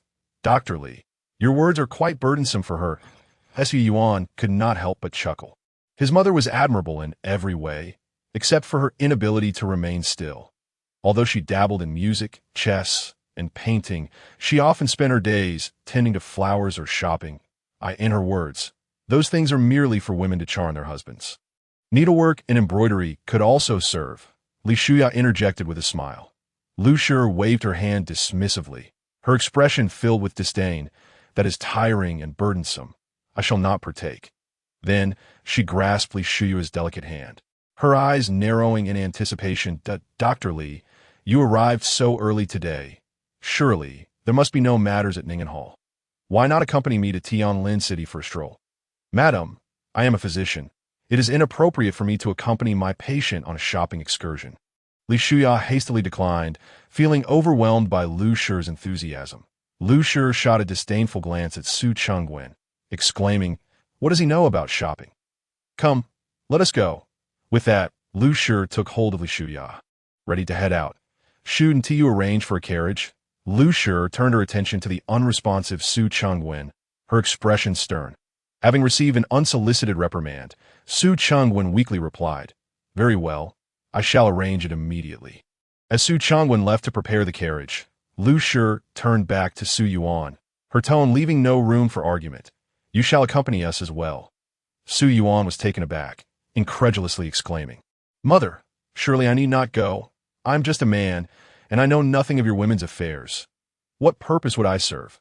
Su Yuan directly echoed Lu Shi's earlier words back to her. Lu Shi immediately furrowed her brow, glaring at Su Yuan in silence.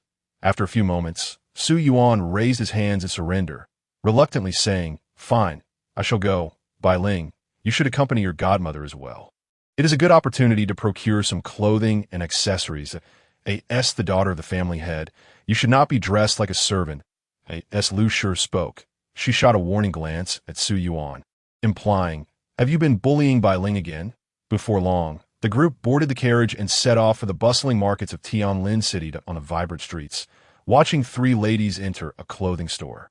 Su Yuan turned to his father, who sported graying temples, and said with a troubled expression, Father, 5 of us are shopping, and 3 are injured. Is this truly wise? What is unwise about it? As long as your mother is happy. That is all that matters, Su Chengwen replied with a smile, that he then added cheerfully. Can't you see? Your mother has taken a liking to Dr. Li. She is creating opportunities for you. Su Yuan was left speechless. Disbelief etched on his face, Father, this is no joking matter. Who is joking with you?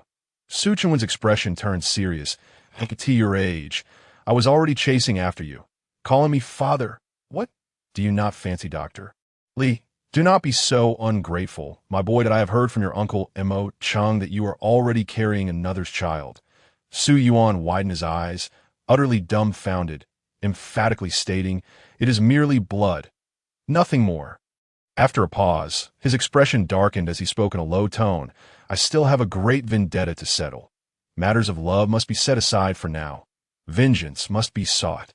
But love cannot be disregarded, Su Chunwen remarked, glancing at his own graying hair, feigning profundity as he expressed a wistful desire. In my lifetime, I still wish to hold a grandchild. The conversation took a heavy turn. In the battle against Li Ku, Su Chunwen had exhausted his own life force. Though he appeared vigorous now, the depletion of his essence meant he had but a few years left. I will find rare treasures to prolong your life. Su Yuan replied, casting a disapproving glance at his father. His tone somber. To his words, Su Chunwen chuckled lightly, dismissing the concern, and shifted the topic. With the Li family now in ruins, what are your plans? After a moment of contemplation, Su Yuan replied, once the toxins are completely eradicated, I intend to venture out and gain experience. He paused before adding, it may take quite some time. That is no issue. A man of ambition aims for the world. Although I am unaware of what you endured in the past, I know your enemies are formidable. Since you have made plans, I shall not speak further. Just strive towards the goals you have set for yourself. Su Chunwen revealed a benevolent smile, patting Su Yuan on the shoulder and offering encouragement. Their outing continued until dusk before they returned home. Originally, Lu Shi intended to invite Li Shuyan to stay for dinner, but she politely declined, leaving Lu Shi reluctantly, sending her back to Ningen Hall. Before departing, Li Shuyan reminded Su Yuan to take his medication on time. Lu Shi, delighted, believed that Li Shuyan's concern for Su Yuan transcended the typical relationship between a patient and a physician. By the time Su Yuan returned to the attic, the sky had completely darkened. Young master, it's time for your medicine, Bai Ling gently announced as she brought in the prepared concoction. That Su Yuan chuckled. I've told you countless times from now on, call me brother. Why can't you seem to get it right? Young master will always be young master, Bai Ling replied with utmost seriousness. Su Yuan, exasperated, accepted the steaming medicine and downed it in one gulp. Turning to see Bai Ling's mischievous grin, he squinted and asked, is there something strange about me? Not at the moment, Bai Ling replied, suppressing a laugh. Soon, Su Yuan felt a tingling sensation in his mouth, and, glancing in the corner of his eye, discovered that his lips had swollen to the size of sausages without him noticing. He was taken aback. Sister Shuyan said this is a punishment for ignoring medical advice, Bai Ling teased. Yes, young master, you look quite foolish, she added, bursting into laughter. Bai Ling, you've gone too far, Su Yuan mumbled. His words slurred as his swollen lips quivered, causing Bai Ling to laugh uncontrollably. It's all right, young master. It will pass in a quarter of an hour, as Sister Shuyan said. Just bear with it, she giggled.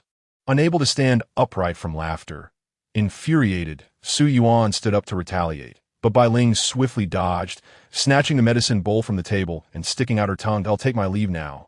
Young master, remember to sleep early. You clumsy girl. How could you? Su Yuan muttered as he approached the bronze mirror, staring at his absurdly swollen lips, feeling utterly miserable. Suddenly, the window creaked open in the darkness. A shadowy figure stealthily entered through the window. As Su Yuan turned to look, their eyes met, and both were momentarily stunned. The intruder was a girl, standing less than 5 feet tall, dressed in a pink gauze dress, her long blue hair adorned with numerous ornaments. Her slightly chubby face was framed by a pair of large, innocent eyes that radiated a comical simplicity. Su Yuan blinked, and the girl mirrored his action. Before he could react, she darted forward, swiftly kicking Su Yuan down to one knee.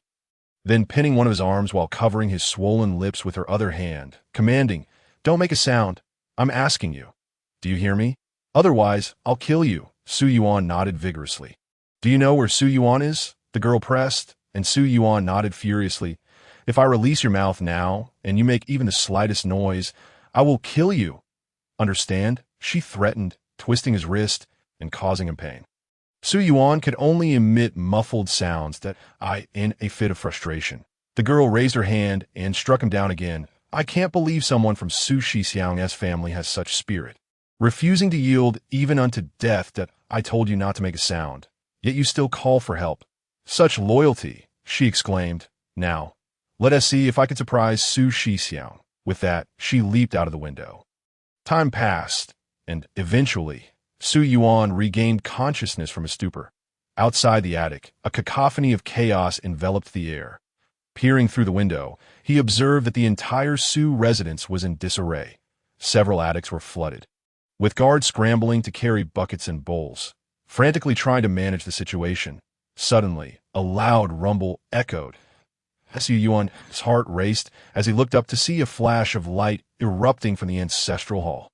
Dong, dong, dong. The clan bell rang 6 times. A night raid, a night raid. Thieves are attacking the residence. Everyone, gather in the main hall, the guards shouted, drawing their blades and rushing toward the main hall.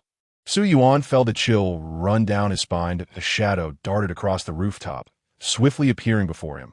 Young master, powerful foes have come to the Su residence. The family head has ordered me to escort you to the main hall. It was a shadow guard, bowing respectfully. Su Yuan was dumbfounded. Gazing at the chaotic Su family, he felt lightheaded and quickly braced himself against the window to steady his balance. Then, under the astonished gaze of the shadow guard, Su Yuan bellowed, Zhao Lingfei, get over here. Moments later, to the guard's shock, a streak of light shot from the direction of the ancestral hall, soaring toward them like a shooting star. A few breaths later, a blue-haired girl appeared before him. She floated down gracefully and landed right in front of Su Yuan. Hee, Su Shixiang, how did you know it was me? The girl, covered in dirt, looked as though she had crawled out from a refuse pile.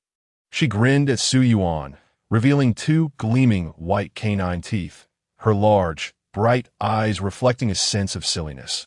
Now restored to his original appearance, Su Yuan beamed a warm smile and beckoned Zhao Lingfei with a gentle tone. Come here, Su Shixiang promises not to harm you. Zhao Lingfei, seemingly aware of her wrongdoing, immediately pinched her earlobes and, with a loud pop, knelt on the ground, pouting, I know I was wrong. Can you not hit me? The shadow guard stood there, utterly stunned. He quietly retreated, realizing that this little girl was at the soul condensation stage. Kneeling before the young master like this, what if he was seen? Su Yuan, bracing himself against the window, leaped over to Zhao Lingfei, grabbing her ear and bellowing, Are your eyes merely for decoration? Huh. You can't recognize me, can you? You had to make a ruckus in my home, and you went to the ancestral hall. Tell me, who in their right mind goes to the ancestral hall in the middle of the night? Also, you're a disciple of the Jinghong sect.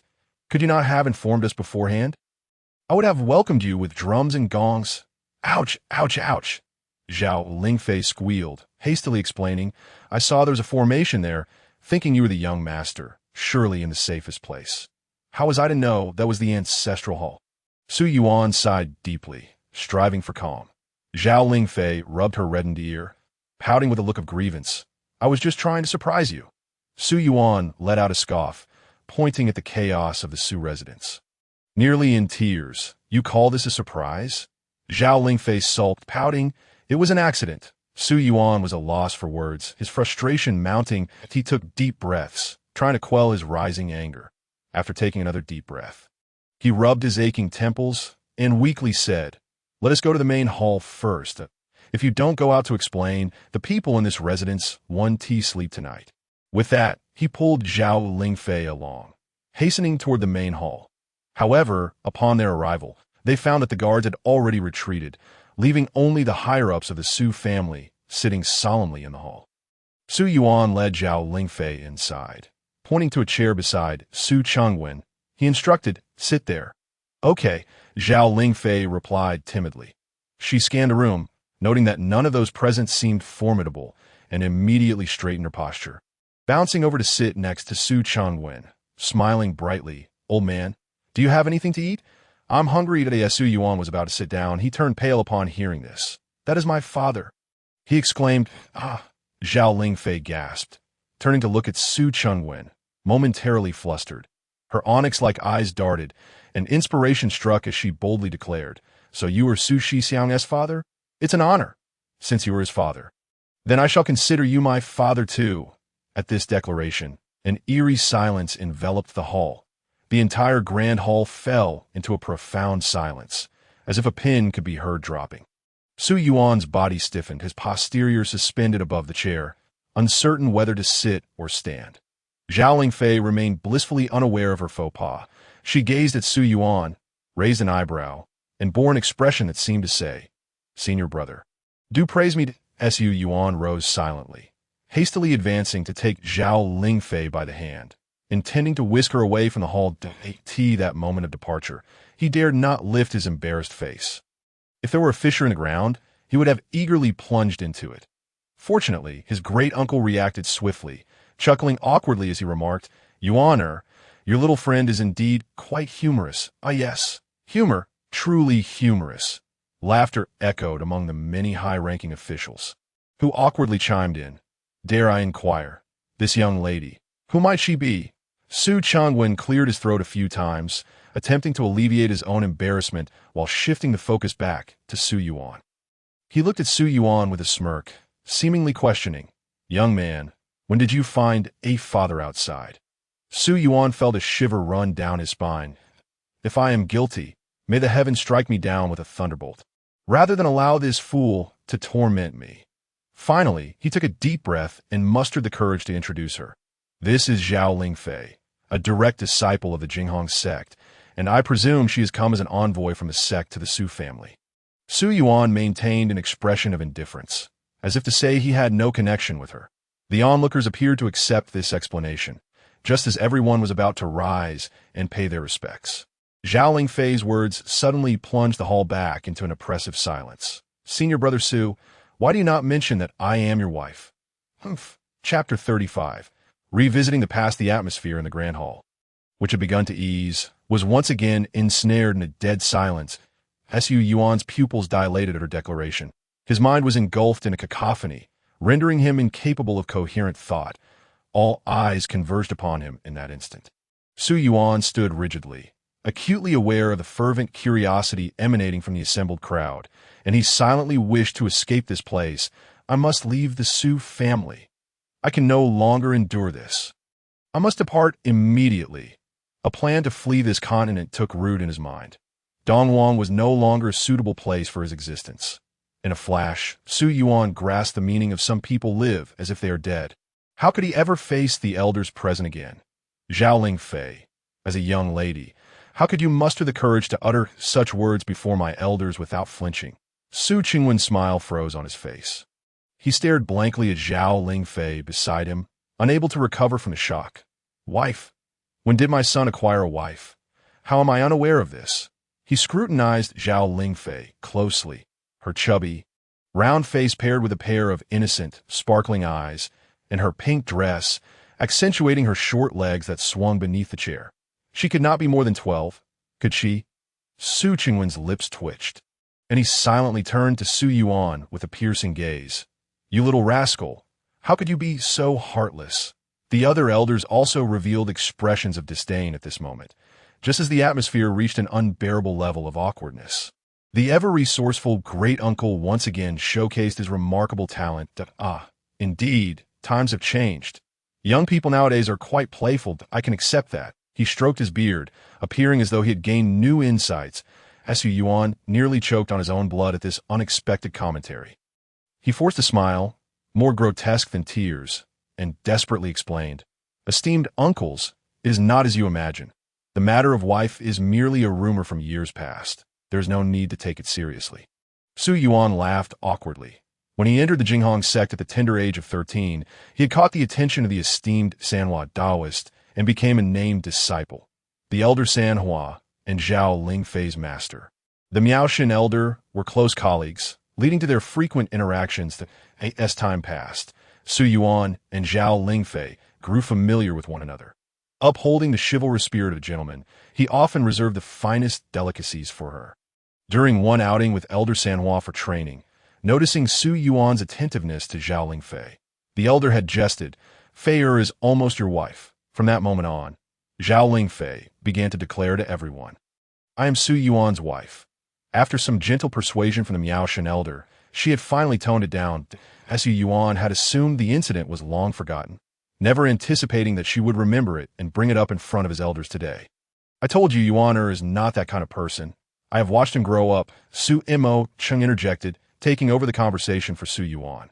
Since Yuaner claims it is a misunderstanding, it must be so. I have faith in him. Young lady, the term wife should not be tossed around casually. Young lady, food can be haphazardly consumed, but words must be chosen with care. The elders in the hall chuckled, treating it as mere jovial banter with a child. Zhao Lingfei, upon hearing this, became indignant and sprang from her chair, hands on her hips, and declared, why should it not count? My master has stated that once senior brother Su's cultivation is restored, I shall be wed to him. I have even brought my dowry.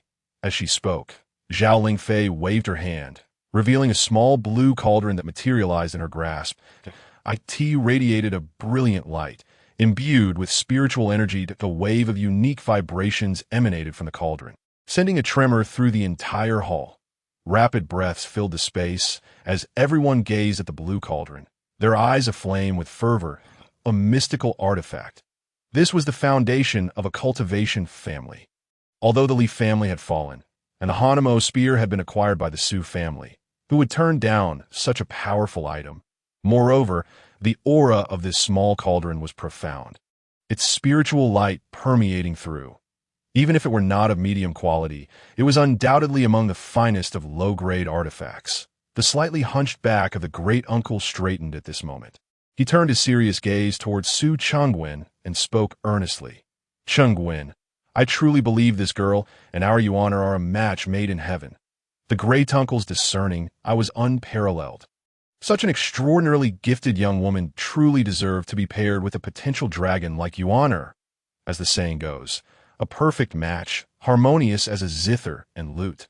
Su Imo Cheng's eyes were glued to the small cauldron. Enchanted as he spoke, such a treasure of a girl. It is indeed rare to find one even with a lantern. How beautiful! This aura, this luster. Yuaner is truly fortunate. In the grand hall, the high-ranking members of the Su family were completely captivated by Zhao Lingfei's dowry. Appearing as infatuated as lovesick fools, nearly drooling, as Su Yuan's eyes widened in disbelief, he looked at his elders, who were enraptured, with a face full of despair. Are you all selling me off? Do you see me merely as an artifact? Zhao Lingfei, brimming with pride, held the small cauldron aloft, surveying the entranced crowd, feeling somewhat euphoric. Su Yuan rubbed his aching forehead, gazing at his father with a mournful expression, seeking rescue. Father, save me. Su Chengwen noticed the plea in his son's eyes. With a stern expression, he rose quietly, addressing the crowd entranced by the artifact. You selfish lot. For the sake of an artifact, you shamelessly utter such words. Does my son's marriage matter not to you? His words struck like a thunderbolt, leaving everyone feeling utterly ashamed. To sacrifice their potential dragon's future for the sake of an artifact was indeed selfish. A smile broke across Su Yuan's face as he silently gave his father a thumbs up. That's my dad. With just a few words, he commanded the room. Then, under the puzzled gazes of the crowd, Su Chengwen smiled at Zhao Lingfei, gently ruffling her blue hair with a look of indulgence. My daughter-in-law is truly lovely. A sound akin to jaws dropping echoed throughout the hall, leaving Su Yuan utterly petrified. Zhao Lingfei giggled, revealing her small tiger teeth, and sweetly said, Father, I am hungry. Su Chengwen's lips twitched. Good heavens! I knew this girl was easy to deceive. But I never anticipated she would be this easy. The way she calls me father rolls off the tongue so naturally, without a hint of hesitation. Chengwen, I am familiar with the kitchen. I will go summon someone. Su Mo Chung promptly volunteered that I can run fast. I will go fetch the dishes. That spell belongs to fire. I will assist with the cooking. I possess exceptional knife skills and take on the responsibility of preparing vegetables. I have an abundance of meat. I shall go and check if the kitchen is in need of any as for that. I fear it may cause him pain. I shall fetch some healing ointment. Within the grand hall, the upper echelons of the Su family sought excuses to depart one by one. The atmosphere was utterly explosive. They were completely unwilling to remain any longer. It felt as though if they lingered, Su Yuan would inevitably silence them in the blink of an eye. Only Su Yuan, his father, and Zhao Lingfei remained in the grand hall. Soon, have someone deliver the dishes to my loft. Su Yuan could no longer contain himself. He seized Zhao Lingfei and dragged her toward his loft. Witnessing Su Yuan's frantic escape, Su Chengwen did not forget to call out, "Yuan-er, your father consents to this marriage." Su Yuan turned his head, gritting his teeth, and declared, "I refuse." He then took Zhao Lingfei and dashed back to his loft. With a resounding bang, the door was slammed shut. Su Yuan lifted Zhao Lingfei and placed her on a stool. His eyes wide open, his tone exceedingly serious. "Tell me, why has the sect sent you here? Surely, the elder of the Jinghong sect cannot be lacking in judgment. Are they unaware of the character of Su Lingfei? What can she accomplish? How can one expect anything from someone who cannot even distinguish between the cardinal directions?" "I do not know," Zhao Lingfei replied. In any case, my master instructed me to come. So I did." Her large eyes sparkled with innocence. Swinging her short legs, she pouted, looking quite pitiful. "Su Shixiang, do you not wish for me to come? Shall I leave?" Su Yuan did not respond, but took a deep breath and inquired, "Did Elder Miaoshan instruct you to bring me anything?" "Ah, Su Shixiang, you are indeed perceptive," Zhao Lingfei exclaimed. "And why master asked me to deliver this jade slip and wooden box to you." She produced a jade slip and a wooden box, handing them to Su Yuan with admiration gleaming in her eyes. "How impressive! I had not even mentioned it, yet you somehow knew that my master had items for you." Su Yuan shot her a glance, accepting the jade slip and pressing it against his forehead. After a considerable time, he finished deciphering the contents and asked, "Have you seen this jade slip?" "No, my master forbade me from looking at it." Zhao Lingfei appeared unconcerned, then suddenly looked alarmed. "Does that mean my master spoke ill of me in the jade slip?" Saying this, she hurriedly snatched the jade slip, only to find it completely blank, devoid of any traces of spiritual imprint. That wretched master! She truly spoke ill of me. Zhao Lingfei pouted, displaying her displeasure. "Elder Miaoshan did not speak ill of you. She mentioned that you have not ventured out of the sect for a long time, and asked me to take you out for a stroll, without the need to rush back," Su Yuan replied nonchalantly. Yet his brow was furrowed, wearing a grave expression. The words recorded in the jade slip could hardly be trivial. Within the jade slip, Elder Miaoshan instructed Su Yuan to secretly infiltrate Benlei City to ascertain the existence of an organization known as 9 Vengeful Heavens. This matter is connected to the fall of Sanhua Taoist 4 years ago. "Ah, is my master truly so benevolent? Wow, Su Shixiang, where are we going?"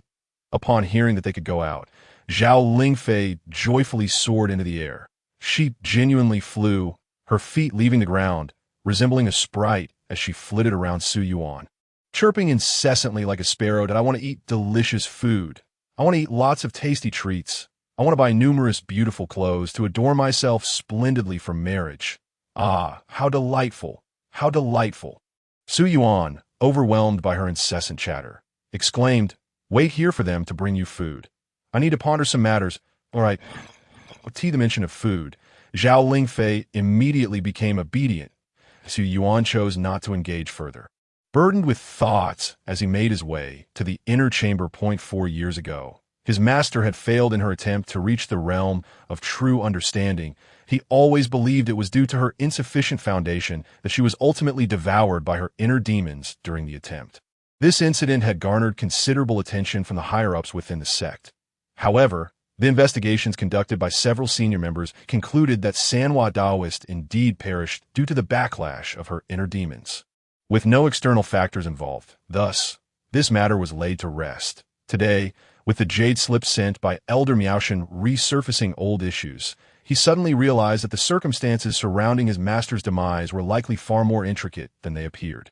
The mystery of his master's fall must be approached with utmost caution. If there truly were external factors involved in her demise, whoever it may be, they must be dealt with decisively. Su Yuan clenched his fists, silently resolving himself. Since he entered the Jinghong sect at the age of 13, he had become a disciple of Sanhua Taoist. Due to his innate divine physique, she had high hopes for him. Imparting her cultivation experiences without reservation, She even went to great lengths to procure rare materials to enhance his foundational strength. It can be said that without Sanhua Daoist, there would be no Jinghong sect Saint Sun, who dominates the entire Taiyuan realm. Regrettably, Sanhua Daoist perished merely 6 months after he ascended to the position of Saint Sun. He had yet to repay her kindness. This matter remained a lifetime regret for Su Yuan, a powerful figure in the realm of understanding. Elder Miaoshan should be able to ascertain the truth more swiftly. Why must I undertake this mission in secrecy?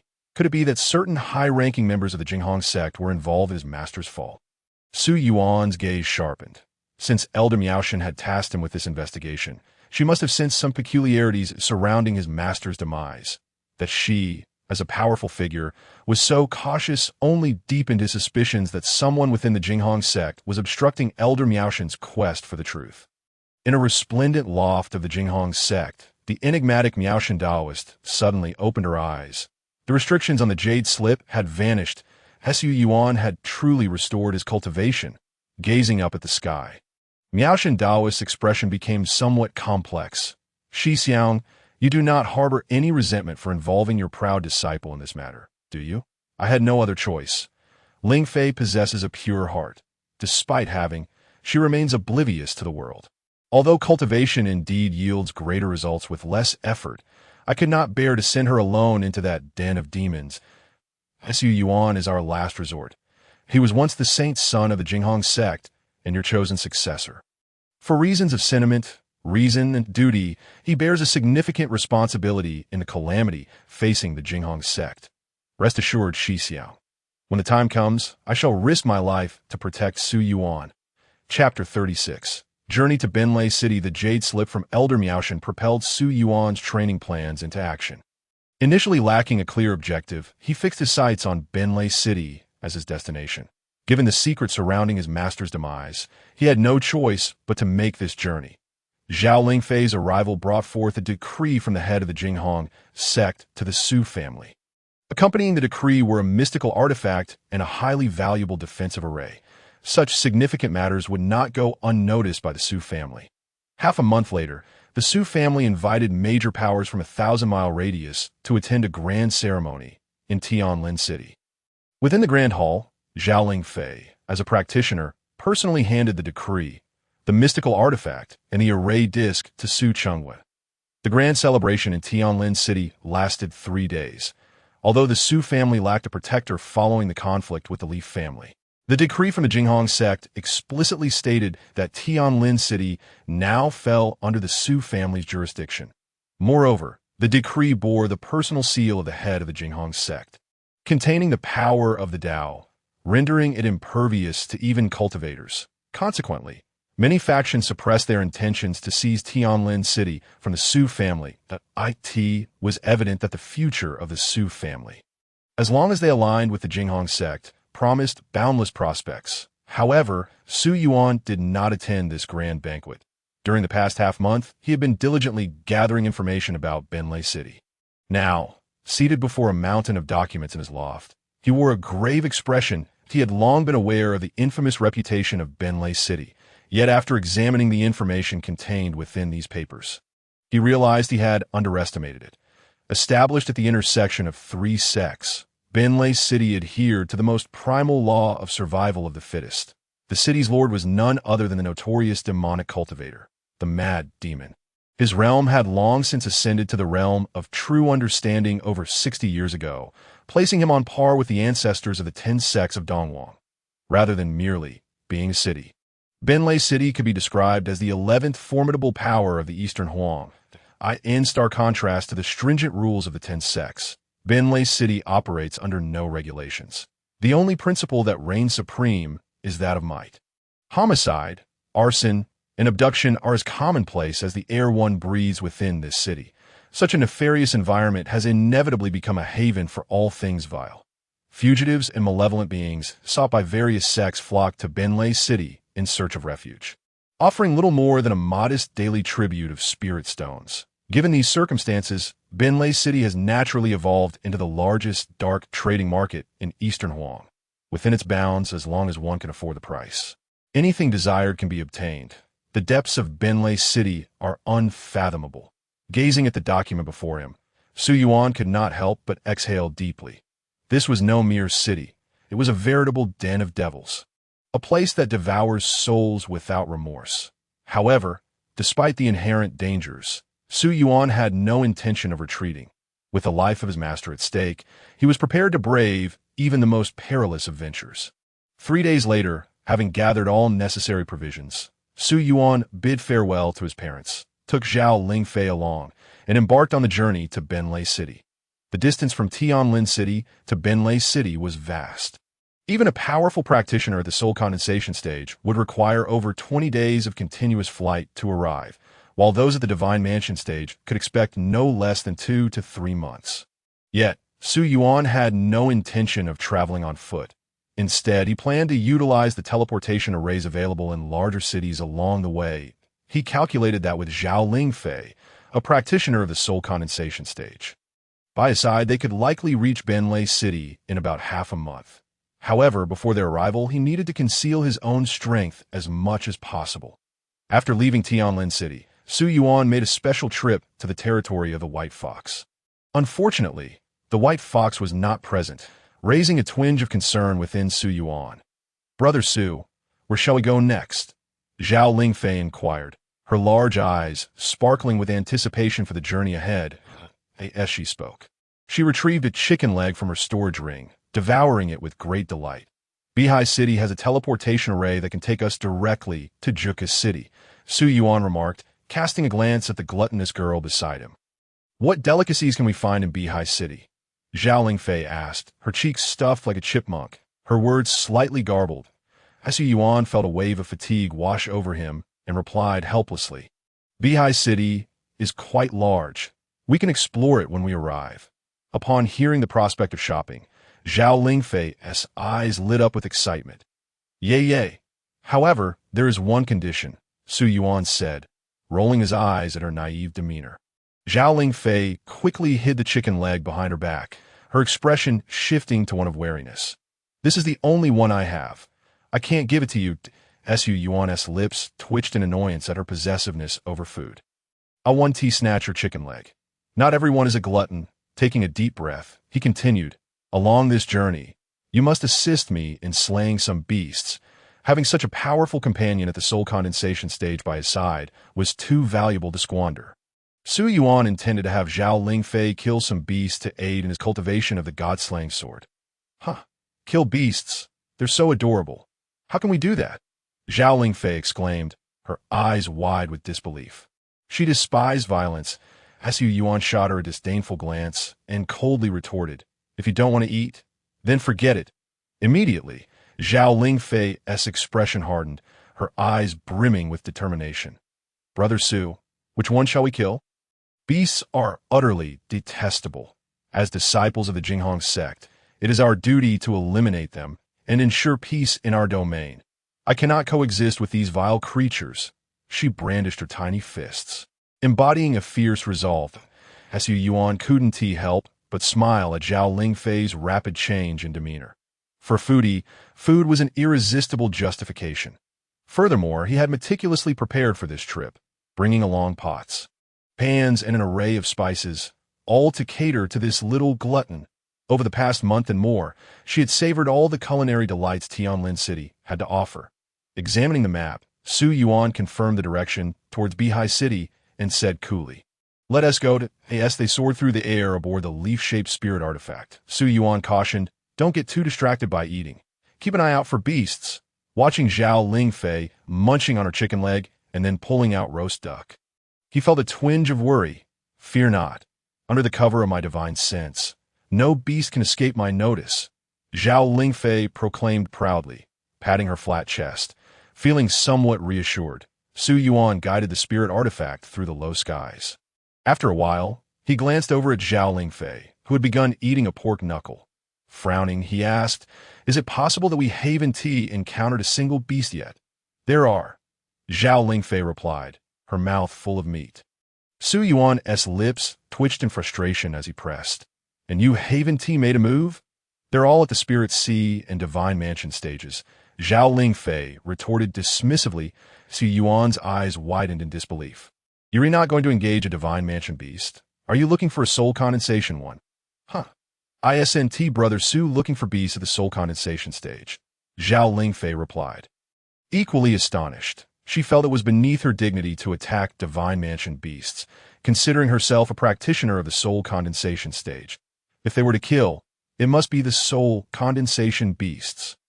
The threat posed by soul condensation beasts was far greater than that of divine mansion beasts. It was certainly not, because the flesh of soul condensation beasts was more delectable.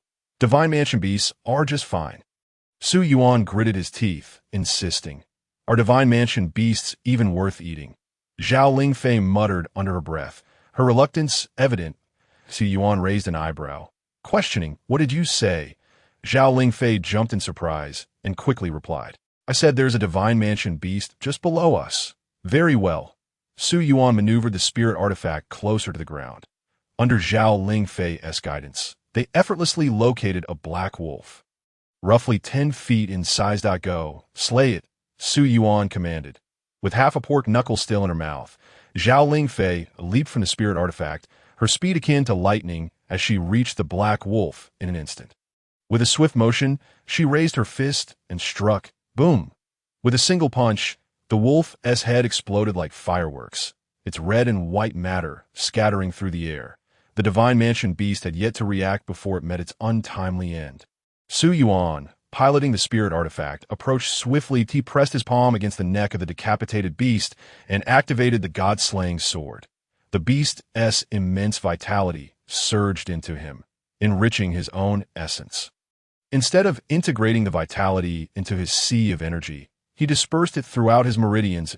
Su Yuan could feel his meridians becoming more resilient due to the beast's vitality, having stabilized his sea of energy during his battle at the Li residence. He could no longer absorb vitality there.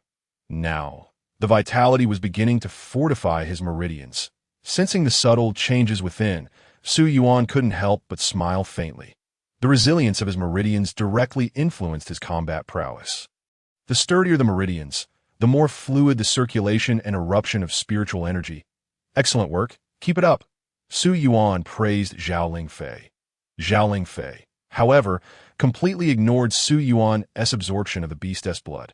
Looking at the fallen creature, she grinned and asked, "How do you plan to eat this wolf meat? How about roasting it?" Su Yuan suggested. "Sounds wonderful." Zhao Lingfei responded with glee, with a wave of his hand. Su Yuan produced a roasting rack from his storage ring, utilizing his spiritual energy to slice off a leg from the wolf. After swiftly cleaning it, he began to prepare a fire for roasting. Before long, the aroma of the roasted wolf leg filled the air, delighting Zhao Lingfei, whose face lit up with joy. "Here, enjoy." Su Yuan handed her the leg, which was nearly half her size, albeit with a hint of concern in his eyes. Since leaving Tianlin City, she had scarcely paused to eat. How could such a petite figure consume so much? Would she not burst? With a cheerful grin, Zhao Lingfei accepted the wolf leg, opened her mouth wide, and tore off a huge piece, her face glowing with satisfaction. "Wow, Brother Su, this is delicious. Let us continue our journey," Su Yuan suggested, tidying up their belongings as they resumed their expedition. She truly could eat. In less than a quarter of an hour, a third of the wolf leg was gone from Zhao Lingfei's hands. Watching her relish her meal, seemingly oblivious to the need to pause, Su Yuan suddenly felt a pang of sympathy for Elder Miaoshan. With such a voracious disciple, could Elder Miaoshan's meager stipend truly suffice? However, he was soon perplexed. This girl had never been particularly gluttonous before. How could it be that after 2 years of absence, her stomach had transformed into an insatiable abyss? The crux of the matter was that, as if that were not enough, her physique was rather distressing to behold. Not only was there a lack of curvature in her form, but her height was also a cause for concern. Aside from her adorably plump face, which could still be considered charming, she truly resembled a short and stout figure. "Lingfei, you seem to have turned 20 this year, right?" Su Yuan inquired. "Let me calculate." Zhao Lingfei replied playfully and began counting on her fingers. Finding the question somewhat challenging, her brow furrowed in concentration, and after a moment, she scratched the back of her head. Seemingly unable to arrive at an answer, ease the awkwardness. She raised her brow and playfully accused him. "Oh, So you've forgotten how old I am? You heartless scoundrel. Su Yuan was left utterly bewildered. You can't count, but you excel at deflecting blame. Let us pretend I didn't ask, he said, feeling a bit embarrassed. I in a bit. You can fuel up, and I'll prepare something delicious for you. Zhao Ling Fei instantly forgot her irritation and eagerly replied, Great, great. The two spent 7 days traveling and finally arrived at Bihao City. Along the way, Zhao Ling Fei had devoured more than 20 demon beasts, including one at the Condensation Soul Realm.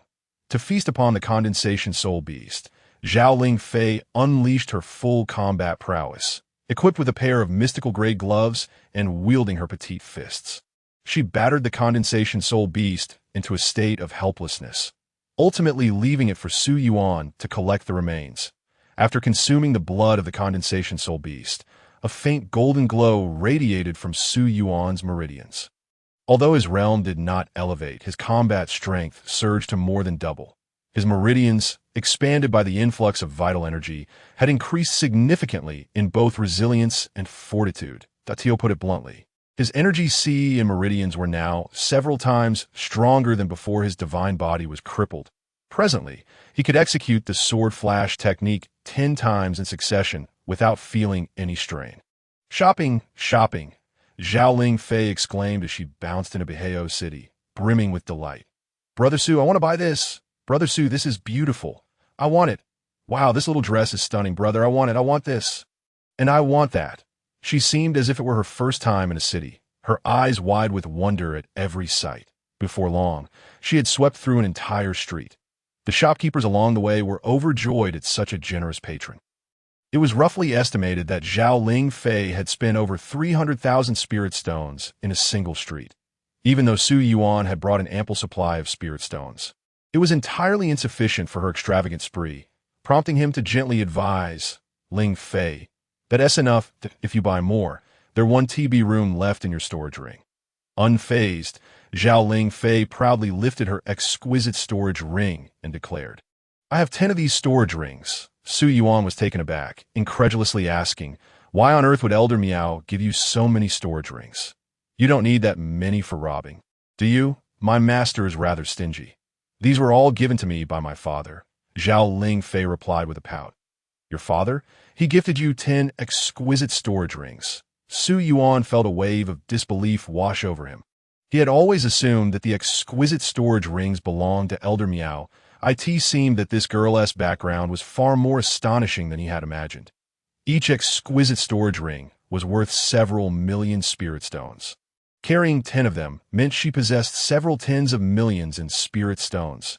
Such a lavish act could only be attributed to someone of immense wealth. Su Yuan's respect for her deepened as he asked, What does your father do? He's in business. Zhao Ling Fei replied, her expression one of astonishment. Don't you know? What should I know? You've never mentioned it, Su Yuan retorted. Your father's business must be quite substantial. To gift you 10 exquisite storage rings, he added, feeling a twinge of envy. Zhao Ling Fei shot him a glance of disdain, as if he were foolish, and said, Who would be so foolish as to give away 10 storage rings? The rings I have are gifts from my father when he provided me with resources. My master said they're worth quite a bit. So, I've kept them. By the way, Brother Su, do you want one? I can give you a few. They're quite handy to no need. I have enough storage rings. Su Yuan politely declined. He felt a sense of indebtedness toward Zhao Ling Fei in the past.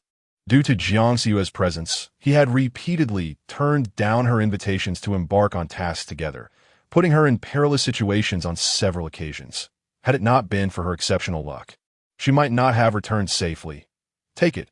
A 1 TB using them anyway, Zhao Ling Fei insisted, tossing all the storage rings into Su Yuan's hands. Brother Su, do you look down on me? These storage rings aren't valuable at all. Just take them, she said in a commanding tone, her expression conveying that she would be displeased if he refused. With a resigned smile, Su Yuan relented, saying, I'll take one. That's sufficient. I wouldn't know how to utilize more. Upon seeing him accept one, Zhao Ling Fei grinned and said, All right, let me know if you need more. Okay, Su Yuan replied, feeling somewhat weary. Let us go, continue shopping. Zhao Ling Fei clung to Su Yuan's arm, dragging him along as they resumed their exploration. "Oh, Brother Su, look at that old man. He is amazing. The clay figurines he makes look so lifelike." Zhao Ling Fei exclaimed as she approached a stall selling clay figurines, her eyes sparkling with excitement at the various vividly crafted figures. Su Yuan stepped forward to inquire, "How much for these clay figurines?" The stall owner, an elderly man nearing his 50s, had a kind and gentle demeanor, instantly welcoming them with a smile. "One spirit stone each. If you're willing to wait, I can customize them for you, ensuring they're remarkably lifelike." "What does custom mean?" Zhao Ling Fei, who had rarely ventured beyond the sect, asked with the curiosity of a child. The old man patiently explained, "I can mold a clay figure to resemble your likeness." "How astonishing!" Zhao Ling Fei's eyes sparkled with excitement, as if she had discovered a new world. "I want to customize one. Let us make them look just like us." "All right, please wait a moment," the old man beamed, immediately pulling out various colored clays to begin his work. Suddenly, a commotion erupted as an elderly man was hurled out of a nearby tavern, crashing onto the bustling street. Many passers-by halted to observe the unfolding scene, eager to uncover the cause of the ruckus. "Young Master Xiao, please show mercy. Spare my daughter. She's my only child. I implore you, have mercy." The old man, panic-stricken, scrambled to his feet, tears streaming down his face as he knelt on the ground, begging while bowing to the tavern in desperation. It appeared that within the tavern, there were figures he could not afford to offend. "Why, young master has taken a liking to your daughter. It's a privilege for you." A man dressed as a servant stepped out from the tavern, looking down on the old man with a commanding tone. Upon hearing this, the onlookers displayed expressions of fear. Instinctively stepping back, the old man crawled forward, clutching the servant's leg as he pleaded, "Sir, you cannot do this. It has been difficult for me to raise a daughter. You cannot take her away." Just then, a well-dressed young man from within the tavern forcefully dragged a young girl out. "Let go of me. I want to go with you. Let me go." The girl struggled, tears streaming down her face, her eyes wide with terror. Seeing his daughter being dragged out, the old man crawled over like a dog, desperately clinging to the young man's leg, pleading, "Young Master Xiao, please spare us. I have spirit stones. I'll give you all the spirit stones I have." The old man hastily produced a handful of spirit stones, as if he had grasped a lifeline. The young man's expression turned icy as he kicked the spirit stones away, sneering, "Old fool, are you insulting me with these paltry stones? Do you think I need your meager spirit stones? The garments have been soiled, and I demand that you drag him away and strike him mercilessly." At the command, several attendants emerged beside the youth, promptly seizing the elder and subjecting him to a flurry of punches and kicks. The elder, already frail, was utterly powerless against the robust assailants and cried out in agony, "Do not harm my father. Please do not strike him. I will go with you. Just make them stop. If you continue, my father will perish." The young woman, witnessing her father curled up on the ground and battered, wept inconsolably, ultimately choosing to submit. If he must die, then so be it. When has anyone ever perished in Bihai City? The youth paid her no heed, forcefully dragging the girl away. "Brother Su, that man is utterly detestable. I wish to slay him." Zhao Ling Fei's countenance darkened, her eyes brimming with murderous intent. A person with a pure heart, she could not bear to see anyone suffer injustice. "Why, dear girl, such trivial matters should not concern you. Do you not see? The multitude here remains unmoved. That youth is the young master of the Xiao family in Bihai City, a family of considerable influence. Those who offend him seldom meet a favorable end." The elder who molded clay spoke with a tone of resignation, recognizing the extraordinary status of the two before him. However, regardless of their stature, within Bihai City, the Xiao family was akin to the heavens. To offend the young master of the Xiao family was to ensure one could never leave this city alive. A chill coursed through Su Yuan's heart. In broad daylight, under the clear sky, this youth brazenly bullied the weak, and not a single soul dared to intervene. Truly, the world had grown cold, and humanity had lost its spirit. While others might turn a blind eye, Su Yuan could not. "Good sir, may I borrow a bamboo skewer?" Before the elder could respond, Su Yuan seized a skewer and flung it forth. The skewer flew like an arrow, piercing through the youth's wrist and embedding itself in the stone lion at the entrance of the tavern. The youth emitted a ghastly wail, akin to that of a slaughtered pig. The attendants, taken aback, rushed to his side, their faces paling as they beheld the blood streaming from his wrist, firmly held by the youth. Who has injured our young master? Step forward if you possess the courage. The attendants roared, their eyes scanning the crowd, vowing to unearth the one who dared to harm their master and exact a brutal revenge. The young woman, startled by this sudden turn of events, wasted no time in rushing to support her battered father. The elder, bruised and bloodied from the relentless assault, responded to her inquiries with a dazed expression. After a while, upon noticing the youth's bleeding wrist, he panicked and urged his daughter, "Hurry, flee. Do not concern yourself with me. Just go." Nearby, the elder who molded clay stood in shock, staring blankly at Su Yuan, who maintained an air of calm as he scrutinized the clay figures beside him. Zhao Lingfei, her head forcibly turned, exhibited a peculiar excitement on her small face. "Who dares step forward to injure my family's young master? I shall flay you alive," the attendants of the Shao family bellowed. The youth's complexion drained of color, his head throbbing with pain as veins bulged on his forehead. The onlookers, witnessing the scene, were paralyzed with terror and chose to silently withdraw. "Slay this old wretch and this wretched girl." The youth screamed. One must admit, he was not lacking in cunning, since you wished to save that father and daughter, yet refused to reveal yourself. "I shall resort to murder to draw you out." The attendants, understanding his intent, unsheathed their weapons and advanced menacingly toward the elder and the girl. Standing before the clay figure stall, Su Yuan's expression hardened. He had merely intended to teach the youth a lesson, yet he showed no signs of remorse. Quietly, he grasped a skewer from the stall, and, as he turned, it shot forth like a bolt. Whoosh, whoosh, whoosh. The flying skewers instantly pierced the throats of the youth and the attendants. The youth's eyes widened in shock as he clutched his throat, but he could not stem the flow of blood gushing forth. His gaze fixed on Su Yuan, who stood in the distance, icy and resolute, disbelief etched in his eyes. In Bihai City, someone dared to kill him. Even in death, he could not comprehend this reality. The young master of the Shao family is dead. The young master of the Shao family has been slain. Block him. Do not let him escape, or we shall all face dire consequences. The bystanders, initially gripped by fear, soon transformed that fear into fury. They surged forward, encircling Su Yuan, though they feared the might of his earlier strike. At that moment, they dared not retreat, positioning themselves as a barrier against his escape, their eyes gleaming with malice, gazing at him as though he were a sworn enemy.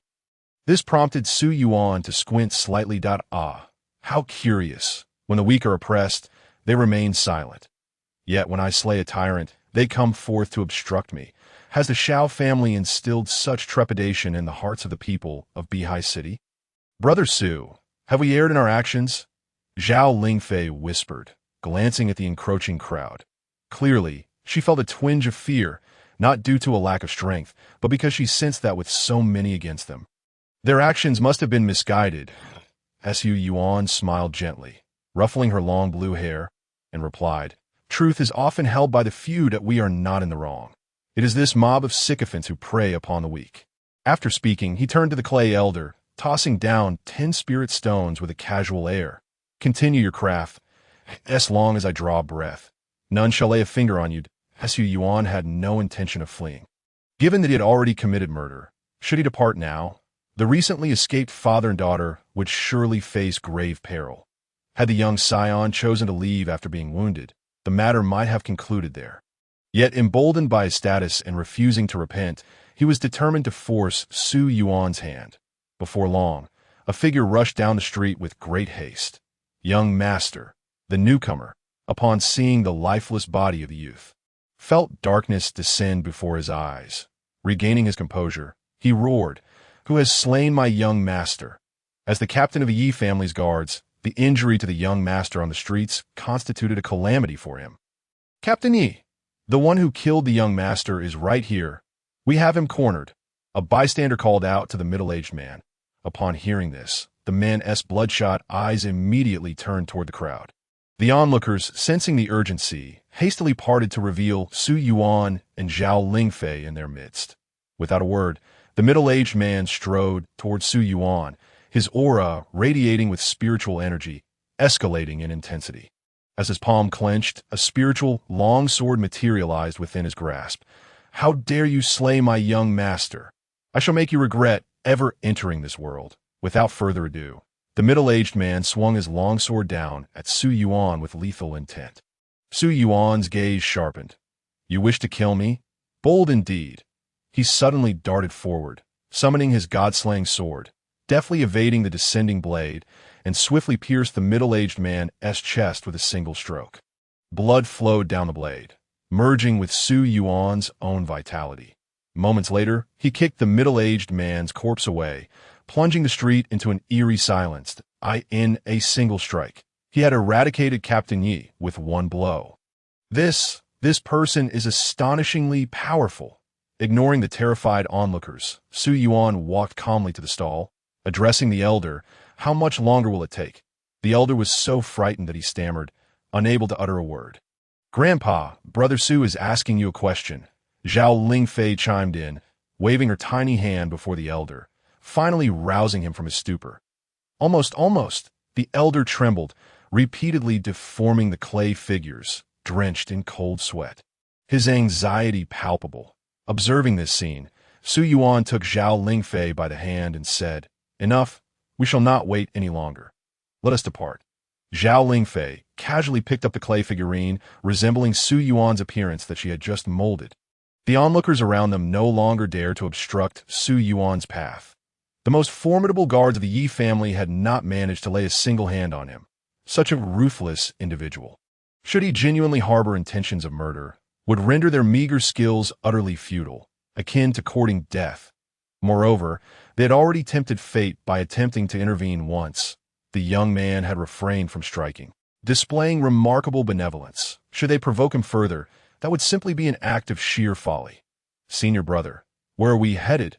Zhao Lingfei inquired, toying with the clay figure in her hands, visibly delighted. "Let us pay a visit to the Shao residence." Su Yuan replied nonchalantly, "But you just killed someone from the Shao family, didn't you? Wouldn't that be akin to walking into a trap?" Zhao Lingfei's small face was etched with confusion. She believed that fleeing would be the wisest course of action at this juncture. Why then, was Su Yuan so audacious as to visit their estate? Was that not excessively arrogant? What if there were formidable warriors within? Wouldn't both she and Su Yuan be doomed? With a sigh, Su Yuan responded, "What are you afraid of? You are a direct disciple of the Jinghong sect. Should they dare to lay a finger on you, it would be tantamount to seeking death. Besides, do you wish for the events of earlier to repeat themselves? Every direct disciple of the Jinghong sect is a genius in their own right to act against one of them on their own turf. Even the Shao family would not dare to make such a move." Zhao Lingfei recalled the despair and pleas of the woman from earlier, as well as the pitiful state of the grandfather who had been beaten. She shook her head vigorously. "Then let us see just how brazen the Shao family can be within the domain of the Jinghong sect." Su Yuan's eyes gleamed with a murderous intent. Should the Shao residents remain unrepentant, he would not hesitate to cause a ruckus in Bihai City. Without needing to ask for directions, he made his way directly to the most magnificent and opulent estate in Bihai City. However, to his astonishment, he found his path obstructed before he could even reach the Shao residence. A full 6 formidable warriors of the Divine Mansion realm stood in his way, as footsteps echoed behind him.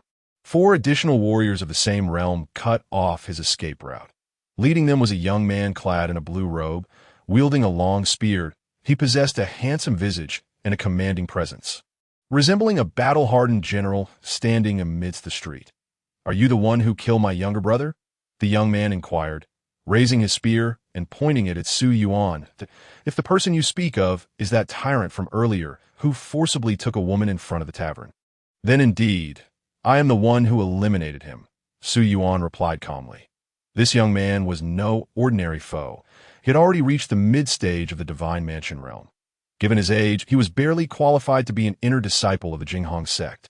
Upon hearing Su Yuan label his younger brother a tyrant, the young man's expression hardened, and he bellowed, "Seize him and incapacitate him." Su Yuan narrowed his eyes, realizing that the Shao family was indeed in dire straits and in need of correction. He had articulated his stance quite clearly. Yet, this spear-wielding youth paid him no heed. His concern was solely for his slain brother, disregarding the reasons, the rights and wrongs, and the moral implications. This tyrannical demeanor darkened Su Yuan's countenance. Igniting a surge of murderous intent within him, he turned his icy gaze towards Zhao Lingfei and murmured, "Lingfei, let us eliminate them all." "Understood." Zhao Lingfei nodded in agreement. She stepped forward, facing the approaching warriors of the Divine Mansion realm, her chubby face revealing no signs of emotion. The 6 warriors, witnessing this scene, exchanged cold smiles. They perceived her as an easy target, believing that with just a slight exertion, they could swiftly extinguish her life. A mere glance was all it took for them to conclude that this girl, barely 5 feet tall, posed no threat. The true powerhouse was the man behind her, the one who had effortlessly dispatched Captain Yi. However, while they remained wary of Su Yuan, they were entirely confident in their own strength. Though Captain Yi was a Divine Mansion realm warrior, he was merely at the initial stage, defeated in a single blow. This man could at most be at the late stage of the Divine Mansion realm, with 10 Divine Mansion warriors present, including 3 at the mid-stage and 1 at the late stage. They believed victory was assured that a middle-aged man, moving with remarkable speed, reached Zhao Lingfei in an instant, brandishing a dagger as he aimed for her throat. His expression was cold, his eyes glinting with malice. "I will kill one and claim the credit." As the dagger approached her throat, Zhao Lingfei remained unfazed, raising her small, delicate fist and casually throwing a punch. Boom! A terrifying force erupted from her fist, sweeping across the entire street like a flood breaching a dam. Under this overwhelming power, the 5 Divine Mansion warriors charging towards her were instantly obliterated. Blood erupted like fireworks, scattering flesh and painting the street crimson. The ghastly scene resembled a mosquito being crushed under a hand. In the distance, the spear-wielding young man was propelled backward, forced to retreat dozens of paces by the sheer force of her punch. His treasured spear was riddled with cracks, and his ornate robes were reduced to tatters, his body torn and bloodied by the violent winds of her strike, rendering him a bloodied figure. Surprisingly, he is not dead. Zhao Lingfei remarked in astonishment at the young man's survival. She then glanced at Su Yuan, calmly stating, "No problem, let me deliver another punch. This time, I won't hold back. I'll ensure he turns into a meat paste." The 4 Divine Mansion warriors standing behind Su Yuan were utterly dumbfounded by the scene unfolding before them. Waves of disbelief surged within them, gazing at the seemingly harmless, even somewhat endearing Zhao Lingfei. They felt their legs weaken, a chill creeping into their very souls. One punch. One punch to instantaneously eliminate 5 Divine Mansion warriors. What kind of terrifying power was required to accomplish such a feat? Ning Hun, it cannot be mistaken, they realized that this girl, appearing merely 12 or 13 years old, was indeed a powerhouse of the Ning Hun realm. "Let him live," Su Yuan interjected, halting Zhao Lingfei's impending strike. As his words fell, his figure vanished from sight. In a flicker, he unleashed his sword. The 4 dazed Divine Mansion warriors were instantly dispatched. There was no choice. If Zhao Lingfei continued her assault, his god-slaying sword would not find its purpose. After eliminating the 4 Divine Mansion warriors, Su Yuan stepped forward, approaching the severely wounded, spear-wielding young M.T. This moment, the young man was in a state of utter despair. His legs buckled, and he collapsed to the ground. Terror and hopelessness etched across his face. "Oh, not come near me. Stay away." To him, Su Yuan and Zhao Lingfei were the very embodiments of death. He had once been a formidable warrior of the Divine Mansion realm. Yet in mere moments, he had witnessed his comrades fall to these 2. Had he charged forward earlier, he would likely have ended up as a mere puddle of flesh. Su Yuan walked toward the trembling young man with an air of calmness. Overcome with fear, the young man somehow summoned the strength to rise, frantically fleeing towards the end of the street, calling out, "Father, save me! Grandfather, help!" Suddenly, 2 powerful presences surged through the air, converging upon Su Yuan and Zhao Lingfei. Clearly, the explosive force unleashed in this area had drawn the attention of the strong within Beihai City. Zhao Lingfei lowered her fist, raising her fair neck like a proud swan, and declared imperiously, "What are you staring at?" As her words echoed, her own spiritual force erupted, shattering the two probing presences with a resounding crash. Whoosh! Two figures shot through the air, appearing before Su Yuan and Zhao Lingfei within the blink of an eye. One was an elderly man, and the other a robust young man. The elder was clad in coarse linen garments, his long, snow-white hair disheveled, his face marked by age, yet his eyes sparkled with a thunderous intensity that exuded an overwhelming pressure. The younger man, dressed in a black robe, possessed a chiseled visage, his thick brows concealing an unspoken dominance. The appearance of these two figures offered the young man a glimmer of hope, prompting him to hide behind them as he trembled. "Grandfather, father, these two killed my younger brother without cause. I brought people here to seek justice, and they eliminated 9 of our Divine Mansion warriors. Only I have survived." Slap! The elder raised his hand and struck the young man across the face, knocking him unconscious in an instant. "I have long warned you not to commit evil deeds. This outcome is of your own making." After finishing his words, the old man clasped his fists and bowed to Zhao Lingfei, chuckling, "It is I who have failed in teaching my child, allowing this unworthy descendant to provoke you. Dear friend, I implore your forgiveness." Zhao Lingfei remained silent, raising her gaze towards Su Yuan beside her. Su Yuan, maintaining an indifferent demeanor, replied softly, "The person behind you just threatened to dispose of me. Forgiveness? You believe a mere utterance can resolve this matter? Does this old fool think himself of great consequence?" The old man's brow furrowed as he said solemnly, "You have already slain 9 members of my Shao family's Divine Mansion realm. Is that not sufficient? They struck first, and I acted out of self-preservation." Su Yuan feigned innocence, his expression one of mockery. "These 9 Divine Mansion realm individuals sought their own demise. What could I have done? Can you not extend me some courtesy?" The old man detected the veiled refusal in Su Yuan's words, causing his tone to darken. Hearing this, Su Yuan could not suppress a laugh and inquired pointedly, "Courtesy? What are you to me? You have 2 choices. 1. Open your Shao family's treasury. 2. Eliminate the person behind you. Of course, there is a third option. You could attempt to kill us. You possess 2 in the soul condensation realm, while we have but 1. Your odds are considerable, perhaps worth ATRY.SU." Yuan smile, laced with sinister intent, sent shivers down the spine. This proclamation. The middle-aged man beside them displayed a flicker of temptation. The treasury holds the Shao family's century-long accumulation. Would opening it not be tantamount to handing it over? To kill his own son? If it were that useless child, perhaps it could be overlooked.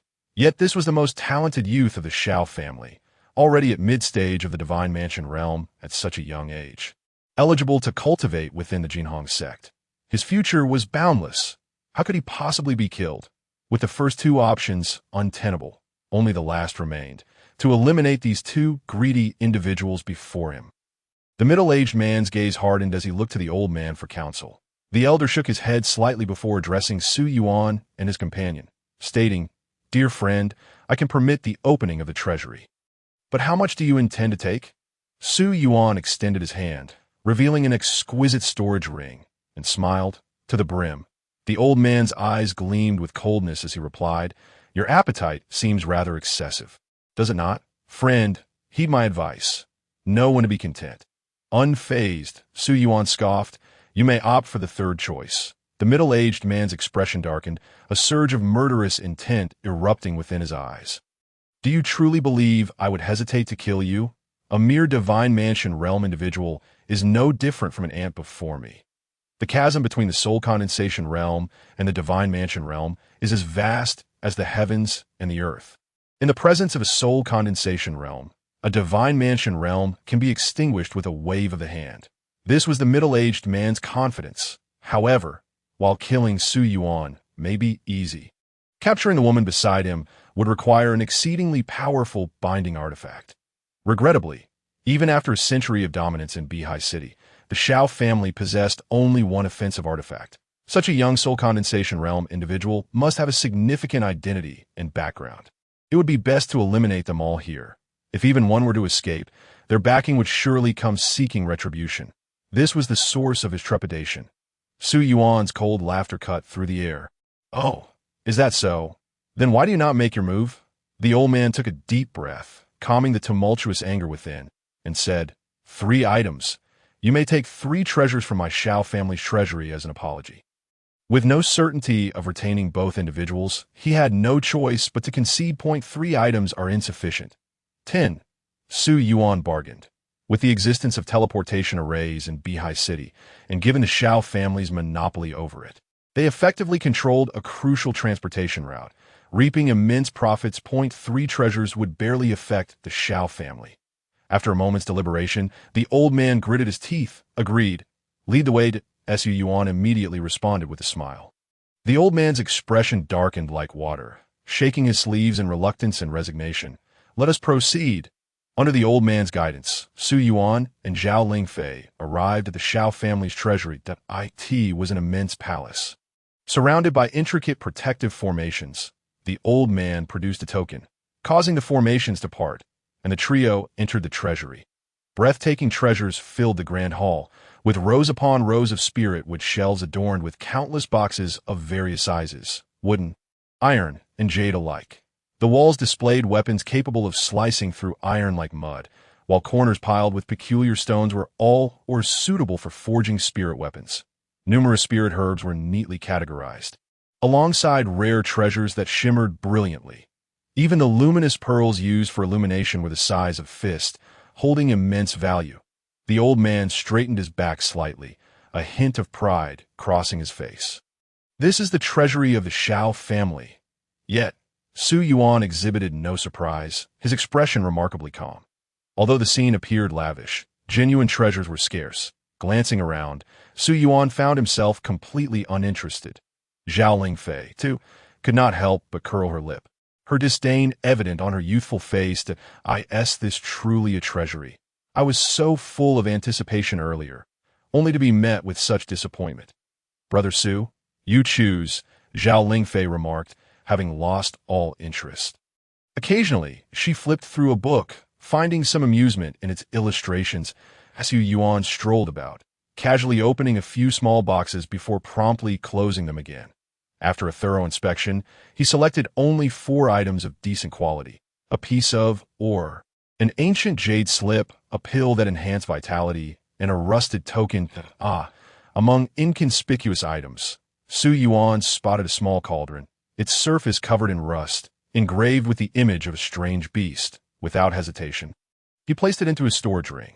After casually selecting a few more items, he declared, "All right, 10 items chosen." He then beckoned Zhao Lingfei to stop looking and prepare to leave. "All right," she replied, placing the book back in its place. And together with Su Yuan, they exited the treasury under the old man's watchful eye. Once outside the Shao residence, Su Yuan smiled and clasped his fists, saying, "Farewell, dear friend, I must attend to my grandson. So, I shall not see you further." The old man coldly replied as he watched the two depart, snorting before turning back into the courtyard and on the street. Zhao Lingfei asked, "Brother Su, shall we now use the teleportation array to Juka City?" "No." Su Yuan shook his head, his expression growing grave. "The Shao family has significant issues." Zhao Lingfei's face reflected shock and disbelief. "Huh? What issues? I did not notice anything." Su Yuan gazed into Zhao Lingfei's inquisitive eyes. "If you could see it, it would be common knowledge that, if you were in their position, would you make the same choices?" His tone grew somber. While it was true that the Shao family harbored apprehension toward Zhao Lingfei, their fear was excessively profound. When he proposed opening the treasury, the old man merely pondered for a moment before acquiescing. Later, when he stated he would take 10 treasures, there was no significant resistance. The overall impression was that he wished to swiftly resolve the conflict between the Shao family and himself to facilitate his departure for Bihai City. This was utterly perplexing. After all, he had slain 9 members of the Shao family as Divine Mansion realm, not just 1 or 2. Such a loss in combat strength was enough to shake the Shao family's foundations in Bihai City. It was a dire enmity. Yet, even so, the old man chose to endure the humiliation. He possessed 2 individuals in the soul condensation realm. Yet he cowered before Zhao Lingfei, a single soul condensation realm individual, refraining from any probing and opting instead to retreat. This was confounding in the extreme that I find no fault in their choices. They clearly understand they cannot overpower me, Zhao Lingfei stated firmly, her confidence in her own strength unwavering. Su Yuan responded to Zhao Lingfei's naivety with a dismissive heft. I recall Elder Miaoxing gifted you a veil to conceal your presence. Are you wearing it? Su Yuan inquired. Yes, I am. Why? Zhao Lingfei, though innocent-minded, sensed that Su Yuan was contemplating something rather audacious, igniting her own excitement. Let us exit the city and return tonight for a covert exploration of the Shao residence. Su Yuan spoke in a hushed tone, his eyes filled with seriousness. Sounds great, Zhao Lingfei replied eagerly. Zhao Lingfei clapped her hands joyfully, convinced that the matter would undoubtedly be delightful. Please lower your voice.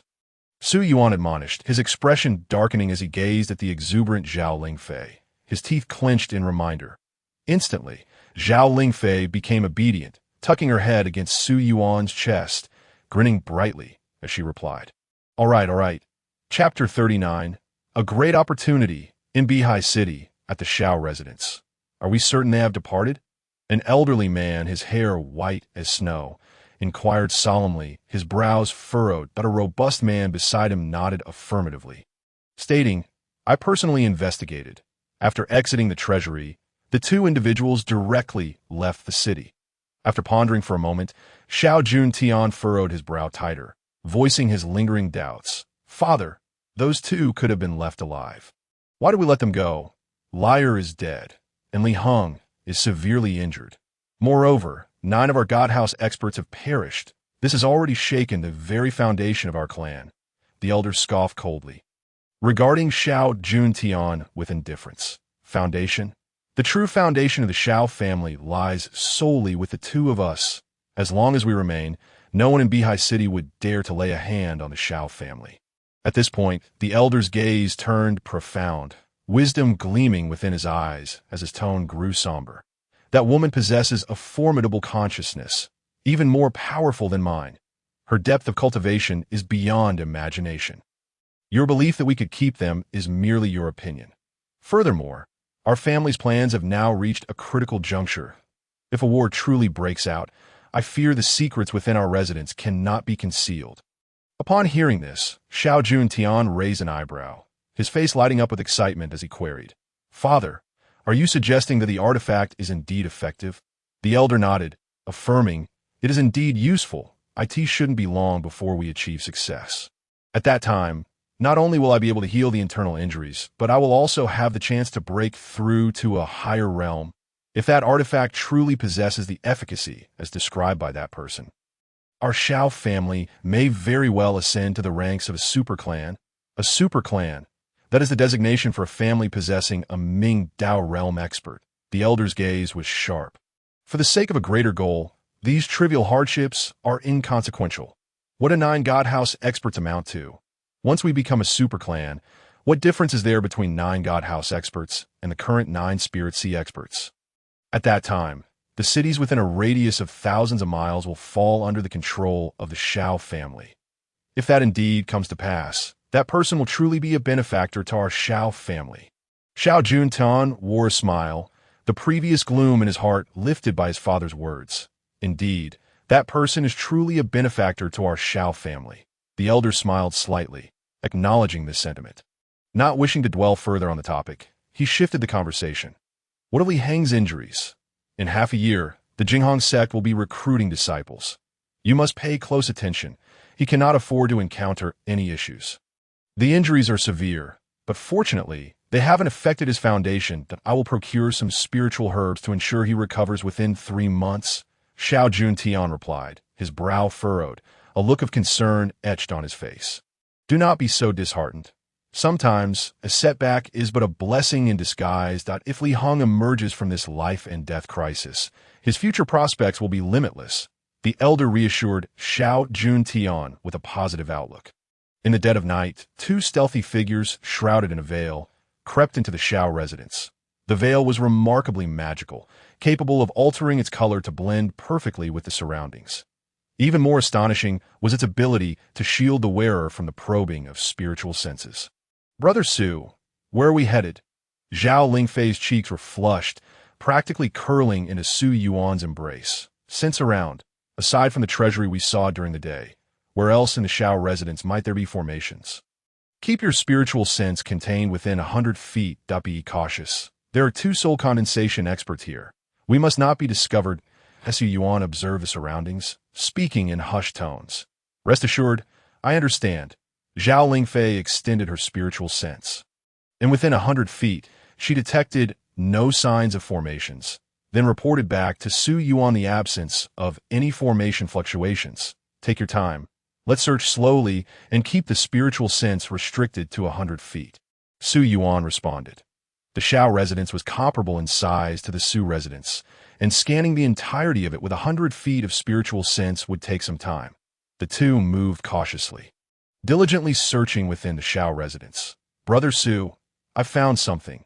Beneath the artificial mountain in the courtyard ahead, there are signs of a formation. However, the old man from earlier is not far off that I can vaguely sense his spiritual energy fluctuations. Zhao Lingfei's face was laden with worry. The location has been identified, but with that old man standing guard, entering will be exceedingly difficult. Su Yuan sighed in agreement. If there were only one soul condensation expert in the Shao residence, he could have had Zhao Lingfei distract him while he attempted to breach the formation.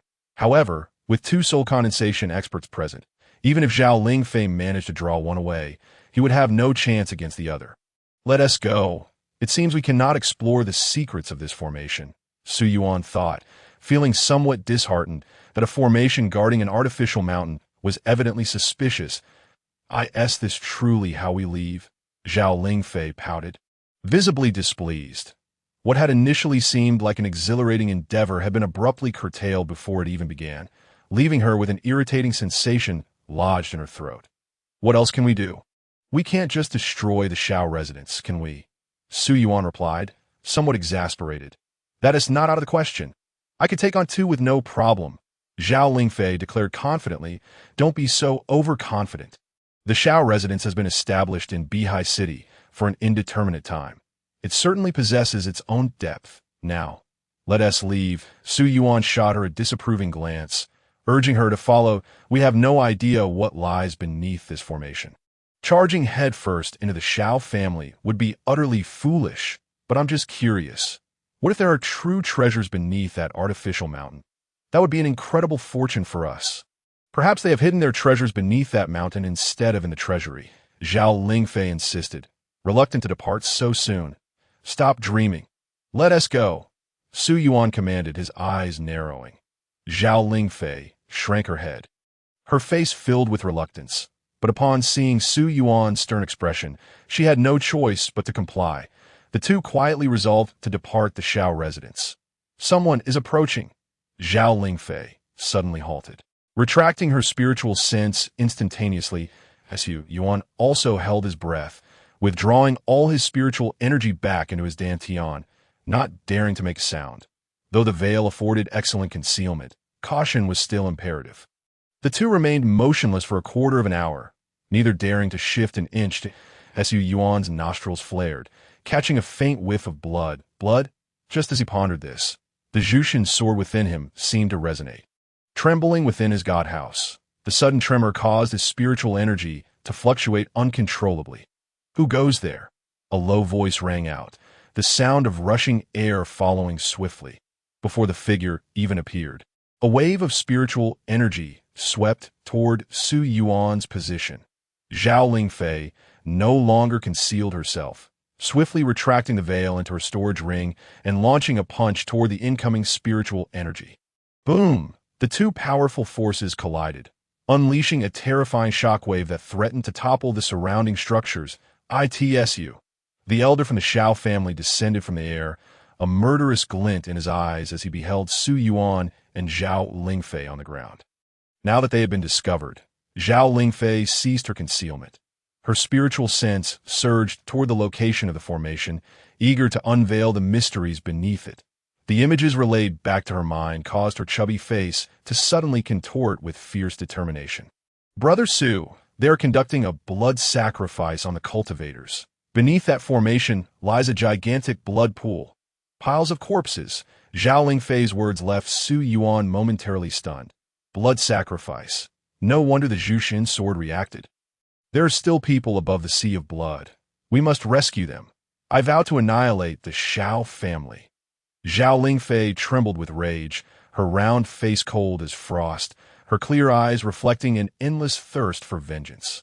A torrent of spiritual energy erupted from within her, forming a luminous barrier that shot skyward. The long skirt danced gracefully, and the azure hair flowed in the breeze, adorned with glimmering specks of light that rendered her an embodiment of ethereal beauty. Akin to an ordinary fairy, Su Yuan had never witnessed such wrathful fury emanating from Zhao Lingfei.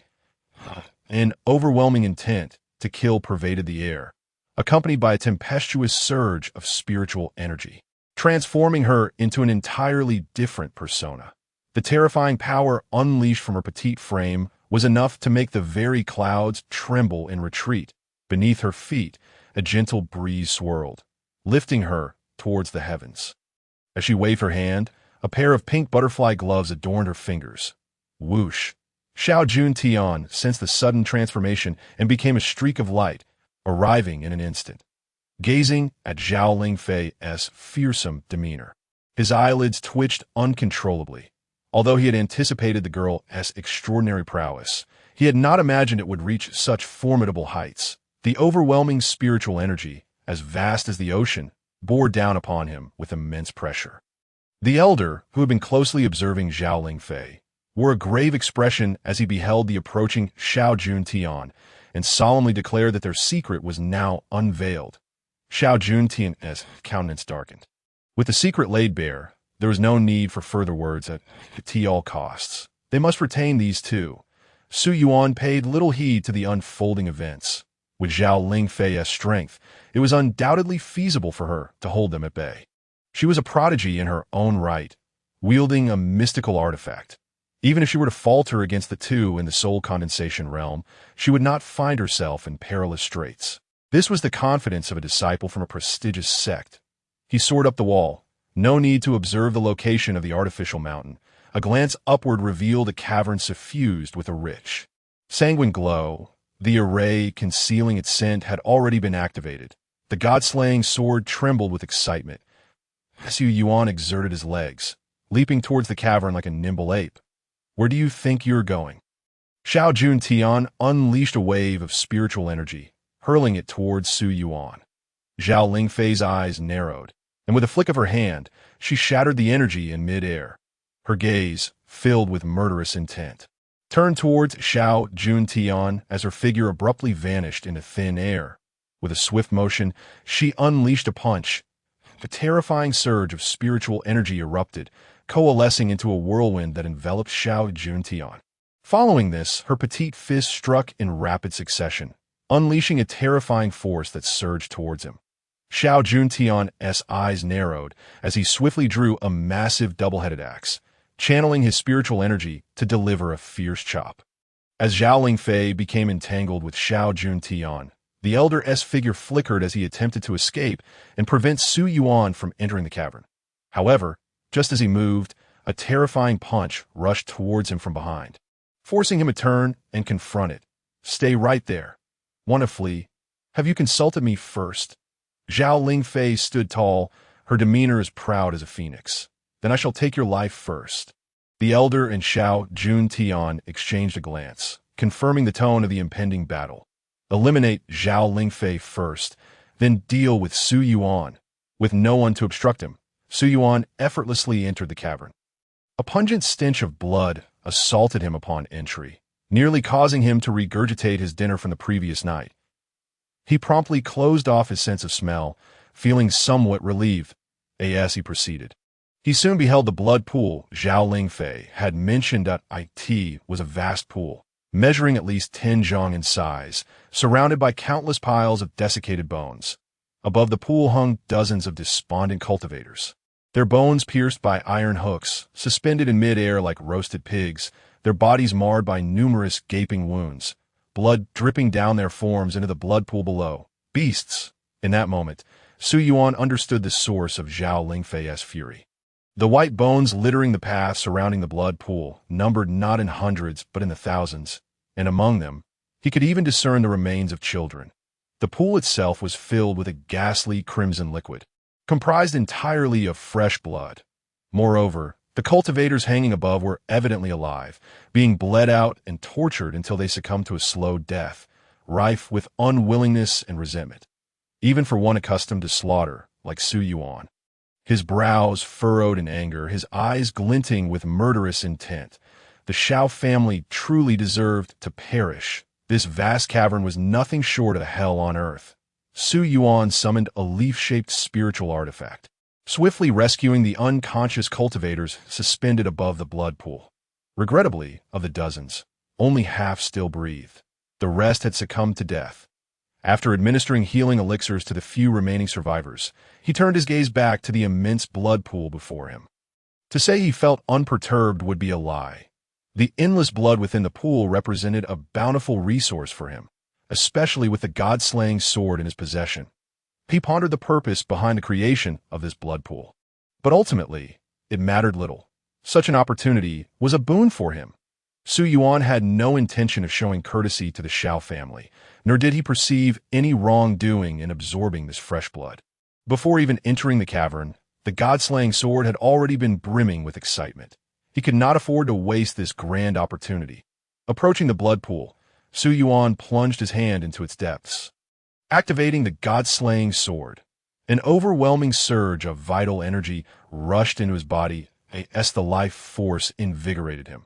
The golden light within his meridians grew increasingly radiant, until ultimately his entire body shimmered with a resplendent golden glow. A soft pop echoed within his meridians, as if some form of restraint had been shattered. Following this, a formidable power materialized within his meridians, emerging from nothingness. Though this force was not overwhelmingly strong, the spiritual energy coursing through it rendered it more substantial and robust. Spiritual meridians. Su Yuan's eyes widened in disbelief. His meridians had transcended the ordinary, evolving into spiritual meridians. This was a manifestation of extraordinary talent. Every cultivator endowed with spiritual meridians wielded spells of greater potency than those without, although Su Yuan had previously possessed a divine body, allowing him to effortlessly crush cultivators with spiritual meridians. The source of his divine blood had been severed, and without the nurturing of divine blood for 2 years, his meridians had become indistinguishable from those of ordinary cultivators. Yet now, with the restoration afforded by this vital energy, they had transformed from a mundane into spiritual meridians. If my meridians can be repaired, might my divine body not also be restored? Su Yuan's breath quickened. In that instant, he finally glimpsed a glimmer of hope for vengeance. The vital energy continued to surge into his body, but the newly transformed spiritual meridians could no longer accommodate it. The vast, boundless life force converged into Su Yuan's flesh and bone. As time slipped away, the blood within the pool rapidly diminished. Su Yuan's vital energy swelled with immense power. Among his flesh, golden light began to emerge. Chapter 40. Slaughter and plunder the flesh. Nourished by this life force, began to undergo a transformation. Would it become a spiritual body? Su Yuan's eyes sparkled with wonder as he glimpsed the hope of reconstructing his divine body. Feeling the continuous enhancement of his vital energy, the golden light among his flesh grew ever brighter, and a smile crept upon his lips. However, to his disappointment, the vast amount of vital energy required for the transformation of his body was incomparable to that needed for his meridians. Even if he were to consume every drop of blood in the pool, his body would not undergo the metamorphosis into a spiritual body, leaving him feeling somewhat disheartened. Yet, though he had not transformed, his current strength had undoubtedly improved. Su Yuan sighed, feeling a mix of disappointment and consolation. Clenching his fist, he sensed the terrifying power surging within. This was not the power of spiritual energy, but pure physical might. Now, even without employing spiritual energy, he could severely injure someone in the early stages of the Divine Palace realm with a single punch. With mere physical strength, engaging a mid-stage Divine Palace cultivator posed no challenge at all. Below the Soul Condensation realm, none could stand against him. Su Yuan assessed his own capabilities. With his current strength, he would find no rivals below the Soul Condensation realm, and he was merely in the early stages of the Divine Palace realm. If he were to elevate his cultivation to the mid-stage, he would be able to contend even against those in the soul condensation realm. What is this? Su Yuan's gaze fell upon the bottom of the blood pool. There, amidst the dried blood, a slab of stone, roughly a zhang in size, was revealed.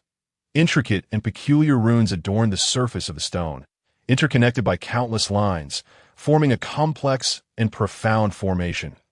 As the runes flickered, the stone seemed to breathe, exuding waves of sinister and eerie power that spread throughout the surroundings. Is this the source of the Shao family's blood sacrifice to the cultivators?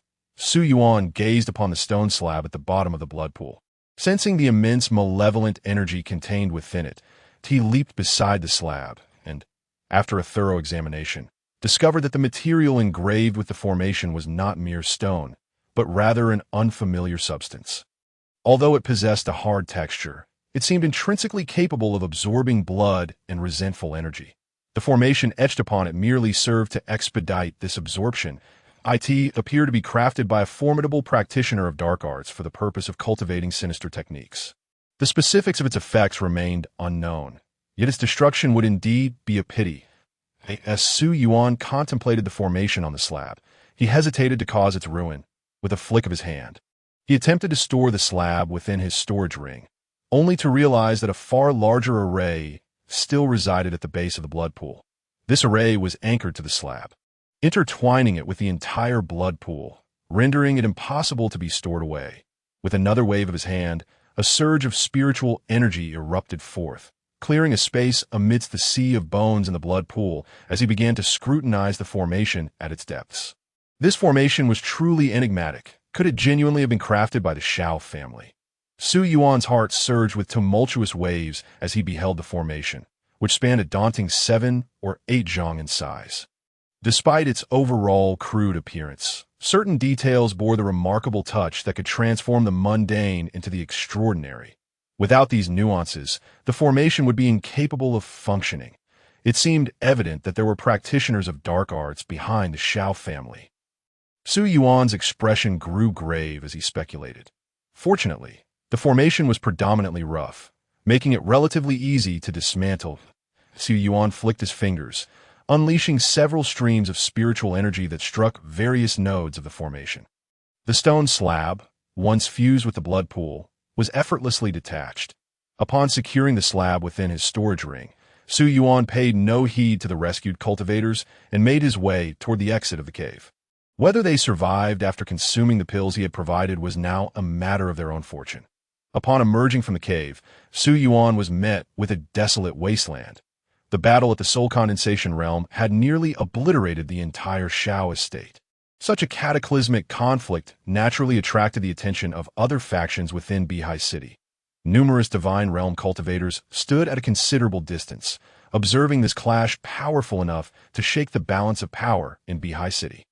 In the sky, Zhao Lingfei had shed her previous adorable demeanor. With her petite fists flying, she relentlessly forced the 2 soul condensation practitioners of the Shao family into retreat, though she bore significant injuries. Thoughts of retreat never crossed her mind. An air of cold determination enveloped her face, thick with the intent to slay the 2 Shao cultivators. Observing Zhao Lingfei's masterful fist techniques, Su Yuan felt a wave of pride.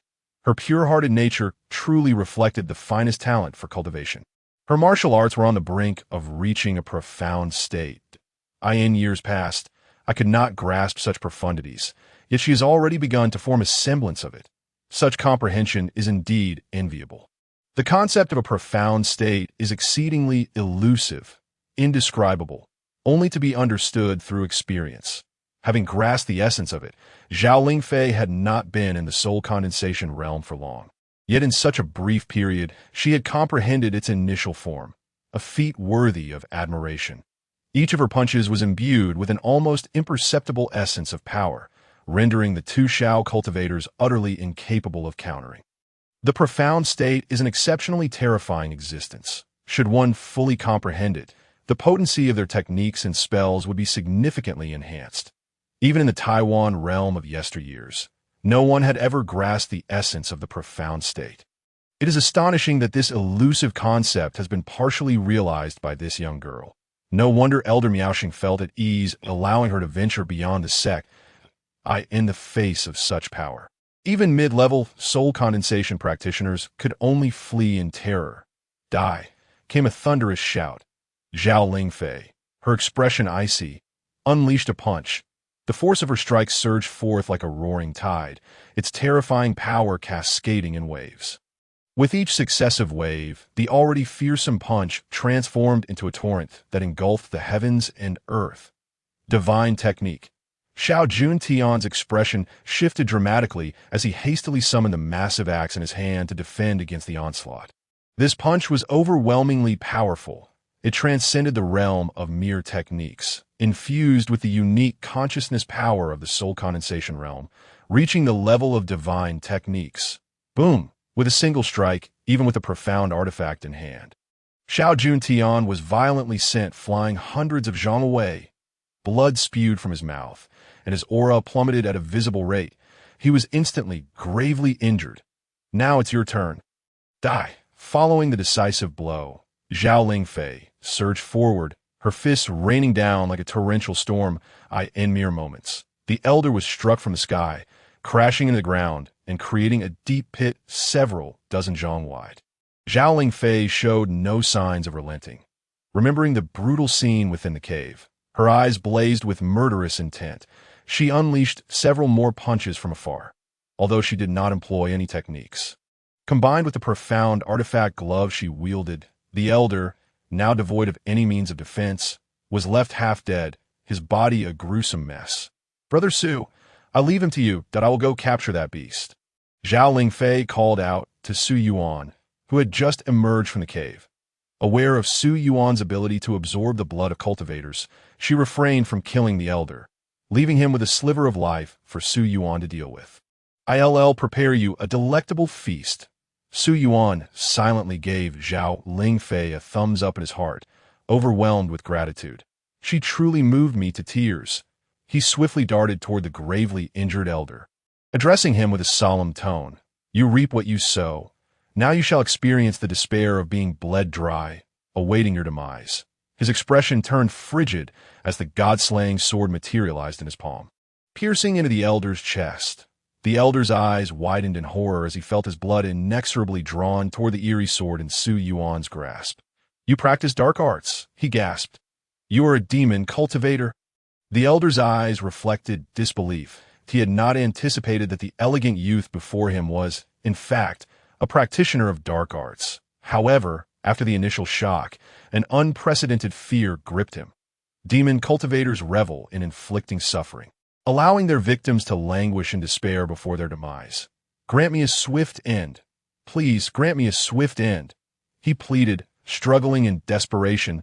A chilling smile crept across Su Yuan's face as he deliberately slowed the absorption of blood.